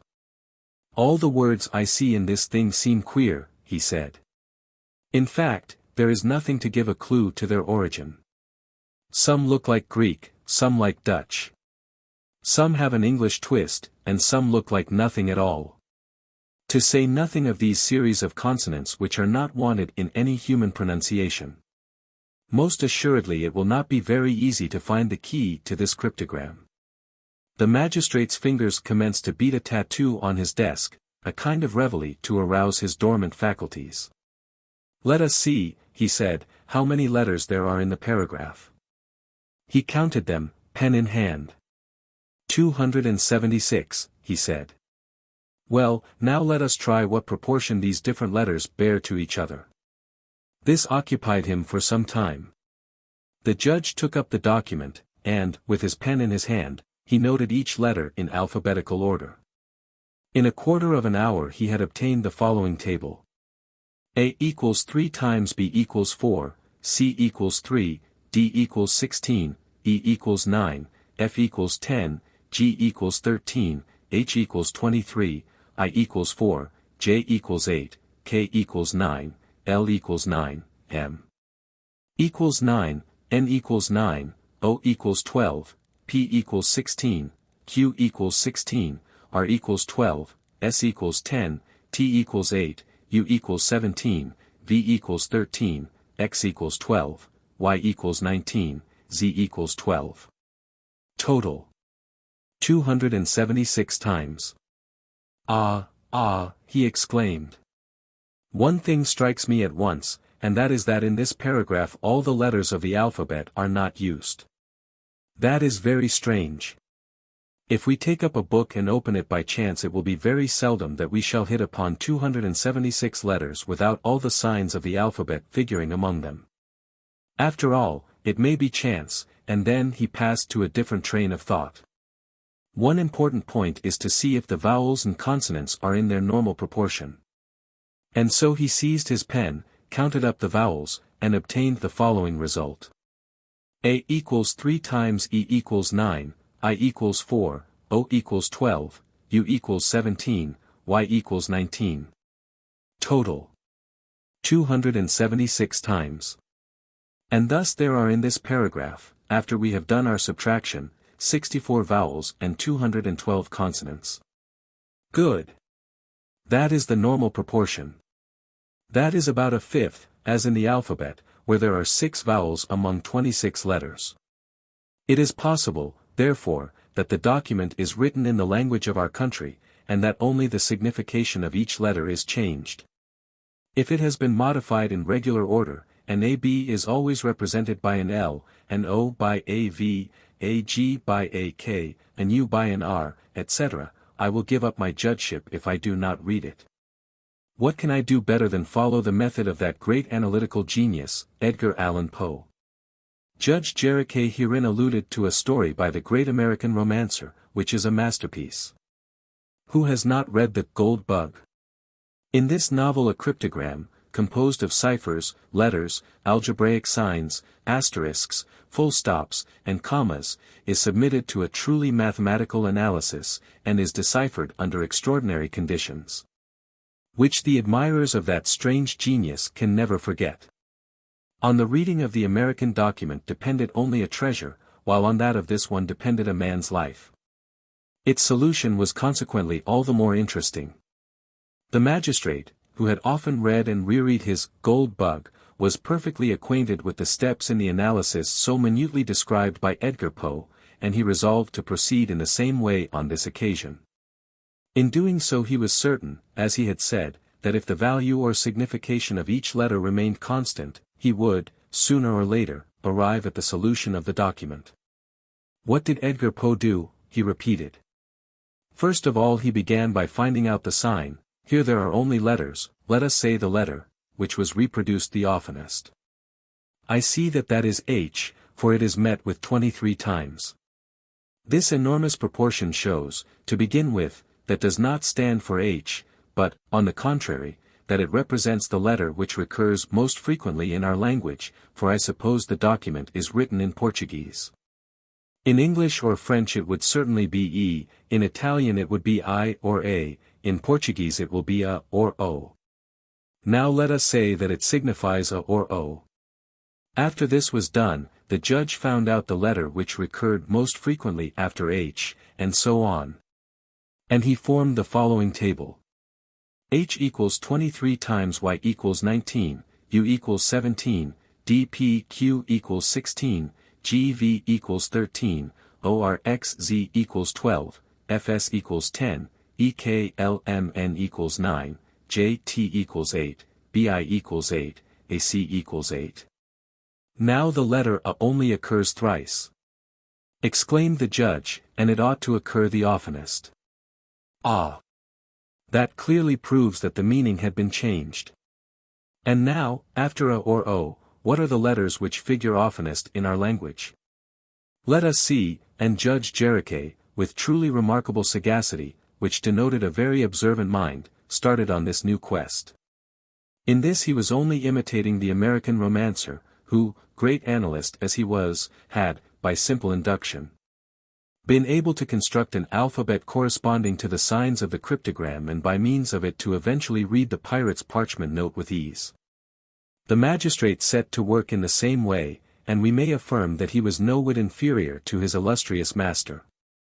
Thanks to his previous work at logogryphs and squares, rectangular arrangements and other enigmas, which depend only on an arbitrary disposition of the letters, he was already pretty strong in such mental pastimes. On this occasion he sought to establish the order in which the letters were reproduced, vowels first, consonants afterward. 3 hours had elapsed since he began. He had before his eyes an alphabet which, if his procedure were right, would give him the right meaning of the letters in the document. He had only to successively apply the letters of his alphabet to those of his paragraph. But before making this application some slight emotion seized upon the judge. He fully experienced the intellectual gratification, much greater than, perhaps, would be thought, of the man who, after hours of obstinate endeavor, saw the impatiently sought-for sense of the logograph coming into view. "Now let us try," he said, "and I shall be very much surprised if I have not got the solution of the enigma." Judge Jericho took off his spectacles and wiped the glasses, then he put them back again and bent over the table. His special alphabet was in one hand, the cryptogram in the other. He commenced to write under the first line of the paragraph the true letters, which, according to him, ought to correspond exactly with each of the cryptographic letters. As with the first line so did he with the second, and the third, and the fourth, until he reached the end of the paragraph. Oddity as he was, he did not stop to see as he wrote if the assemblage of letters made intelligible words. No. During the first stage his mind refused all verification of that sort. What he desired was to give himself the ecstasy of reading it all straight off at once. And now he had done. "Let us read," he exclaimed. And he read. Good heavens! What cacophony! The lines he had formed with the letters of his alphabet had no more sense in them than those of the document. It was another series of letters, and that was all. They formed no word, they had no value. In short, they were just as hieroglyphic. "Confound the thing," exclaimed Judge Jericho. Chapter 13. Is it a matter of figures? It was 7 o'clock in the evening. Judge Jericho had all the time been absorbed in working at the puzzle, and was no further advanced, and had forgotten the time of repast and the time of repose, when there came a knock at his study door. It was time. An hour later, and all the cerebral substance of the vexed magistrate would certainly have evaporated under the intense heat into which he had worked his head. At the order to enter, which was given in an impatient tone, the door opened and Manaos presented himself. The young doctor had left his friends on board the Jangada at work on the indecipherable document, and had come to see Judge Jericho. He was anxious to know if he had been fortunate in his researches. He had come to ask if he had at length discovered the system on which the cryptogram had been written. The magistrate was not sorry to see Manaos come in. He was in that state of excitement that solitude was exasperating to him. He wanted someone to speak to, someone as anxious to penetrate the mystery as he was. Manaos was just the man. Said Manaos as he entered, "one question. Have you succeeded better than we have?" "Sit down first," exclaimed Judge Jericho, who got up and began to pace the room. "Sit down. If we are both of us standing, you will walk one way and I shall walk the other, and the room will be too narrow to hold us." Manaos sat down and repeated his question. "No. I have not had any success," replied the magistrate. "I do not think I am any better off. I have got nothing to tell you, but I have found out a certainty." "What is that, sir?" "That the document is not based on conventional signs, but on what is known in cryptology as a cipher, that is to say, on a number." "Well, sir," answered Manaos, "cannot a document of that kind always be read?" "Yes," said Jericho, "if a letter is invariably represented by the same letter, if an A, for example, is always a P, and a P is always an X, if not, it cannot. And in this document? In this document the value of the letter changes with the arbitrarily selected cipher which necessitates it. So A B will in one place be represented by A K will later on become A Z, later on an U or an N or an F, or any other letter. And then, I am sorry to say, the cryptogram is indecipherable. Indecipherable, exclaimed Manaos. No, sir, we shall end by finding the key of the document on which the man's life depends. Manaos had risen, a prey to the excitement he could not control. The reply he had received was too hopeless, and he refused to accept it for good. At a gesture from the judge, however, he sat down again, and in a calmer voice asked. And in the first place, sir, what makes you think that the basis of this document is a number, or, as you call it, a cipher? Listen to me, young man, replied the judge, and you will be forced to give in to the evidence. The magistrate took the document and put it before the eyes of Manaos and showed him what he had done. I began, he said, by treating this document in the proper way, that is to say, logically, leaving nothing to chance. I applied to it an alphabet based on the proportion the letters bear to one another which is usual in our language, and I sought to obtain the meaning by following the precepts of our immortal analyst, Edgar Poe. Well, what succeeded with him collapsed with me. Collapsed, exclaimed Manaos.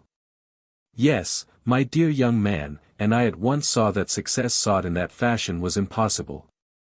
In truth, a stronger man than I might have been deceived. But I should like to understand, said Manaos, and I do not. Take the document, continued Judge Jericho, first look at the disposition of the letters, and read it through. Manaos obeyed. Do you not see that the combination of several of the letters is very strange? Asked the magistrate.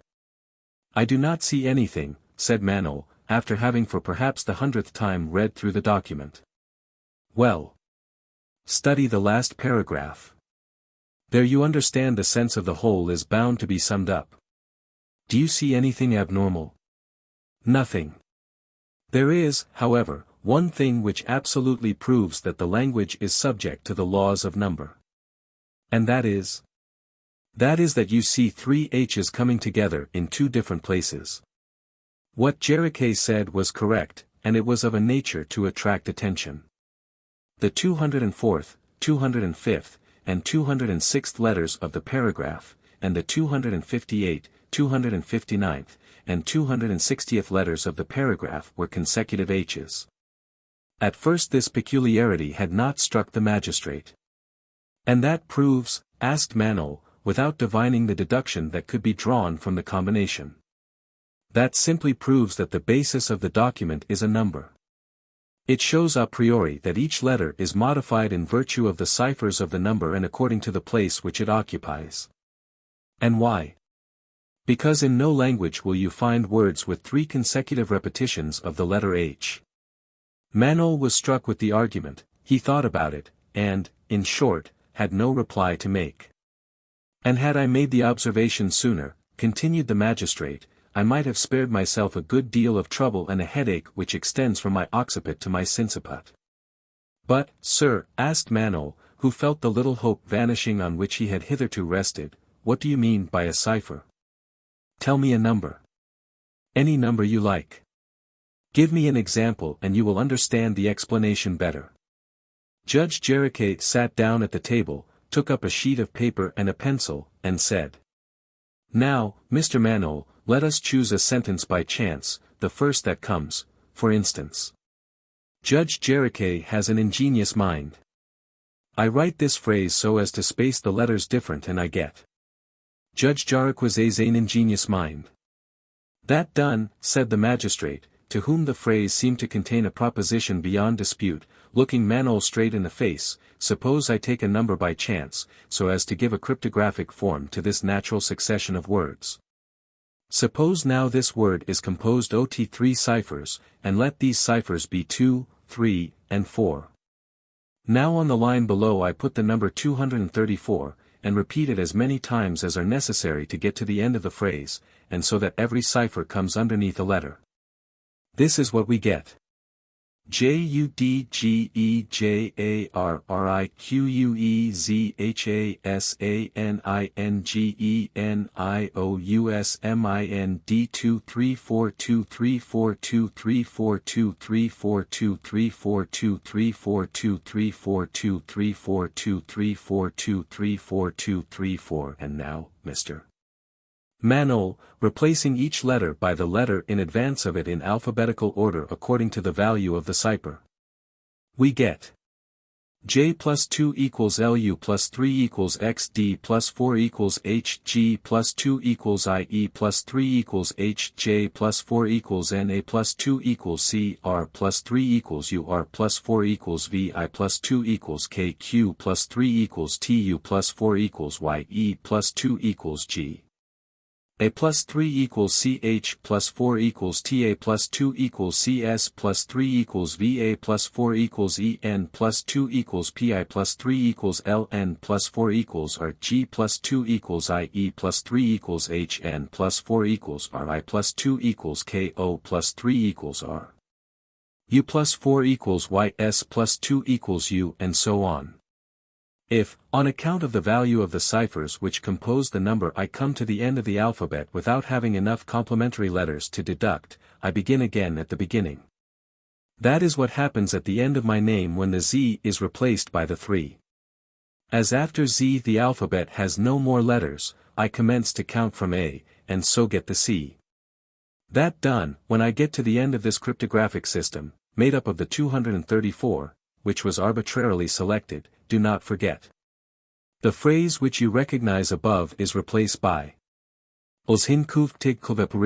page. And now, young man, just look at it, and do you not think it is very much like what is in the document? Well, what is the consequence? Why, that the signification of the letters depends on a cipher which chance puts beneath them, and the cryptographic letter which answers to a true one is not always the same. So in this phrase the first J is represented by an L, the second by an N. The first E by an H, the second BAG, the third by an H, the first D is represented by an H, the last by AG, the first U by an X, the last by AY, the first and second A's by AC, the last by an E. And in my own name one R is represented by AU, the other by AV and so on. Now do you see that if you do not know the cipher 234 you will never be able to read the lines, and consequently if we do not know the number of the document it remains undecipherable. On hearing the magistrate reason with such careful logic, Manaos was at first overwhelmed, but, raising his head, he exclaimed. No, sir, I will not renounce the hope of finding the number. We might have done so, answered Judge Jericho, if the lines of the document had been divided into words. And why? For this reason, young man. I think we can assume that in the last paragraph all that is written in these earlier paragraphs is summed up. Now I am convinced that in it will be found the name of Joam da Costa. Well, if the lines had been divided into words, in trying the words one after the other, I mean the words composed of 7 letters. As the name of da Costa is, it would not have been impossible to evolve the number which is the key of the document. Will you explain to me how you ought to proceed to do that, sir? Asked Manaos, who probably caught a glimpse of one more hope. Nothing can be more simple, answered the judge. Let us take, for example, one of the words in the sentence we have just written, my name, if you like. It is represented in the cryptogram by this queer succession of letters, nkuftik. Well, arranging these letters in a column, one under the other, and then placing against them the letters of my name and deducting one from the other the numbers of their places in alphabetical order. I see the following result.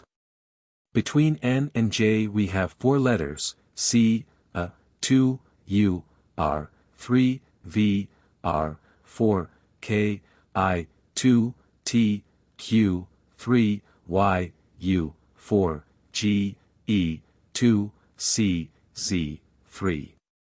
Now what is the column of ciphers made up of that we have got by this simple operation? Look here. 423,423,423, that is to say, of repetitions of the numbers 423, or 234, or 342. Yes, that is it, answered Manaos. You understand, then, by this means, that in calculating the true letter from the false, instead of the false from the true, I have been able to discover the number with ease. And the number I was in search of is really the 234 which I took as the key of my cryptogram. Well, sir, exclaimed Manaos, if that is so, the name of Da Costa is in the last paragraph. And taking successively each letter of those lines for the first of the 7 letters which compose his name, we ought to get. That would be impossible, interrupted the judge, except on one condition. What is that? That the first cipher of the number should happen to be the first letter of the word Da Costa, and I think you will agree with me that that is not probable. Quite so, sighed Manaos, who, with this improbability, saw the last chance vanish. And so we must trust to chance alone, continued Jericho, who shook his head, and chance does not often do much in things of this sort. But still, said Manaos, chance might give us this number. This number, exclaimed the magistrate, this number. But how many ciphers is it composed of? Of 2, or 3, or 4, or 9, or 10? Is it made of different ciphers only or of ciphers in different order many times repeated? Do you not know, young man, that with the ordinary 10 ciphers, using all at a time, but without any repetition, you can make 3,268,800 different numbers? And that if you use the same cipher more than once in the number, these millions of combinations will be enormously increased. And do you not know that if we employ every one of the 525,600 minutes of which the year is composed to try at each of these numbers, it would take you 6 years? And that you would want 3 centuries if each operation you an hour? No. You ask the impossible. Impossible, sir, answered Manaos. An innocent man has been branded as guilty, and Joam da Costa is to lose his life and his honor while you hold in your hands the material proof of his innocence. That is what is impossible. Ah! Young man, exclaimed Jericho, who told you, after all, that Torres did not tell a lie? Who told you that he really did have in his hands the document written by the author of the crime? That this paper was the document, and that this document refers to Joam da Costa? Who told me so? Repeated Manaos, and his face was hidden in his hands. In fact, nothing could prove for certain that the document had anything to do with the affair in the Diamond Province. There was, in fact, nothing to show that it was not utterly devoid of meaning, and that it had been imagined by Torres himself, who was as capable of selling a false thing as a true one. It does not matter, Manaos, continued the judge, rising. It does not matter. Whatever it may be to which the document refers, I have not yet given up discovering the cipher. After all, it is worth more than a logograph or a rebus. At these words Manaos rose, shook hands with the magistrate, and returned to the Jangada, feeling more hopeless when he went back than when he set out. Chapter 14. Chance. A complete change took place in public opinion on the subject of Joam da Costa. To anger succeeded pity. The population no longer thronged to the prison of Manaos to roar out cries of death to the prisoner. On the contrary, the most forward of them in accusing him of being the principal author of the crime of Tijuco now averred that he was not guilty, and demanded his immediate restoration to liberty. Thus it always is with the mob, from one extreme they run to the other. But the change was intelligible. The events which had happened during the last few days, the struggle between Benito and Torres, the search for the corpse, which had reappeared under such extraordinary circumstances, the finding of the indecipherable document, if we can so call it, the information it concealed, the assurance that it contained, or rather the wish that it contained, the material proof of the guiltlessness of Joam da Costa, and the hope that it was written by the real culprit, all these things had contributed to work the change in public opinion. What the people had desired and impatiently demanded 48 hours before, they now feared, and that was the arrival of the instructions due from Rio de Janeiro. These, however, were not likely to be delayed. Joam da Costa had been arrested on the 24th of August, and examined next day. The judge's report was sent off on the 26th. It was now the 28th. In 3 or 4 days more the minister would have come to a decision regarding the convict, and it was only too certain that justice would take its course. There was no doubt that such would be the case. On the other hand, that the assurance of da Costa's innocence would appear from the document, was not doubted by anybody, neither by his family nor by the fickle population of Manaos, who excitedly followed the phases of this dramatic affair. But, on the other hand, in the eyes of disinterested or indifferent persons who were not affected by the event, what value could be assigned to this document? And how could they even declare that it referred to the crime in the diamond arrayal? It existed, that was undeniable, it had been found on the corpse of Torres, nothing could be more certain. It could even be seen, by comparing it with the letter in which Torres gave the information about Joam da Costa, that the document was not in the handwriting of the adventurer. But, as had been suggested by Judge Jericho, why should not the scoundrel have invented it for the sake of his bargain? And this was less unlikely to be the case, considering that Torres had declined to part with it until after his marriage with da Costa's daughter, that is to say, when it would have been impossible to undo an accomplished fact. All these views were held by some people in some form, and we can quite understand what interest the affair created. In any case, the situation of Joam da Costa was most hazardous. If tree document were not deciphered, it would be just the same as if it did not exist. And if the secret of the cryptogram were not miraculously divined or revealed before the end of the 3 days, the supreme sentence would inevitably be suffered by the doomed man of Tijuco. And this miracle a man attempted to perform.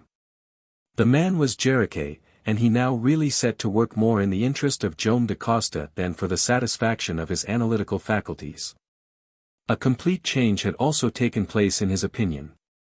Was not this man, who had voluntarily abandoned his retreat at Iquitos, who had come at the risk of his life to demand his rehabilitation at the hands of Brazilian justice, a moral enigma worth all the others put together? And so the judge had resolved never to leave the document until he had discovered the cipher. He set to work at it in a fury. He ate no more, he slept no more. All his time was passed in inventing combinations of numbers, in forging a key to force this lock. This idea had taken possession of Judge Jericho's brain at the end of the first day. Suppressed frenzy consumed him, and kept him in a perpetual heat. His whole house trembled, his servants, black or white, dared not come near him. Fortunately he was a bachelor. Had there been a Madame Jericho she would have had a very uncomfortable time of it. Never had a problem so taken possession of this oddity, and he had thoroughly made up his mind to get at the solution, even if his head exploded like an overheated boiler under the tension of its vapor. It was perfectly clear to the mind of the worthy magistrate that the key to the document was a number, composed of 2 or more ciphers, but what this number was all investigation seemed powerless to discover. This was the enterprise on which Jericho, in quite a fury, was engaged, and during this 28th of August he brought all his faculties to bear on it, and worked away almost superhumanly. To arrive at the number by chance, he said, was to lose himself in millions of combinations, which would absorb the life of a first-rate calculator. But if he could in no respect reckon on chance, was it impossible to proceed by reasoning? Decidedly not. And so it was, to reason till he became unreasoning, that Judge Jericho gave himself up after vainly seeking repose in a few hours of sleep. He who ventured in upon him at this moment, after braving the formal defenses which protected his solitude, would have found him, as on the day before, in his study, before his desk, with the document under his eyes. The thousands of letters of which seemed all jumbled together and flying about his head. Ah, he exclaimed, why did not the scoundrel who wrote this separate the words in this paragraph? We will try, but no. However, if there is anything here about the murder and the robbery, 2 or 3 words there must be in it, Garral, Diamond, Tijuco, da Costa, and others, and in putting down their cryptological equivalents the number could be arrived at. But there is nothing, not a single break. Not one word by itself. 1 word of 276 letters. I hope the wretch may be blessed 276 times for complicating his system in this way. He ought to be hanged 276 times. And a violent thump with his fist on the document emphasized this charitable wish. But, continued the magistrate, if I cannot find one of the words in the body of the document, I might at least try my hand at the beginning and end of each paragraph. There may be a chance there that I ought not to miss. And impressed with this idea, Judge Jericho successively tried if the letters which commenced or finished the different paragraphs could be made to correspond with those which formed the most important word, which was sure to be found somewhere. That of Da Costa. He could do nothing of the kind. In fact, to take only the last paragraph with which he began. The formula was P equals DH equals AY equals CF equals OS equals SL equals TY equals A. Now, at the very first letter Jericho was stopped in his calculations, for the difference in alphabetical position between the D and the P gave him not one cipher, but two, namely, 12. And in this kind of cryptograph only one letter can take the place of another. It was the same for the 7 last letters of the paragraph, PSUVJHD, of which the series also commences with AP, and which in no case could stand for the D in Da Costa, because these letters were in like manner 12 spaces apart. So it was not his name that figured here. The same observation applies to the words Arrayal and Tijuco, which were successively tried, but whose construction did not correspond with the cryptographic series. After he had got so far, Judge Jericho, with his head nearly splitting, arose and paced his office, went for fresh air to the window, and gave utterance to a growl, at the noise of which a flock of hummingbirds, murmuring among the foliage of a mimosa tree, betook themselves to flight. Then he returned to the document. He picked it up and turned it over and over. The humbug! The rascal, he hissed, it will end by driving me mad. But steady! Be calm! Don't let our spirits go down. This is not the time. And then, having refreshed himself by giving his head a thorough sluicing with cold water. Let us try another way, he said, and as I cannot hit upon the number from the arrangement of the letters. Let us see what number the author of the document would have chosen in confessing that he was the author of the crime at Tijuco.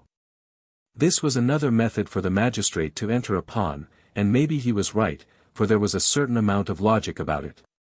And first let us try a date. Why should not the culprit have taken the date of the year in which Da Costa, the innocent man he allowed to be sentenced in his own place, was born? Was he likely to forget a number which was so important to him? Then Joam Da Costa was born in 1804. Let us see what 1804 will give us as a cryptographical number. And Judge Jericho wrote the first letters of the paragraph, and putting over them the number 1804 repeated thrice, he obtained 1804 1804 1804. PHYJSLYDDQFD. Then in counting up the spaced in alphabetical order, he obtained S. YF Righty. CIF. And this was meaningless. And he wanted 3 letters which he had to replace by points, because the ciphers, 8, 4, and 4, which command the 3 letters, H, D, and D, do not give corresponding letters in ascending the series. That is not it again, exclaimed Jericho. Let us try another number. And he asked himself, if instead of this first date the author of the document had not rather selected the date of the year in which the crime was committed. This was in 1826. And so proceeding as above, he obtained 1826 1826 1826. PHYJSLYDDQFD. And that gave O.VDRDV. Sid. The same meaningless series, the same absence of sense, as many letters wanting as in the former instance, and for the same reason. Bother the number, exclaimed the magistrate. We must give it up again. Let us have another one. Perhaps the rascal chose the number of contos representing the amount of the booty. Now the value of the stolen diamonds was estimated at 834 contos, or about 2,500,000 francs. And so the formula became 834 834 834 834 PHYJSLYDDQFD. And this gave a result as little gratifying as the others. Het BPH pa. I see. Confound the document and him who imagined it, shouted Jericho, throwing down the paper, which was wafted to the other side of the room. It would try the patience of a saint. But the short burst of anger passed away, and the magistrate, who had no idea of being beaten, picked up the paper. What he had done with the first letters of the different paragraphs he did with the last, and to no purpose. Then he tried everything his excited imagination could suggest. He tried in succession the numbers which represented Da Costa's age, which would have been known to the author of the crime, the date of his arrest, the date of the sentence at the Villa Rica Assizes, the date fixed for the execution, etc., etc. Even the number of victims at the affray at Tijuco. Nothing. All the time nothing. Judge Jericho had worked himself into such a state of exasperation that there really was some fear that his mental faculties would lose their balance. He jumped about, and twisted about, and wrestled about as if he really had got hold of his enemy's body. Then suddenly he cried, "Now for chance. Heaven help me now, logic is powerless." His hand seized a bell pull hanging near his table. The bell rang furiously, and the magistrate strode up to the door, which he opened. "Bobo," he shouted. A moment or two elapsed. Bobo was a freed Negro, who was the privileged servant of Jericho. He did not appear. It was evident that Bobo was afraid to come into his master's room. Another ring at the bell, another call to Bobo, who, for his own safety, pretended to be deaf on this occasion. And now a third ring at the bell, which unhitched the crank and broke the cord. This time Bobo came up. "What is it, sir?" asked Bobo, prudently waiting on the threshold. "Advance," without uttering a single word. Replied the judge, whose flaming eyes made the Negro quake again. Bobo advanced. "Bobo," said Jericho, "attend to what I say, and answer immediately. Do not even take time to think, or I." Bobo, with fixed eyes and open mouth, brought his feet together like a soldier and stood at attention. "Are you ready?" asked his master. "I am." "Now, then, tell me, without a moment's thought, you understand, the first number then comes into your head." 76223, answered Bobo, all in a breath.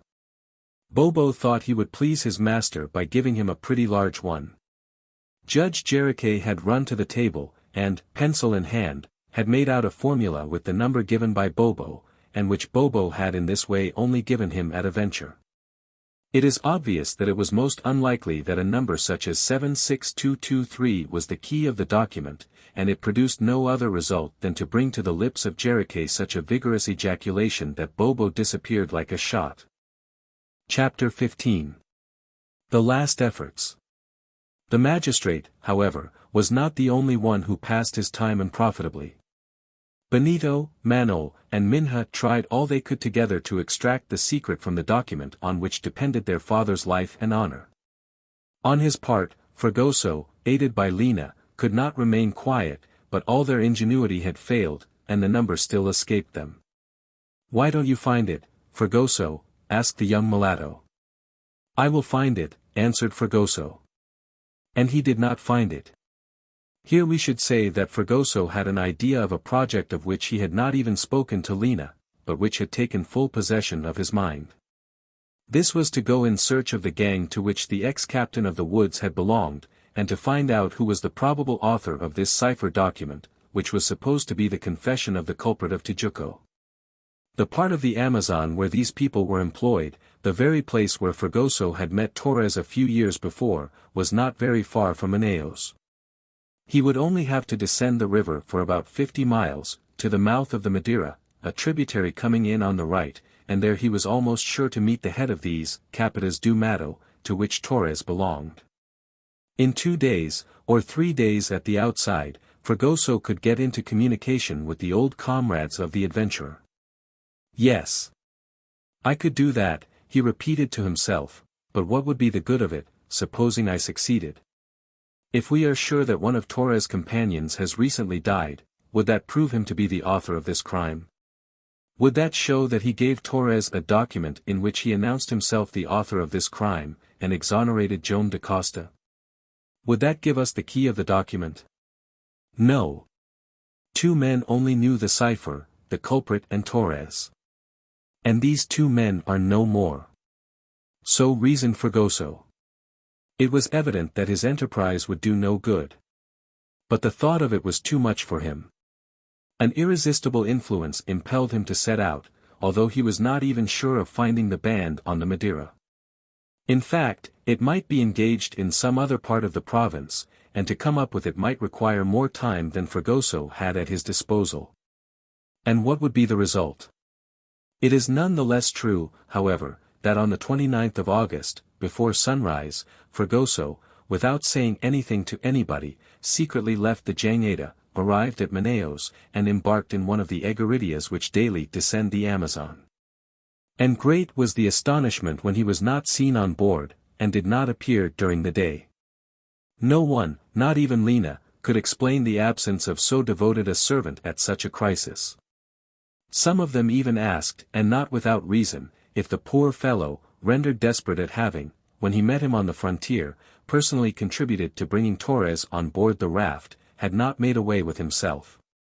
But if Fragoso could so reproach himself, how about Benito? In the first place at Iquitos he had invited Torres to visit the fazenda, in the second place he had brought him on board the Jangada, to become a passenger on it. And in the third place, in killing him, he had annihilated the only witness whose evidence could save the condemned man. And so Benito considered himself responsible for everything, the arrest of his father, and the terrible events of which it had been the consequence. In fact, had Torres been alive, Benito could not tell but that, in some way or another, from pity or for reward, he would have finished by handing over the document. Would not Torres, whom nothing could compromise, have been persuaded to speak, had money been brought to bear upon him? Would not the long sought for proof have been furnished to the judge? Yes, undoubtedly. And the only man who could have furnished this evidence had been killed through Benito. Such was what the wretched man continually repeated to his mother, to Manaos, and to himself. Such were the cruel responsibilities which his conscience laid to his charge. Between her husband, with whom she passed all the time that was allowed her, and her son, a prey to despair which made her tremble for his reason, the brave Yaquita lost none of her moral energy. In her they found the valiant daughter of Magalhães, the worthy wife of the fazender of Iquitos. The attitude of Joam da Costa was well adapted to sustain her in this ordeal. That gallant man, that rigid Puritan, that austere worker, whose whole life had been a battle, had not yet shown a moment of weakness. The most terrible blow which had struck him without prostrating him had been the death of Judge Ribeiro, in whose mind his innocence did not admit of a doubt. Was it not with the help of his old defender that he had hoped to strive for his rehabilitation? The intervention of Torres he had regarded throughout as being quite secondary for him. And of this document he had no knowledge when he left Iquitos to hand himself over to the justice of his country. He only took with him moral proofs.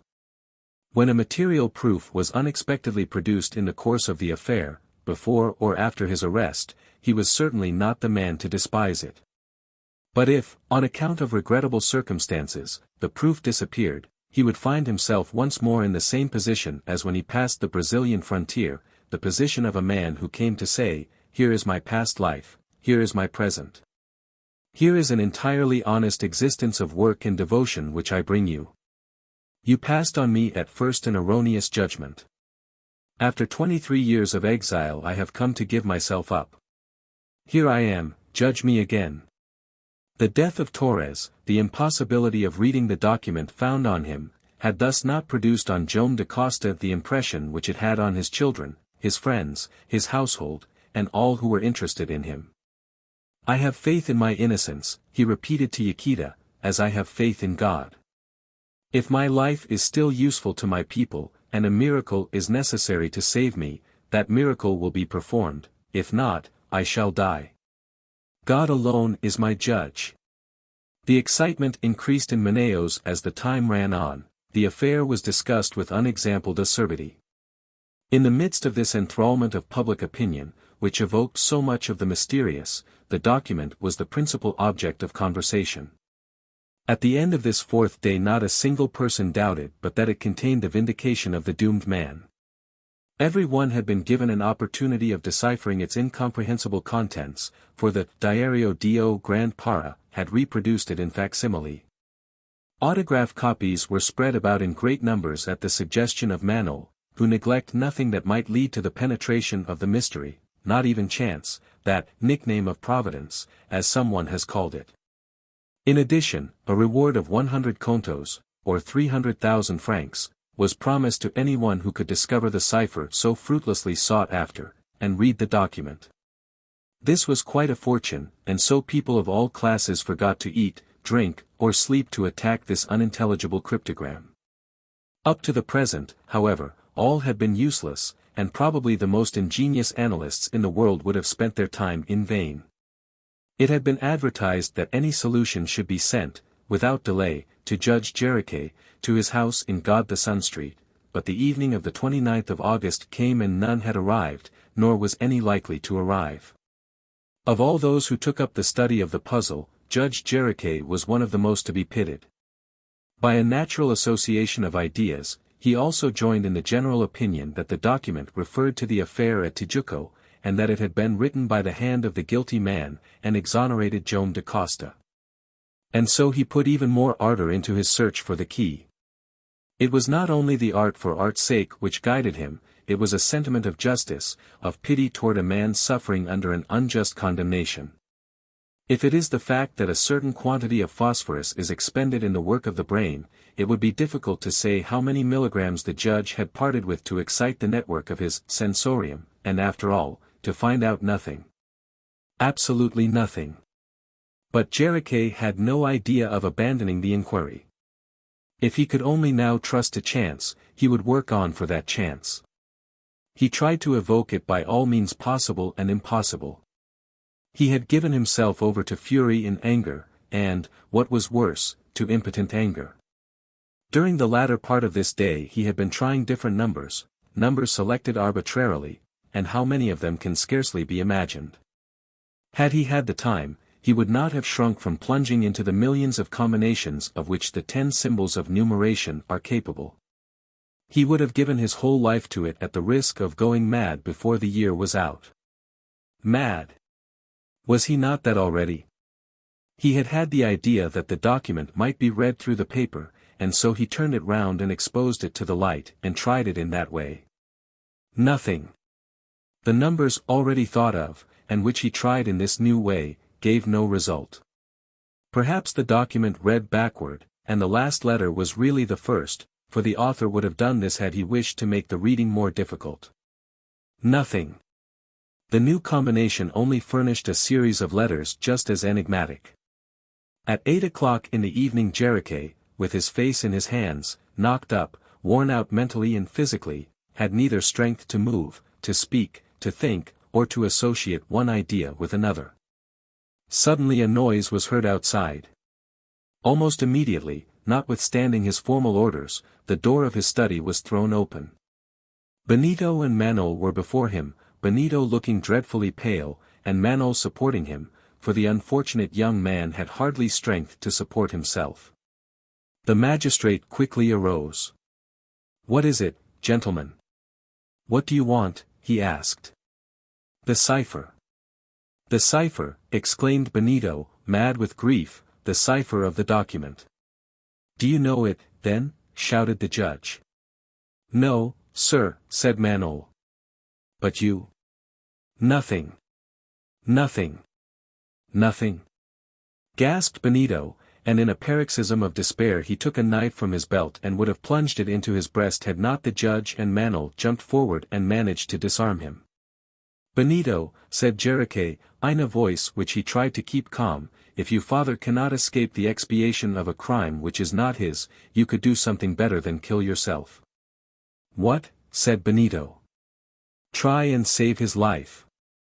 How? That is for you to discover, answered the magistrate, and not for me to say. Chapter 16. Preparations.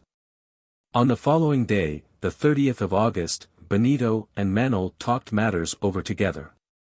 They had understood the thought to which the judge had not dared to give utterance in their presence, and were engaged in devising some means by which the condemned man could escape the penalty of the law. Nothing else was left for them to do. It was only too certain that for the authorities at Rio Janeiro the undeciphered document would have no value whatever, that it would be a dead letter. That the first verdict which declared Joam da Costa the perpetrator of the crime at Tijuco would not be set aside, and that, as in such cases no commutation of the sentence was possible, the order for his execution would inevitably be received. Once more, then, Joam da Costa would have to escape by flight from an unjust imprisonment. It was at the outset agreed between the two young men that the secret should be carefully kept, and that neither Yaquita nor Minha should be informed of preparations, which would probably only give rise to hopes destined never to be realized. Who could tell if, owing to some unforeseen circumstance, the attempt at escape would not prove a miserable failure? The presence of Fragoso on such an occasion would have been most valuable. Discreet and devoted, his services would have been most welcome to the two young fellows, but Fragoso had not reappeared. Liana, when asked, could only say that she knew not what had become of him, nor why he had left the raft without telling her anything about it. And assuredly, had Fragoso foreseen that things would have turned out as they were doing, he would never have left the da Costa family on an expedition which appeared to promise no serious result. Far better for him to have assisted in the escape of the doomed man than to have hurried off in search of the former comrades of Torres. But Fragoso was away, and his assistance had to be dispensed with. At daybreak Benito and Manuel left the raft and proceeded to Manaos. They soon reached the town, and passed through its narrow streets, which at that early hour were quite deserted. In a few minutes they arrived in front of the prison. The waste ground, amid which the old convent which served for a house of detention was built, was traversed by them in all directions, for they had come to study it with the utmost care. 55 feet from the ground, in an angle of the building, they recognized the window of the cell in which Joam da Costa was confined. The window was secured with iron bars in a miserable state of repair, which it would be easy to tear down or cut through if they could only get near enough. The badly jointed stones in the wall, which were crumbled away every here and there, offered many a ledge for the feet to rest on, if only a rope could be fixed to climb up by. One of the bars had slipped out of its socket, and formed a hook over which it might be possible to throw a rope. That done, one or two of the bars could be removed, so as to permit a man to get through. Benito and Manuel would then have to make their way into the prisoner's room, and without much difficulty the escape could be managed by means of the rope fastened to the projecting iron. During the night, if the sky were very cloudy, none of these operations would be noticed before the day dawned. Joam da Costa could get safely away. Manuel and Benito spent an hour about the spot, taking care not to attract attention, but examining the locality with great exactness, particularly as regarded the position of the window, the arrangement of the iron bars, and the place from which it would be best to throw the line. That is agreed, said Manuel at length. And now, ought Joam da Costa to be told about this? No, Manuel. Neither to him, any more than to my mother, ought we to impart the secret of an attempt in which there is such a risk of failure. We shall succeed, Benito, continued Manuel. However, we must prepare for everything, and in case the chief of the prison should discover us at the moment of escape, we shall have money enough to purchase his silence, answered Benito. Good, replied Manuel. But once your father is out of prison he cannot remain hidden in the town or on the Jangada. Where is he to find refuge? This was the second question to solve, and a very difficult one it was. 100 paces away from the prison, however, the waste land was crossed by one of those canals which flow through the town into the Rio Negro. This canal afforded an easy way of gaining the river if a pirogue were in waiting for the fugitive. From the foot of the wall to the canal side was hardly 100 yards. Benito and Manuel decided that about 8 o'clock in the evening one of the pirogues, with 2 strong rowers, under the command of the pilot Araujo, should start from the Jangada. They could ascend the Rio Negro, enter the canal, and, crossing the wasteland, remain concealed throughout the night under the tall vegetation on the banks. But once on board, where was Joam da Costa to seek refuge? To return to Iquitos was to follow a road full of difficulties and peril, and a long one in any case, should the fugitive either travel across the country or by the river. Neither by horse nor pirogue could he be got out of danger quickly enough, and the fazenda was no longer a safe retreat. He would not return to it as the fazender, Joam Garral, but as the convict, Joam da Costa, continually in fear of his extradition. He could never dream of resuming his former life. To get away by the Rio Negro into the north of the province, or even beyond the Brazilian territory, would require more time than he could spare, and his first care must be to escape from immediate pursuit. To start again down the Amazon. But stations, village, and towns abounded on both sides of the river. The description of the fugitive would be sent to all the police, and he would run the risk of being arrested long before he reached the Atlantic. And supposing he reached the coast, where and how was he to hide and wait for a passage to put the sea between himself and his pursuers?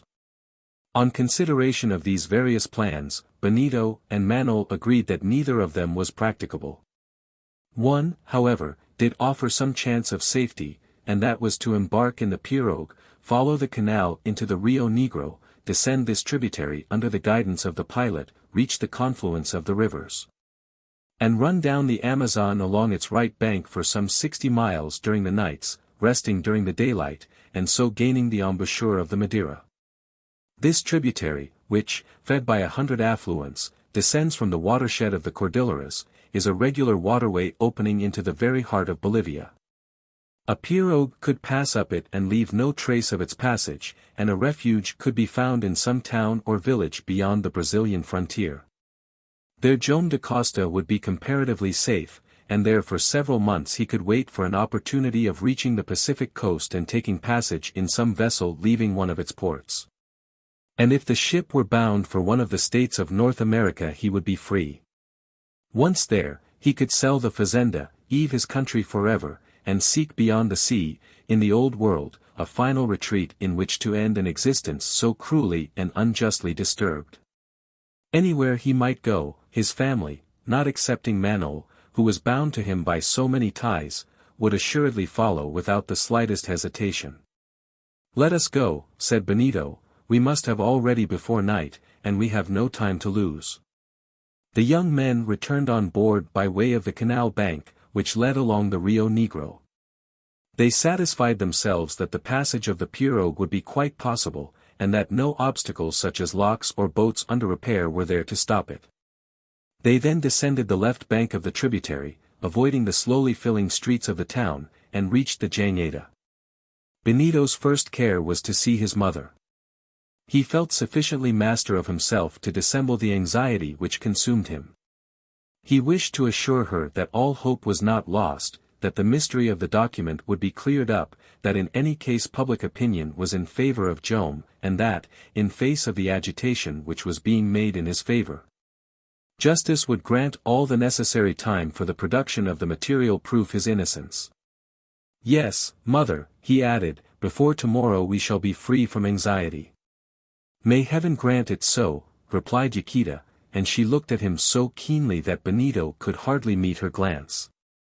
On his part, and as if by prearrangement, Manuel had tried to reassure Minha by telling her that Judge Jeriquez was convinced of the innocence of Joam, and would try to save him by every means in his power.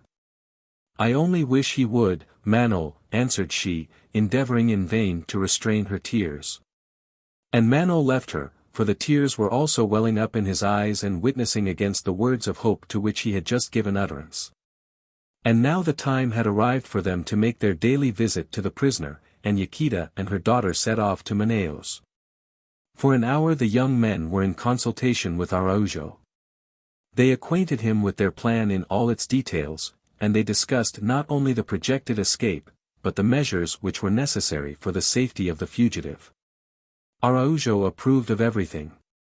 He undertook during the approaching night to take the pirogue up the canal without attracting any notice, and he knew its course thoroughly as far as the spot where he was to await the arrival of Joam da Costa. To get back to the mouth of the Rio Negro was easy enough, and the pirogue would be able to pass unnoticed among the numerous craft continually descending the river. Araujo had no objection to offer to the idea of following the Amazon down to its confluence with the Madeira. The course of the Madeira was familiar to him for quite 200 miles up, and in the midst of these thinly peopled provinces, even if pursuit took place in their direction, all attempts at capture could be easily frustrated. They could reach the interior of Bolivia, and if Joam decided to leave his country he could procure a passage with less danger on the coast of the Pacific than on that of the Atlantic. Araujo's approval was most welcome to the young fellows. They had great faith in the practical good sense of the pilot, and not without reason. His zeal was undoubted, and he would assuredly have risked both life and liberty to save the fazender of Iquitos. With the utmost secrecy Araujo at once set about his preparations. A considerable sum in gold was handed over to him by Benito to meet all eventualities during the voyage on the Madeira. In getting the pirogue ready, he announced his intention of going in search of Fragoso, whose fate excited a good deal of anxiety among his companions. He stowed away in the boat provisions for many days, and did not forget the ropes and tools which would be required by the young men when they reached the canal at the appointed time and place.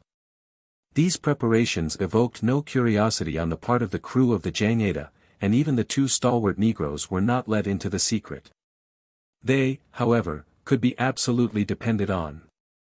Whenever they learned what the work of safety was in which they were engaged, when Joam da Costa, once more free, was confided to their charge, Araujo knew well that they would dare anything, even to the risk of their own lives, to save the life of their master. By the afternoon all was ready, and they had only the night to wait for. But before making a start Manaos wished to call on Judge Jericho for the last time. The magistrate might perhaps have found out something new about the document. Benito preferred to remain on the raft and wait for the return of his mother and sister. Manaos then presented himself at the abode of Judge Jericho, and was immediately admitted. The magistrate, in the study which he never quitted, was still the victim of the same excitement. The document crumpled by his impatient fingers, was still there before his eyes on the table. "Sir," said Manaos, whose voice trembled as he asked the question, "have you received anything from Rio de Janeiro?" "No," answered the judge, "the order has not yet come to hand, but it may at any moment." "And the document?" "Nothing yet," exclaimed he. "Everything my imagination can suggest I have tried, and no result." "None." "Nevertheless, I distinctly see one word in the document, only one." "What is that? What is the word?" "Fly." Manaos said nothing, but he pressed the hand which Jericho held out to him, and returned to the Jangada to wait for the moment of action. Chapter 17. The Last Night. The visit of Yaquita and her daughter had been like all such visits during the few hours which each day the husband and wife spent together. In the presence of the two beings whom Joam so dearly loved his heart nearly failed him. But the husband, the father, retained his self-command. It was he who comforted the two poor women and inspired them with a little of the hope of which so little now remained to him. They had come with the intention of cheering the prisoner. Alas! Far more than they themselves were in want of cheering. But when they found him still bearing himself unflinchingly in the midst of his terrible trial, they recovered a little of their hope. Once more had Joam spoken encouraging words to them. His indomitable energy was due not only to the feeling of his innocence, but to his faith in that God, a portion of whose justice yet dwells in the hearts of men. No. Joam da Costa would never lose his life for the crime of Tijuco. Hardly ever did he mention the document. Whether it were apocryphal or no, whether it were in the handwriting of Torres or in that of the real perpetrator of the crime, whether it contained or did not contain the longed-for vindication. It was on no such doubtful hypothesis that Joam da Costa presumed to trust. No, he reckoned on a better argument in his favor, and it was to his long life of toil and honor that he relegated the task of pleading for him. This evening, then, his wife and daughter, strengthened by the manly words, which thrilled them to the core of their hearts, had left him more confident than they had ever been since his arrest. For the last time the prisoner had embraced them, and with redoubled tenderness. It seemed as though the denouement was nigh. Joam da Costa, after they had left, remained for some time perfectly motionless. His arms rested on a small table and supported his head. Of what was he thinking? Had he at last been convinced that human justice, after failing the first time, would at length pronounce his acquittal? Yes, he still hoped. With the report of Judge Jericho establishing his identity, he knew that his memoir, which he had penned with so much sincerity, would have been sent to Rio Janeiro, and was now in the hands of the Chief Justice. This memoir, as we know, was the history of his life from his entry into the offices of the Diamond Arrayal until the very moment when the Jangada stopped before Manaos. Joam da Costa was pondering over his whole career. He again lived his past life from the moment when, as an orphan, he had set foot in Tijuco. There his zeal had raised him high in the offices of the Governor-General, into which he had been admitted when still very young. The future smiled on him. He would have filled some important position. Then this sudden catastrophe. The robbery of the diamond convoy, the massacre of the escort, the suspicion directed against him as the only official who could have divulged the secret of the expedition, his arrest, his appearance before the jury. His conviction in spite of all the efforts of his advocate, the last hours spent in the condemned cell at Villa Rica, his escape under conditions which betokened almost superhuman courage, his flight through the northern provinces. His arrival on the Peruvian frontier, and the reception which the starving fugitive had met with from the hospitable fazender Magalhães. The prisoner once more passed in review these events which had so cruelly amorted his life. And then, lost in his thoughts and recollections, he sat, regardless of a peculiar noise on the outer wall of the convent, of the jerkings of a rope hitched on to a bar of his window, and of grating steel as it cut through iron. Which ought at once to have attracted the attention of a less absorbed man. Joam da Costa continued to live the years of his youth after his arrival in Peru. He again saw the fazender, the clerk, the partner of the old Portuguese, toiling hard for the prosperity of the establishment at Iquitos. Ah! Why at the outset had he not told all to his benefactor? He would never have doubted him. It was the only error with which he could reproach himself.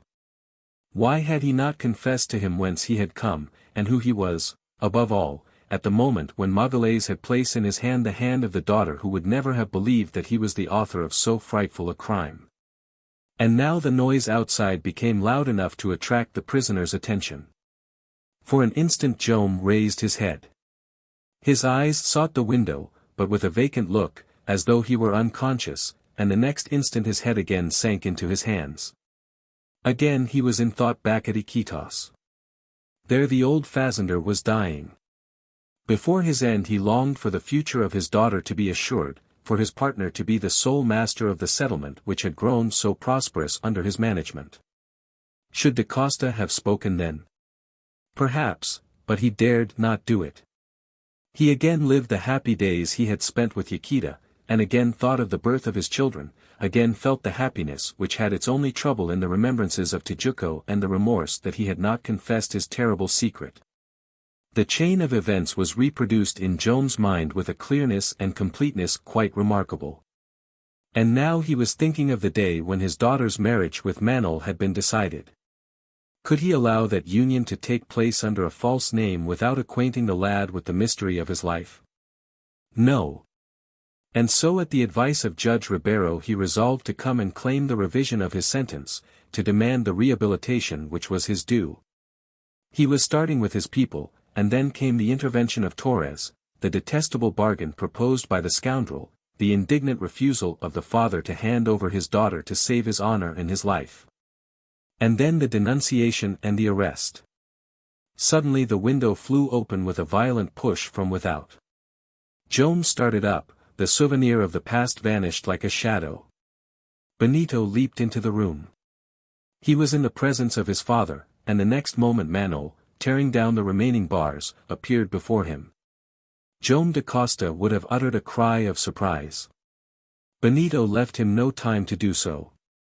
"Father," he said, "the window grating is down. A rope leads to the ground.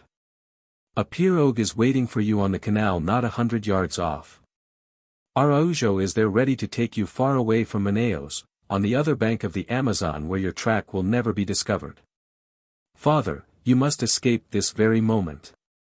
It was the judge's own suggestion. "It must be done," added Manuel. "Fly. Fly a second time. Escape again." And with crossed arms, and head erect, Joam da Costa stepped forward. "Never," he said, in a voice so firm that Benito and Manuel stood bewildered. The young men had never thought of a difficulty like this. They had never reckoned on the hindrances to escape coming from the prisoner himself. Benito advanced to his father, and looking him straight in the face, and taking both his hands in his, not to force him, but to try and convince him, said, "Never, did you say, father? Never." "Father," said Manuel, "for I also have the right to call you father, listen to us. If we tell you that you ought to fly without losing an instant, it is because if you remain you will be guilty toward others, toward yourself. To remain," continued Benito, "is to remain to die. The order for execution may come at any moment. If you imagine that the justice of men will nullify a wrong decision, if you think it will rehabilitate you whom it condemned 20 years since, you are mistaken. There is hope no longer. You must escape. Come." By an irresistible impulse Benito seized his father and drew him toward the window. Joam da Costa struggled from his son's grasp and recoiled a second time. "To fly," he answered, in the tone of a man whose resolution was unalterable, "is to dishonor myself, and you with me. It would be a confession of my guilt. Of my own free will I surrendered myself to my country's judges, and I will await their decision, whatever that decision may be." "But the presumptions on which you trusted are insufficient," replied Manuel, "and the material proof of your innocence is still wanting. If we tell you that you ought to fly, it is because Judge Jericho himself told us so. You have now only this one chance left to escape from death." "I will die, then," said Joam, in a calm voice. "I will die protesting against the decision which condemned me. The first time, a few hours before the execution, I fled. Yes. I was then young. I had all my life before me in which to struggle against man's injustice.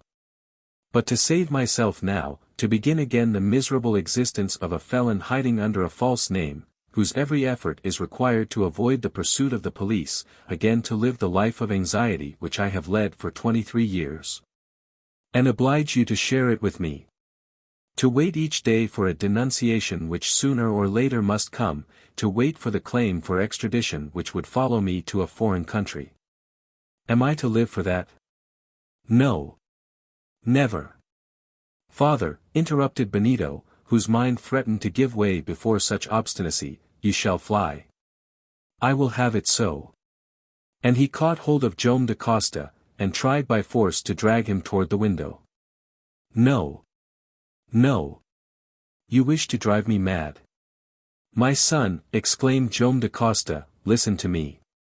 Once already I escaped from the prison at Villa Rica, and people believed I fled from well-merited punishment. Yes, they had reason to think so.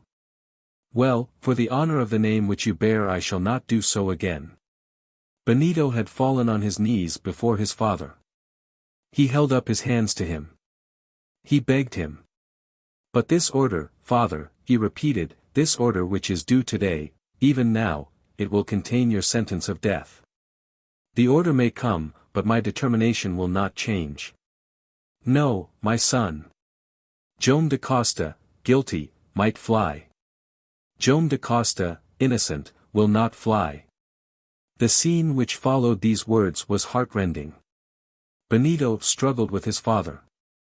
Manuel, distracted, kept near the window ready to carry off the prisoner, when the door of the room opened. On the threshold appeared the chief of the police, accompanied by the head warder of the prison and a few soldiers. The chief of the police understood at a glance that an attempt at escape was being made. But he also understood from the prisoner's attitude that he it was who had no wish to go. He said nothing. The sincerest pity was depicted on his face. Doubtless he also, like Judge Jericho, would have liked DaCosta to have escaped. It was too late. The chief of the police, who held a paper in his hand, advanced toward the prisoner. "Before all of you," said Joam DaCosta, "let me tell you, sir, that it only rested with me to get away, and that I would not do so." The chief of the police bowed his head, and then, in a voice which he vainly tried to control, "Joam DaCosta," he said, "the order has this moment arrived from the Chief Justice at Rio Janeiro." "Father," exclaimed Manuel and Benito. "This order," asked Joam DaCosta, who had crossed his arms, "this order requires the execution of my sentence." "Yes. And that will take place tomorrow." Benito threw himself on his father.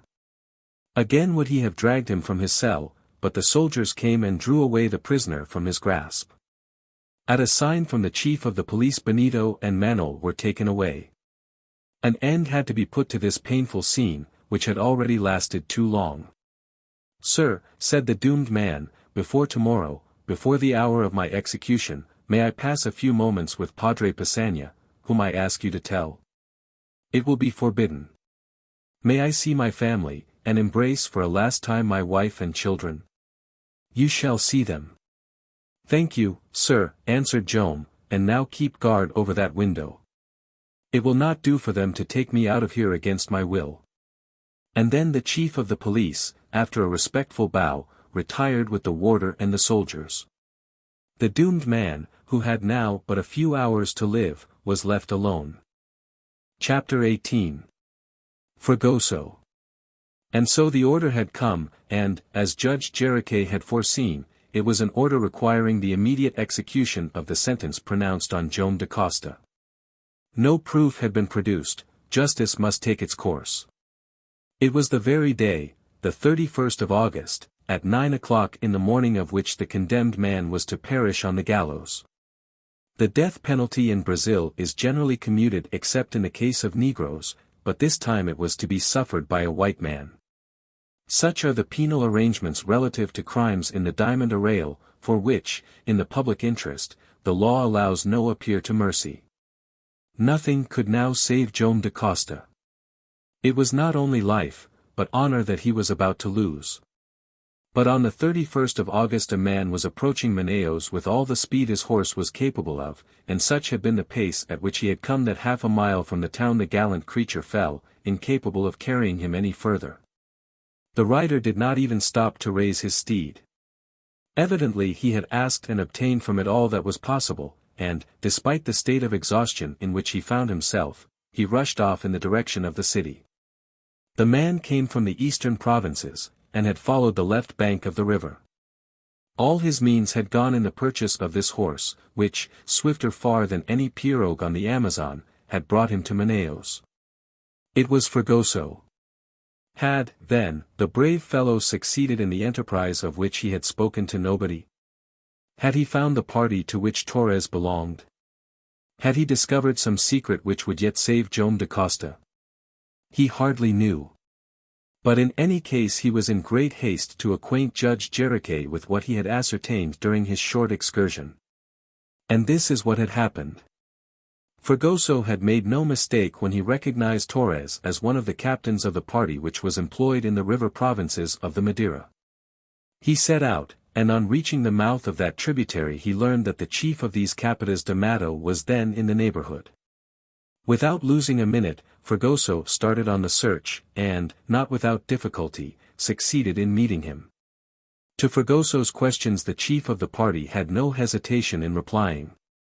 He had no interest in keeping silence with regard to the few simple matters on which he was interrogated. In fact, 3 questions only of importance were asked him by Fragoso, and these were: "Did not a captain of the woods named Torres belong to your party a few months ago?" Yes. At that time had he not one intimate friend among his companions who has recently died? Just so. And the name of that friend was? Ortega. This was all that Fragoso had learned. Was this information of a kind to modify da Costa's position? It was hardly likely. Fragoso saw this, and pressed the chief of the band to tell him what he knew of this Ortega, of the place where he came from, and of his antecedents generally. Such information would have been of great importance if Ortega, as Torres had declared, was the true author of the crime of Tijuco. But unfortunately the chief could give him no information whatever in the matter. What was certain was that Ortega had been a member of the band for many years, that an intimate friendship existed between him and Torres, that they were always seen together, and that Torres had watched at his bedside when he died.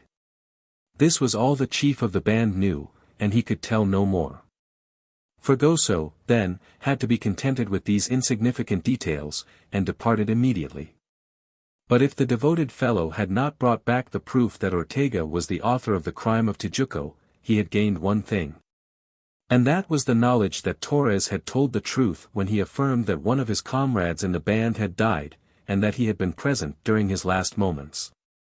The hypothesis that Ortega had given him the document in question had now become admissible. Nothing was more probable than that this document had reference to the crime of which Ortega was really the author, and that it contained the confession of the culprit, accompanied by circumstances which permitted of no doubt as to its truth. And so, if the document could be read, if the key had been found, if the cipher on which the system hung were known, no doubt of its truth could be entertained. But this cipher Fragoso did not know. A few more presumptions, a half-certainty that the adventurer had invented nothing. Certain circumstances tending to prove that the secret of the matter was contained in the document, and that was all that the gallant fellow brought back from his visit to the chief of the gang of which Torres had been a member. Nevertheless, little as it was, he was in all haste to relate it to Judge Jericho. He knew that he had not an hour to lose, and that was why on this very morning, at about 8 o'clock, he arrived, exhausted with fatigue, within half a mile of Manaos. The distance between there and the town he traversed in a few minutes. A kind of irresistible presentiment urged him on, and he had almost come to believe that Joam da Costa's safety rested in his hands. Suddenly Fragoso stopped as if his feet had become rooted in the ground. He had reached the entrance to a small square, on which opened one of the town gates. There, in the midst of a dense crowd, arose the gallows, towering up some 20 feet, and from it there hung the rope. Fragoso felt his consciousness abandon him. He fell, his eyes involuntarily closed. He did not wish to look, and these words escaped his lips, "Too late. Too late." But by a superhuman effort he raised himself up. No. It was not too late, the corpse of Joam da Costa was not hanging at the end of the rope. "Judge Jericho! Judge Jericho!" shouted Fragoso, and panting and bewildered he rushed toward the city gate, dashed up the principal street of Manaos, and fell half dead on the threshold of the judge's house. The door was shut. Fragoso had still strength enough left to knock at it. One of the magistrate's servants came to open it, his master would see no one. In spite of this denial, Fragoso pushed back the man who guarded the entrance, and with a bound threw himself into the judge's study. "I come from the province where Torres pursued his calling as captain of the woods," he gasped. "Mr. Judge," Torres told the truth. Stop the execution." "You found the gang?" "Yes." "And you have brought me the cipher of the document?" Fragoso did not reply. "Come, leave me alone." "Leave me alone," shouted Jericho, and, a prey to an outburst of rage, he grasped the document to tear it to atoms. Fragoso seized his hands and stopped him. "The truth is there," he said. "I know," answered Jericho, "but it is a truth which will never see the light. It will appear, it must. It must. Once more, have you the cipher?" "No," replied Fragoso, "but, I repeat, Torres has not lied. One of his companions, with whom he was very intimate, died a few months ago, and there can be no doubt but that this man gave him the document he came to sell to Joam da Costa. No, answered Jericho, no, there is no doubt about it, as far as we are concerned, but that is not enough for those who dispose of the doomed man's life. Leave me. Fragoso, repulsed, would not quit the spot. Again he threw himself at the judge's feet. Joam da Costa is innocent, he cried, you will not leave him to die. It was not he who committed the crime of Tijuco, it was the comrade of Torres, the author of that document. It was Ortega. As he uttered the name the judge bounded backward. A kind of calm swiftly succeeded to the tempest which raged within him. He dropped the document from his clenched hand, smoothed it out on the table, sat down, and, passing his hand over his eyes, that name, he said, Ortega? Let us see, and then he proceeded with the new name brought back by Fragoso as he had done with the other names so vainly tried by himself.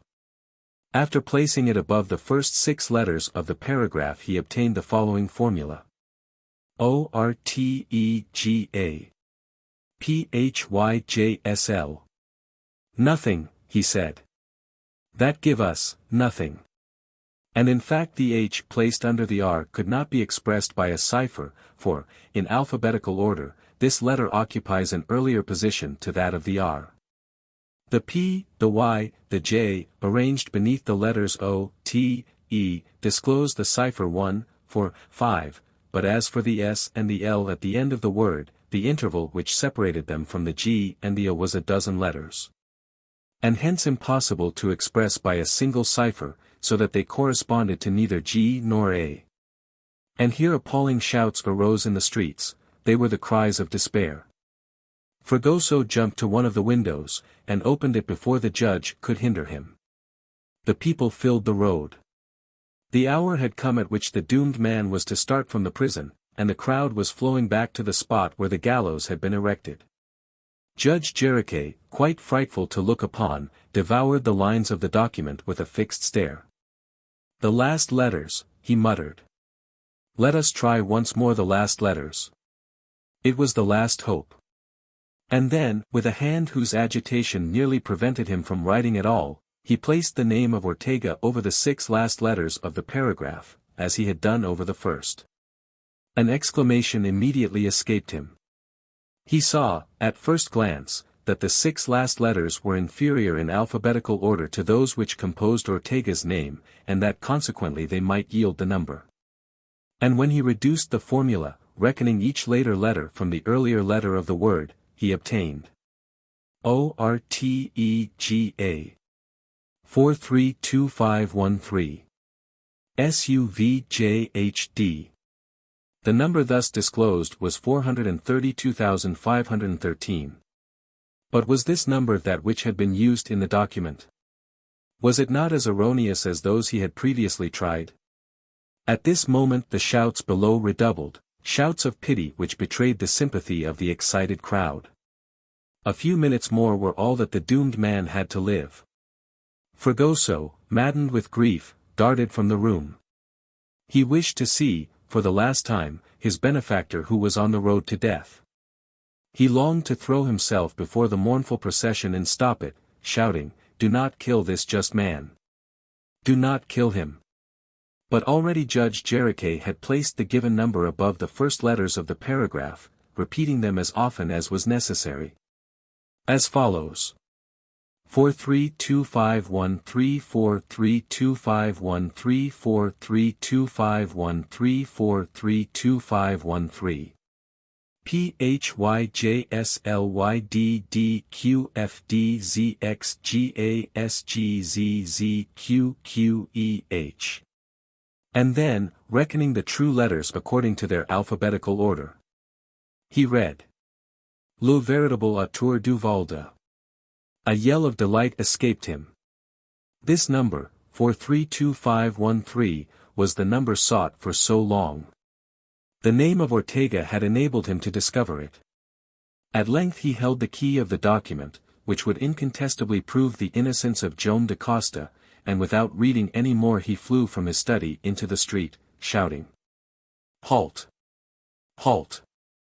To cleave the crowd, which opened as he ran, to dash to the prison, whence the convict was coming at the last moment, with his wife and children clinging to him with the violence of despair, was but the work of a minute for Judge Jericho. Stopping before Joam da Costa, he could not speak for a second, and then these words escaped his lips. Innocent! Innocent! Chapter 19. The Crime of Tijuco. On the arrival of the judge, the mournful procession halted. A roaring echo had repeated after him and again repeated the cry which escaped from every mouth. Innocent! Innocent! Then complete silence fell on all. The people did not want to lose one syllable of what was about to be proclaimed. Judge Jericho sat down on a stone seat, and then, while Minha, Benito, Manaos, and Fragoso stood round him, while Joam da Costa clasped Iquita to his heart, he first unravelled the last paragraph of the document by means of the number. And as the words appeared by the institution of the true letters for the cryptological ones, he divided and punctuated them, and then read it out in a loud voice. And this is what he read in the midst of profound silence. Le véritable auteur du vol de diamants était de 43,251,343,343,251 34,325,134 3251,343,251 PHYJSLYDDF SGAS GZZQQX GUGI. El assassinat de soldats que escortaient le convoy. 3251. 343, 2513 432, 513, 4325 134 3251, 343, 251 343 251,343 Osit XXPO iPodvi RYM Hupuik Jocks PH Atassel. Comme dans la nuit du 22 janvier 251343, 251343 2513 43 251343 251343 2513 432 Edm Fav PD Page High Inojige McKinfew Q1N. Hewitt Cent 26. Ne donc pas Joam da Costa, 5134 3251 3425 134, 3251. 3432513, 4325134, 3251 MVLY Fxus Keys TLB Kjug Ski Ub NRCC Edgrosp. Injustment condamn à mort, c'est moi. Less miserable 3432, 513, 43251 4325134 3251 3432 513 43 2513 43251 L form Psyops Drarcro E Pxofiv RPLPH Onft. Employee de l'Administration du District Diamantin.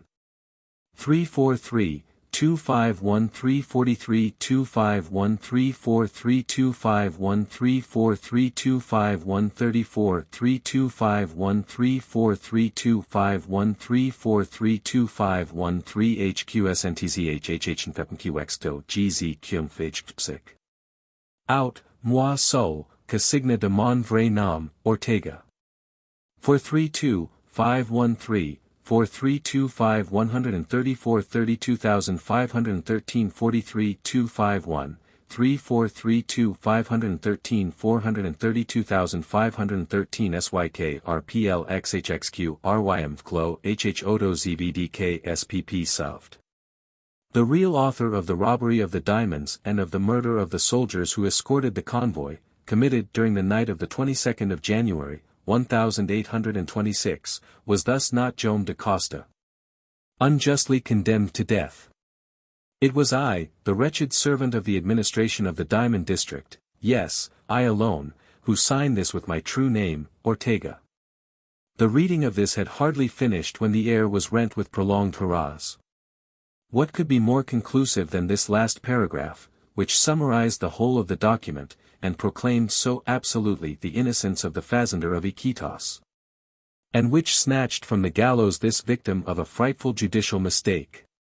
Joam da Costa, surrounded by his wife, his children, and his friends, was unable to shake the hands which were held out to him.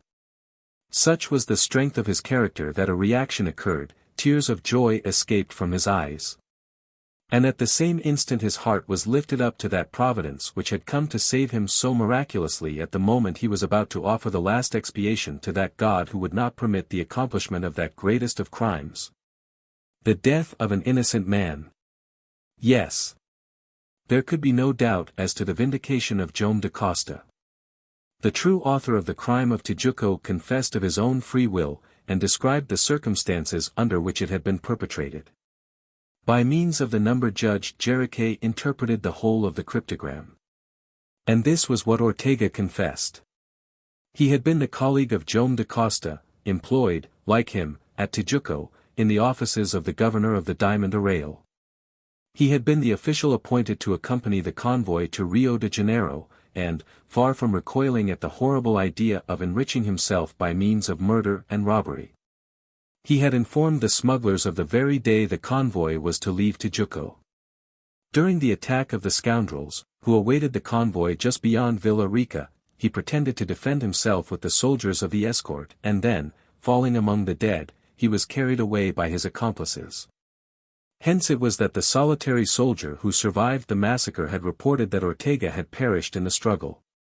But the robbery did not profit the guilty man in the long run, for, a little time afterward, he was robbed by those whom he had helped to commit the crime.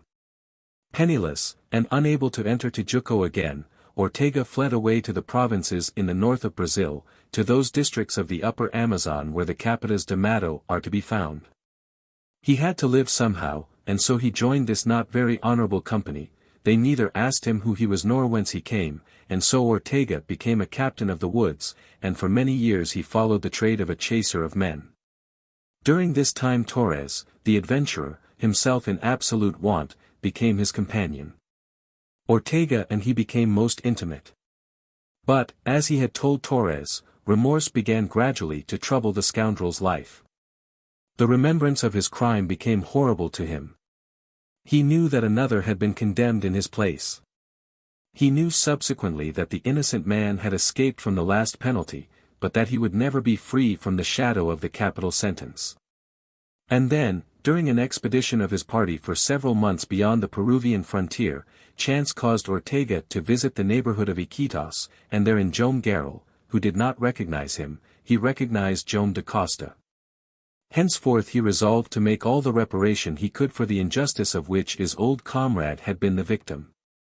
He committed to the document all the facts relative to the crime of Tijuco, writing it first in French, which had been his mother's native tongue, and then putting it into the mysterious form we know. His intention being to transmit it to the fazender of Iquitos, with the cipher by which it could be read. Death prevented his completing his work of reparation. Mortally wounded in a scuffle with some Negroes on the Madeira, Ortega felt he was doomed. His comrade Torres was then with him. He thought he could entrust to his friend the secret which had so grievously darkened his life. He gave him the document, and made him swear to convey it to Joam da Costa, whose name and address he gave him, and with his last breath he whispered the number 432513, without which the document would remain undecipherable. Ortega dead, we know how the unworthy Torres acquitted himself of his mission, how he resolved to turn to his own profit the secret of which he was the possessor, and how he tried to make it the subject of an odious bargain. Torres died without accomplishing his work, and carried his secret with him. But the name of Ortega, brought back by Fragoso, and which was the signature of the document, had afforded the means of unraveling the cryptogram, thanks to the sagacity of Judge Jeriche. Yes, the material proof sought after for so long was the incontestable witness of the innocence of Joam da Costa, returned to life, restored to honor. The cheers redoubled when the worthy magistrate, in a loud voice, and for the edification of all, read from the document this terrible history. And from that moment Judge Jeriche, who possessed this indubitable proof, arranged with the chief of the police, and declined to allow Joam da Costa, while waiting new instructions from Rio Janeiro, to stay in any prison but his own house. There could be no difficulty about this, and in the center of the crowd of the entire population of Manaos, Joam da Costa, accompanied by all his family, beheld himself conducted like a conqueror to the magistrate's residence. And in that minute the honest fazender of Iquitos was well repaid for all that he had suffered during the long years of exile, and if he was happy for his family's sake more than for his own, he was none the less proud for his country's sake that this supreme injustice had not been consummated. And in all this what had become of Fragoso? Well, the good-hearted fellow was covered with caresses. Benito, Manol, and Minha had overwhelmed him, and Lina had by no means spared him. He did not know what to do, he defended himself as best he could. He did not deserve anything like it. Chance alone had done it. Were any thanks due to him for having recognized Torres as a captain of the woods? No, certainly not. As to his idea of hurrying off in search of the band to which Torres had belonged, he did not think it had been worth much, and as to the name of Ortega, he did not even know its value. Gallant Fragoso! Whether he wished it or no, he had none the less saved Joam da Costa. And herein what a strange succession of different events all tending to the same end. The deliverance of Fragoso at the time when he was dying of exhaustion in the forest of Iquitos, the hospitable reception he had met with at the fazenda, the meeting with Torres on the Brazilian frontier, his embarkation on the Jangada. And lastly, the fact that Fragoso had seen him somewhere before. Well, yes. Fragoso ended by exclaiming, "But it is not to me that all this happiness is due, it is due to Lina." "To me," replied the young mulatto. "No doubt of it. Without the Liana, without the idea of the Liana, could I ever have been the cause of so much happiness?" So that Fragoso and Lina were praised and petted by all the family, and by all the new friends whom so many trials had procured them at Manaos, need hardly be insisted on. But had not Judge Jericho also had his share in this rehabilitation of an innocent man? If, in spite of all the shrewdness of his analytical talents, he had not been able to read the document, which was absolutely undecipherable to anyone who had not got the key. Had he not at any rate discovered the system on which the cryptogram was composed? Without him what could have been done with only the name of Ortega to reconstitute the number which the author of the crime and Torres, both of whom were dead, alone knew? And so he also received abundant thanks. Needless to say that the same day there was sent to Rio de Janeiro a detailed report of the whole affair, and with it the original document and the cipher to enable it to be read. New instructions from the Minister of Justice had to be waited for, though there could be no doubt that they would order the immediate discharge of the prisoner. A few days would thus have to be passed at Manaos, and then Joam da Costa and his people, free from all constraint, and released from all apprehension, would take leave of their host to go on board once more and continue their descent of the Amazon to Para, where the voyage was intended to terminate with the double marriage of Minha and Manol and Lina and Fragoso. 4 days afterward, on the 4th of September, the order of discharge arrived. The document had been recognized as authentic. The handwriting was really that of Ortega, who had been formerly employed in the Diamond District, and there could be no doubt that the confession of his crime, with the minutest details that were given, had been entirely written with his own hand. The innocence of the convict of Villa Rica was at length admitted. The rehabilitation of Joam da Costa was at last officially proclaimed. That very day Judge Jericho dined with the family on board the giant raft, and when evening came he shook hands with them all. Touching were the adieus, but an engagement was made for them to see him again on their return at Manaos, and later on the fazenda of Iquitos. On the morning of the morrow, the 5th of September, the signal for departure was given. Joam da Costa and Yaquita, with their daughter and sons, were on the deck of the enormous raft. The Jangada had its moorings slackened off and began to move with the current, and when it disappeared round the bend of the Rio Negro, the hurrahs of the whole population of Manaos, who were assembled on the bank, again and again re-echoed across the stream. Chapter 20. The Lower Amazon. Little remains to tell of the second part of the voyage down the mighty river. It was but a series of days of joy. Joam da Costa returned to a new life, which shed its happiness on all who belonged to him. The giant raft glided along with greater rapidity on the waters now swollen by the floods. On the left they passed the small village of Don José de Maturi. And on the right the mouth of that Madeira which owes its name to the floating masses of vegetable remains and trunks denuded of their foliage which it bears from the depths of Bolivia. They passed the archipelago of Canine, whose islets are veritable boxes of palms, and before the village of Serpa, which, successively transported from one back to the other, has definitely settled on the left of the river, with its little houses, whose thresholds stand on the yellow carpet of the beach. The village of Silves, built on the left of the Amazon, and the town of Villa Bella, which is the principal guarana market in the whole province, were soon left behind by the giant raft. And so was the village of Faro and its celebrated river of the Namundas, on which, in 1539, Orellana asserted he was attacked by female warriors, who have never been seen again since. And thus gave us the legend which justifies the immortal name of the river of the Amazons. Here it is that the province of Rio Negro terminates. The jurisdiction of Para then commences. And on the 22d of September the family, marveling much at a valley which has no equal in the world, entered that portion of the Brazilian Empire which has no boundary to the east except the Atlantic. How magnificent! Remarked Minha, over and over again. How long, murmured Manaos. How beautiful, repeated Lina. When shall we get there, murmured Fragoso. And this was what might have been expected of these folks from the different points of view, though time passed pleasantly enough with them all the same. Benito, who was neither patient nor impatient, had recovered all his former good humor.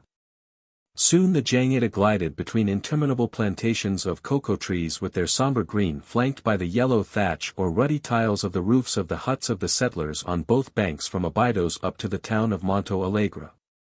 Then there opened out the mouth of the Rio Trombetas, bathing with its black waters the houses of Iquitos, situated at about 180 miles from Belém, quite a small town. And even a citade, with large streets bordered with handsome habitations, and a great center for cocoa produce. Then they saw another tributary, the Tapajos, with its greenish-gray waters descending from the southwest. And then Santarém, a wealthy town of not less than 5,000 inhabitants, Indians for the most part, whose nearest houses were built on the vast beach of white sand. After its departure from Manaos the Jangada did not stop anywhere as it passed down the much less encumbered course of the Amazon. Day and night it moved along under the vigilant care of its trusty pilot. No more stoppages either for the gratification of the passengers or for business purposes. Unceasingly it progressed, and the end rapidly grew nearer. On leaving Alemquer, situated on the left bank, a new horizon appeared in view. In place of the curtain of forests which had shut them in up to then, our friends beheld a foreground of hills, whose undulations could be easily descried. And beyond them the faint summits of veritable mountains Vendiked across the distant depth of sky. Neither Yaquita, nor her daughter, nor Lina, nor old Cybele, had ever seen anything like this. But in this jurisdiction of Para, Manaos was at home, and he could tell them the names of the double chain which gradually narrowed the valley of the huge river. To the right, said he, that is the Sierra de Paracuarta, which curves in a half-circle to the south. To the left, that is the Sierra de Curova, of which we have already passed the first outposts. Then they close in? Asked Fragoso. They close in, replied Manaos. And the two young men seemed to understand each other, for the same slight but significant nodding of the head accompanied the question and reply. At last, notwithstanding the tide, which since leaving Iquitos had begun to be felt, and which somewhat checked the progress of the raft, the town of Monte Alegre was passed, then that of Pravenha de Antero, then the mouth of the Xingu. Frequented by Uruma's Indians, whose principal industry consists in preparing their enemies' heads for natural history cabinets. To what a superb size the Amazon had now developed as already this monarch of rivers gave signs of opening out like a sea. Plants from 8 to 10 feet high clustered along the beach, and bordered it with a forest of reeds. Porto de Mos, Boa Vista, and Gurupa, whose prosperity is on the decline, were soon among the places left in the rear. Then the river divided into two important branches, which flowed off toward the Atlantic, one going away northeastward, the other eastward, and between them appeared the beginning of the large island of Marajo. This island is quite a province in itself. It measures no less than 180 leagues in circumference. Cut up by marshes and rivers, all savanna to the east, all forest to the west, it offers most excellent advantages for the raising of cattle, which can here be seen in their thousands. This immense barricade of Marajo is the natural obstacle which has compelled the Amazon to divide before precipitating its torrents of water into the sea. Following the upper branch, the Jangada, after passing the islands of Caviana and Mexiana, would have found an embouchure of some 50 leagues across, but it would also have bet with the bar of the Prororoca, that terrible eddy which, for the 3 days preceding the new or full moon, takes but 2 minutes instead of 6 hours to raise the river from 12 to 15 feet above ordinary high water mark. This is by far the most formidable of tide races. Most fortunately the lower branch, known as the Canal of Breves, which is the natural area of the Para, is not subject to the visitations of this terrible phenomenon, and its tides are of a more regular description. Araujo, the pilot, was quite aware of this. He steered, therefore, into the midst of magnificent forests, here and there gliding past island covered with muritis palms. And the weather was so favorable that they did not experience any of the storms which so frequently rage along this Breves Canal. A few days afterward the Jangada passed the village of the same name, which, although built on the ground flooded for many months in the year, has become, since 1845, an important town of 100 houses. Throughout these districts, which are frequented by Tapuyas, the Indians of the lower Amazon become more and more commingled with the white population, and promise to be completely absorbed by them. And still the Jangada continued its journey down the river. Here, at the risk of entanglement, it grazed the branches of the mangliers, whose roots stretched down into the waters like the claws of gigantic crustaceans. Then the smooth trunks of the paletoviers, with their pale green foliage, served as the resting places for the long poles of the crew as they kept the raft in the strength of the current. Then came the Tocantins, whose waters, due to the different rivers of the province of Goiás, mingle with those of the Amazon by an embouchure of great size, then the Moju, then the town of Santa Ana. Majestically the panorama of both banks moved along without a pause, as though some ingenious mechanism necessitated its unrolling in the opposite direction to that of the stream. Already numerous vessels descending the river, ubas, egaridias, vigilandas, pirogues of all builds, and small coasters from the lower districts of the Amazon and the Atlantic seaboard, formed a procession with the giant raft. And seemed lake sloops beside some might man of war.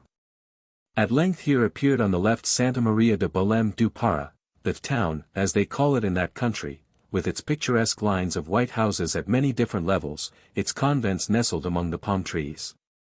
The steeples of its cathedral and of Nostra Senora de Merced, and the flotilla of its brigantines, brigs, and barks, which form its commercial communications with the Old World.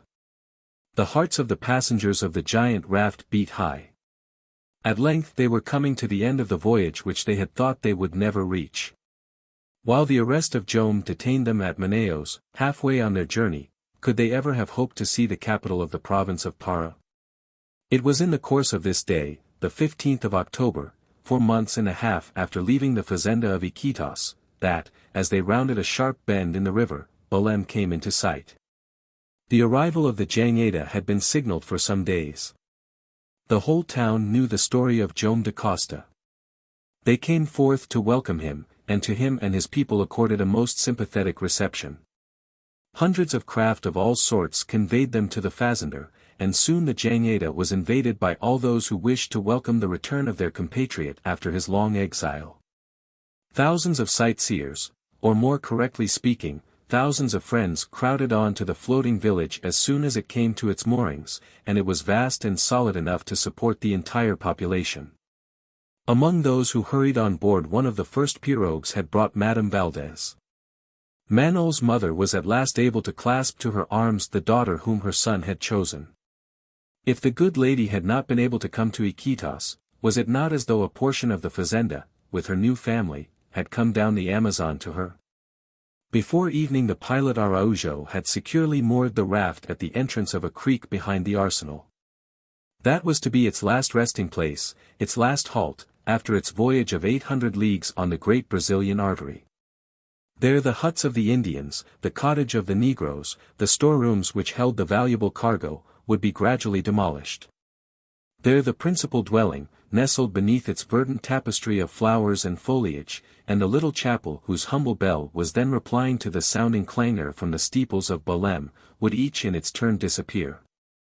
But, ere this was done, a ceremony had to take place on the Jangada, the marriage of Manaos and Minha, the marriage of Liana and Fragoso. To Father Passanha fell the duty of celebrating the double union which promised so happily. In that little chapel the two couples were to receive the nuptial benediction from his hands.